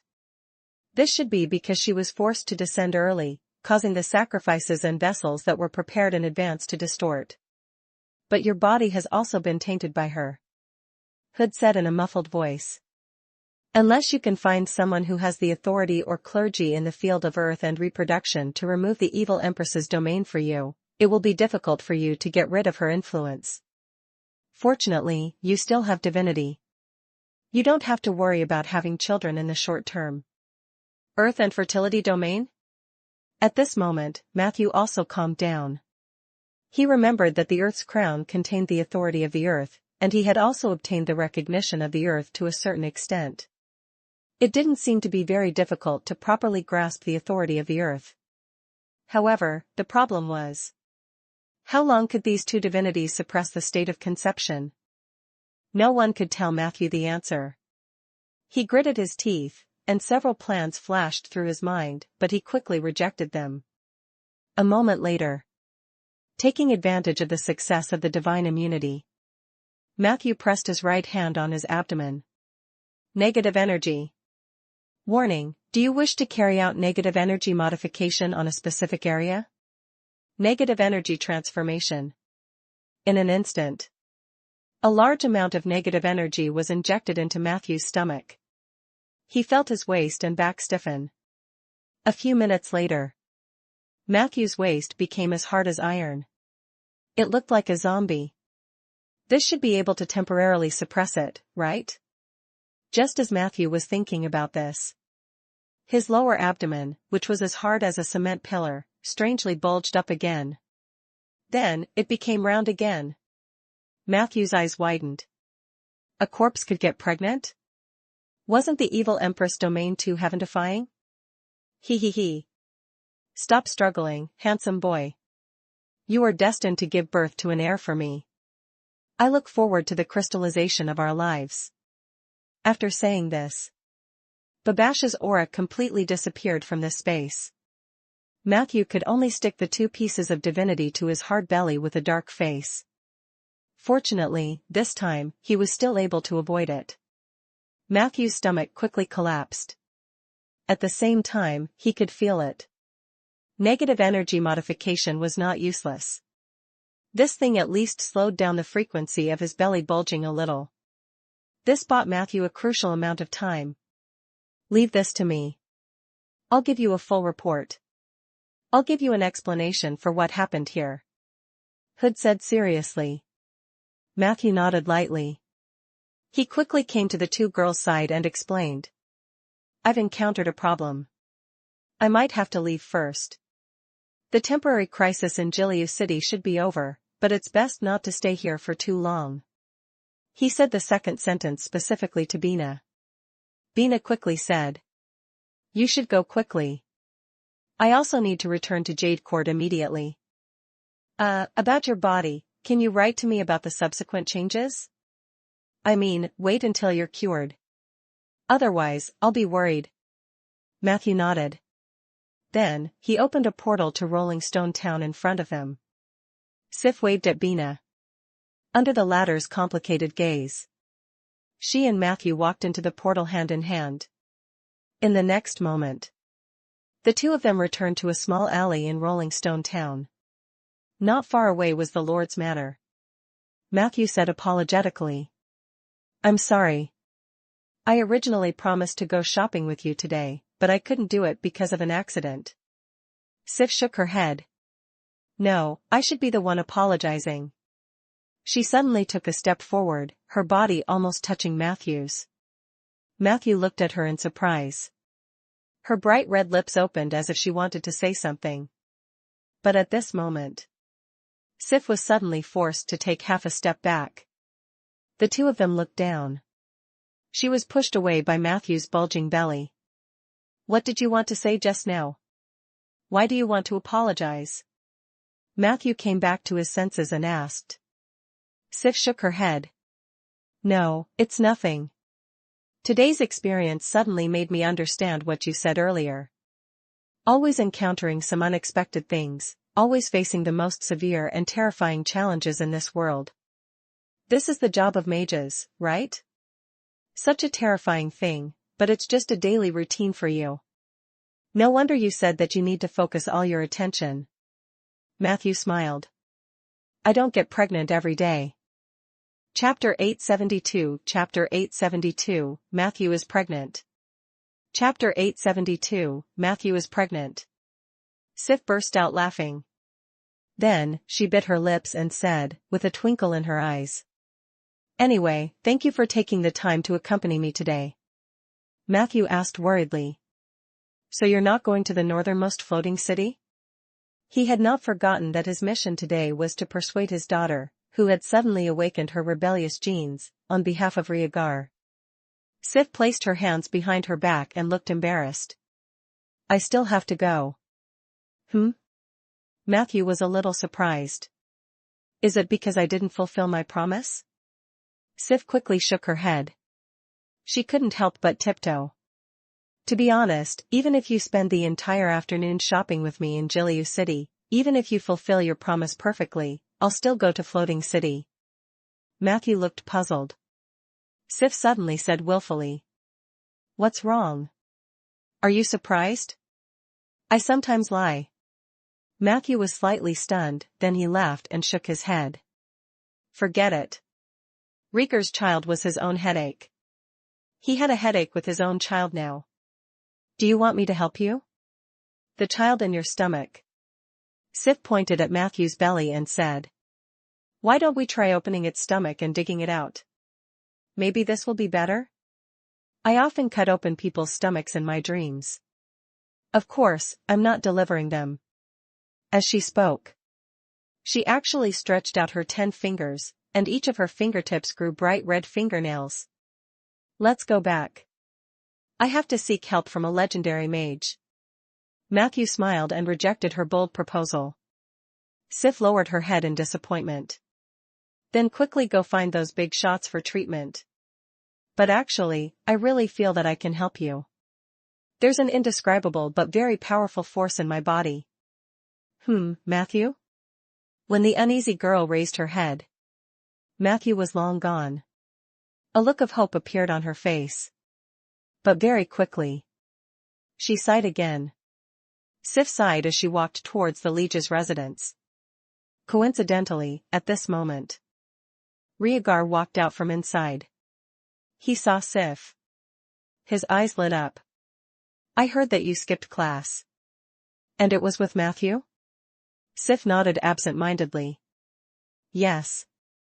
Rhaegar excitedly rubbed his palms in his heart and then asked indirectly. Did anything special happen to you today? Sif thought about it. Finally, she replied. Matthew is pregnant. What? I'll fucking kill him. Rhaegar instinctively flew into a rage. 5 seconds passed. Only then did Rhaegar react. He muttered with a blank expression. Who are you talking about? Who's pregnant? How did he get pregnant? Aren't you youngsters a little too advanced? I'm not mentally prepared yet, hello? Sif? Cauldron House. As soon as Matthew entered the tower, all the alarms went off. In an instant, countless constructs surrounded Matthew. Evil god's descendant detected. Prepare to remove any traces. The countless automatons aimed their weapons at him. Matthew hurriedly shouted 177. Fortunately, the tower genie appeared in time to help Matthew out. 177 sized Matthew up from head to toe. What happened, Matthew? Your private life has been a little indecent recently. It's fine if it's indecent, but why didn't you even use proper protection? Matthew didn't know whether to laugh or cry. I want to contact the Silver Council. I've been corrupted by the evil queen, Baba Shah. 177 immediately became serious.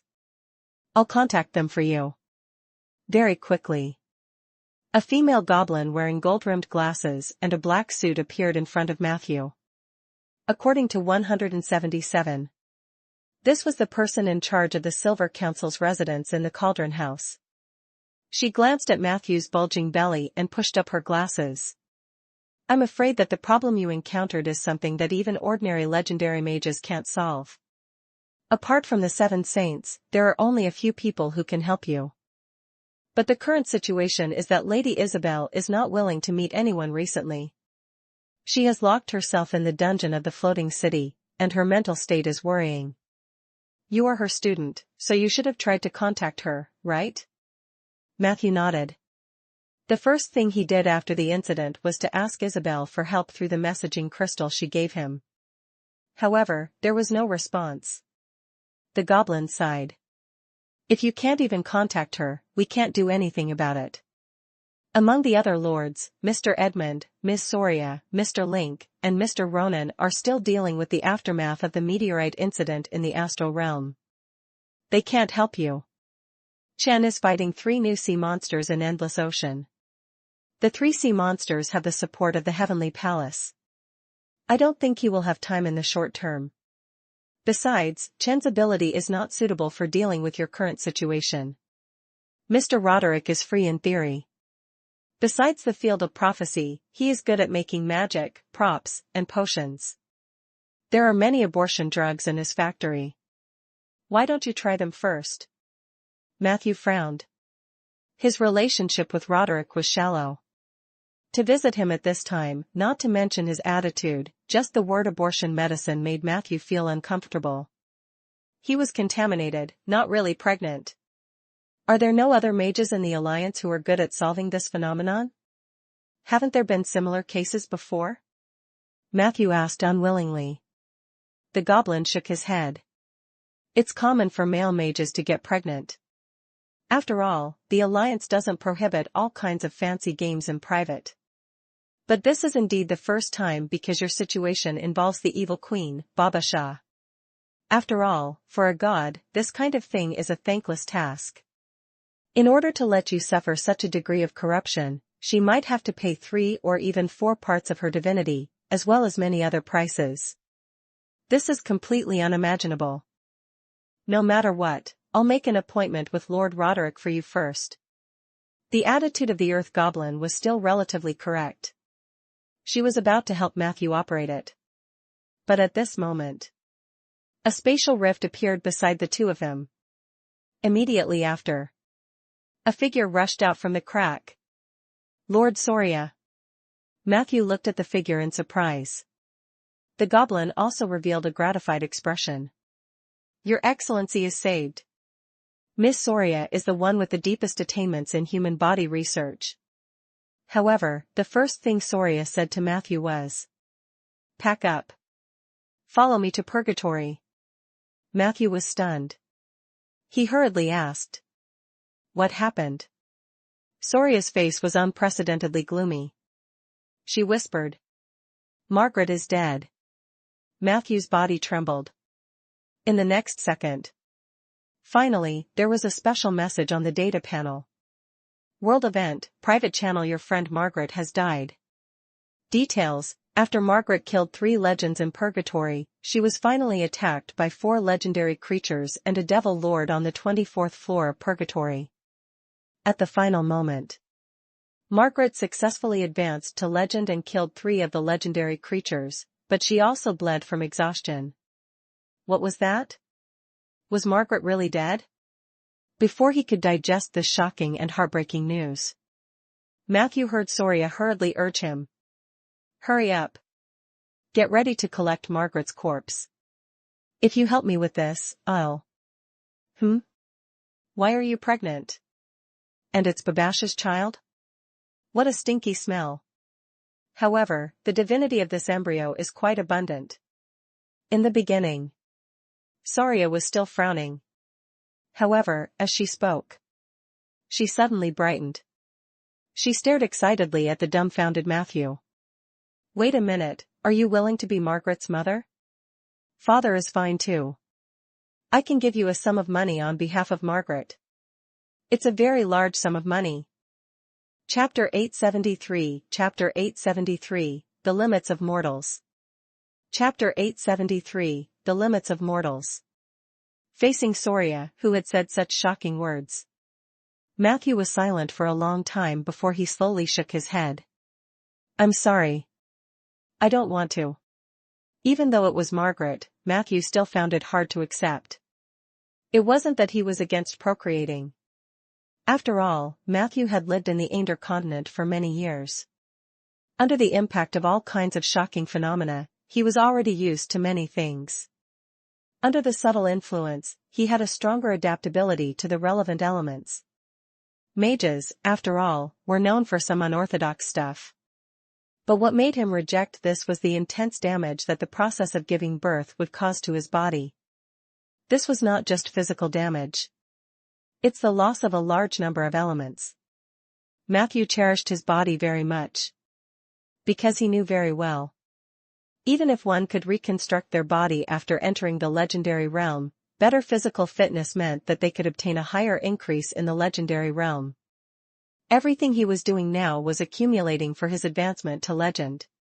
However, giving birth, which was risky and low-return behavior, was undoubtedly contrary to this.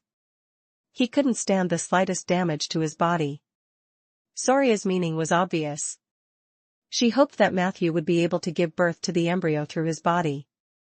During this period, she might be able to use the reincarnation spell to inject Margaret's soul into the embryo. This way, he became Margaret's father, and evil Queen Babasha became her mother. As long as Soria had a way to suppress the mark of the evil empress in the embryo.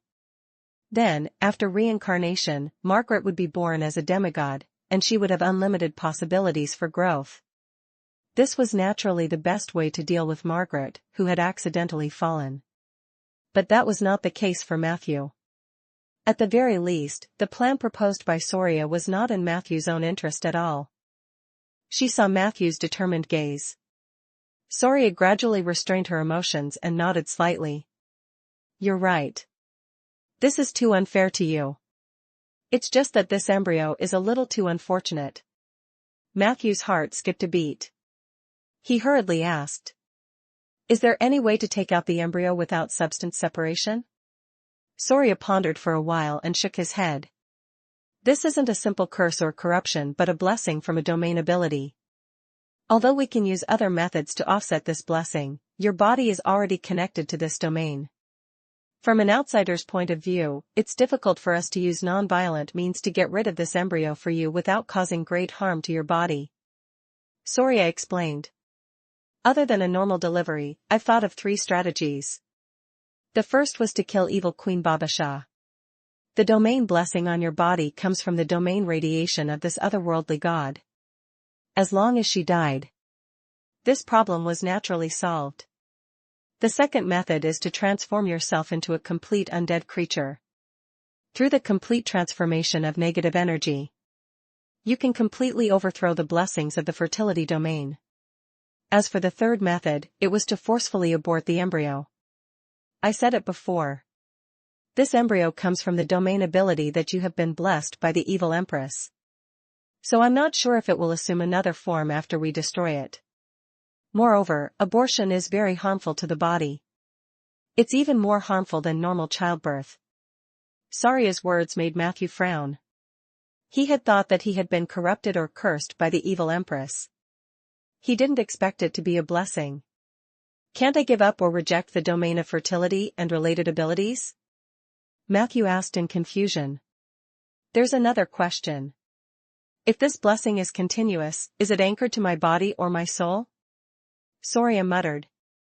The moment the blessing took effect, you might have had the chance to give up or reject it. However, it's obvious that evil Queen Babasha's methods are very strange. You didn't manage to seize that only window of opportunity. According to my current observation, it's very difficult for you to get rid of this ability for the time being. As for the second question, to be honest, I'm not too sure either. Babasha came from another world. Even though her domain overlapped with Ainder's, there are still many illogical aspects. If you want to understand this question, I'm afraid you'll have to do an experiment with your soul leaving your body. Matthew nodded lightly. He actually thought so too. Soria looked at him curiously. Do you have any ideas? Matthew smiled bitterly. I just have some strange thoughts. If this ability is bound to my physical body, then can my soul be directly projected onto this embryo and snatch the ownership of the embryo from the mark of the evil empress? Once I succeed, I'll be able to give birth to myself. At the same time, I'll be able to have a demigod embryo full of divinity as a clone. In theory, it's possible, right? Soria was stunned. She stared at Matthew up and down a few times, then couldn't help but bite her index finger. There doesn't seem to be anything wrong with what you said. In the end, the evil empress's influence on this embryo is only so. If you're really prepared, it's not impossible for you to replace her. From your personal point of view, this is indeed the way to maximize the benefits. Chapter 874, The Limits of Mortals. Chapter 874, The Limits of Mortals. Matthew had completely calmed down from the panic of his sudden pregnancy. He analyzed it carefully. In fact, it was just an additional tumor in his body. Soria's words made Matthew realize something. This tumor was priceless to many people. This was the case for Margaret. Wasn't it the same for the gods of the heavenly palace? He was even beginning to worry that once the news was leaked, the gods of the heavenly palace, including the traveler god, would line up to be his children. When he thought of that scene, Matthew was also having a headache. I might need to consider more details in the specific treatment plan. My research on human enchantment is alright, but I'm only an apprentice in the domain of life. Soria concluded. Your problem is related to the mysteries of life. Coincidentally, there are gaps in the Alliance's research in the life domain. Other than your mentor, who locks herself up every day, no one else has done much research in the life domain. We can't really count on the druids or elves. After the spirits of the earth fell, the druid order lacked experienced talents. The development of the Jade Court was also restricted by the scar of the dead and stagnated. There might be some great scholars in the field of life in the Eversong Forest, but they might not be willing to come and help. In the end, the ones who are best at this side are priests or evil art masters. You might still have to rely on yourself in the end. Matthew nodded. Soria's analysis did not directly solve the problem. However, it also pointed out the direction for him to deal with. Since it's a passive ability in the domain of reproduction, as long as I have a higher authority in the relevant field, I can completely cover or replace this ability. Matthew's train of thought became broader. If I grasp the authority of the earth, then as a part of the earth domain, my ability to procreate must be controlled by the authority of the earth. I can even use the power of the domain to directly separate the embryo. Although this premise is a little difficult, I have already obtained the approval of the earth and have obtained a gem like the earth's crown. As long as there is enough time, it is not impossible to do so. And it's not just the earth. Nature, life, and fertility have a vertical or intersecting relationship. If I can make a breakthrough in these two domains, I can also effectively control this embryo. Even if I take 10,000 steps back, I can look for Husman and Dudley. They might be able to use the power of the spore domain to break down the embryo and complete the reproduction in another form. I can also look for the yellow jade dragon. He must be very interested in this question. Maybe I can even collect a spectator fee? The more Matthew thought about it, the more excited he became. Looking at it this way, the evil Empress blessing was not a bad thing at all. It was even a huge opportunity. He could clearly feel that the windows that were originally sealed tightly were opening towards him. It was a call from a higher realm. Earth. Natural. Life. Previously, Matthew only had the achievements of a domain reaper in some subfields. This time, he had a strong premonition. As long as he could successfully solve the problem of the embryo, he would definitely be able to improve further in the three major domains and become a true domain master. Thinking of this, he couldn't help but touch his slightly bulging belly. His eyes were filled with love. What kind of curse was this? It was clearly a mountain of gold. However, the premise of all this was that Matthew had to suppress the natural delivery of the embryo before finding the perfect solution. It was obviously impossible for him to do it with his own ability. It was the same even if he had 2 portions of divinity. So he asked Soria for help. Is there any way to temporarily suppress the embryo's urge to give birth? I need some time to find the perfect solution. As long as I can find a way to deal with it without harming my body, I can also transfer this embryo to you as Margaret's reincarnation vessel. Soria was straightforward. She threw a topaz bracelet to Matthew. Let's talk about Margaret later. It's not like I don't have other preparations. As for you, if you wear this, you won't give birth naturally for half a year. Moreover, the embryo will be suppressed to the size of a stone. It won't squeeze your internal organs. At most, it will hurt occasionally. Of course, this bracelet is not without a price. You will lose your fertility in this half a year. After taking it off, you will need a certain amount of time to recover. Matthew put the bracelet on with gratitude. On the data panel. Prompt: you are wearing a birth control bracelet.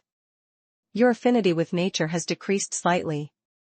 By wearing the item, you have successfully suppressed the urge to give birth naturally. Your control over your body has been greatly improved. You have obtained more exploration opportunities in the domain of temperance. Do you wish to proceed now? This was because he had suppressed the trend of childbirth. Was that why nature was unhappy? Matthew shook his head. It was just a little affinity. It was not a problem. He could feel that the embryo in his body was under effective control. It no longer had a fatal effect on Matthew's concentration like before. This was the best news. Chapter 875 Chapter 875, The Limits of Mortals. Chapter 875, The Limits of Mortals. As for the additional temperance domain, Matthew naturally did not plan to explore it now. He quickly shifted his gaze from the data panel to Saria in front of him. His problem was temporarily solved. Then, it was time to deal with Margaret's accident. What should I pay for this bracelet? Matthew asked deliberately. Saria shook her head gently. No need. I came here to ask for your help. Come with me to Purgatory, and I'll give this bracelet to you. Matthew asked. Do you need me to do something? Why me? Saria quickly explained. Margaret died so suddenly that I wasn't prepared for it. I went to Purgatory to collect her corpse at the last minute. I also needed someone to summon her soul. This person had to be someone she was familiar with when she was alive. As far as I know, Margaret doesn't have many friends. Before she went to Purgatory, you were the only one she was close to. Not to mention that you are a necromancer. In terms of summoning the dead, this should be your forte. Matthew still couldn't accept Margaret's death. He asked sadly.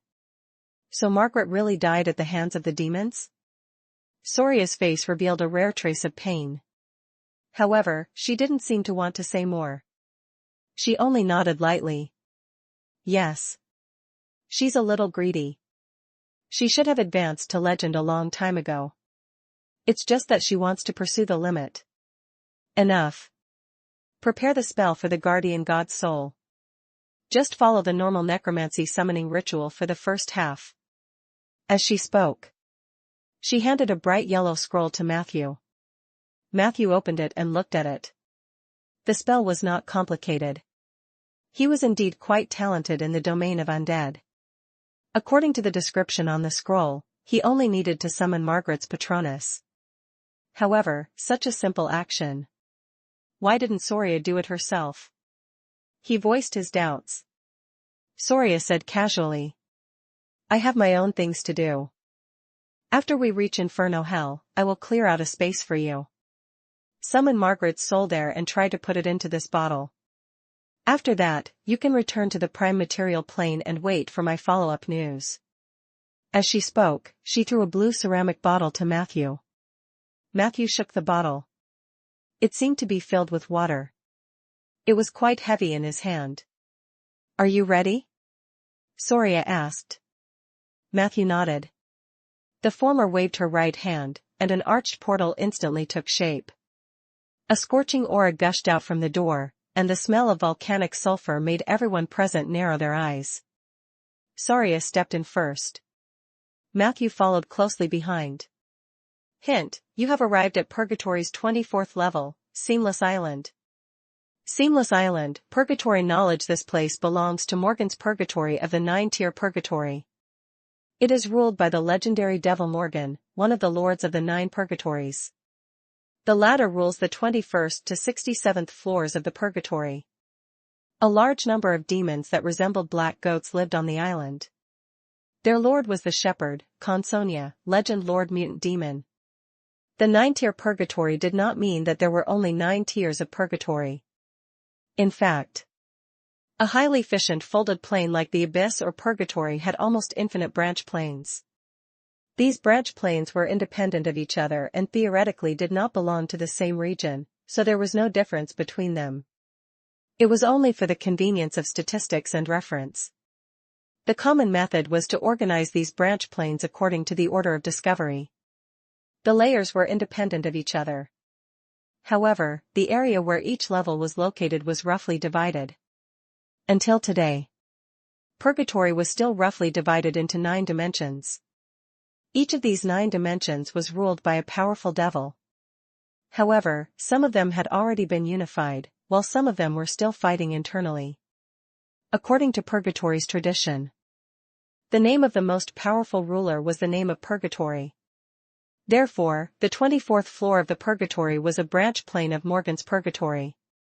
In Matthew's impression, Morgan was one of the stronger lords of the 9 hells.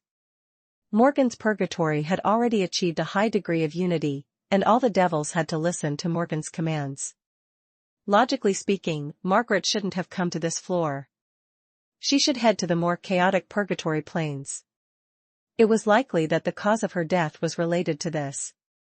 He shifted his gaze away from the data panel. The space in front of him was filled with a dazzling orange red. Matthew looked around. Fire rain kept falling from the sky, and every drop of fire had the shape of rain. The ground was covered in a sea of fire. The eternal inferno engulfed the heavens and the earth. This made the entire space look like a huge stove or oven.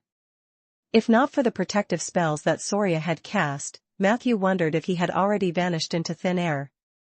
Even so, he was also drenched in sweat, and even his eyebrows were covered in sweat. Matthew rubbed his eyes. In the middle of the rain of fire and the sea of fire, there were many pitch-black islands floating. Rather than calling it an island, it was more like fragments of the cliff. These fragments were really very small. Some could only accommodate 3 to 5 people. The bigger ones were about 30 to 40 square meters. On these small islands.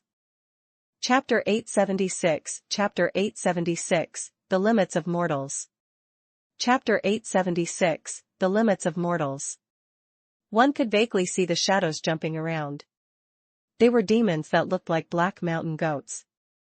They looked similar to black mountain goats, but their hind legs and buttocks looked a little like humans. This thing was like a stitched monster made of black goats and humans. It gave off a strong sense of disgust. Saria and Matthew flew quickly in the air.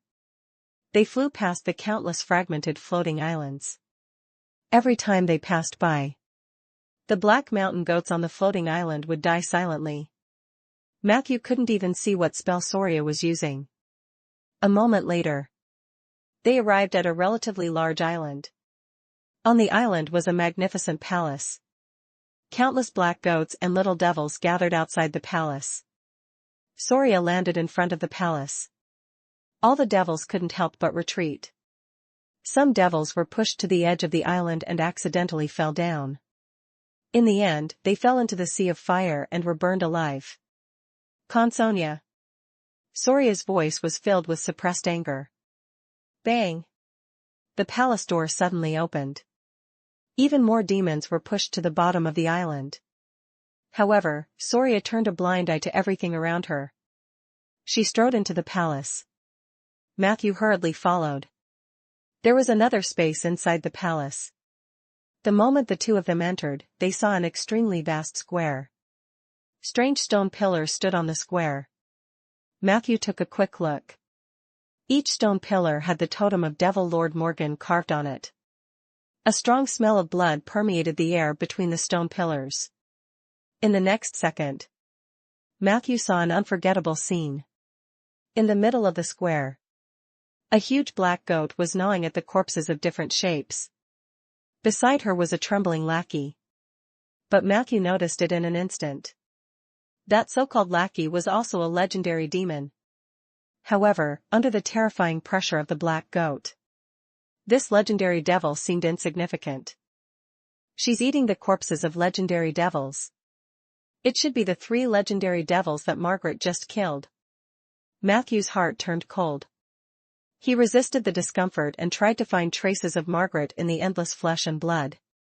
However, he found nothing. It wasn't that Matthew's perception wasn't sharp enough.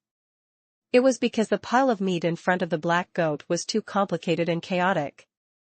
Apart from the 3 legendary demon corpses, which had a certain degree of recognition, the rest of the human corpses were chopped into dumpling fillings and served. It was for the Devil Lord to feast on. "Return my people to me," Soria said. However, the black goat only knew how to eat. As she chewed, she chuckled and said, "How can you spit out what you've eaten? You're late. Let me treat you to something else." As she spoke, she threw a human leg over. However, while the human leg was still flying in the air, Soria's figure disappeared from where she was. In the next second, an intense scream came from the depths of the palace. "Ah!" Accompanied by the huge black goat's heart-wrenching roar. Matthew was shocked to see a long crack in her stomach. He couldn't even see Soria's shadow clearly. After a few screams, Soria reappeared next to Matthew, unharmed. "Pa!" A huge stomach pouch landed in front of the two of them. "Thrust." Soria waved her right hand. The stomach was torn open. Even more disgusting blood and flesh flowed out like a mudslide. Soria's expression did not change at all. 3 gold coins popped out of her right hand. In the next second, all the excess flesh and blood disappeared. Outside the stomach, only a female corpse with half of her body corroded was left. The female corpse's originally clear and bright eyes widened, looking as if she had died with her eyes wide open. Matthew felt a lump in his throat as he watched, and he felt a little sad. This world was indeed filled with danger. Even a powerful mage like Margaret had died tragically while practicing her legendary path. And in the long process of resisting the outer plane, Margaret was not the only mage who had died tragically. "Mary, I'm here to take you home." Soria sighed softly. Matthew silently put Margaret's body away in a body bag. Soria looked at him quietly. Suddenly, she said, "She's actually very envious of you." Matthew was a little surprised. Soria continued. "Not only you, Hibbert, Vivian, there are too many young talents in the Alliance that make Mary go crazy with jealousy. Because with your talent, any casual thing you do is the ceiling that she can't reach no matter how hard she tries." Matthew didn't know what to say. In his impression, Margaret was undoubtedly an extremely powerful kryptonite warrior. But thinking about it carefully, in fact, she was also a pitiful person who was bitterly struggling because she was rejected by the legendary path. Other than her identity as a mage and Soria's influence, she was no different from Liweichi. "The first time I met Mary was in the actual combat ring of Floating City. At that time, she lacked talent and was very weak, but she was never willing to give up fighting against those who looked down on her. I didn't pay attention to her at that time. For many years after that, every time I paid attention to the actual combat ring, I could see that she was still unwilling to admit defeat despite being beaten up." Chapter 877, Chapter 877, The Limits of Mortals. Chapter 877, The Limits of Mortals. At that time, many mages mocked Mary for being the best free sparring partner. Because she will not reject anyone's challenge. She craves every battle, even if she is covered in bruises and broken bones. From then on, I had some impression of her. I also secretly listened to her conversations with others. Someone advised her that it's already good enough for a girl to be a mage. She should take good care of herself and put more effort into her figure and beauty spells. If you can't become an outstanding mage, then marrying an outstanding mage is not a bad choice. This is the true thoughts of many female academic mages. They didn't come to the Magic Academy to learn magic from the bottom of their hearts but to use this platform to get to know more outstanding male mages. But Mary is different. That's not what she thinks. She might even be more special than you think. Some girls worked hard to prove that they were better than men. But Mary was not like that. In her eyes, there was no difference between men and women. She just wanted to be stronger than everyone else. I've never seen someone so competitive. So I made her my student. I thought I could change her fate. However, it was obvious. I overestimated myself. Mary was a stubborn and competitive girl. However, she was fundamentally. She was still an ordinary person with mediocre talent. She had already reached the limit of what a mortal could do. Other than hard work. She didn't have any other talents. Actually, I already knew. Mary isn't suitable for the path of Faye Zibin, because she's a big idiot who doesn't know how to make money. Even if it was the actual combat ability that she was proud of. It was also exchanged for thousands of beatings. It was really too difficult for her to advance. The geniuses had a simple comprehension. For her, she had to endure countless pains, and she still couldn't enter the legendary path. This was the cruelty of magic. Even if I can revive her, she would only be a partial Mary. Perhaps she would become even more mediocre, perhaps she would reconcile with herself, or perhaps she would become an ordinary person. But she's definitely not the person you met. All in all, Mary was the worst investment of my life. But I don't regret it very much. There was a rare sadness in Soria's tone. Matthew was also affected by her emotions. He lowered his head slightly. Soria quickly adjusted her emotions. She warned. Use this body to summon the Patronus I left in her soul sand. Remember to move quickly. Don't stay here for too long. Once you find Mary's soul, hurry back. Then, she opened a portal to the prime material plane and cast an extremely powerful protective barrier near the portal. After finishing all of this, Matthew watched as Soria walked out of the protective barrier. At this moment, the giant black goat in the square was still eating crazily. Even though her stomach pouch had been removed by Soria. Even though her chest and abdomen were exposed. Even if she ate while eating, a large amount of flesh would fall from her esophagus to the ground. However, she still did not stop this crazy action. This scene made people panic. Soria strode over. With each step, a part of the black goat's body would suddenly shatter. 7 steps. The huge body of this legendary devil lord collapsed with a loud bang. Her body was also reduced to a pile of blood and corpses. If only I could eat a few more mouthfuls. The black goat, before its death, let out a low raving sound. However, Soria did not even look at her. She looked up. Her gaze was sharp as if it could pierce through the thick ceiling, and her voice carried an unprecedented killing intent. Morgan. Your death is here. Chapter 878 Chapter 878, Matthew's Bizarre Thoughts. Chapter 878, Matthew's Bizarre Thoughts. Soria had directly gone to Morgan, so this would definitely be a fierce battle. Matthew was also very clear. For Margaret, who had the Patronus of Soria, to die here, there must have been someone of the same level interfering. The black goat just now was the first to suffer Soria's wrath. The real mastermind behind Margaret's death was Morgan. Thinking of this, Matthew did not dare to be careless. He quickly reviewed the incantations on the scroll and then used Margaret's body as a medium to summon her soul.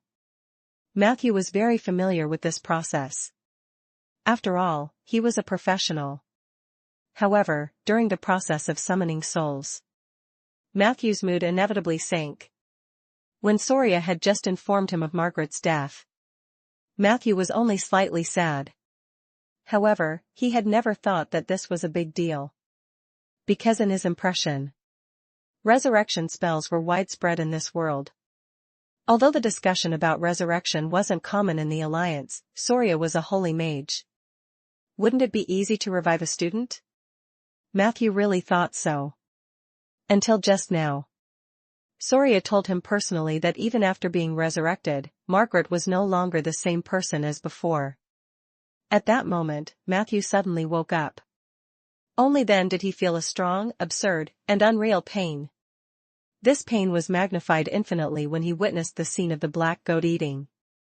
Matthew had always prided himself on his determination. But when he was summoning Margaret's soul, he was in a rare state of extreme depression. The feeling of death lingered in his heart for a long time. This feeling was not only because of Margaret's sacrifice. It was also because of the sudden death of the black goat. This demon lord called Consonia probably knew what would happen if she killed Margaret. After Soria appeared, she had been eating with extreme hunger since the beginning. She would rather satisfy her appetite before she died than resist Soria's killing intent. It was obvious that she also knew she would definitely die. But so what? The scene of the black goat crazily eating before her death only added a bit of absurdity to the final battle between Soria and Morgan. This scene seemed to have become the epitome of this world. The appearance of the world of Ander was absurd.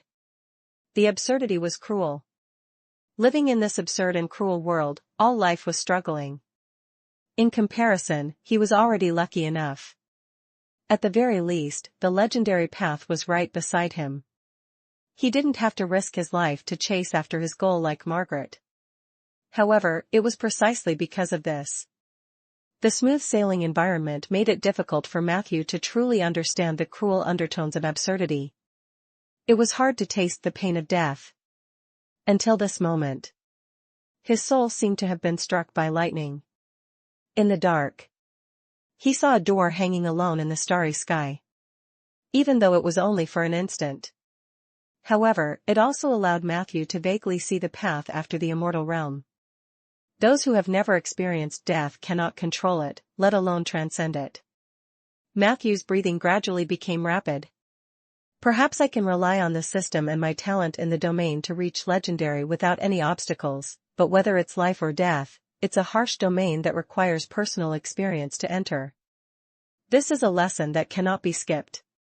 It might even be too late to experience it after becoming a legend. Perhaps this was the reason why he could always master small domains but not large domains. In his dazed thoughts, the effect of the soul summoning spell was still ongoing. A few minutes later, a flash of white light appeared in Matthew's field of vision. From afar, it looked like a rabbit. Upon closer inspection, Matthew realized that the rabbit was astonishingly large. It was almost the size of a person, and it was like a protective shield that enveloped a faint spirit body. Matthew knew. This rabbit was Soria's guardian angel. The Patronus carried the spirit body and stumbled to Matthew, then quickly disappeared. In the next second, the muddle-headed spirit body suddenly opened her eyes and regained her consciousness. Margaret looked at Matthew in surprise and joy. Matthew? Why is it you? Why are you here? I remember that I've already. At this point, Margaret suddenly stopped. She lowered her head to look at herself, and her voice became downcast. Am I already dead? Then, her tone became urgent again. Can you revive me? I still want to fight him again. Actually, I was really just a little bit away from winning. I didn't calculate that he had hidden an escape ability. As long as I kill him, I can recover at least 1/3 of my state. That way, I'll have the strength to kill the rest of the people. I've already stepped into the legendary stage, but I don't know why a force is pressing me down. Am I too greedy? But that's what I've been pursuing. I really can't accept this. I really want to fight him again.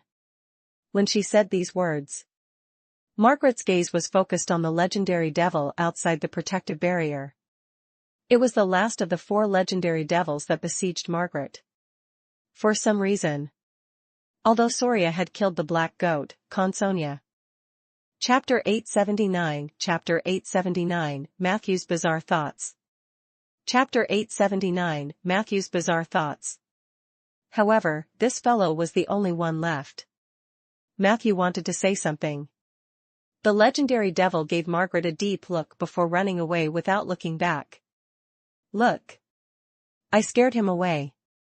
Margaret put her hands on her hips in satisfaction. I beat him into submission. Matthew forced a smile. Margaret gradually became depressed. But I'm really dead, right? Matthew said softly. We can resurrect you. Lady Soria will do it personally. You don't have to worry too much. However, Margaret shook her head. She tidied her hair in a rare, gentle manner, but as she did so, she realized that it was meaningless for a spirit body to do so. Hence, she smiled bitterly and said, Dead is dead. After I'm resurrected, I'll definitely be incomplete. As far as I know, no matter what resurrection spell it is, it will make me lose some things. I don't have much on me to begin with. If I lose more, wouldn't I be a cripple? Besides, the resurrection spell will turn me into another person to a certain extent. I don't want that to happen. Matthew hurriedly comforted her. As long as you can come back to life, there is hope. Margaret said decisively. But that's the hope of another Margaret. It has nothing to do with me, right? To be honest, I'd rather disappear from this world than have a specious Margaret appear in this world. I don't want to see her cover up the traces I left in this world bit by bit. Do you understand what I mean, Matthew? I've already done my best. I've also died on the battlefield as I wished. I've seen the scenery above legend. All of this is enough for me. So, send me to the netherworld. Matthew fell silent. He suddenly asked. Why would the resurrection spell lose a part of itself? Margaret thought for a moment. Alright, let me give you another lesson before I go to the underworld. The essence of resurrection spells is to repair or remodel, but there are no exquisite molds in this world, so repair and remodel in any sense can't reach 100% restoration, especially in the field of soul and life. The soul is the extremely sublimated self, and the body is the shell, but it is also the most important vessel. The reason why you can't achieve a perfect resurrection is that you can't find a container that is 100% identical to my body when I died. You should know that neither wish nor clone can do this. It's already good enough if the container replicated by these spells has a similarity of 80% to 95%. And these aberrations will cause the vessel itself to distort, restrain, and sharpen the souls that descend. The process of the soul and the new vessel combining is the process of losing oneself. If my soul could be as strong as the gods, then I might not lose myself. This is also why most gods are not afraid of being contorted by the vessel when they descend. Their souls have already been sublimated to another level. But even so, there were some examples of failures in the history of God's descent. Even the gods would fail. With the strength of my soul, I would definitely be tortured by the new body until my mind was scattered. Actually, there's another way to resurrect myself. That is to preserve the spirituality of my corpse when I die and then forcefully revive my body. Unfortunately, you saw my corpse. Not only has she changed beyond recognition, but there's also no trace of spirituality left in her body. You're a necromancer, so you should know very well that you can't even turn a corpse like this into an undead. She no longer has the possibility. Margaret continued to narrate as she usually did in Matthew's class. What was different from usual was. This time, she explained in detail. She pointed out many things that were easily overlooked. The content of the lecture went from the lowest level cloning spell to the more mature cloning spell in the Alliance, as well as the higher-end creation spell. Unfortunately, no matter which one it was, she could not retain 100% of her will and soul. Therefore, she had no choice. Her attitude was also quite firm. If she couldn't return as herself, in that case, she might as well leave. Margaret's determination immediately gave Matthew a headache. It wasn't just because Soria had given the order. He was also unwilling to see Margaret head to the underworld. It wasn't that Matthew couldn't consider becoming her father. It was a pity. The tumor in his stomach was a container full of variables. The reason why Soria made a request to Matthew was out of concern for her student. Perhaps she wanted to see how much Margaret, who possessed a super talent, could grow. However, this could not change the flaws of the resurrection spell. Margaret, Matthew's daughter, couldn't possibly be this Margaret. This was also against her own will. Matthew was filled with emotions.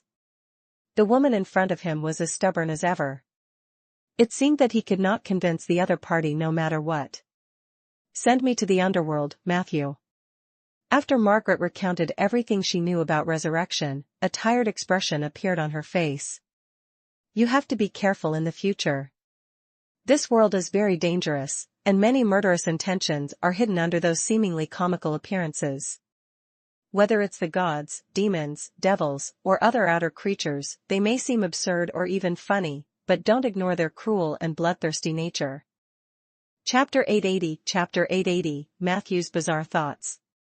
Chapter 880, Matthew's Bizarre Thoughts. In the future, you will experience many battles. Before each battle, you must tell yourself not to underestimate your enemy. After saying this, she closed her eyes as if she had said her last words. But Matthew was still unwilling to give up. He looked straight at Margaret and suddenly shouted, "Then what about the millions of gold coins you owe Madame Soria?" Margaret's spirit body suddenly trembled. She opened her eyes and smiled bitterly. "I am afraid I won't be able to return it in this lifetime," Matthew said aggressively. "Do you think that is enough? Is this your attitude? Don't you realize that if you die, you will become Madame Soria's most unsuccessful investment? You know capital's path better than me, right? How much impact would the failure of the investment have on Miss Soria's capital path? Can you go with such a clear conscience? Even if it had become a spirit body." Margaret's face turned pale. Do I still have to pay my debts when I'm dead?" Matthew scolded fiercely. "If you don't have to pay your debts after you die, then why are there undeads in this world? You've enjoyed Miss Soria's investment and obtained opportunities and platforms that others don't have. Can a light death erase that? For your sake, Miss Soria has already started a duel with Morgan, one of the lords of the Nine Hells. If this can't change your mind, then it can only be said that she has misjudged you. She deserves the failure of her investment." Margaret, who had always been strong, looked like she was about to cry after Matthew's scolding. She stuttered and said in a daze, Then I, let's not go to the underworld for now. I have to apologize to teacher first." Matthew took the opportunity to open the blue bottle. "Come in." Margaret hesitated. In the end, she sighed and flew in obediently. Matthew hurriedly used a cork to plug the bottle. After doing all this, he heaved a sigh of relief. He could feel it. The liquid in the bottle was nourishing Margaret's soul and repairing her injuries to the greatest extent. In the next second, Margaret's faint voice came from the bottle.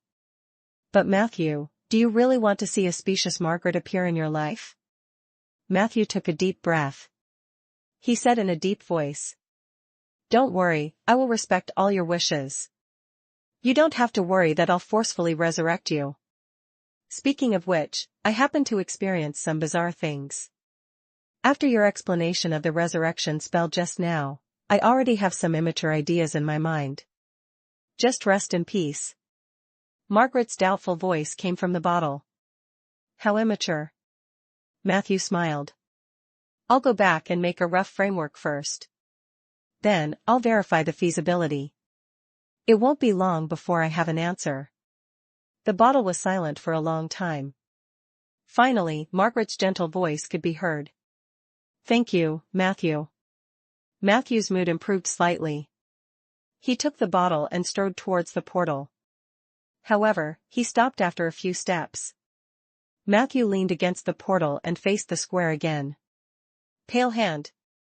Astrid's claw. Matthew attacked from both sides. On the data panel. Hint, you have captured the corpse of an imp *1.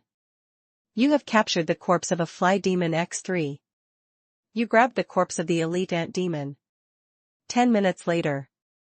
Matthew, who had collected a large number of demon corpses, left Seamless Island satisfied. After returning to the prime material plane, Matthew first went to Isabel's laboratory. A large number of knowledge points came in handy at this moment. He exchanged almost all the research and theoretical knowledge related to resurrection spells in one go. It even included some forbidden information.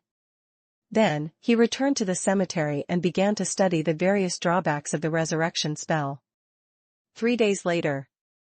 Matthew rubbed his dark circles and yawned. After 3 days of sleepless nights, he had a basic understanding of the technical difficulties of achieving the perfect resurrection spell. Just as Margaret said, the most common and cheapest resurrection spell in the Alliance was the clone spell. Through a clone that had been created beforehand, one could reserve a relatively suitable container for one's resurrection. However, the quality of the clones was mostly poor. Not only would the person resurrected through this method have a huge change in personality, but their strength would also plummet, and their lifespan would also become shorter. Therefore, only a few intermediate mages would consider such a life-saving method. Moreover, after reviving, he was basically in a semi-retired state. Surrogate pregnancy was actually a little similar to Matthew's current situation. It was to create an embryo through a spell, infuse it with a soul, and then transplant it into a woman's womb to be a surrogate. This method of resurrection took a long time. Moreover, if an adult soul was in the state of an infant for a long time, its soul essence would suffer a certain degree of wear and tear, and it was also possible to lose a small part of itself. The advantage of this method was that he would have greater potential after reincarnation. As for the higher-level creation, it was the content of the divine domain. Priests and evil art masters were indeed better at this.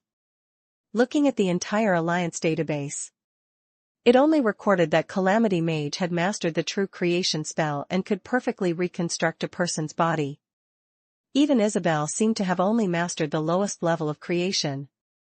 Chapter 881, Matthew's Bizarre Thoughts. Chapter 881, Matthew's Bizarre Thoughts. Matthew guessed. This might have something to do with domain authority. Although mages were powerful, they usually only dabbled in their own domains and never asked about other domain authorities. But the gods were different. They usually fought to the death for domain authority. Perhaps this was the fundamental reason why they had the ability to surpass mages in terms of creation. I won't consider creation for the time being. It must be a very high-level authority. I can't try to obtain it. Surrogacy is actually a very good idea. The reason why this method loses one's self is that the physical body created by the reproduction of foreign bodies cannot match the soul perfectly. On the other hand, the long period of infancy will also wear down the quality of the mature soul. The latter is fine. If the quality of the mage's soul is high enough to withstand loneliness, theoretically, the impact can be controlled to the lowest. The most important thing is the difficulty of interspecies reproduction. In comparison, cloning is a proper self-reproduction, so there's no problem in terms of compatibility. It's just that there are widespread defects in quality. So, can we combine the two methods? Matthew's eyes flashed with interest. At first, he only wanted to save Margaret's life. Now, he realized that his research on resurrection spells was gradually delving into the intersection of life and death. This happened to be his legendary path. Matthew pondered for half an hour. The wonderful ideas in his mind began to gradually perfect. Then, he pulled out a blank piece of paper and started writing quickly. Margaret's reincarnation plan. The first step is to enter the Earth domain and obtain the authority of life. I will extract the evil Empress's embryo from my body. At this moment, I will temporarily obtain a relatively pure embryo. The second step was to share the ability of the breeding machine from the evil Empress with Margaret's corpse through the field of reproduction and breeding.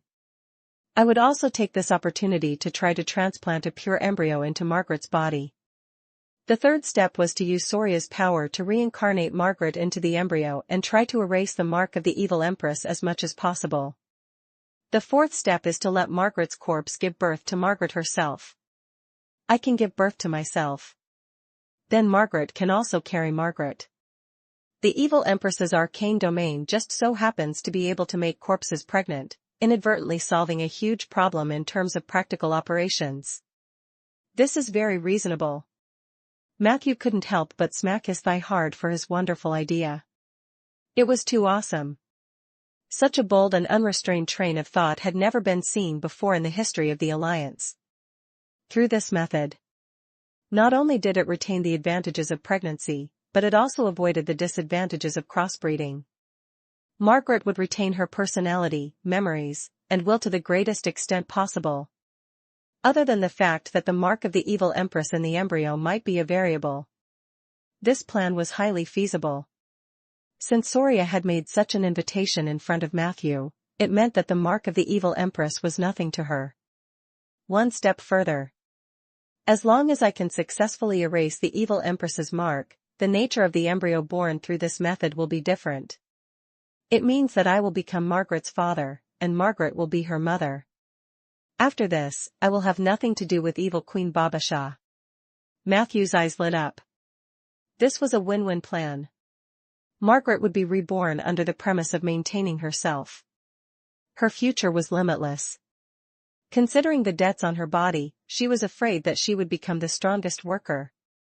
Soria had salvaged a failed investment and regained a student she liked. Naturally, she would be in a better mood. And Matthew himself would most likely directly comprehend the domains of life and death in this ritual. He even had a premonition that he would be able to gain some authority. At the same time, he had gotten rid of Babasha's tumor and avoided physical damage. The only loss might be the rare value of the tumor. However, this was not worth mentioning compared to the fee Soria had promised and the favorable impression he would gain from the master and disciple. But there seems to be some problems in terms of practical operations. After the joy, Matthew calmed down and thought about the details. In the entire plan, the last 3 steps were almost certain to be completed. Only the first step was an obstacle.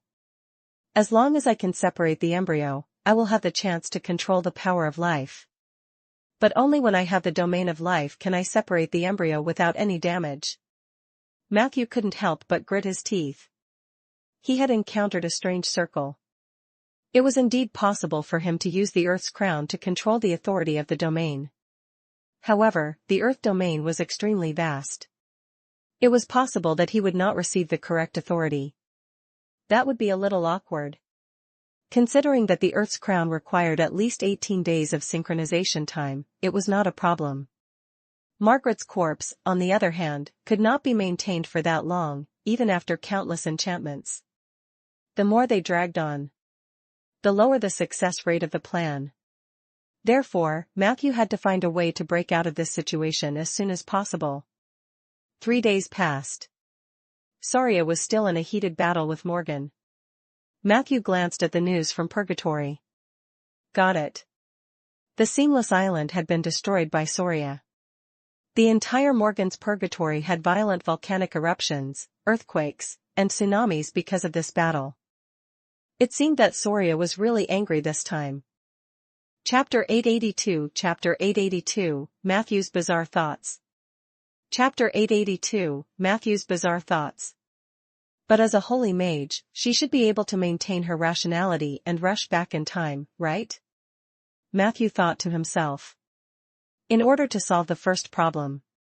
In the end, he decided to visit Eternal Island personally. In the field of reproduction, Dudley and Hussman were professionals. Yellow Jade Dragon was also an expert in watching the show.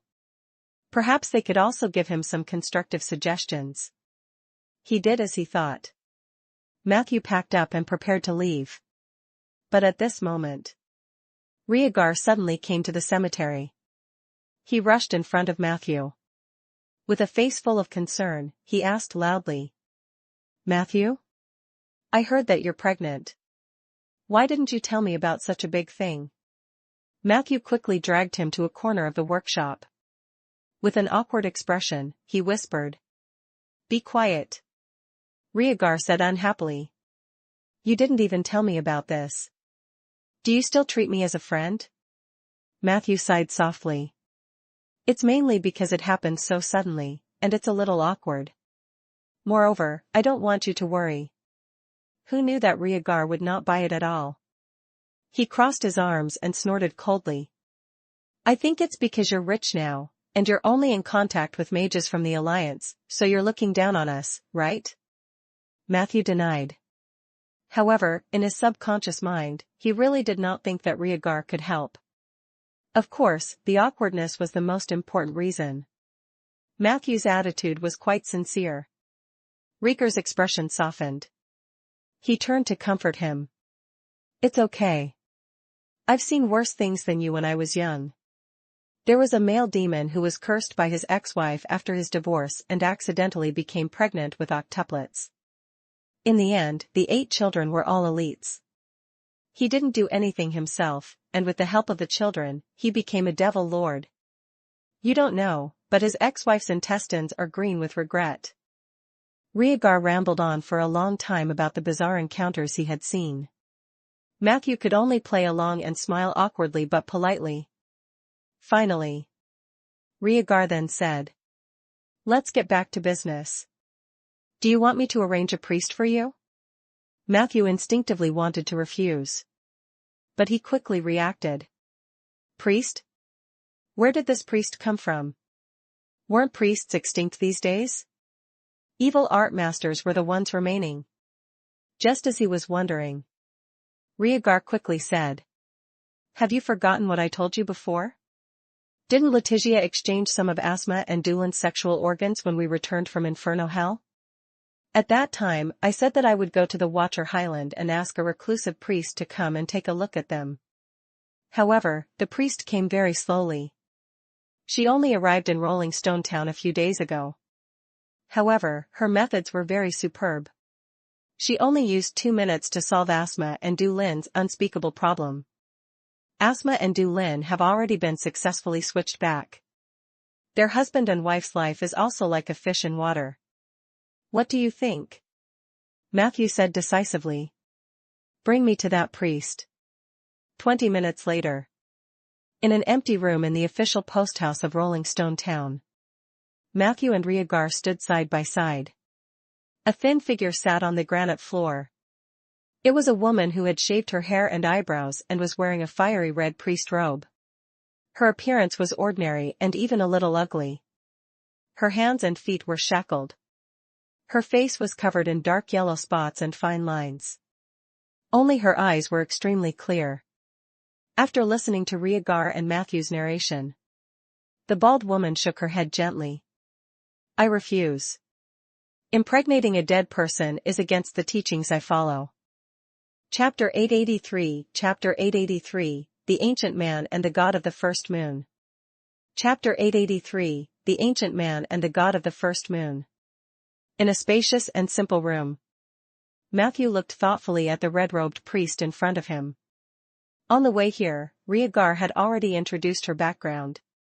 What he did not expect was that this hermit from the Watcher Highlands had an extremely shocking background and even triggered some of Matthew's memories. According to Rhaegar, Camilla's true identity was the Ancient Man. Yes, she was not a creature of this era, but from the ancient Dark Age, or even an even more ancient era.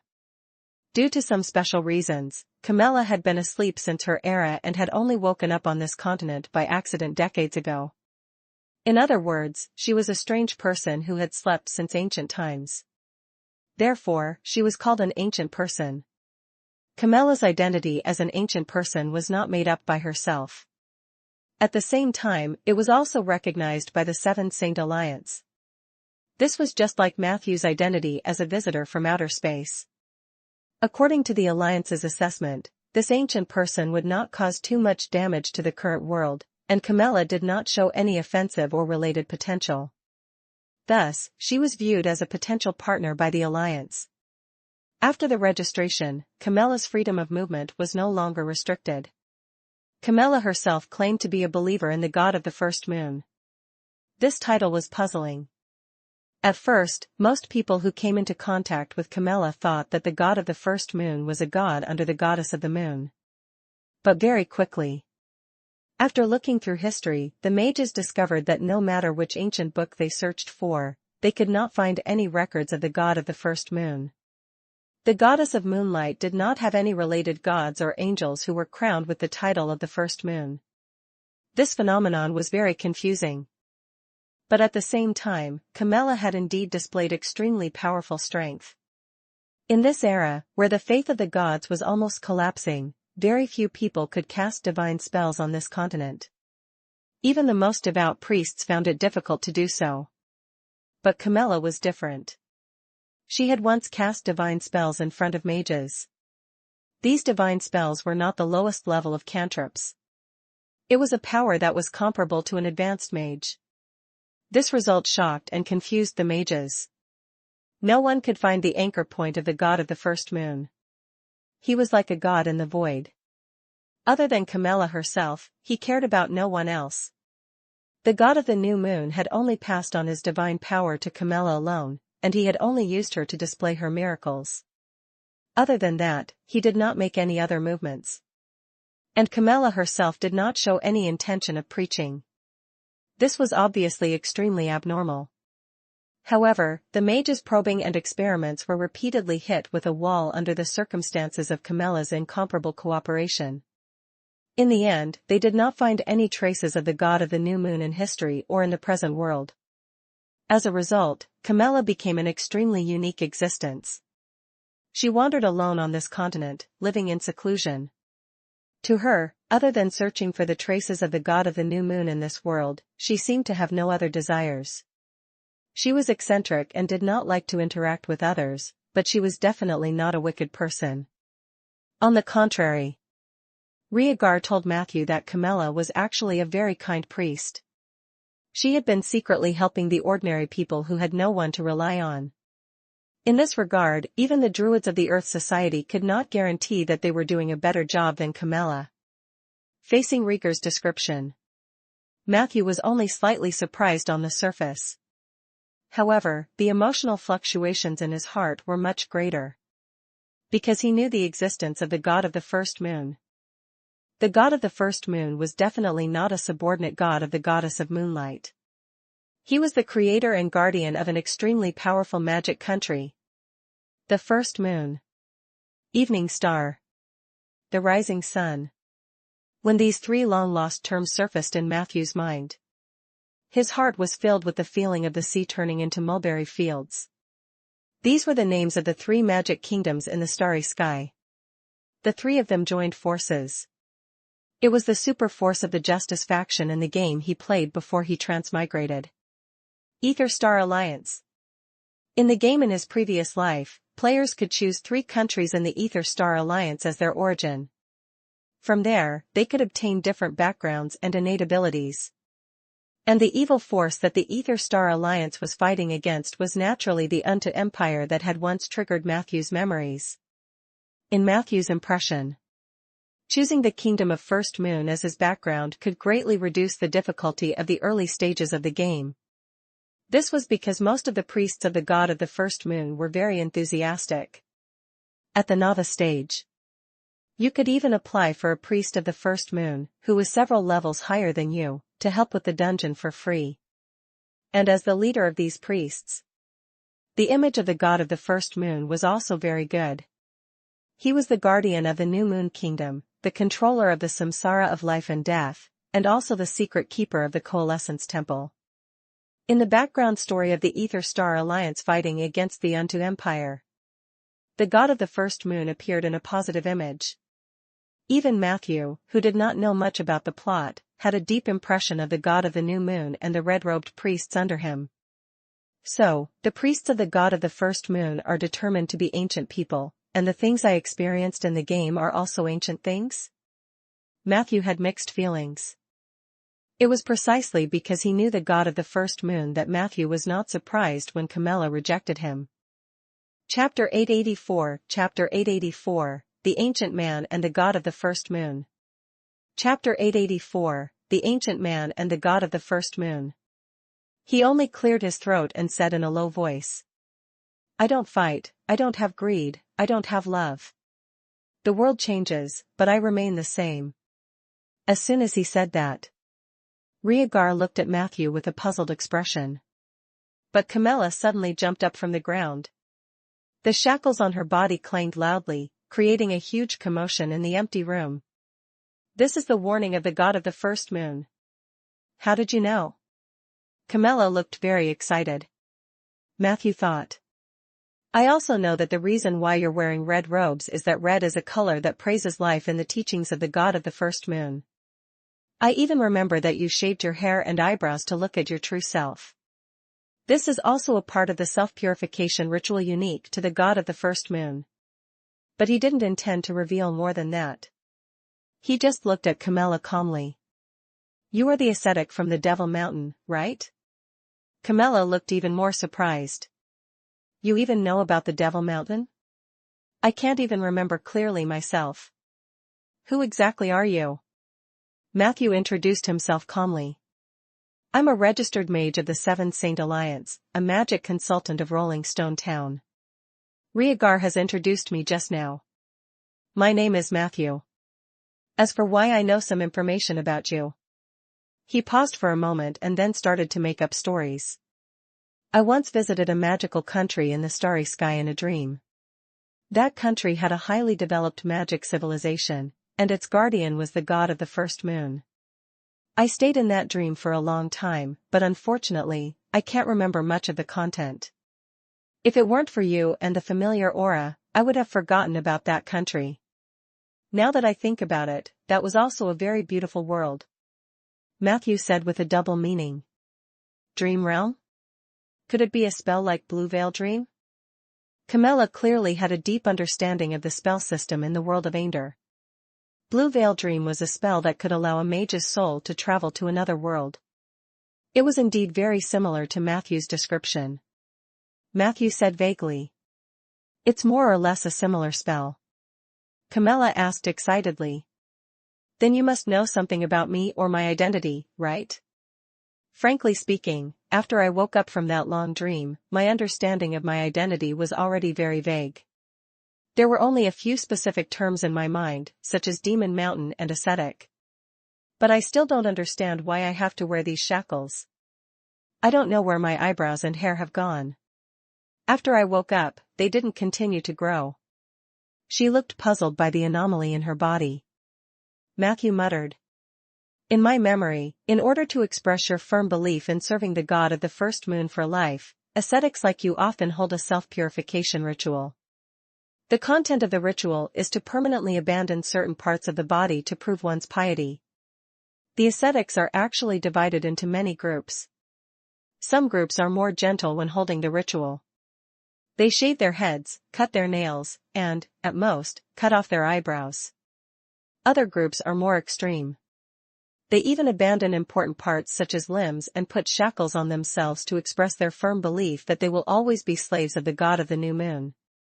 Hearing this, Rhaegar couldn't help but frown and interrupt. Now that you mention it, the god of the new moon is quite overboard. Fortunately, Camilla didn't lose any arms or legs, which means that the group she's in isn't particularly extreme. Matthew didn't say anything. He just looked at Camilla quietly. The latter was also silent for a long time. But very quickly, a fanatical expression appeared on her face as she forcefully pulled down her robe. Walala. The priest's robe fell to the ground. Camilla's skinny body was completely exposed to the air. Matthew's eyelids twitched. Rhaegar revealed a shocked expression. Camilla's chest was extremely flat, and there were two extremely obvious gouges. It was as if someone had used a sharp weapon to cut off her pair of breasts. I remember now. I did it myself. Camilla's voice was filled with joy. Among the 138 ascetics present, I am the only one allowed by the true God to do this. Even if others wanted to imitate me, they would not be allowed to do so because I am the one with God's favor. I am an ascetic from the First Moon Kingdom, Demon Mountain Divine Palace. I'm the blessed of the god of the first moon, the representative of the true God in the starry sky on land. Thank you, stranger. I found a lot of information about my identity. Matthew smiled subtly. He was actually quite curious about Camilla's current situation and background. The Undead Empire had been destroyed for thousands of years. Was the Ether Star Alliance still present? Camilla had awakened from this continent, and the time she had fallen asleep was when the god of the first moon was still active. Did this mean that the Ander continent and the Ether Star Kingdom were not completely separate spaces? Was his transmigration related somehow? At that moment, Matthew thought a lot. When he came back to his senses, he found that Camilla's gaze on him had become very gentle.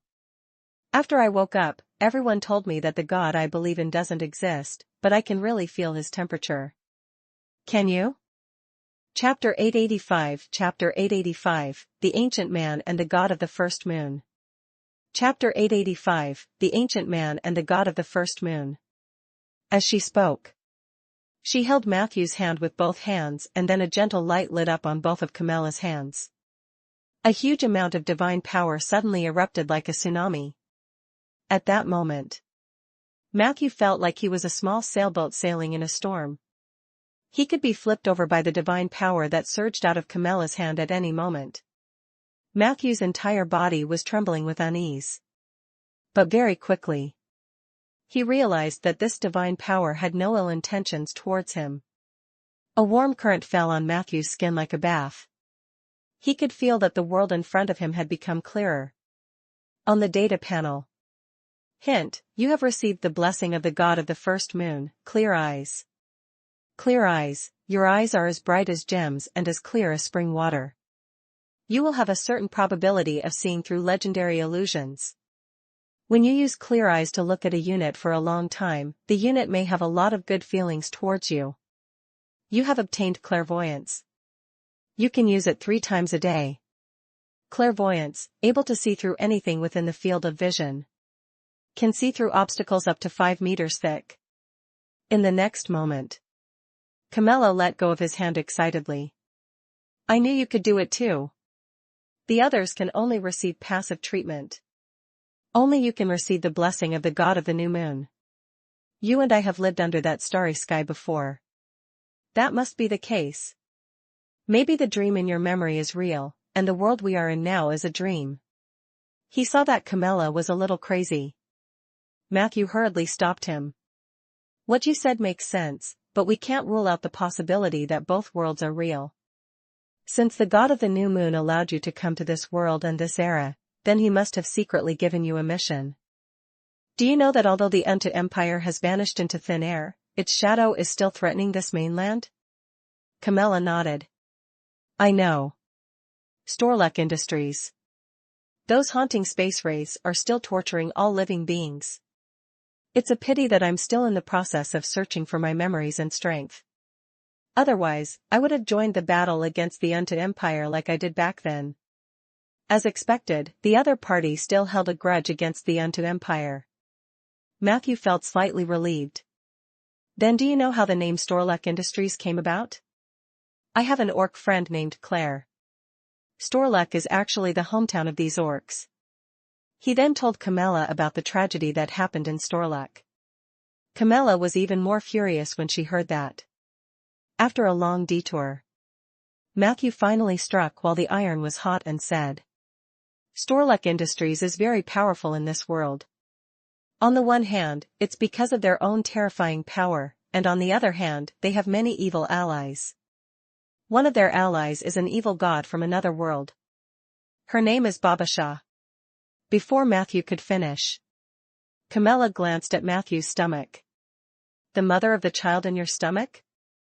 Matthew corrected her seriously. To be precise, I was contaminated by her. This embryo is a huge hidden danger to me. I have to extract it and completely erase the mark of the evil empress. If you can cure the mutation in Asma and Dulin's bodies, you will definitely be able to help me. Camilla nodded confidently. I can help you take out the embryo, and it won't hurt anyone. However, in the blink of an eye, she revealed a troubled expression. But I can't send this embryo to a dead person. Since you know the teachings of the God of the New Moon, you should understand that it's taboo for us to make the dead pregnant. It's a very serious blasphemy. Matthew thought to himself that the fanatics were really difficult to deal with. He tried to guide her patiently. But since the embryo has been separated, there has to be a place to go. You should be able to feel that this embryo is like a huge tumor. During the delivery process, it will definitely absorb a lot of nutrients and elements from the mother. Ordinary people can't withstand it. We can't throw it on an animal, can we? Camilla also looked troubled. What you said makes sense. Seeing that the roundabout approach was effective, Matthew wanted to take another step forward. Who knew that at this moment? Camilla suddenly puffed out her chest. Why don't you let me carry it? I'll nurture this embryo. I'll bear all the nutrients she needs. What? Matthew was a little stunned. But soon, he secretly groaned. If Camilla were in charge of reproduction, it would not only change the nature of reproduction, but Margaret's soul would also be damaged. He could only compromise. How about this? You're only responsible for helping me extract the embryo. I'll handle the rest myself, okay? Camilla looked at Matthew with a strange expression. This is self-deceiving. The goddess of the first moon will blame me. Matthew sighed deeply. Got it. It didn't make sense. He was at his wits' end. Fanatics are all people who can't think straight. I should have given up on trying a long time ago. Matthew smiled bitterly in his heart. But at this moment, Camilla suddenly changed the topic. But if you can help me with one thing, I'm willing to help you extract the embryo. Of course, that's all I will do. Matthew looked at Camilla in surprise. Shouldn't the priests of the god of the new moon be warm-hearted and helpful? Chapter 886, The Ancient Man and the God of the First Moon. Chapter 886, The Ancient Man and the God of the First Moon. This woman actually had such thoughts?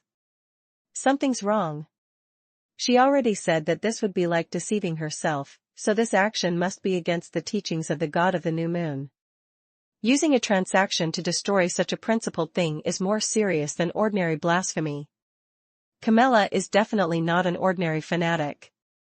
Matthew became even more interested in Camilla's identity. He even suspected that Camilla was a clone of the god of the first moon. But no matter what, it was the best thing for him that the other party could change her attitude. What do you need me to do for you? Matthew asked. Camilla raised her eyes. My power is lost in the forgotten history. In order to retrieve it, I need to go deep into the earth and find the ancient aura and memories. Only in this way can I completely recover myself. Matthew looked deeply at Camilla. Rhaegar asked in confusion. What is she talking about? What are the ancient auras and memories?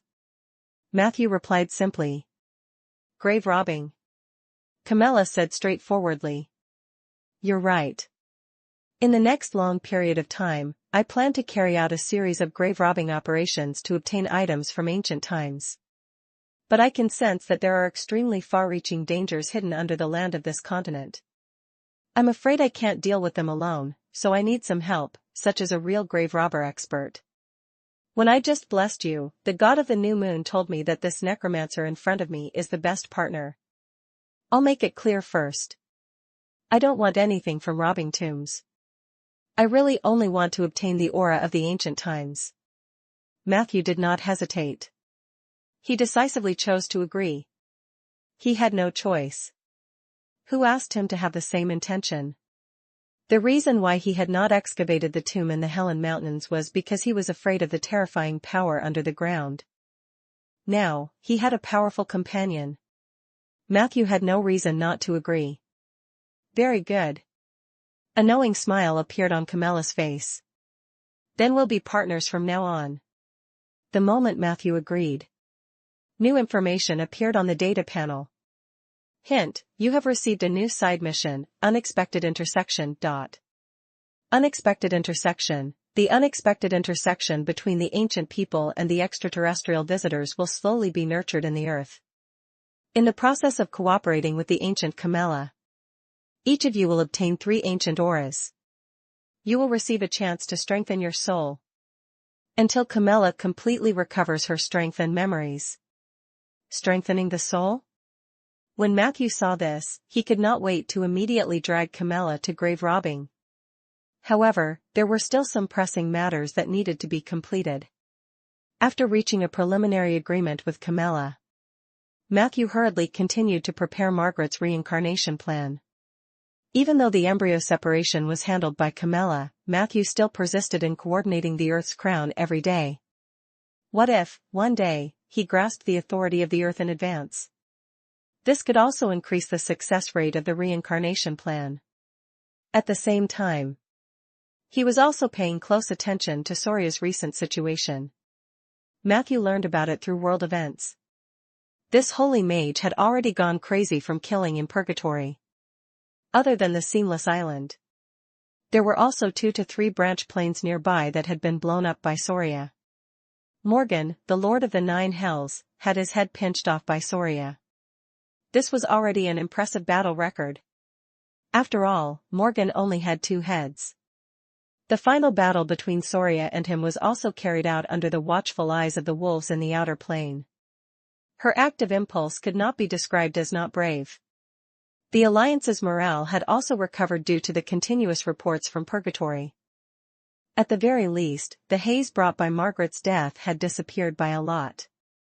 Matthew estimated. It was almost time for Soria to return. He actually understood the meaning behind the battle between Soria and Morgan. This was not just revenge. At the same time, it was also to restore the Alliance's morale and luck. Margaret's purgatory journey was a challenge to herself and her pursuit of her limits, but it also represented an operation by the Alliance. Margaret advanced triumphantly in purgatory. The Alliance naturally benefited from this.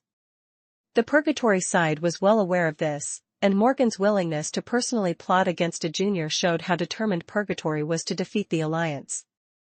Under such circumstances, someone from the Alliance had to respond. As Margaret's mentor, Soria was the best candidate.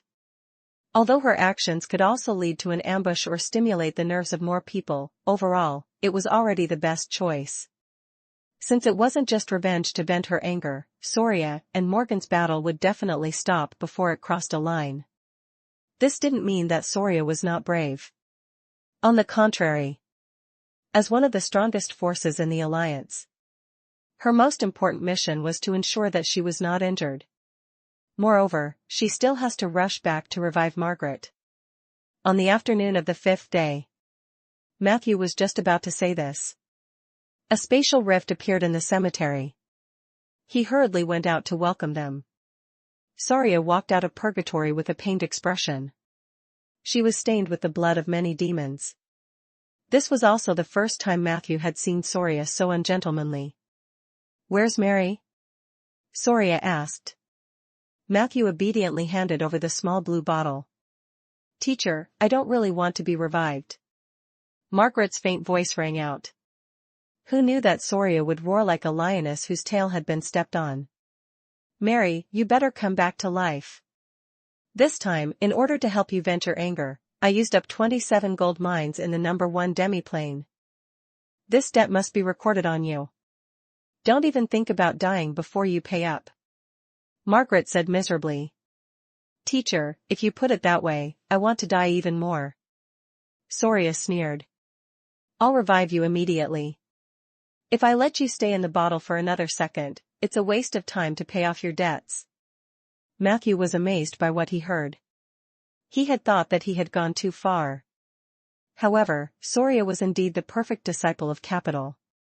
In this aspect, he still had a lot to learn.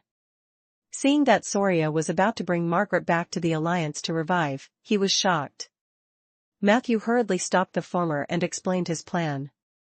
This way, Margaret's soul will be preserved to the greatest extent. She will also have outstanding talent and can work better for you. What do you think? Matthew asked respectfully. Soria pondered for a while, and her eyes lit up. The plan you mentioned, other than being a little abnormal, seems to really be feasible. As expected of the necromancer that Isabel has taken a fancy to. You always have some practical and creative ideas. Matthew smiled modestly. Soria said. I can erase the mark of the evil empress on the embryo, but during this process, Baba Shah will definitely resist with all her might. This is because once your ritual succeeds, you might seize a part of her authority and domain. She might start a territory battle because of this. If that's the case, it's very difficult for someone like me who hasn't stepped into the relevant field to intervene. You have to be prepared. Matthew nodded slightly.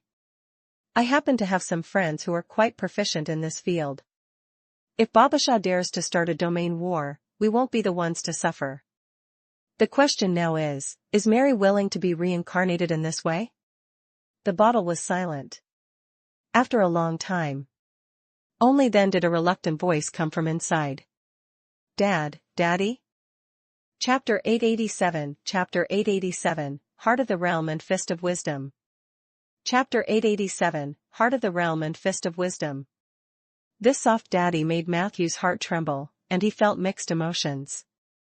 Soria, who was beside him, said with a smile. Very good. Entering role-playing early will help increase the success rate of reincarnation. Why don't you call him that a few more times? Although she said it in a serious manner, the playful smile in the corner of her eyes clearly revealed Soria's bad taste. Margaret immediately fell silent. However, her words just now were enough to show her attitude. If she could survive, who would be willing to die? Since a chance to preserve her soul had appeared in front of her, Margaret naturally had no reason to reject it. This result was within Matthew's expectations. He knew Margaret well. The latter's stubbornness and persistence were only in terms of principles.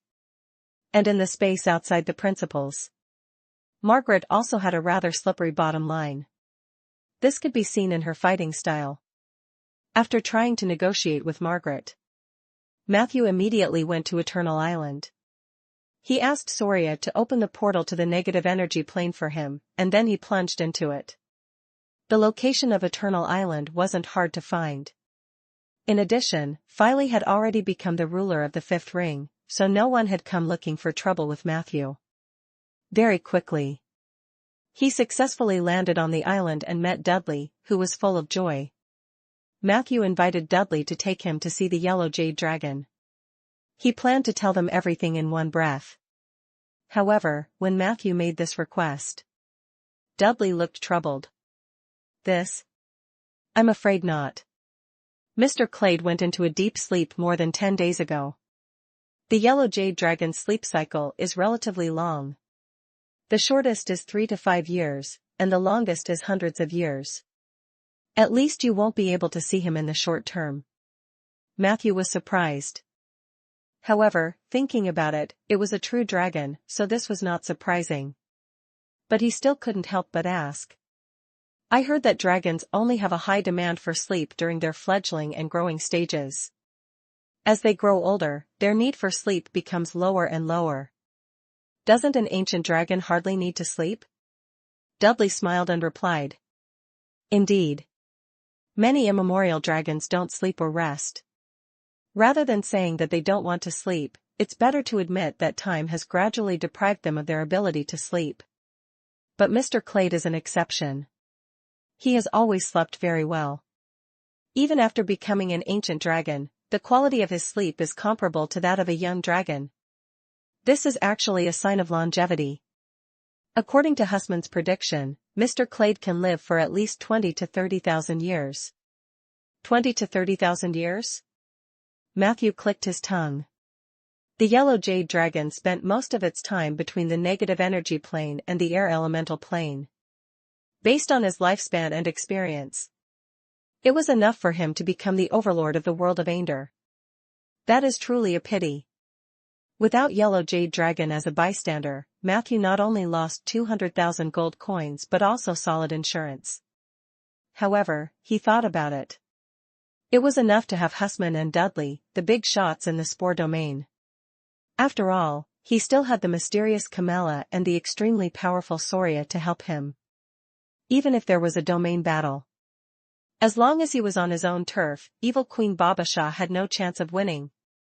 Considering that Dudley and Hasman were originally two entities, Matthew decided to discuss everything with Dudley directly.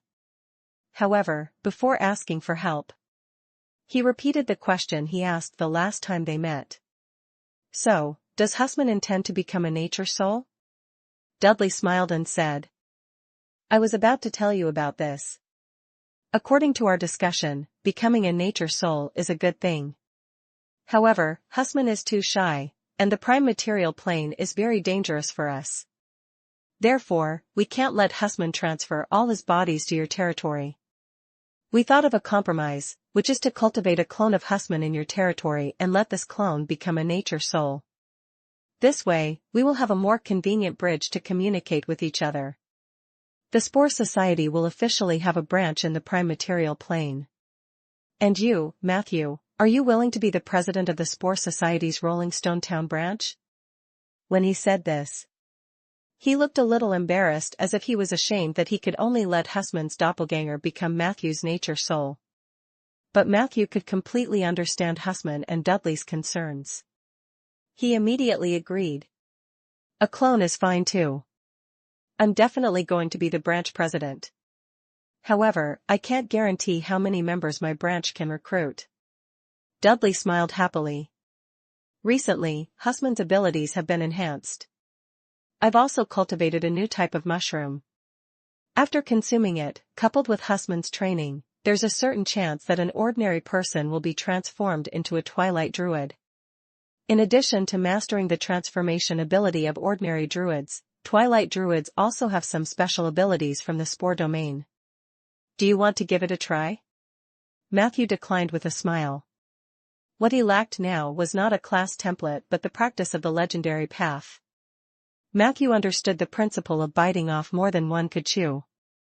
It was already good enough for him to understand the ways of necromancers and take care of the abilities of druids and messengers of equilibrium. Chapter 888 Chapter 888, Heart of the Territory and Fist of Wisdom. Chapter 888, Heart of the Territory and Fist of Wisdom. There was no need to forcefully change classes and create unnecessary problems. The two of them chatted about the details of building the Spore Society's Rolling Stone Town branch. Finally, Matthew then explained his purpose for coming. I want you and Husman to help me implant an embryo into a corpse. Dudley suddenly looked troubled. I'm sorry, Matthew. It's not that I don't want to help you. It's to make the dead pregnant. This goes against the teachings I follow. Although everyone thinks that the sun god has fallen, I can feel that he still has consciousness in the world. As the last believer of the sun god in this world, I can't do anything that violates his doctrine. Matthew shrugged. He had expected this scene, so he summoned Peggy and his messenger, Sanger. When the Tauren skeleton and the Tauren spirit appeared in front of Dudley at the same time, this former sun elf couldn't help but shed tears. Lady Peggy? How is that possible? Are there still Tauren survivors in this world? Peggy hugged Dudley silently. The latter was crying even harder. However, Peggy's soul fire revealed an awkward expression. She frantically expressed her dissatisfaction to Matthew. It was obvious. Although Peggy had grasped part of the memories and abilities of her previous life, her self-identification was indeed similar to that of the battle angel. Matthew could only put his hands together and ask her to help him deal with Dudley. At the same time, he gave Sanger a look. The Minotaur spirit was very good at causing trouble. He pulled Dudley inside, recalling the glory of the Tauren and Sun Elves when the Sun God was still alive. The former Sun Elven prince burst into tears when he heard this. Paige, on the other hand, was expressionless and was in charge of acting cool. This scene lasted for a long time. Matthew couldn't help but go to the side to study the details of the reincarnation ritual. 2 hours later, Dudley, who was in tears, was finally convinced by the Tauren spirit. He agreed to help Matthew complete this heinous act. After all, in the eyes of the sun god's believers, Peggy was basically the spokesperson of the god. She nodded. Then how could what he did be considered a violation of the doctrine? I roughly understand what I need to do. Since it's Lady Peggy's invitation, I'll definitely do my best. Although Dudley and I only dabbled in the domain of reproduction through the spore domain, and my division method is different from the normal breeding method, most of the principles in the world are similar, and the domain should be the same. Dudley promised solemnly. Forget about making a dead person pregnant, even if you make a dead person perk up. Matthew quickly interrupted his sensitive words. There's no time to lose. I'm going back to the prime material plane now. When will you and Husman's clone come? He asked. Dudley wiped his tears. You go first. We'll be there in a while. Oh right, there's one more thing. Regarding the Spore Society's branch in Rolling Stone Town, I think we're still a little hasty. Matthew looked at Dudley in confusion. Dudley said seriously. Since Lady Peggy is here, then the Rolling Stone Town branch should be the headquarters. From now on, Matthew, you will be the president. This place will become the Spore Society's Eternal Island branch. As long as you give the order, you can make as many corpses pregnant as you want. The more Matthew listened, the more he felt that something was wrong. Why did he look like a pervert? He hurriedly explained. I don't want to make corpses pregnant often. This is the only time. Don't do it again. Dudley comforted him. It's okay, Matthew. You're a necromancer, so I'm already mentally prepared. I won't discriminate against you because of this, but it might be difficult for me to join this kind of activity. However, you don't have to lie to yourself. There are many things that only happen 0 or countless times. Matthew was speechless. He didn't know how to explain it to Dudley, so he could only bid farewell and return to the prime material plane. At the entrance of the cemetery, under Matthew's orders, a large number of zombies began to move. They quickly tore down the outer wall of the original mushroom house. Later, it was expanded. The final goal was to turn the entire circular entrance and the stairs leading to the cemetery into a brand new mushroom garden. This was the shelter Matthew had prepared for Husman's clone. After all, Husman was a rotten sack lord. The rotten sack needed negative energy to survive, so its roots had to be deeply rooted in the cemetery. At the same time, Husman was about to become the soul of nature in the oak forest. What would it be like for nature's soul to wander around the cemetery every day? Therefore, the mushroom garden was the most suitable buffer zone for Husman's territory. This area was also the balanced area that Matthew had previously drawn up for the 2 ritual arenas. The conflict on the ritual ground was resolved through this area. However, because the materials used to write the territory contract were not tough enough, the 2 ritual arenas did not reach a complete balance. But now, with Husman's arrival, he had the chance to completely change this situation. Matthew was full of anticipation as he prepared. Fortunately, Dudley did not make him wait for long. The moment the new circular mushroom garden was completed, the rotten sack lord's power permeated the land through Matthew's spore domain. A portal lit up. A section of white root was carefully inserted into the door. Chapter 889, Chapter 889, Heart of the Territory and Fist of Wisdom. Chapter 889, Heart of the Territory and Fist of Wisdom.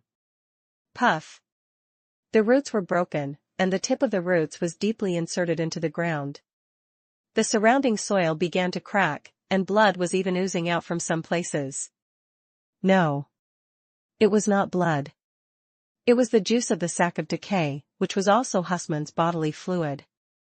Matthew could feel it. Under the effect of this magical liquid, this land gradually accepted Husman's entry. Very quickly, the white root became a part of the cemetery and the oak forest. Just as I thought, Husman is a natural bridge to the ritual field. Matthew was a little excited. He could feel that the repulsive force between the life sanctuary and the cemetery had become much weaker. The domain of equilibrium between them became stronger and stronger. And this was under the circumstance that Matthew had not written a territory contract. If he succeeded in writing it. There's no hurry.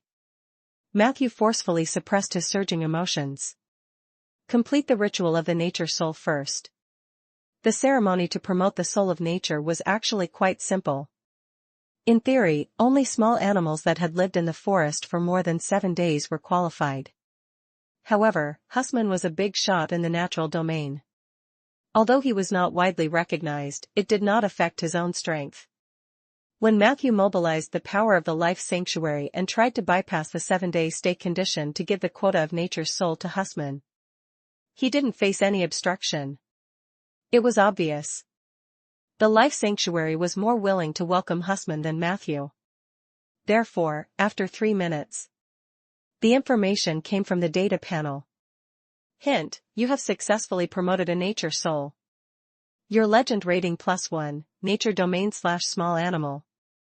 You have thus earned the title of Nature's Magister. Nature's Magister, when small animals that wish to become nature's soul meet you, they will be more attentive to you and will be willing to resolve almost any trouble for you. But remember, everything has a price. When a small animal offered all its body and spirit to you in order to become a nature soul, you would be able to see the changes in the world. You'd better really respond to his reasonable request. Otherwise, your title and legend level might be distorted. Hint, a special nature soul, Spore Spirit Hasman, Twin Spirit Dudley, has been born in your ritual ground, Life Sanctuary. The border between the Life Sanctuary and the cemetery would become a brand new ritual field, the Mushroom Kingdom. Mushroom Kingdom, this is the territory of spores, the territory of the resolvers. Trillions of microorganisms will be born here. This will become the most unique area of your territory. Without a doubt. This place was very suitable for planting mushrooms and other fungi in large quantities. The ceremony went smoothly. With the Mushroom Kingdom as the anchor point, Husman successfully became the soul of nature in the prime material plane. This was a milestone for him in obtaining the recognition of the plane will. As for Matthew, this step allowed his art of equalization to succeed. With Husman's power and influence, he could use the power of the two of them to fight. Matthew took the opportunity to write the territory contract. He had already written the contents of the Pact of Domain before. It was to use the theoretical framework compiled based on the three elements of immortality, nature, and equilibrium as a guide to further coordinate and communicate in the three subdomains of immortality, oak, and spores. There was no problem with the content. The difficulty lay in the materials. He then took out a large stack of scalps from the Rand clan. Speaking of which, Margaret had hunted these abominations from purgatory. Now, Matthew would use them to write the territory contract. As long as he successfully wrote it, Matthew's legendary path would take a huge step forward. This would also be of great help to Margaret's reincarnation plan. Immediately, Matthew held the quill steadily. He began to write slowly. In the beginning, he was still a little sluggish. However, after seeing that there was no abnormal reaction, his writing became smoother and smoother. The scalps of the Rand clan demons were indeed tough. Matthew had only scrapped 2 pieces and completed the writing of the territory contract. The moment the last stroke landed, the scalps of all the devils that were filled with words burned automatically, turning into a golden light that filled the sky and flew to all parts of the cemetery and oak forest. Immediately after, a huge explosion came from an unknown place. On the world tree, a dark moon slowly rose. Deep in the cemetery, the golden tree was shining brightly. Although the phenomenon this time only lasted for less than half a second, the hearty feeling from the bottom of Matthew's heart made him realize that his preliminary framework of life and death had been a great success. On the data panel. Hint, you have successfully completed the writing of the territory contract. In a very small area, your interpretation of Undead, Oak, Spore has been approved. Your 3 ritual arenas, the Deathfear Graveyard, the Sanctuary of Life, and the Mushroom Kingdom, have been strengthened to varying degrees. You have successfully practiced your legendary path. Your practice points +3. Your legendary path has broken through the embryonic stage and officially entered the starting stage. Remark, there are at least 2 more stages before becoming a legend. My understanding of domains is indeed not a problem. In this world, whoever has the bigger fist can distort the cognition of others. In my domain, as long as I have materials that can withstand the domain contract, I can redefine everything in my theoretical framework. Chapter 890, Heart of the Territory and Fist of Wisdom. Chapter 890, Heart of the Territory and Fist of Wisdom. At this moment, the long-standing anxiety finally dissipated. Matthew was extremely satisfied. The path of legend was no longer a sprout but a journey. This meant that he had already entered the fast lane to becoming a legend. Everyone knew. The legendary path was divided into 5 stages: sprouting, departure, wind and frost, nectar, flowers, and fruits. Among them, as long as one successfully passed the wind and frost stage, one would have the qualifications to advance to legend.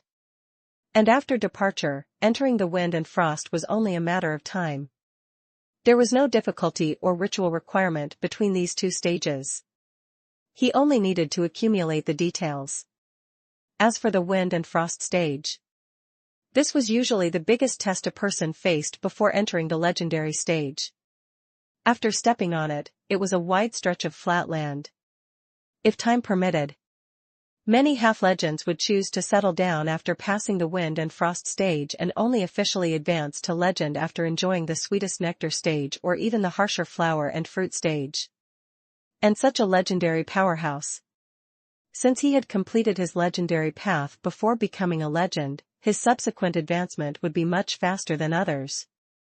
Without a doubt, Matthew's goal for himself was to push the legendary path to the flower and fruit stage before entering the legendary realm. This, like everything else he was doing, could greatly increase the upper limit of the legendary realm.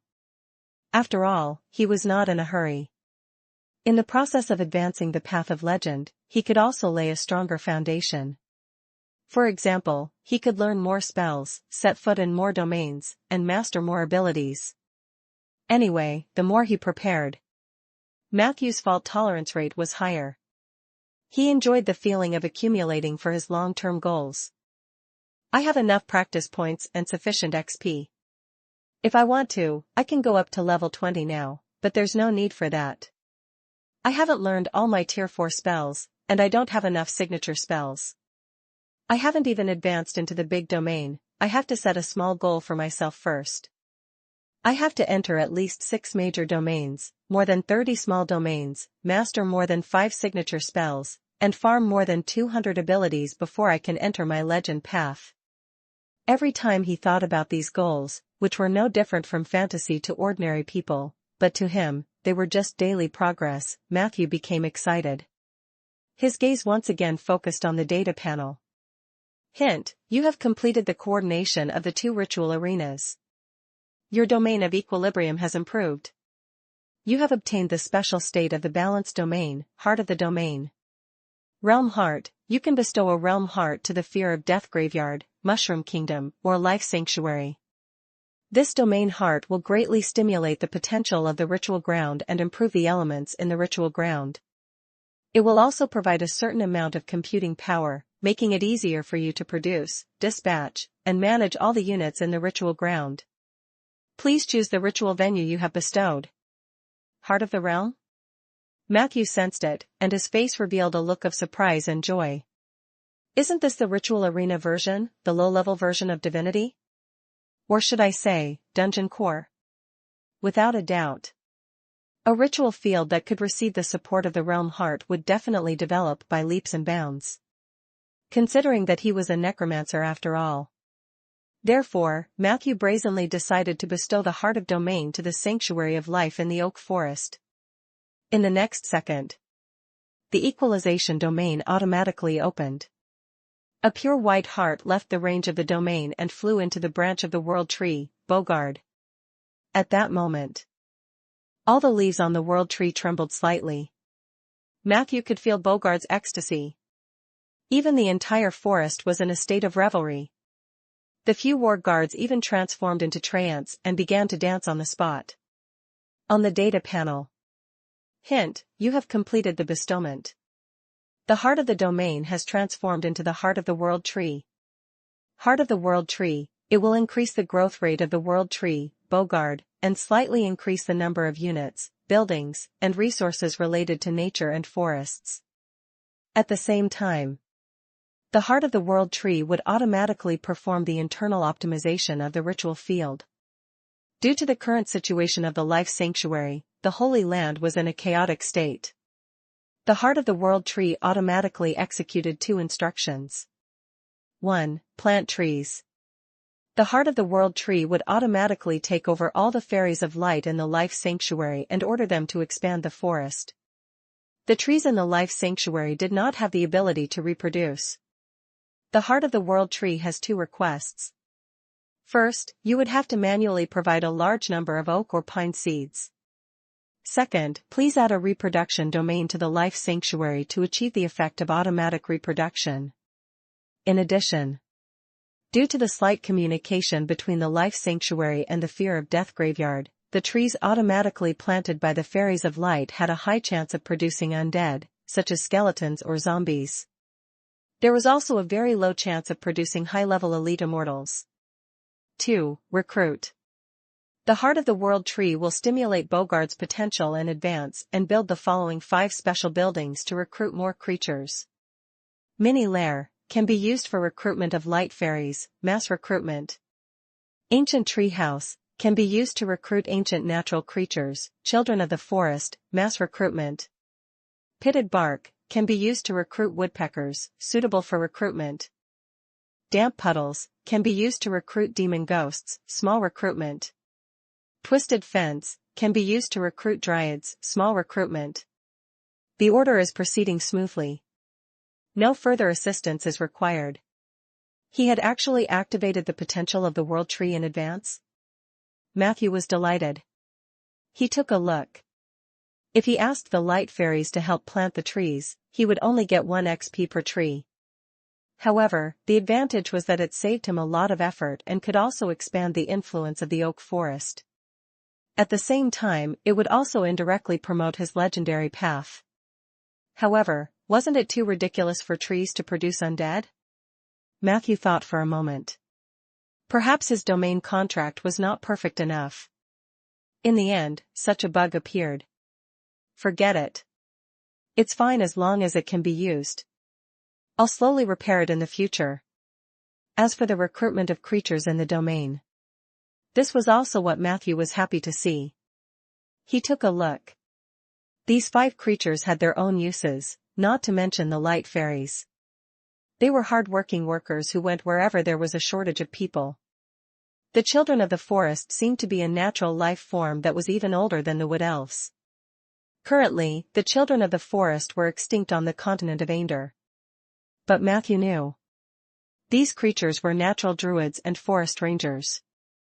Like the centaurs, they were the most loyal guardians of the forest. If he could really recruit the children of the forest, the combat power of the oak forest would soar. Among the remaining 3 creatures, the demon ghost and the dryad actually had certain negative attributes. The former liked to perch in the shade of trees and ambush outsiders. The dryad was also an evil creature that was full of malice towards ordinary creatures. The reason why the Heart of the World tree recruited them was: a normal forest should have a dark side. Although the demon ghosts and dryads were evil, they were also the most loyal fans of the forest. Recruiting a small number of these evil creatures would help the life sanctuary's sustainable development. The woodpecker was the nemesis of the demon ghosts. In addition, the existence of the dryad could also speed up the recovery of the forest's reproductive ability, which was of great help to the life sanctuary. These reasons were impeccable. Matthew naturally chose to allow it. With the support of the Heart of the World tree, an earth-shattering change was taking place in the oak forest. At the same time, Matthew's Hand of Equalization also received an upgrade the moment the Territory Pact was completed. Hint: your Hand of Equalization has stabilized under the effect of the Territory Pact. In addition, you have obtained a new effect, Fist of Wisdom. Fist of Negative Wisdom: gather life force and negative energy vortexes in both palms and hands. There is a chance that the target hit by your fist will lose the ability to think. Chapter 891 Legend Origin, Father Matthew. Chapter 891 Legend Origin, Father Matthew. Matthew read the description of the Fist of Subduing Intelligence in detail and found that this thing not only had an area of effect attack, but it also had the effect of spell correction. In other words, as long as Matthew's fist hit any part of the target's body within 30 centimeters of the target's body, there was a chance to trigger the effect of lowering one's intelligence. And the effect of spell correction basically ensured that there would be no deviation in spells. This also greatly increased the success rate of the punch. Even if it doesn't hit the enemy, it's still a good control skill to feint. It's just a pity that I can't use it together with the pale hand. I'm a mage, after all. Close combat isn't my forte, so there are still some limitations. Matthew silently tried to figure out the location of the Fist of Subduing Intelligence. This ability could be used for both offense and defense. However, considering his own style, it should be more appropriate to use it for defense. Other than the Fist of Subduing Intelligence, the Hand of Equalization had also been greatly improved. The instant death of the Hand of Paleness had been slightly increased, and the basic damage it dealt had been greatly increased. In this way, when Matthew used the Pale Hand, he did not have to go for the instant death check. The damage to this ability alone was very high. The effect of Healing Hand had also increased. Previously, Matthew could only heal minor injuries. After the upgrade, he could now heal normal injuries or even serious injuries. He could even repair internal injuries, alleviate organ damage, treat bleeding under the skin, and treat minor fractures. This way, as long as he accumulated enough life force, he could even take on the role of a main healer in a battle. Necromancers are good at healing. This is very reasonable. Matthew put away his increasingly strong right hand in satisfaction. The biggest beneficiary of the writing of the Territory Pact was still the domain of equalization. Matthew noticed. He had advanced by leaps and bounds in the domain of equilibrium. His exploration level had directly increased to the level of a veteran. However, during this process, he didn't gain any additional domain abilities, other than the Heart of Domain. Another reason was that he discovered that his domain of equilibrium was brewing in authority. This discovery made Matthew look forward to it. One had to know. Within the range of influence of a domain, authority was something more powerful than ability. It was special. After obtaining authority, it would be difficult for competitors in the same domain to pose a threat to him. I hope that the equalization domain will give birth to a powerful authority. In that case, I will have the opportunity to further expand my legendary path and try to balance other domains besides life and death. Matthew secretly looked forward to it. All in all, Husman's arrival filled in the last piece of the puzzle for Matthew. Next, he just needed to use the 3 ritual arenas in his territory to work hard to carry it forward. There was almost a 95% chance of surviving the Frost stage. Becoming a legend was a sure thing. As he thought about this, Matthew suddenly sensed an ancient treehouse rising from the ground near the World Tree. It was different from the original treehouses in the forest. The skin of the ancient treehouse was closer to a deep yellow color, which was the color of the earth. After the ancient treehouse was formed, a strong and powerful man walked out from inside. He only covered his waist with a piece of leaf skirt, and the rest of his body was naked. His muscles bulged out one after another, and his fierce eyes gave people a feeling that he was not to be trifled with. Child of the forest. The World Tree has actually summoned such a noble existence. The nearby Centaur tribe members could not help but exclaim. The Child of the Forest strode over to Matthew and knelt down on one knee. His forehead was pressed against the ground as he mumbled something. But Matthew didn't understand at all. He sized up the other party's appearance. In addition to the muscular body of the demon, Matthew found that the Child of the Forest had 3 blow darts hanging from his waist and 2 short spears hanging from the back of his thighs. The appearance of the Child of the Forest reminded Matthew of Lumiere and the Rainforest tribe. The temperament of both sides seemed to be exactly the same. Hint: you have successfully recruited the Son of the Forest, Eugene, LV20/Elite Class Mentor. Eugene has expressed his loyalty and desire to you. He will swear to protect this forest with his life in order to repay your kindness for sharing this place with him. Eugene had signed a homeland contract with the Life Sanctuary. Homeland contract: this land has been recognized by Eugene, the Son of the Forest, and has become the hometown of the Son of the Forest. From this moment on, your Life Sanctuary will automatically gain the ability to change classes to Ranger and Druid. When a rogue with a level of not lower than level 4 enters the forest, he or she will be rewarded with a friendly reputation and a certain amount of contribution. He will have the opportunity to complete the quest given by Eugene, the son of the forest, and then change his class to a ranger or a druid. The first child of the forest he recruited was a class mentor. In the future, would the Life Sanctuary be able to mass-produce druids and forest patrollers? Matthew's eyes lit up. Eugene was a very efficient person. He seemed to dislike being surrounded. Therefore, after a brief report to Matthew, he politely retreated into the forest and disappeared in an instant. However, Matthew could sense Eugene's movements in the forest. He actually mastered the tree leap. Chapter 892 Legend Origin, Father Matthew. Chapter 892 Legend Origin, Father Matthew. So fast, he seems to be checking the condition of every oak tree. Matthew noticed. The child of the forest seemed to have more talent and ability than the centaur in guarding the forest. One of the centaurs tried to keep up with the child of the forest, but Eugene quickly shook him off. This guy is a real forest assassin. Matthew praised in his heart. There was no doubt that if more children of the forest joined his forest, the safety factor of the oak forest would be greatly improved. At that time, the Dryad and the War Guard would be responsible for taking damage in the front row, the Centaur Archer and the Tree Herder would provide long-range damage support, and the Child of the Forest would transform into a terrifying demon assassin. As the military system of the oak forest became more and more complete, the sense of security in Matthew's heart also increased day by day. He even began to have a sudden idea. If Oak Forest and Fear of Death Cemetery were to fight, who would win? But soon, Matthew shook his head. At this stage, the Life Sanctuary was still far from the Fear of Death graveyard. One Filey and one Peggy were enough to sweep through the Life Sanctuary.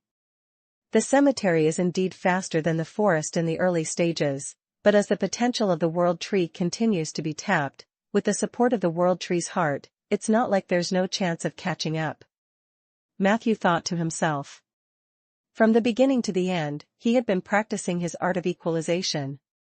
The reason why he gave the domain heart to the Life Sanctuary was also due to this consideration. At the moment, the two ritual arenas would form a good trend of advancing side by side. This was what Matthew was most happy to see. Lord Matthew. After the Child of the Forest left, Obist brought a few strong centaurs over to greet him. Matthew exchanged a few words with them. From their puzzled eyes, Matthew knew that they were uneasy because of the changes in the World Tree. Thus, he told Obist about the existence of the heart of the World Tree. He also instructed the Centaur Tree Herder to cooperate with the heart of the World Tree. After hearing this, Obist was enlightened. He swore that he and the Centaur tribe would perfectly implement the instructions of the World Tree's heart. After that, he looked embarrassed again. Matthew now had a good understanding of Obist. He knew that the proud centaurs were very resistant to begging for help, but the situation was stronger than the people. He always seemed to encounter situations where he needed Matthew's help. After a few rounds of torture, Obist's arrogant personality had been completely worn away. However, when he was begging for help, his embarrassed expression was still the same as before. Matthew saw Obist's embarrassment and planned to take the initiative to ask him about his difficulties. However, at this moment, a lively and cute little light demon jumped out from behind Obist. She greeted Matthew generously. "Hello, Lord Matthew. I'm Little Pineapple, Obist's closest companion. Many of our clansmen are suffering in the forest ocean, so Obist asked me to ask you for help. Can you bring more of our compatriots to this forest? There's more. The Centaur tribe doesn't have much food left. They've been starving every day recently. Obist hopes to help them with some food. As long as we survive this winter, we'll be able to find a way after that." Little Pineapple had just finished speaking. Obist's face turned red as he reprimanded. "What are you talking about? We've already caused so much trouble for Lord Matthew. How can we continue to make requests? We will solve the food problem ourselves." That was what he said. But his eyes were indeed sizing up Matthew's expression uneasily. Matthew didn't know whether to laugh or cry. Although Obist was awkward, he was indeed a guy with no bad intentions. He was probably really worried about causing trouble for Matthew, so he didn't even say anything about the lack of food in the tribe. Matthew immediately asked, "How many days of rations do your tribe have left?" Little Pineapple rushed to answer, "We finished it half a month ago." Matthew looked at the centaur in surprise. "Why didn't you say so earlier?" Obist's face was filled with shame. "It's already a great favor for you to provide us with a place to stay. It's our own problem that we can't find food. And our need for food isn't that high. Centaurs are a race that is very resistant to hunger." When he said the last sentence, he could not help but puff out his chest. Matthew asked with interest, "How resistant to hunger are you?" Before Obist could speak, the few young men behind him answered quickly, "Lord Matthew, I can starve 9 times in 3 days. What is this? As long as there's dew, I can starve 20 times in 6 days. I haven't eaten for 10 days, but I can still correct you with a clear mind. According to the calculation of 3 meals a day, 6 days is actually 21 meals. You must have eaten 1 meal secretly." He looked at the proud and hungry eyes of the centaur youths. Matthew hurriedly asked someone to borrow some food from Rhaegar. This was to ensure that the centaurs could eat for the time being. He asked Obist in surprise, "So you centaurs starve when you can't find food?" Obist nodded proudly. This is a very practical racial talent. It's also an important reason why the centaurs haven't gone extinct. Chapter 893 Legend Origin, Father Matthew. Chapter 893 Legend Origin, Father Matthew. As everyone knows, we play the role of protectors and plunderers in the forest. Our mission is to protect the forest and repel all evil forces. Occasionally, we will kill some predators in the forest and make them our food. We're not picky. The berries in the bushes, the dew on the leaves in the morning, and even some thorns can become our food. However, your forest is currently lacking in these things. We can't find any large prey, so we can only starve. Matthew nodded lightly. Obist's description roughly showed that he understood the predicament that the centaur tribe was currently facing. Centaurs were a race that did not know how to farm at all. They were a half-hunting and half-scrap-picking force.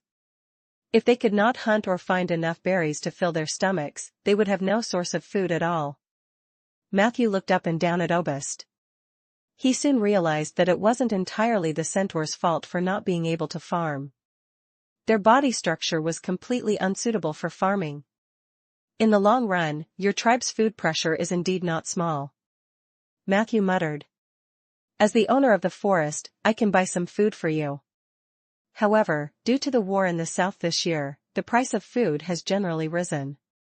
In addition, there are more people coming over. Buying food for a long time is definitely not the best policy. Speaking of which, do you know the Harvest Feast? The Harvest Feast was a ritual spell. The Druids of the Earth Society were very good at this. This spell could make crops mature rapidly on a large scale to ensure the stability of the food supply in the area. Of course, this spell also had side effects and was not suitable for long-term use on a piece of land. Obist shook his head. I don't know. Tree herders don't have the ability to produce food, but our elders should know this spell. But the problem is, I remember that the Harvest Feast spell requires very harsh prerequisites. It must be completed after a large area of farmland has been reclaimed, turned over, and the crops have been sown and sprouted before it can be effective. Where are we going to find a large area of farmland? Matthew thought for a moment. Farming is not a problem. As long as you can provide the ritual spell of Harvest Feast, I can help you open up enough fields in the north of the forest and let people be responsible for reclamation and sowing. Obist immediately shook his head. But wouldn't we have to hire a lot of human farmers? We've already spent a lot of your money. We can't let you continue spending. Matthew smiled. It's not expensive. It's just a small experiment for me. You don't have to worry about the manpower for farming either. There are many such talents in my cemetery. As he spoke, under Obist's astonished gaze, Matthew summoned the mother of coolies. When the latter heard Matthew's narration, she immediately patted her chest loudly. Farming? No problem at all. As long as the weather is suitable, I can grow as many grains as you want. You can just build the warehouses.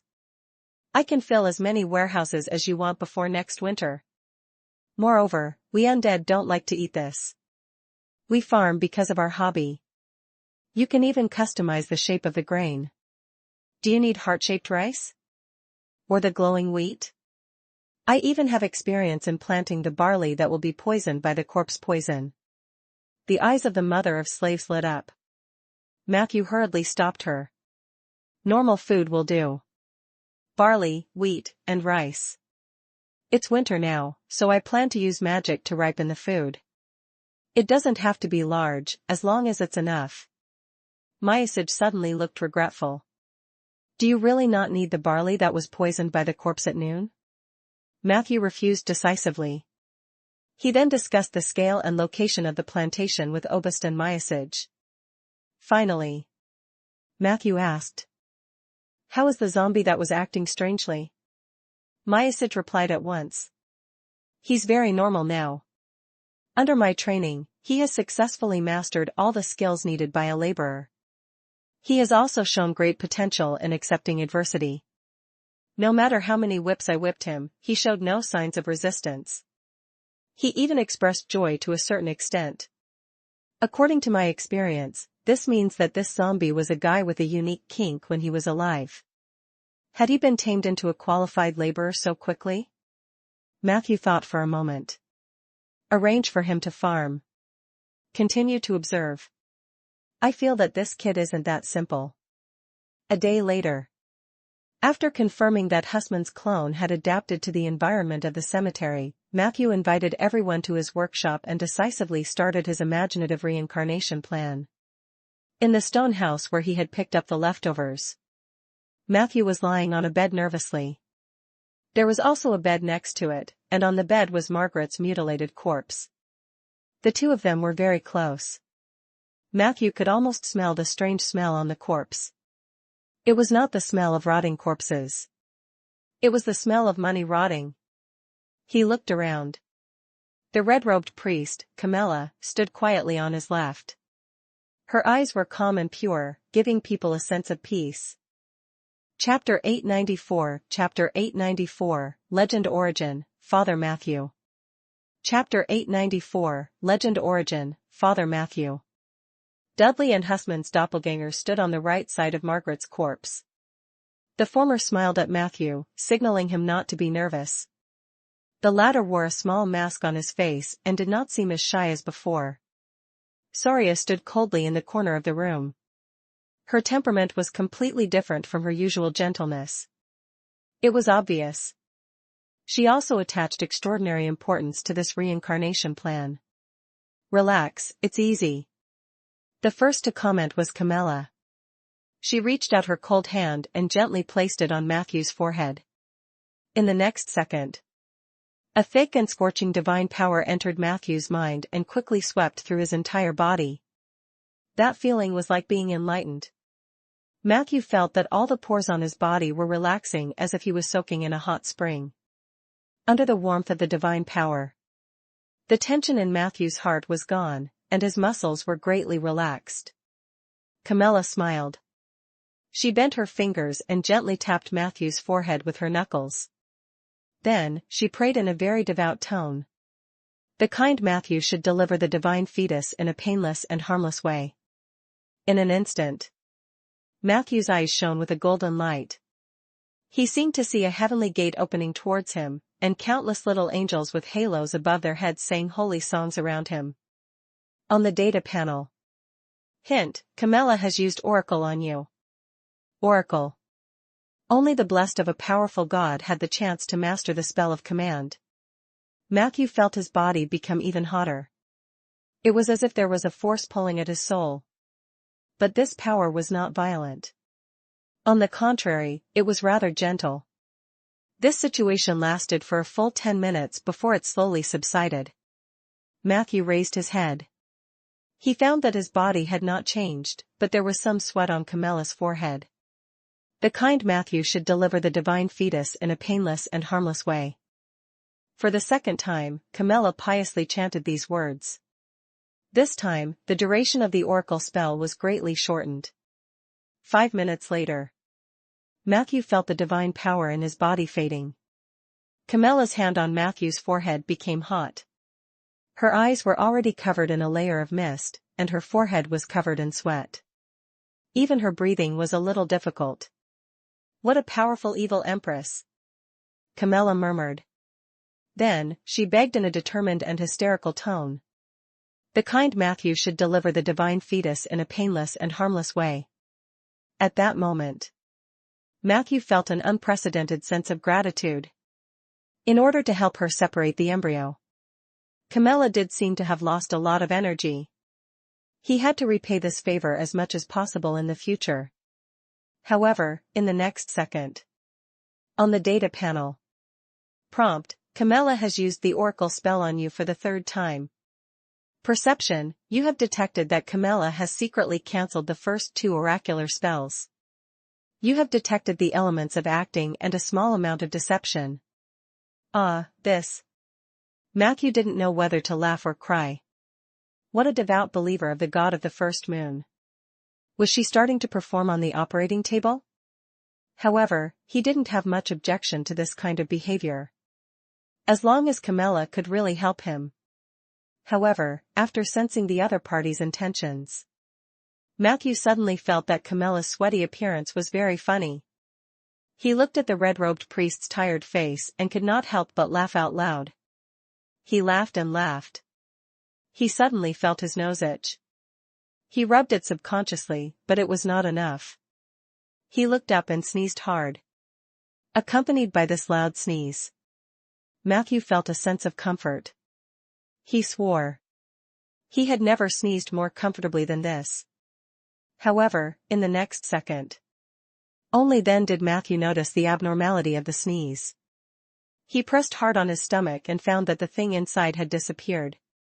At the same time, a beam-like golden dot of light spun rapidly, 1/2 meter above Matthew's upper body. There was still a bit of snot on the soybean.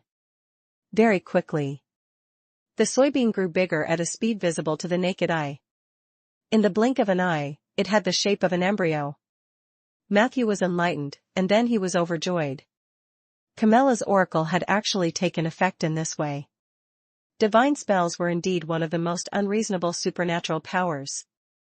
I have completed my mission. Please remember your promise.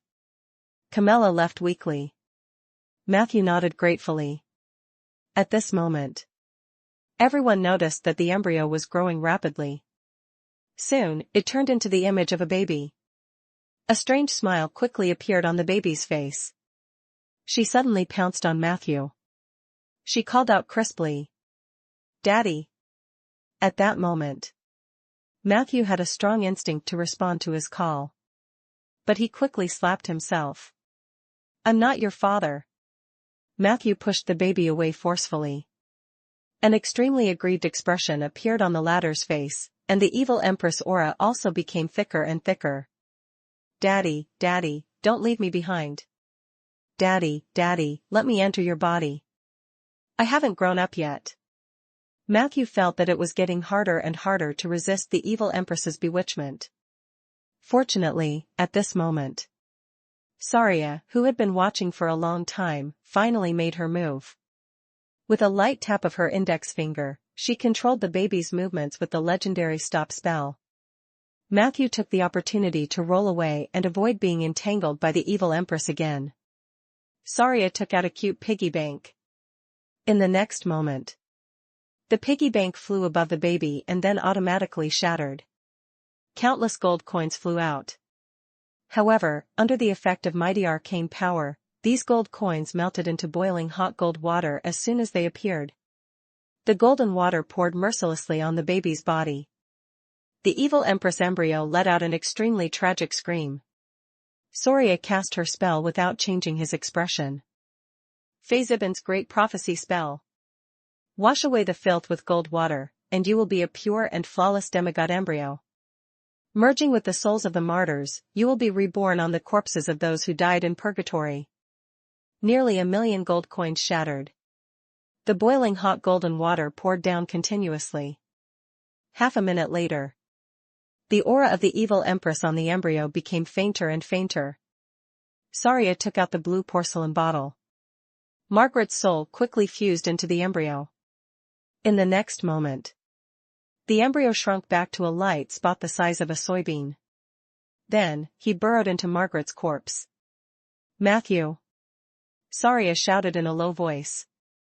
Matthew also knew that the most crucial step had arrived. He immediately opened up the field of breeding and shared the ability of the breeding machine with Margaret's corpse. Fortunately, this process was very successful. Very quickly, the lower abdomen of the corpse bulged slightly. The demigod embryo greedily absorbed all the elements from Margaret's corpse. She knew that the more she absorbed, the more her soul would be preserved. 2 minutes later, the already incomplete corpse became even more shriveled. A golden light pierced through the corpse's abdomen. Immediately after, it was the loud cry of a baby falling to the ground. Seeing this scene, Soria's face revealed an excited and gratified expression. Matthew secretly heaved a sigh of relief for Margaret. It seems to have succeeded. The evil empress didn't seem to be able to put up a more effective resistance. He couldn't help but glance at the data panel. Hint, you have given birth to a demigod embryo by sneezing. This action is too shocking, so it will be widely spread in the form of a phenomenon. You have obtained a legendary origin story, Father Matthew.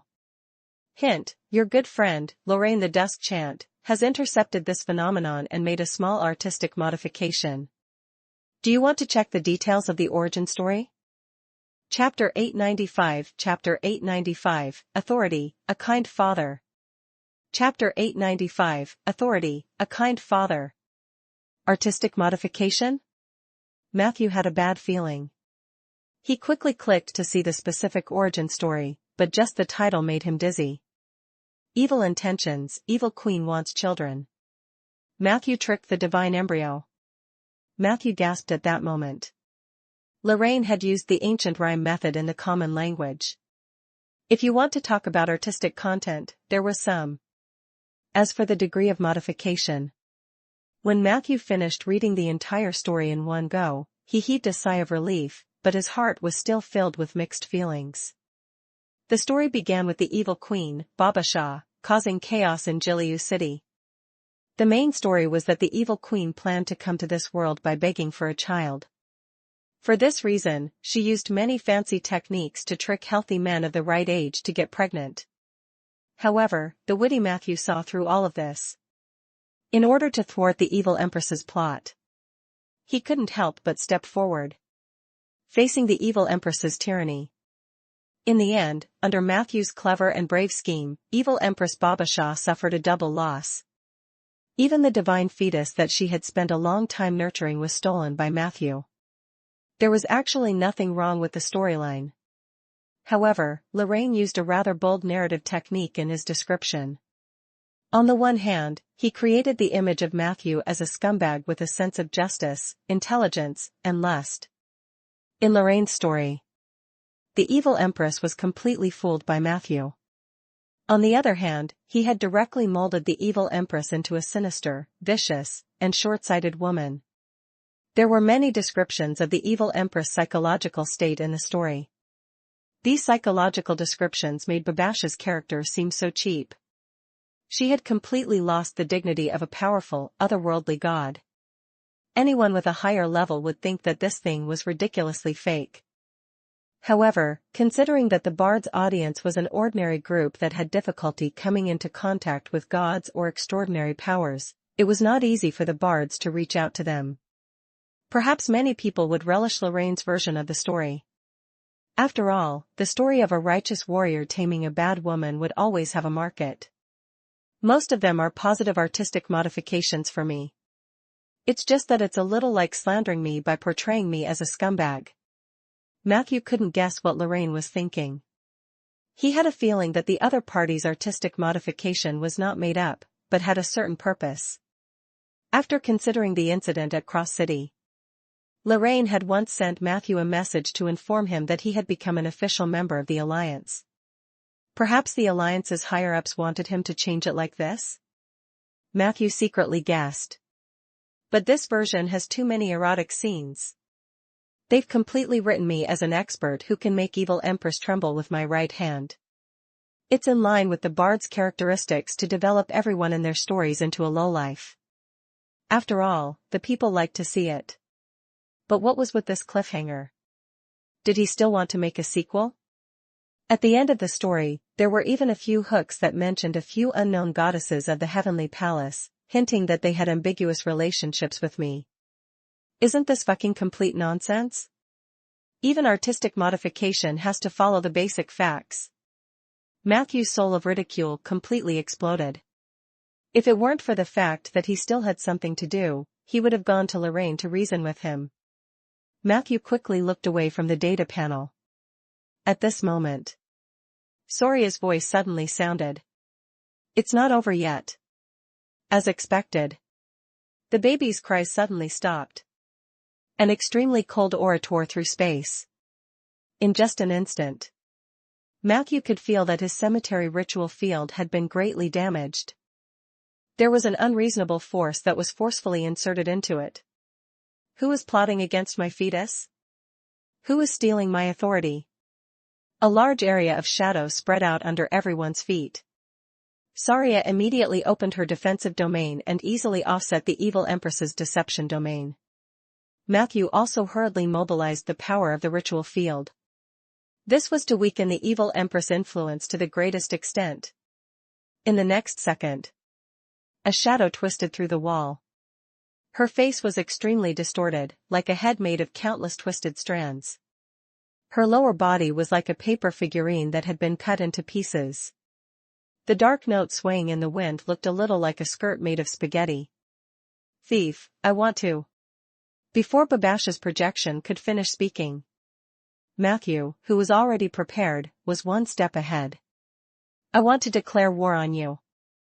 As the domain master of the Tauren, I want to fight you in the divine battlefield. Distorted and despicable otherworld god, you are not worthy of occupying even a tiny bit of authority in Aender. Get out of the reproduction domain. Matthew successfully turned the tables. He had launched a territory battle against Babasha in advance. Of course, he was able to do this not because he was more eloquent than Babasha. It was Soria who had used a spell to mute Babasha's projection. This meant that Babasha would either lose some of her territory or run away. Otherwise, she could only accept Matthew's challenge. Hint, the target of your declaration of war, Evil Queen Babasha, has agreed to your territory war request. You are about to enter the divine battlefield. Warning, the loser of the territory war will permanently lose part or even all of the territory they have occupied. As the initiator of the battle, you have the right to invite foreign aid, but this may affect the distribution of the final domain victory reward. Chapter 896, Chapter 896, Authority, a Kind Father. Chapter 896, Authority, a Kind Father. In the blink of an eye, Matthew's vision kept rising as if he was riding a rocket into the clouds. His soul had left his body. Under the pull of the plane's supreme law and domain power, he quickly arrived at an extremely vast and mysterious space. Above his head was the boundless starry sky. Beneath his feet was yellow soil that occasionally emitted boiling hot spring water. Not far away, there were forests, snow mountains, hills, swamps, and endless black fog. In the starry sky, countless stars were rapidly descending. However, these stars could only descend 1,000 meters above the ground at most. They looked like fireballs. But in reality, they were eyes. This was the divine battlefield. To the gods of the Heavenly Palace, this was a familiar place. Every god who could successfully enter the Heavenly Palace had once fought here and successfully defeated their respective opponents, becoming the final winner of the corresponding domain. However, for hundreds of years, it had been a long time since the divine battlefield had welcomed a new combatant. Not only did the Calamity Mage banish the Heavenly Palace, but she also greatly exploited the domains of the gods. Currently, most of the domains on the continent were empty. Mages were not as greedy as the gods when it came to devouring their domains. There was no conflict between them. Naturally, there was no more fighting. But this time was different. Matthew's plan to plot against the divine embryo had indeed hit evil Queen Babasha's sore spot. The latter consumed a large amount of divinity. If this embryo had really been stolen away without any reason, it would have been impossible. Then, evil Queen Babasha would lose a considerable portion of her reproduction domain. This was a fact that the latter could not bear. Considering that the evil Empress' influence in the prime material plane was actually only so. Even if she projected herself, she would not be a match for Soria. Therefore, Matthew suddenly launched a territory battle. This was exactly what Babasha wanted. On the dark hills, Babasha's shadow continued to grow bigger and bigger. In the blink of an eye, she had become a giant that was more than 10 meters tall. Behind the giant, a large number of short figures quickly formed. Those followers who had been immersed in the evil Empress domain for many years. In comparison, Matthew was only 4 to 5 meters tall. There were also very few followers behind him. This made Babasha feel much better. Everyone knew. In the divine battlefield, the larger one's body size was, the deeper one's control over a certain domain was. Even though the initiator of a domain battle would often have an advantage in other aspects, it was still not a big deal. But the evil Empress was not afraid of this. In her eyes, Matthew was just a young mage with some talent. She had crossed several worlds and seen countless young geniuses. Compared to the top batch, Matthew was really ordinary. And a domain required time to accumulate. Therefore, she had absolute confidence that she could completely defeat Matthew in the domain battle. The only thing to worry about was the foreign aid that Matthew might invite. But in the blink of an eye, the evil Empress' last worry had also disappeared. Because she could clearly sense that Matthew did not invite Soria to be his external aid. That was true. Soria had no achievements in the domain of reproduction. There was no specific domain enhancement. The power that a holy mage could display in the divine battlefield was not much different from that of an ordinary legendary mage. Letting her in would not change Matthew's inevitable defeat. Interesting. A faint smile suddenly appeared on the evil Empress' twisted face. She could actually understand Matthew's seemingly crazy actions. After all, many young people did not know the immensity of heaven and earth. If their adventure were a little smooth sailing, they would think that they were the chosen ones. Little did they know that before they suffered a crushing defeat. The so-called chosen ones were simply too lucky. What she liked the most was to teach these arrogant young people a lesson. After I win, not only will I devour his tower and domain, but I will also make him pregnant again. No, I won't let him off so easily this time. I will make him pregnant with more than 20 children in one go. At the same time, I will give him some authority over life so that he can live to give birth to my children. The evil Empress' malicious gaze was like a nail that was nailed to Matthew's body. At the same time, the domain that she was wrapped in was also pressed forward like a dark cloud. Babasha didn't have much control over the world of Ander. Other than reproduction, there was only arcane, drow, and darkness. However, she was confident that she could deal with a rash young man like Matthew. Speaking of this divine battlefield, the only thing that made Babasha unhappy was the unbridled gazes. They were like prisoners who had never seen a woman for most of their lives, greedily watching everything that was about to happen on this land. Every falling star in the sky above both sides. It represented the gaze of a god. In the starry sky, the whispers of the gods could even float to the ground. Tower and domain? What is this strange thing? This little mage seems to be a restorer of the tower and domain. Otherwise, with the attainments of mages in the domain, they wouldn't be qualified to start a domain war. By the way, who do you support? Little mage or Babasha? Of course, I'm supporting the heretic empress. Haven't you heard of that story? This mage is a scumbag who takes advantage of women. Of course, I have to admit that he's indeed quite pretty. Chapter 897, Authority, a Kind Father. Chapter 897, Authority, a Kind Father.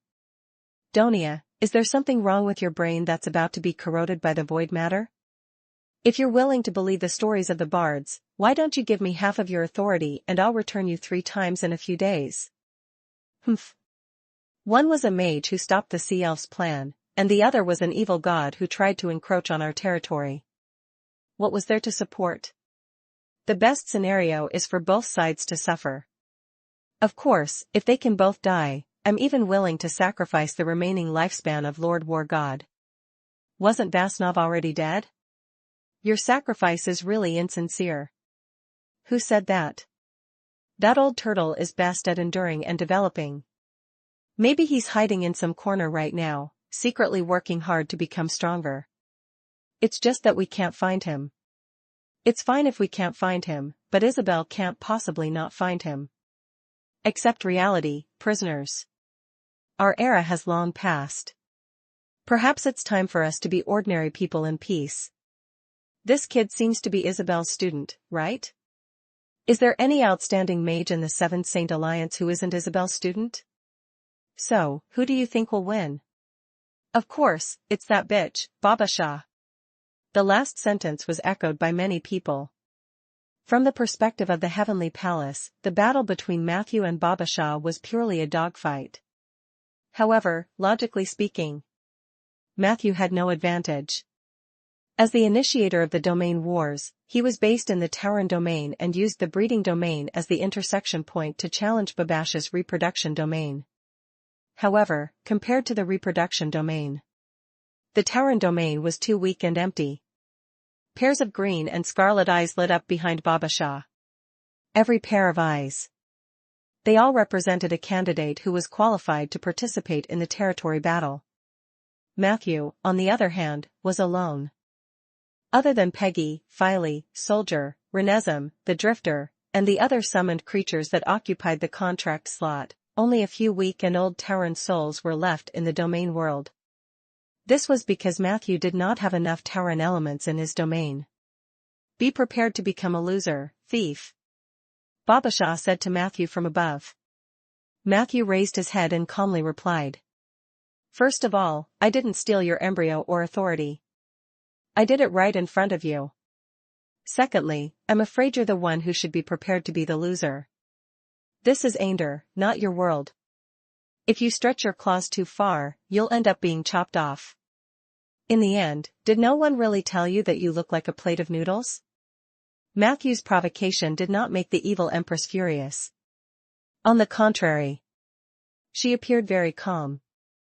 Perhaps in her eyes, Matthew was no different from a dying man. A moment of eloquence would not change the outcome of this battle. In the next moment, the domains of both sides were connected.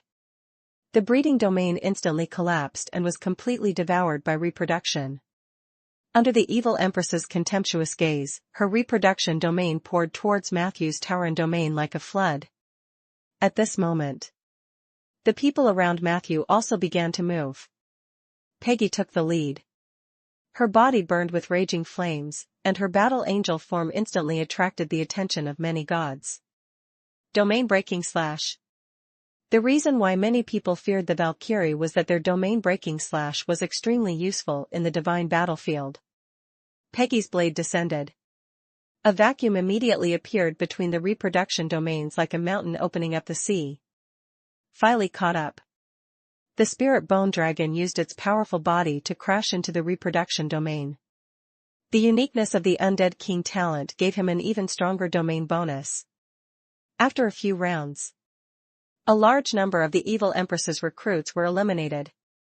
Soldier and Renezum also exerted their strength. As a true elite unit, even if their strength was restricted within the domain, they could also carry out Matthew's orders well. Matthew was not idle either. The moment the two domains came into contact, he took out the skull of Augustus. Under the enhancement of the endless deathly cold air of the comet, Matthew's first spell was aimed directly at the evil empress's huge body. The curse of death. In an instant, a long chain appeared between Matthew and the evil empress. This spell could greatly increase the success rate of instant death. Even if one died in the domain, they could be resurrected. However, Babasha was not willing to take the risk. Thus, she moved to the side decisively. Her steps were very big, and in just 2 steps, she was far away from Matthew, and the Death Reaper curse lost its effect. Matthew was not surprised. He had no intention of using this spell to kill Babasha. It was considered a success if it could be used to distract her. In the next second, he pulled open a teleportation door and came to Peggy and Filey's side. Under the cover of the two of them, he began to chant his signature spell loudly. Seeing this scene, the evil empress' huge figure took half a step forward, but she stopped in the blink of an eye. Her eyes were filled with contemplation. Within a few breaths, Matthew finished chanting. The skull of Augustus lit up with a green light, which was the sign of double casting. 4 huge scissors instantly covered the battlefield. Chapter 898 Chapter 898, Authority, a Kind Father. Chapter 898, Authority, a Kind Father. Kacha. Kacha. Kacha. Deadly scissors cut 3 times in a rhythmic manner. Within the attack range of the scissors, all of the evil Empress conscriptors had turned into nothingness. However, in the face of this result, instead, Babasha laughed out loud. Is this all you can do? If that's all, don't blame me for using too much strength. She laughed too wildly. As a result, the noodles on the lower half of her body started to shake violently. The scene was both horrifying and terrifying, and there was a faint sense of comicality to it. Behind her, the recruits who had just been killed by Matthew began to revive quickly. This was the privilege of a powerful domain master. This was also the reason why the ancient war between gods lasted for years and was difficult to stop. Most gods could activate the ability to resurrect indefinitely within their domain. As long as the domain was not destroyed, all the summoners could be resurrected indefinitely until one side's domain origin dried up. But correspondingly, the fate of these recruits was also quite tragic. They were the most miserable and fanatical tools. Although he could be resurrected, he would also consume the quality of his soul during the resurrection. Once the quality of his soul was completely consumed, he would often end up as a pool of pus in the pool of faith. Just like the petitioners, the death of the summoner was the death of the soul. Even the soul brand would be erased. Matthew looked at the evil empress calmly. Sorry, this is all I can do. Domain isn't what mages are good at. I admit that, but I have a friend. It's about time to invite him out. My actions just now were just to warm up and gain some sense of participation. Otherwise, as the initiator of the territory battle, if I could easily win by just watching the entire battle, wouldn't it be too enviable? As soon as he finished speaking, a large shadow suddenly appeared between Matthew and the evil empress. The evil empress looked warily at the shadow. Suddenly, the shadow expanded rapidly. It covered the evil empress' reproduction domain at an unbelievable speed and even surpassed it by a lot. Babasha looked up in surprise. The stars in the sky also looked up. At that moment, they saw a huge, mushroom-shaped creature. Can I come in now, Matthew? Husman's voice was still a little shy. Matthew spread his hands happily. Come in, Husman. Boom. After a loud bang, the starry sky seemed to split open. The originally illusory mushroom shadow smashed down like a falling mountain. Babasha couldn't avoid it. She could only rely on her own domain to withstand the sudden strange thing. But in the next second, an extremely shocked expression appeared on Babasha's face. Because the moment the mushroom phantom touched the reproduction domain, it was too late. She could sense that her domain was collapsing like melting ice and melting snow. What the hell is this? Why is he able to break down my domain? No, no, no. This is an existence at the level of a domain master. How can he interfere in this battle of gods? Babasha wasn't the only one who was confused. Almost all the gods who were watching the battle were shocked by the terrifying strength displayed by Husman. He was clearly alone. It was as if it had brought with it billions of lives. In a corner that they couldn't see with their naked eyes, countless tiny life forms were mercilessly breaking down the reproduction domain. Then, under Husman's control, these domains were quickly reconstructed and became part of Husman's own domain. The battle could be said to have ended the moment the giant mushroom appeared. In just 2 minutes, all of Evil Queen Babasha's territories in the reproduction domain had been successfully deconstructed by Husman and reoccupied. I can't believe that a monster like you was born in Ander. But why would someone as powerful as you listen to the orders of a despicable mage? She looked at Husman's shadow with an unwilling expression. Husman turned around shyly as if he was going to turn his face away. His voice was also filled with a shy temperament that was completely inconsistent with his strength. Ah, are you talking about me? I am Matthew's nature soul now. Matthew said I could come in. Besides, I'm not a monster. She listened to the other party's boyish voice. The evil empress' eyes were filled with unwillingness and greed. But in the next second, she still disappeared without hesitation. Husman's figure also slowly disappeared into the domain. Matthew knew. This was because Husman had sensed the attention of the gods and was too shy. But even so, his domain was still expanding and devouring. Fortunately, Husman had great control over his domain. Otherwise, Matthew's Tauran domain would have been completely devoured in an instant. This was the strength of the Spore domain's ruler. There was no one who could compete with Husman in this field. In addition, the gods had lost their positions for hundreds of years, and Dudley had joined in. This led to Husman and Dudley becoming unrivaled overlords in the Spore domain. If it wasn't for the fact that the power of the Calamity Mage was still restraining the path of the gods had been destroyed, and the two of them could become gods at any time. Of course, Matthew's role was also unquestionable. Husman was Matthew's natural bridge between nature and immortality. However, wasn't Matthew also the target of Husman's connection between the spores and nature? If Matthew had not upgraded him to nature's soul. With the unpopularity and weirdness of the Spore domain, it would take a lot of time for Husman to officially integrate into the nature domain. Time here could be measured in hundreds of years. Matthew's sponsorship directly skipped this long process. After becoming a nature soul, it shouldn't take long for the nature domain to receive the spores. At the same time, this also provided a springboard for Husman to develop into the prime material plane. This was much better than staying in a corner of the inner plane. This was a win-win situation for both sides. After today's battle, no matter how shy and low-key Husman was, this special combination of the Rot-Sack Lord and the Dusk Elves would definitely enter the eyes of the gods. Before the gods were revived, at least in the divine battlefield, there was probably no one who could compete with them. Looking at the fleeing Babasha, Matthew smiled lightly and did not pursue further. The other party still had domains such as the Arcane as a shelter.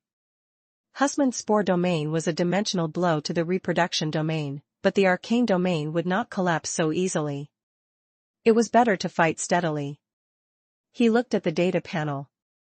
Prompt: you and your companions have defeated Evil Queen Babasha and obtained victory in the domain battle. Your Tauran domain has obtained the opportunity to expand. Please choose the direction of expansion. You have obtained a small portion of the reproduction domain.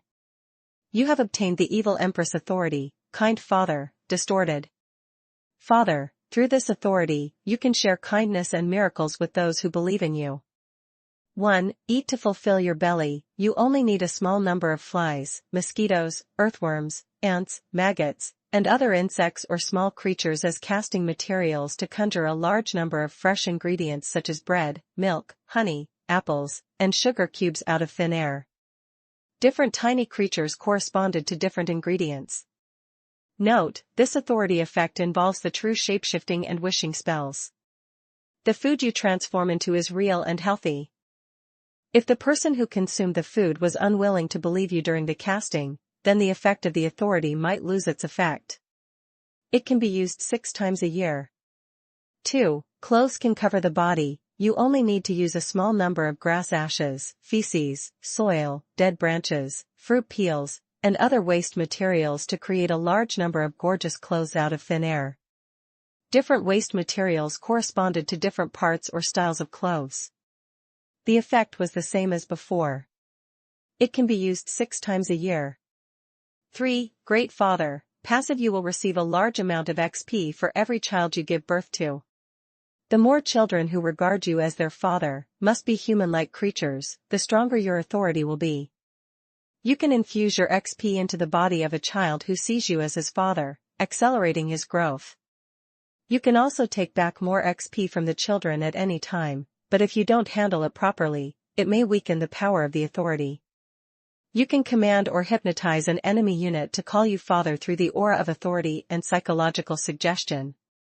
Once successful, you will gain complete control over the unit for at least 3 minutes. Chapter 899. Chapter 899, Tomb of the Gods and Investigating Doubts. Chapter 899, Tomb of the Gods and Investigating Doubts. Hint: detected 2 units that meet the requirements and sincerely regard you as their father. Unit 1, Renesm. Unit 2, Setrunk. Your authority, Father, has been strengthened.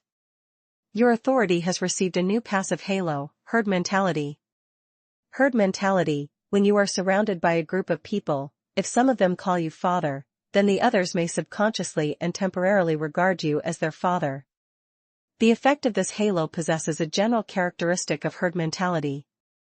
When the herd mentality took effect, if there are any objections in the crowd, they will be discriminated against or even attacked by others. What a strange authority.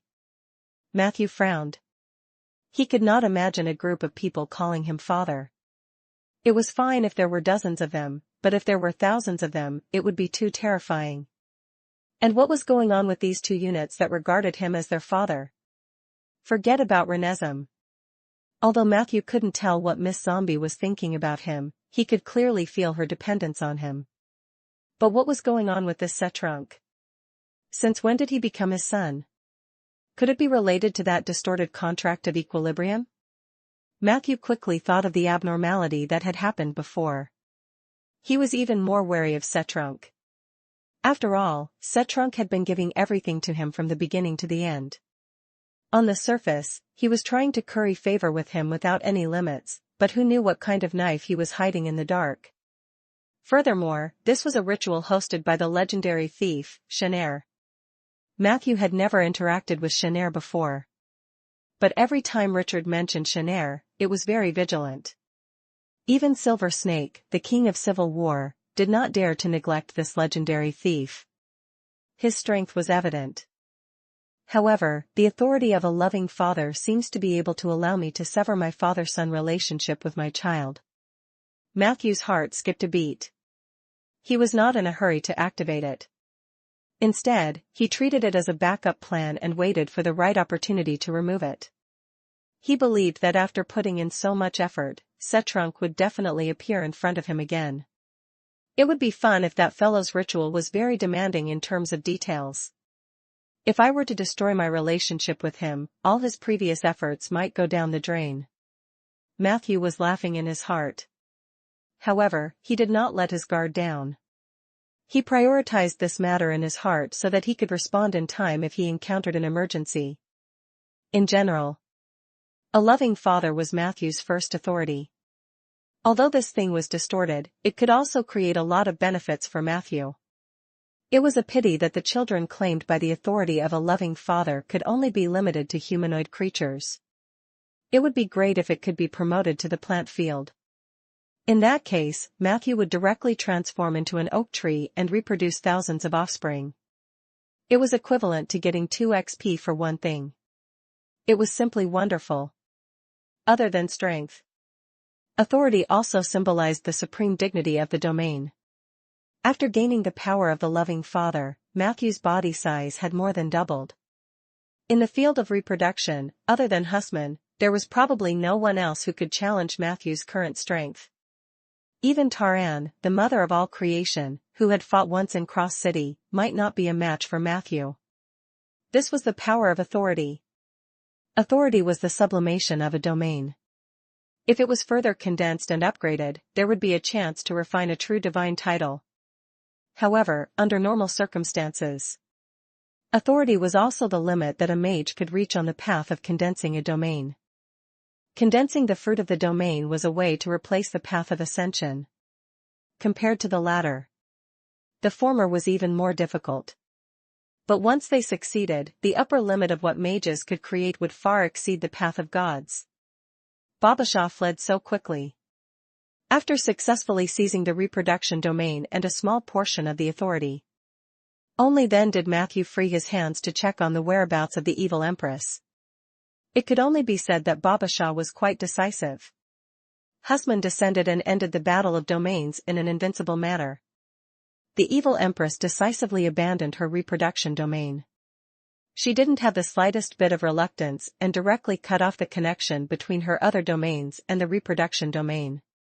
This was to prevent Husman from chasing after her. Although Matthew did not have such plans. However, the current results still made him feel a little regretful. Unfortunately, I didn't obtain divinity. His recent encounters had made Matthew realize the benefits of divinity. Perhaps it was because he had wasted too much power on the divine embryo. Babasha didn't put her divinity into the territory battle. This was also one of the reasons why her domain shattered at the slightest touch. If she had the support of divinity, she could at least survive for 10 minutes. Forget it.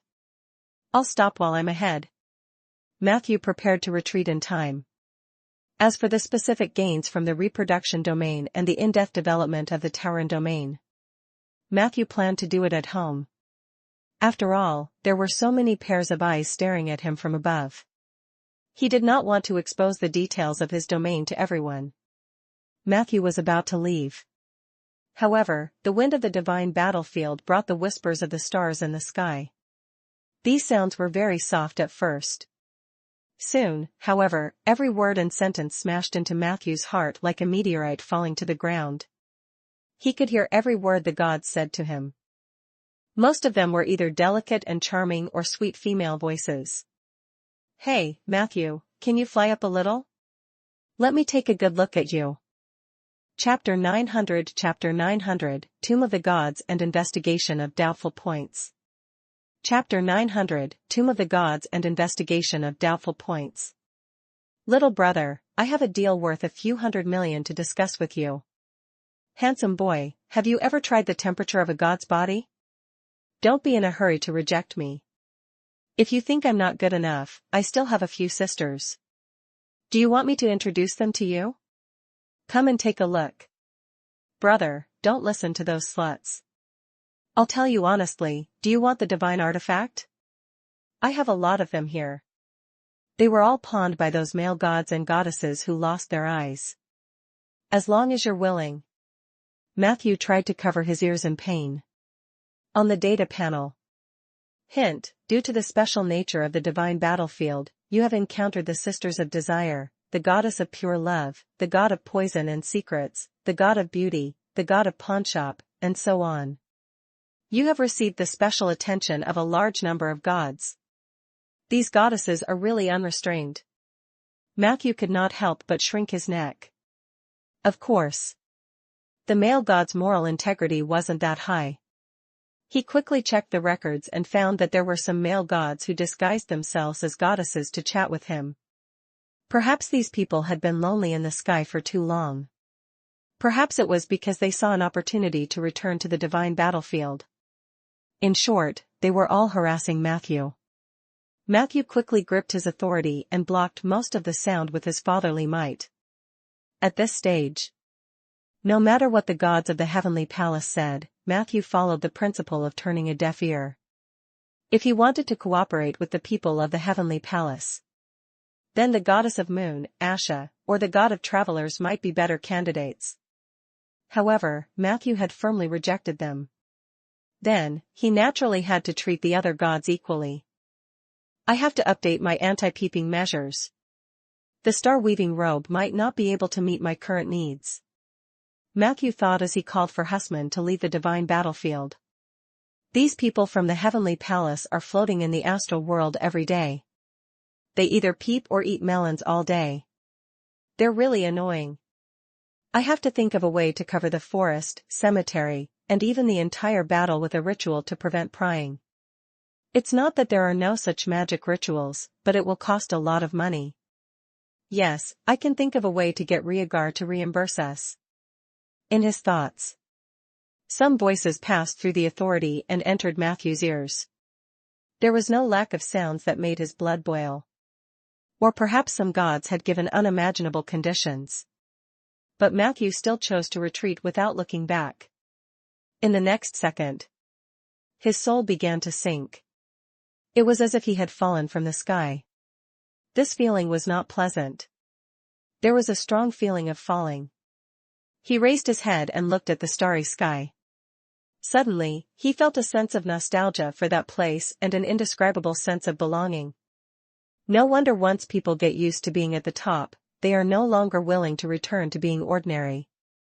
This kind of difference is really too uncomfortable. Matthew sighed inwardly. However, just as he was quickly adjusting his mentality, some extremely fragmented grayish-white images suddenly appeared in front of his eyes. The images flashed like sections in a kaleidoscope. It was difficult for Matthew to see the specific content. In a trance, he seemed to see a group of buildings with a strict aura. These buildings were guided by the iconic obelisk. The architectural aesthetic style was quite unique, but it also gave people a feeling of déjà vu. Behind the buildings was a tall, snowy mountain. There seemed to be something else on the snowy mountain, but Matthew only saw a huge and ferocious figure. Is it a giant beast? Or something else? Even though he was in the soul state, Matthew could also feel his heart pounding. He could clearly feel it. This building complex had a transcendent attraction to him, as if something was calling him to explore the secrets inside. He looked down at the data panel. Hint, you have found a corner of the Tomb of the Gods. Your profession, Advanced Necromancer, has resonated with an item in the Tomb of the Gods. Knowledge, legendary/immortal path. You realize that there is an artifact in the Tomb of the Gods that records a certain legendary advancement of a high-level necromancer. This advancement may be different from the legendary path of most necromancers in the world. You can feel your body's desire for it. A necromancer's divine weapon? There was actually such a strange place like the Tomb of the Gods in the divine battlefield?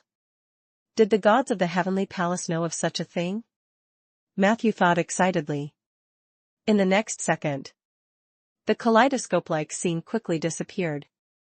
Matthew tried his best to open his eyes wide, trying to get more information. However, just as his soul was about to return to his body, he saw an extremely ridiculous scene. At the edge of the building complex, Matthew saw a familiar zombie hugging an ancient tombstone and gnawing on it hungrily. Damn it, am I hallucinating? He thought about it.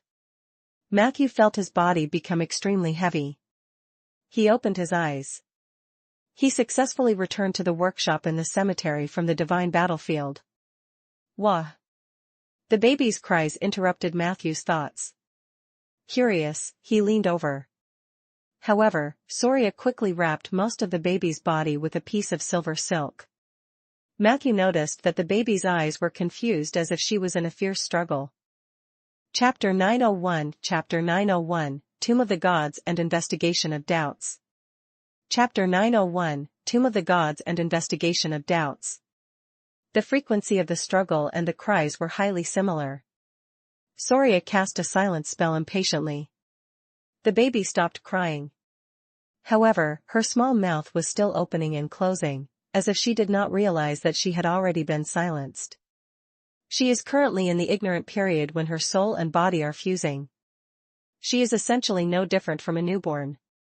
Soria explained to Matthew and then looked at the latter with satisfaction. Looks like the domain battle went well? Matthew nodded gently. It's all thanks to Husman. Soria looked at the entrance of the cemetery meaningfully. Your friends all have their own unique skills. Matthew smiled and immediately changed the topic to Mary. So what should we do next? He could feel the powerful divinity in the baby. If he calculated the amount, there were at least 3 portions of divinity. This meant that Mary's new body was not just an ordinary demigod. If she was properly trained, she would soon become a legend. Soria replied solemnly. Mary's reincarnation cost me a lot of effort and wealth. Since I've already done this, why don't I go even further? Next, I will seal her memories and gradually let her find her past self through the most perfect reincarnation method. I want her to walk the path of her life again until her trip to Inferno fails. Matthew was slightly stunned. Then, he understood Soria's good intentions. This method of operation was similar to reloading. However, to Margaret. After that, he would obtain a body that was extremely talented and perfectly matched with his soul. However, it was extremely difficult to do so. If he wanted Margaret to go through life again, not only did he have to suppress the demigod embryo's power, but he also had to create an environment and events based on Margaret's experiences. To an ordinary legendary mage, this might even be a fantasy. However, since the person who spoke was Soria, Matthew knew that the other party must be competent in doing this. It was nothing more than the amount of money spent. Blue Veil Dream? Matthew tried to follow Soria's train of thought. According to her thoughts, creating a dream world that matched Margaret's life trajectory through Blue Veil Dream was the easiest way to do it. However, Soria quickly shook her head. The Blue Veil Dream is full of random, and Mary has divinity. She can easily see through such ordinary illusions. Even if I seal her body, it will be difficult to perfectly replicate Mary's life trajectory in the Blue Veil Dream. Under Matthew's puzzled gaze, Soria smiled. I want to take her to Cyberdragon. Cyberdragon?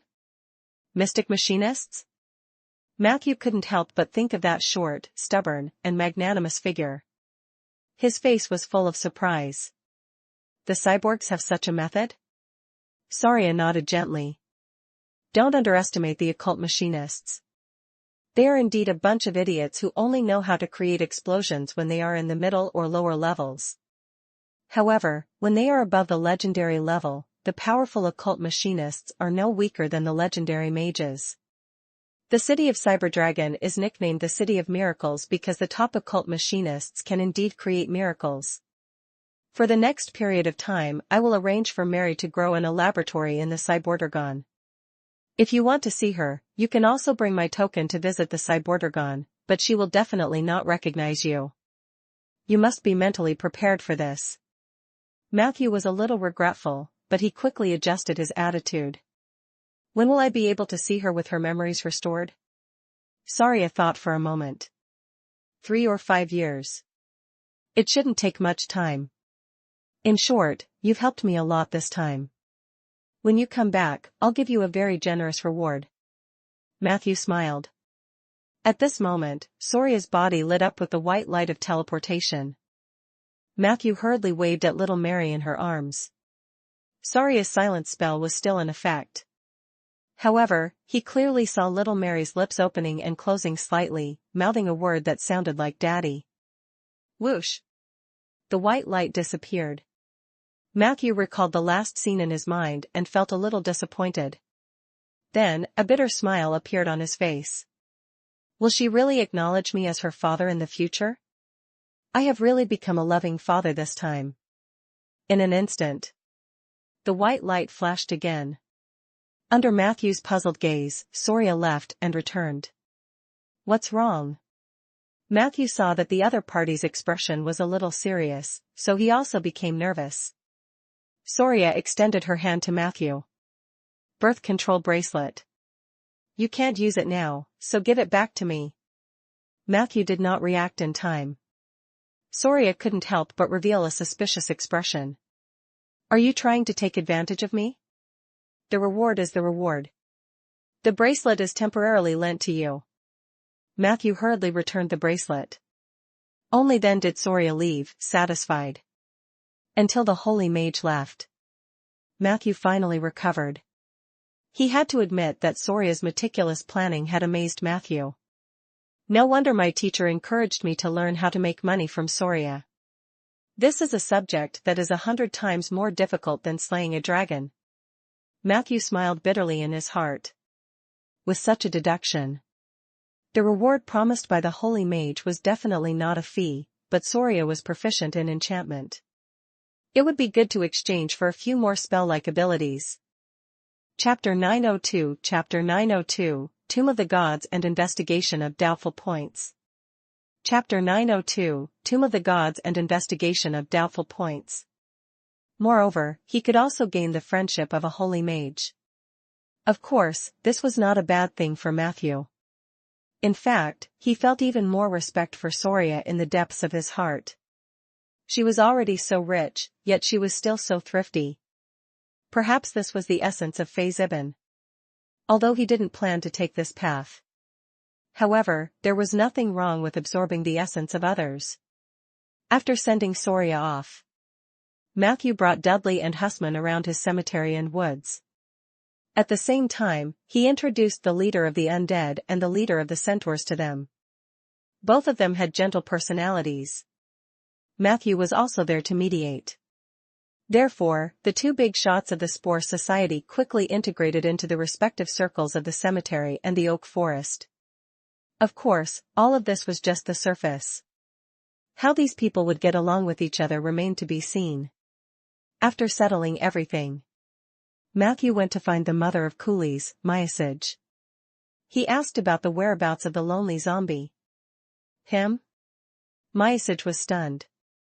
He's plowing the fields. The two of them arrived at the wasteland in the north of the forest. A group of zombies had ropes tied around their waists, shoulders, and even necks. At the other end of the rope was a heavy iron plow. The zombies walked forward with slow but firm steps. They couldn't feel pain. They might only feel that it was a little boring. But the zombie farmer's work was fruitful. It was close to early winter. The barren land in the north was slightly hardened due to the frost. Not to mention humans, even cows couldn't plow this kind of wasteland. However, zombies were extremely powerful. They could really rely on their individual strength to reclaim wasteland in such a harsh climate. The only side effect was that there might be residual negative energy on the ground. But this was not a problem for Matthew. He could rely on the sack of decay or the hand of equalization to absorb the negative energy. You did a good job. Seeing the thriving scene in front of him, Matthew could not help but praise her sincerely. Then, he found the zombie that he had highlighted. Are you sure he's been here all along? Matthew pointed at the zombie and asked. The mother of slaves nodded vigorously. I can guarantee that he has always been the most hardworking one. Other than a little bit of an arrogance problem at the beginning, his performance later on was quite good. Of course, this is all thanks to my training. Under my whip, not many zombies dare to slack off. Matthew looked at the diligent figure. A trace of doubt appeared in his eyes. Could it be that I'm hallucinating?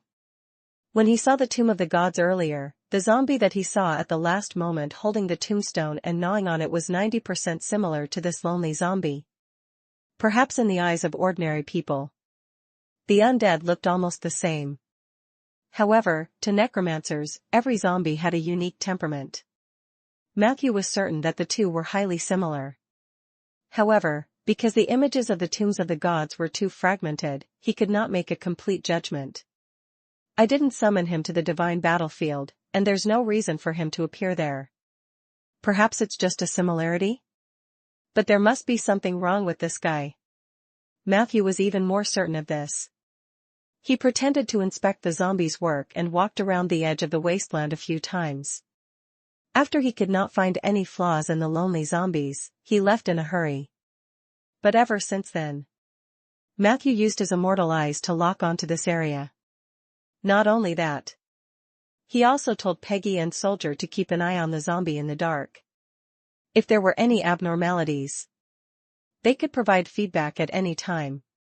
After finishing all of this, Matthew returned to the cemetery to rest. At noon the next day, a report from Giliu City was delivered to Matthew. The writer of the report was naturally Hood. This guy's movements are quite fast. Matthew casually opened the report. He knew that Hood wanted to give him and the Alliance an explanation, but the latter's concerns did not exist with Matthew. This was because Matthew had been fighting alongside Hood almost the entire time from Cross City to Jiliu City.